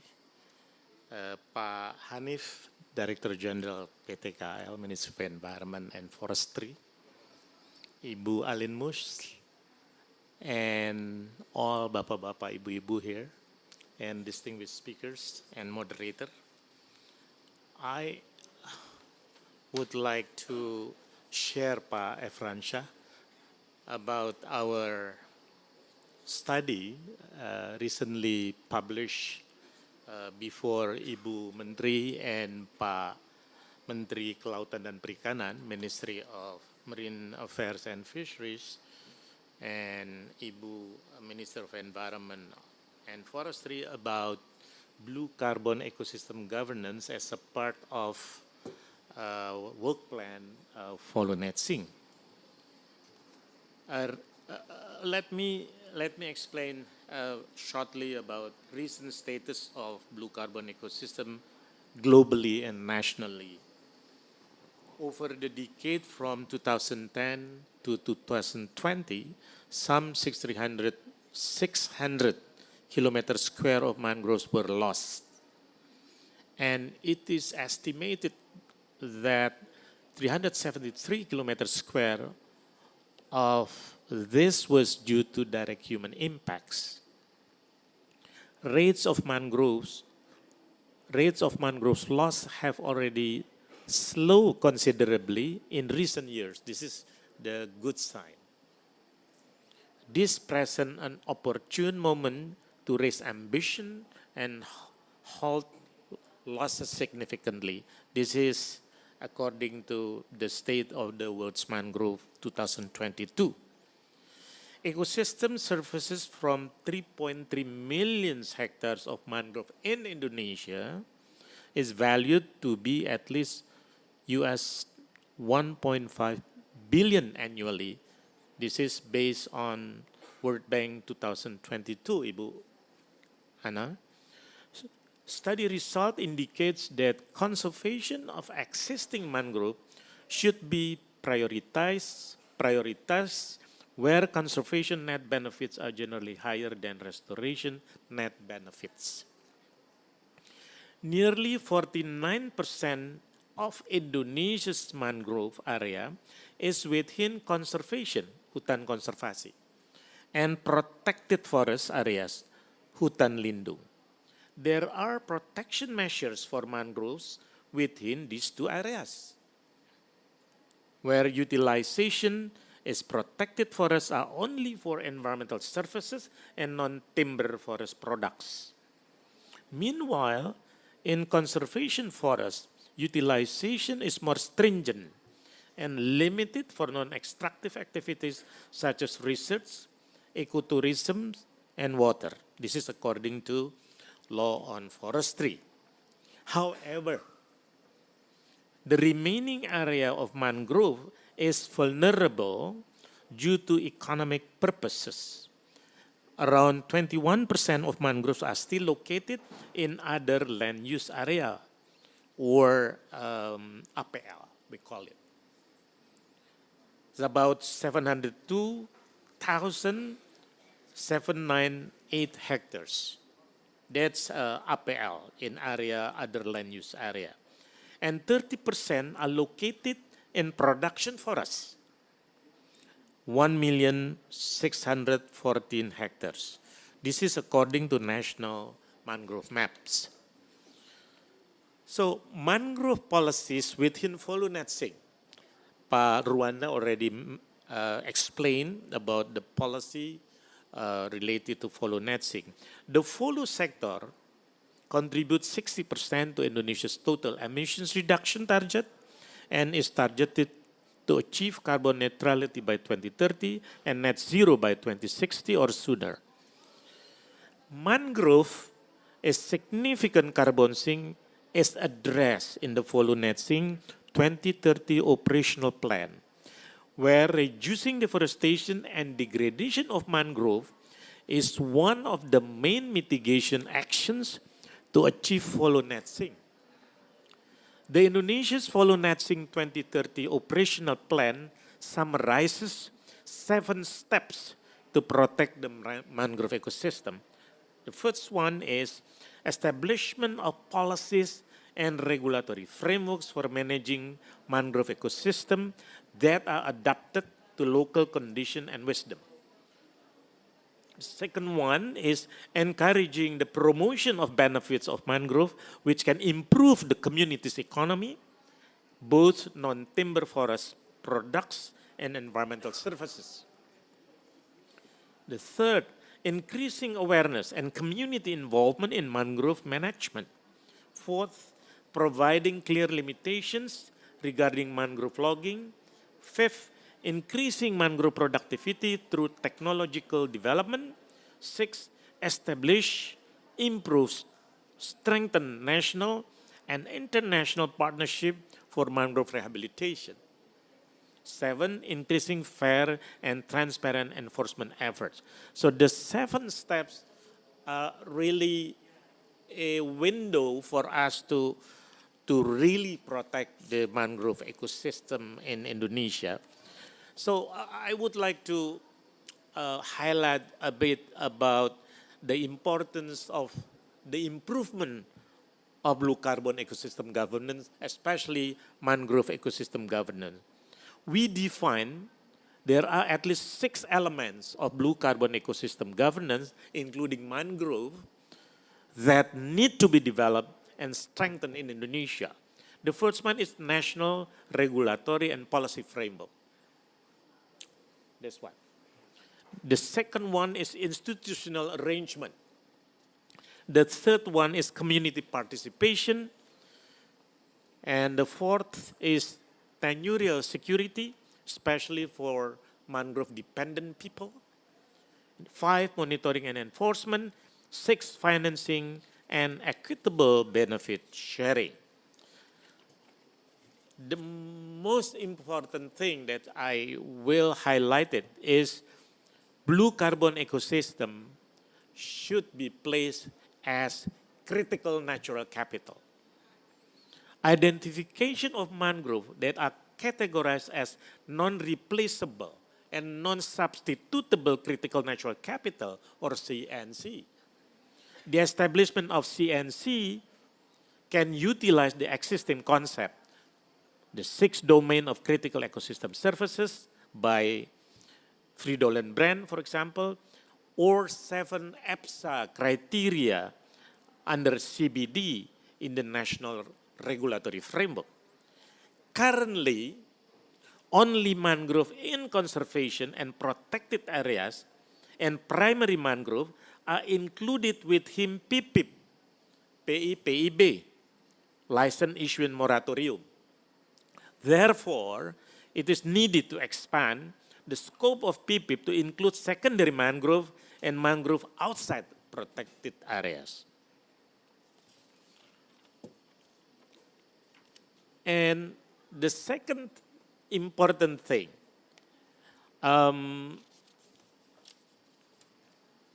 securing blue carbon dependent communities' rights. Policies and regulation need to be geared towards recognition of blue carbon dependent communities' rights, recognitional, procedural, and distributional rights of local communities to ensure local responsibility and sustainability of blue carbon ecosystem management to fulfill their livelihoods. So I won't explain all the things. And enhancing capacity of monitoring and enforcement, the third important element to protect our carbon, our mangrove ecosystem. The first one, this is about legal related issue, Pak Efransha, preventive enforcement, preventive law enforcement. Most effective law enforcement should be able to prevent destruction of blue carbon ecosystem, especially mangrove. There is a need to develop mechanism for monitoring and maintenance of blue carbon ecosystem that are enacted regularly and strictly Ensuring preventive measure requires, the first one is classification of blue carbon ecosystem, not only mangrove but also padang lamun or sea grasses, as critical natural capital. The second one, optimizing community-based surveillance and monitoring. The second one, the first one is preventive law enforcement, the second one is curative or restorative law enforcement. Considering the huge loss of carbon and ecosystem services when blue carbon ecosystem is degraded. Curative law enforcement approach can be seen too late and even costly through an ecological point of view. However, to provide a strong deterrent message, legal instruments should still be utilized. Criminal law enforcement, this includes corporate criminal liability, and civil lawsuits to recover damages to human beings and other living beings. Short conclusion. First, designating mangrove as critical natural capital and regulating it in the amendment of the conservation law, in measuring the level of criticality, at least two measurements can be utilized if we want put it mangrove in the Undang-Undang KSDAE. The first one, a degree of importance related to ecosystem services. The second one, degree of threat towards mangrove, i.e. by anthropogenic pressure.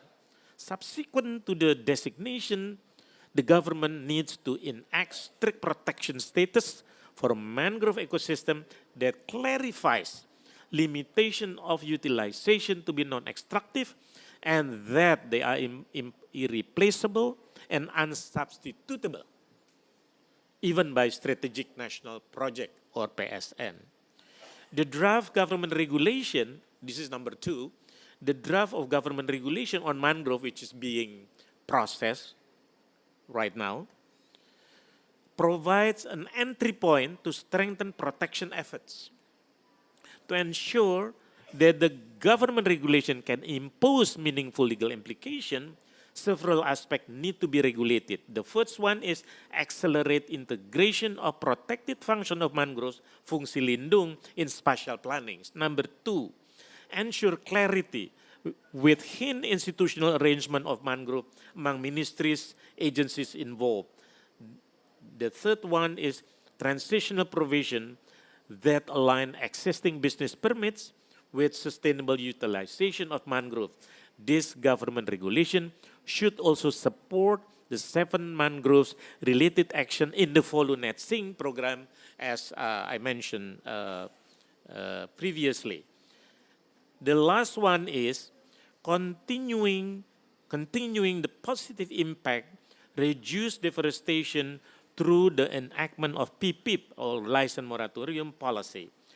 Umbrella regulation of PPIP needs to be rejuvenated.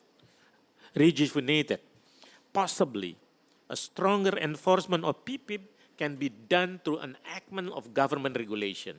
The rejuvenation should include secondary mangrove and mangrove outside protected areas within the category of PPIP if considered as critical natural capital or CNCO. Thank you so much. Thank you, Mas Sota. It's very full of substance, yeah? And I'm grateful that you bringing it up the importance of mangrove ecosystem. I think many of us are aware what is mangrove. Mangrove, manglar, yeah? Mangrove is a mystical plantation. You know why? Because they are situated and live between the marine ecosystem and terrain and daratan ecosystem. So that's why it's mystical.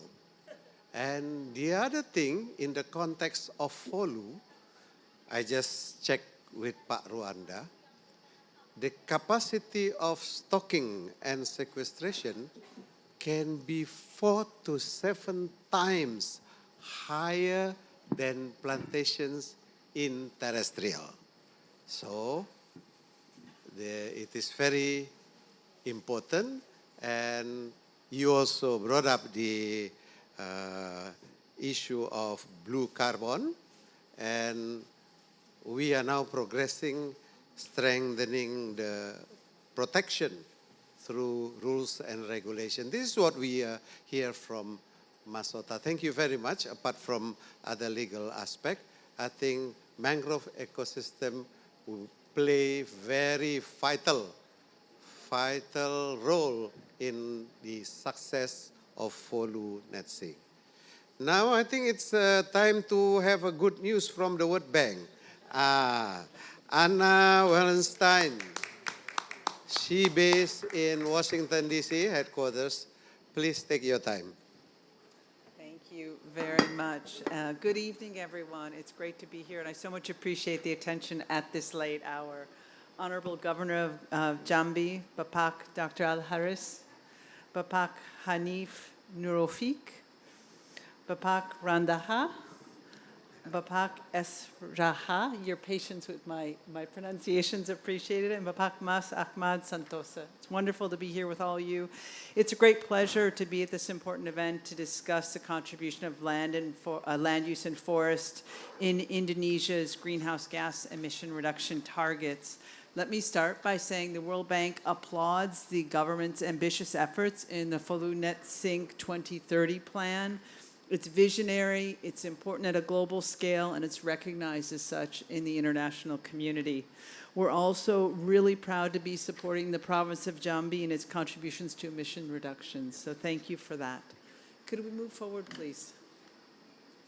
I'm going to skip that slide, if we could go ahead. I think my colleagues have presented the case of Indonesia much better than I ever could. So at the World Bank, we feel privileged to have been a partner to Indonesia in supporting its efforts on sustainable land use and forestry since COP13 in 2007.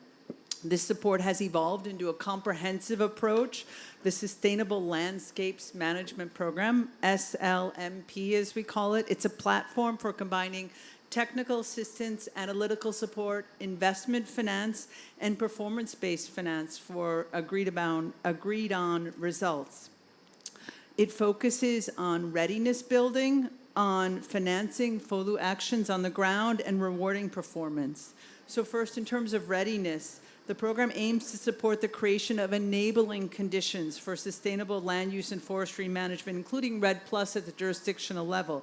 So things like development of a national REDD+ strategy, monitoring, reporting, and verification systems, safeguard information systems, and benefit sharing mechanisms. In terms of on-the-ground investments, here we're looking to make sure the capacity is maintained and strengthened to implement the really concrete FOLU actions. So things like strengthening local forest management units that work with forest concession holders and local communities to improve how they manage forests, or promoting social forestry and empowering local communities to sustainably manage the areas surrounding forests and bring sustainable livelihoods. And lastly, in terms of incentives, we're thinking about results-based payments or by tapping into voluntary carbon markets to ensure the capacity and investments are maintained so that FOLU actions can be sustainable and scaled up further. Applying this approach, the World Bank has supported various programs in support of the government's FOLU Net Sink 2030 program, namely the implementation of jurisdictional programs through the Forest Carbon Partnership Facility in East Kalimantan Province, through the Biocarbon CF Initiative for Sustainable Landscapes in Jambi Province, and through the Mangroves Coastal Resilience Program that will develop a blue carbon pilot project. Next slide, please. The Jambi Biocarbon Fund Initiative for Sustainable Forest Landscapes combines a US $15 million grant in financing with up to $70 million in results-based payments for verified emission reductions. The program centers around the Jambi Province Green Growth Plan, supported by a broad coalition of stakeholders, including civil society and the private sector. The plan translates the FOLU net sink targets to a province with critically important ecosystems, primary forests, peatlands, and mangroves. The Jambi program promotes integrated forest and land management through sustainable forest management, agricultural intensification and diversification, value chain sustainability, and works with central and provincial governments to strengthen policies and institutions. The Mangrove for Coastal Resilience program is a large-scale restoration program with US $400 million in financing and $20 million in grants from Sustainable Landscape Management and Ocean Multi-Donor Trust funds. It supports the restoration of 75,000 hectares of mangroves and an additional 400,000 hectares of assisted natural regeneration of degraded mangroves. Mangroves, as we've heard, offer tangible benefits to communities, some of which can be monetized through ecotourism or silvofisheries, among other uses. The project here will support community livelihood projects that optimize these benefits while at the same time avoiding overexploitation. Because we can never forget that there are actually people connected to these natural resources. And to achieve this, the project will have partnerships with local communities in the private sector, specifically coastal small and medium enterprises.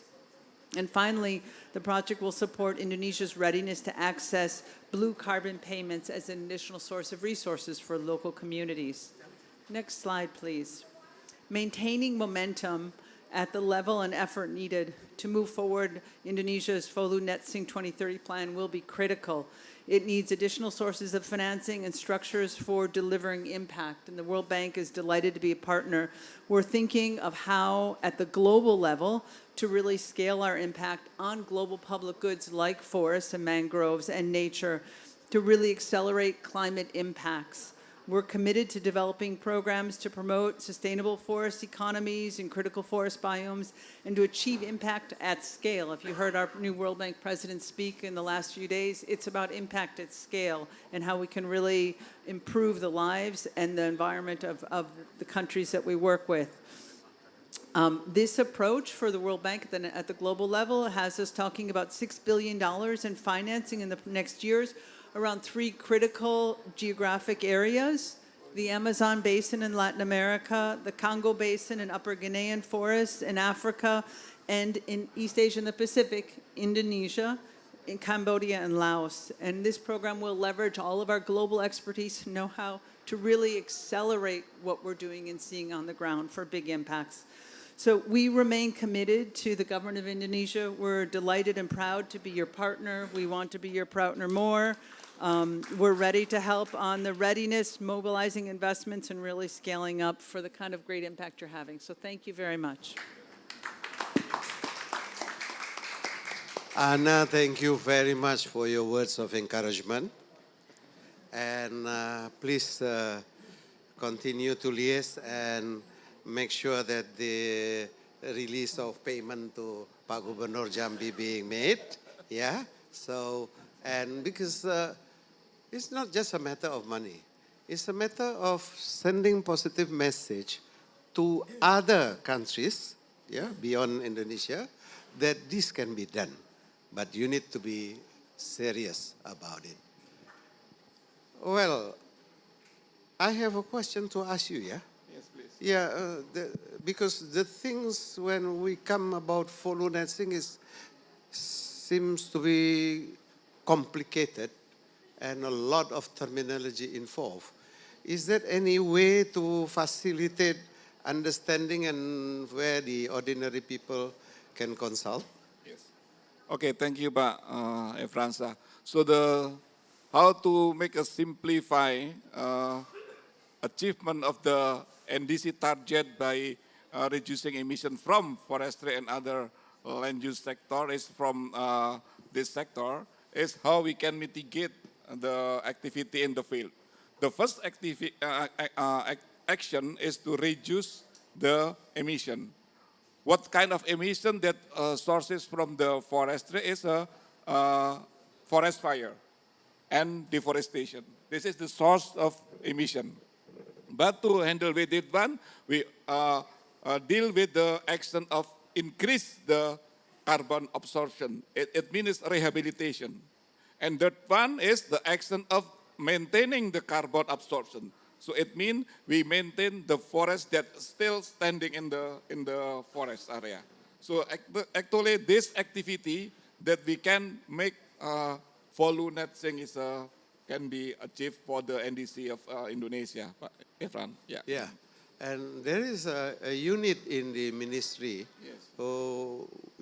where you can consult the progress. Yes, for deal with this activity, Madam Minister has already set up the office of FOLU. We call it the FOLU call. There is a FOLU collaboration and cooperation. So every activity in the field, the mitigation action can be make a consultation and discussion in these houses. Yeah. Thank you, Pak. It's a kind of customer service.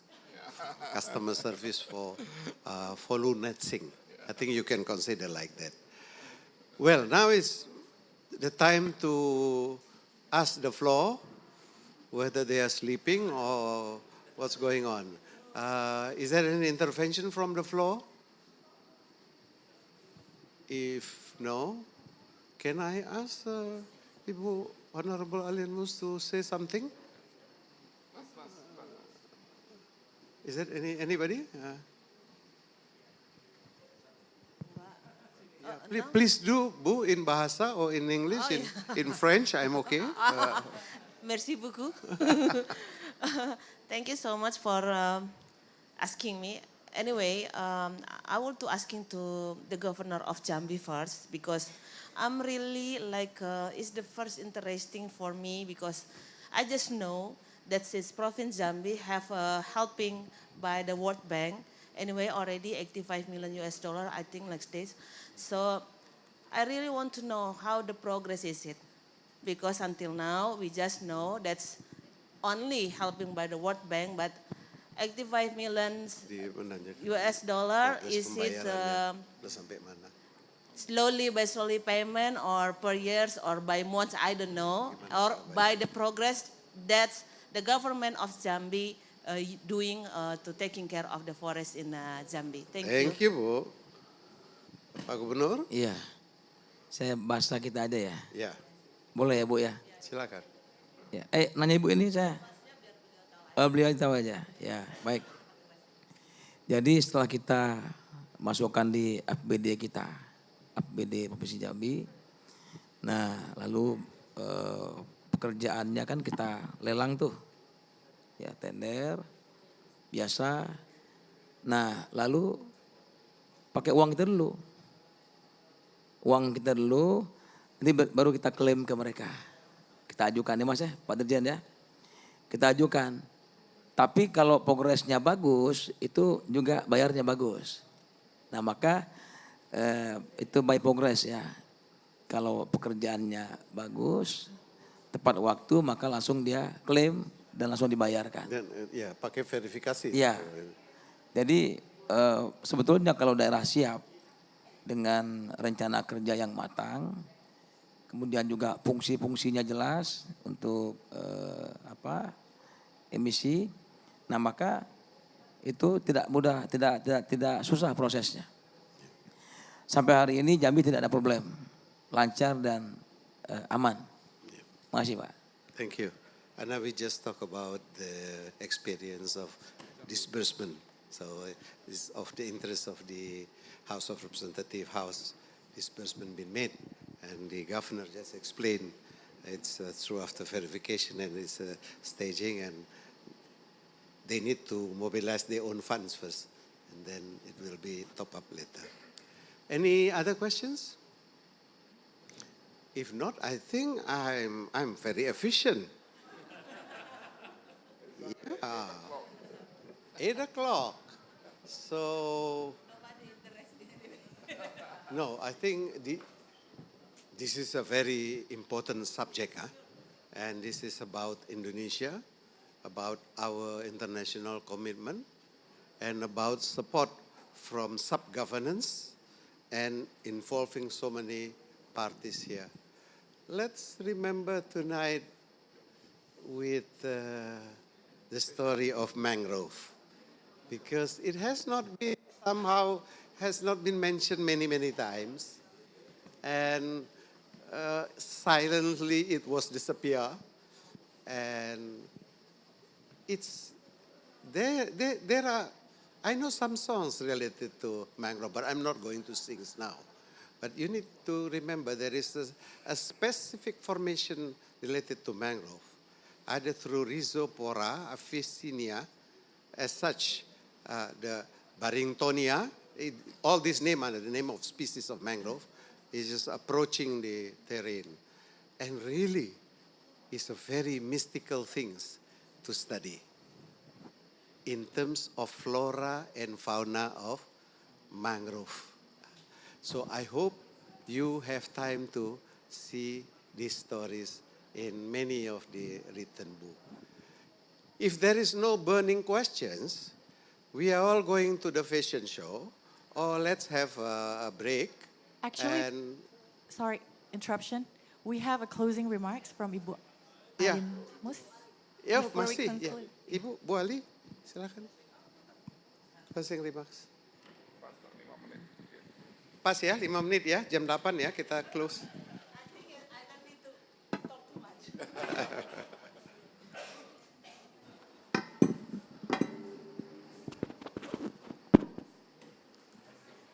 Thank you so much. Assalamualaikum warahmatullahi wabarakatuh. Good evening to us, because I know it's already 8 o'clock and some of people is not taking dinner yet. So I really want to make everything quick now. First, I'm really thank you so much for discuss tonight, and all the distinguished tonight is very make me get a lot of information. Anyway, because in Parliament we talking, we meet with the ministry, but we not really focus on follow netting. And tonight I'm really thank you so much, because we are in here talking really very specific about follow netting. For sure, I will say thank you for the speakers tonight. It's for Mr. Hanif, Bapak Hanif, and Bapak Rwanda, Pak Haris, as the government of Jambi, luar biasa. Pak Ahmad, Mas Ahmad, about the mangrove, I'm really concerned also about the mangrove in the Commission 4. And Ibu Franca, thank you so much for your information. Absolutely, I will give best regard to Mrs. Anggi, the Vice Chairman of Commission 4 of Parliament of Indonesia, and in here also have Pak Rahmat as the DG Pupuk Indonesian. And ladies and gentlemen, I don't want to talk a lot, but I'm just thinking about what we're talking about tonight about the follow netting. Usually, we are now talking about the Undang-Undang 5 tahun 90. It's concerning conservation of living resources and their ecosystems, which is Mas Rahmat talking about the mangrove. That's also what we concern it.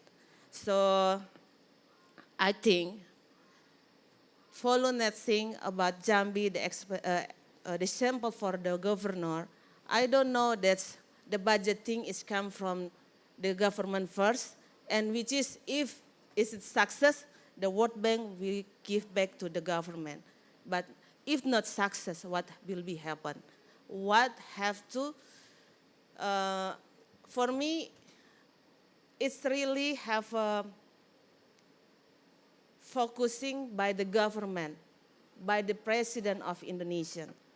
If we need to make regulation for this, maybe we have to make a 3 or 4 sampling of the follow netting. It's the province, yeah, the government province. So I hope tonight, Pak Hanif, Pak Rwanda, and everybody are in here. In here also have a group from the ministry also. We can talking about this later or next year, because we know we'll have the election of the president. will be changing of the regulation also. So I hope the next government of Indonesia really focusing on the FOLU nesting. Because I know in Kalimantan, in Sumatra, in Papua, in north of Indonesia, the forest is already disgusting. This is the homework of us, how to taking care of the forest of Indonesia, which is the oxygen of the world is came from Indonesia. So, Bu Rosi, when we are in the meeting in the Parliament of Indonesia, which I'm really taking care of, but Alhamdulillah, thanks God, in this year, for the forest fires, it's less than the years before. So we must say thank you so much for taking care of this. Inshallah, we'll be not having the fires forest in Indonesia later, or inshallah, we'll be never, ever, ever, forever. I mean, so we realize that the FOLU Nesting 2023 is a big program and a big ambition. It shows the Indonesian government's commitment to the global about Indonesians' high commitment to reducing greenhouse gas emissions and mitigating climate change. So this program must be maintained and supported together as members of Indonesia Parliament. I express my gratitude for the whole parties supported the program and provided to government the advice and recommendation on implementing the FOLU Nesting 2030. We have a concern to keep the program still running and accomplish it, inshallah. So thank you very much for your kind attention. Bismillahirrahmanirrahim. Inshallah, the forest of Indonesia will be kept for long for our children and grandchildren. Thank you for your kind attention. Terima kasih. God bless you. Wassalamualaikum warahmatullahi wabarakatuh. Thank you, thank you, thank you. Thank you, Ibu Aline, for the closing remarks. And before Pak Efransha rush to the fashion show, let's have a good picture together. We invite Pak Hanif as well as Ibu Anggi and Ibu Aline to join our speakers on the stage. And thank you very much for all the speakers for providing a broad perspective from the central government, from the regional, legal governance, funding institutions for Indonesia to achieve Nesting 2030. Oleh? Okay.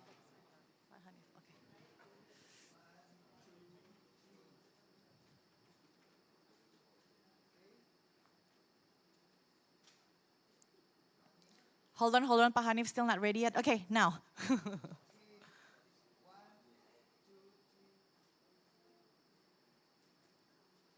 And Pak Hanif will be presenting a little token of appreciation for all the speakers. All the speakers. Untuk siapa? Aduh, terima kasih Bu Anggi. Thank you, Bu Aline. Famous from the beginning until the end. Okay. For some of you, have a safe journey. If you have the plans to fly home tomorrow, have a safe flight. And for the rest who stays, enjoy your break.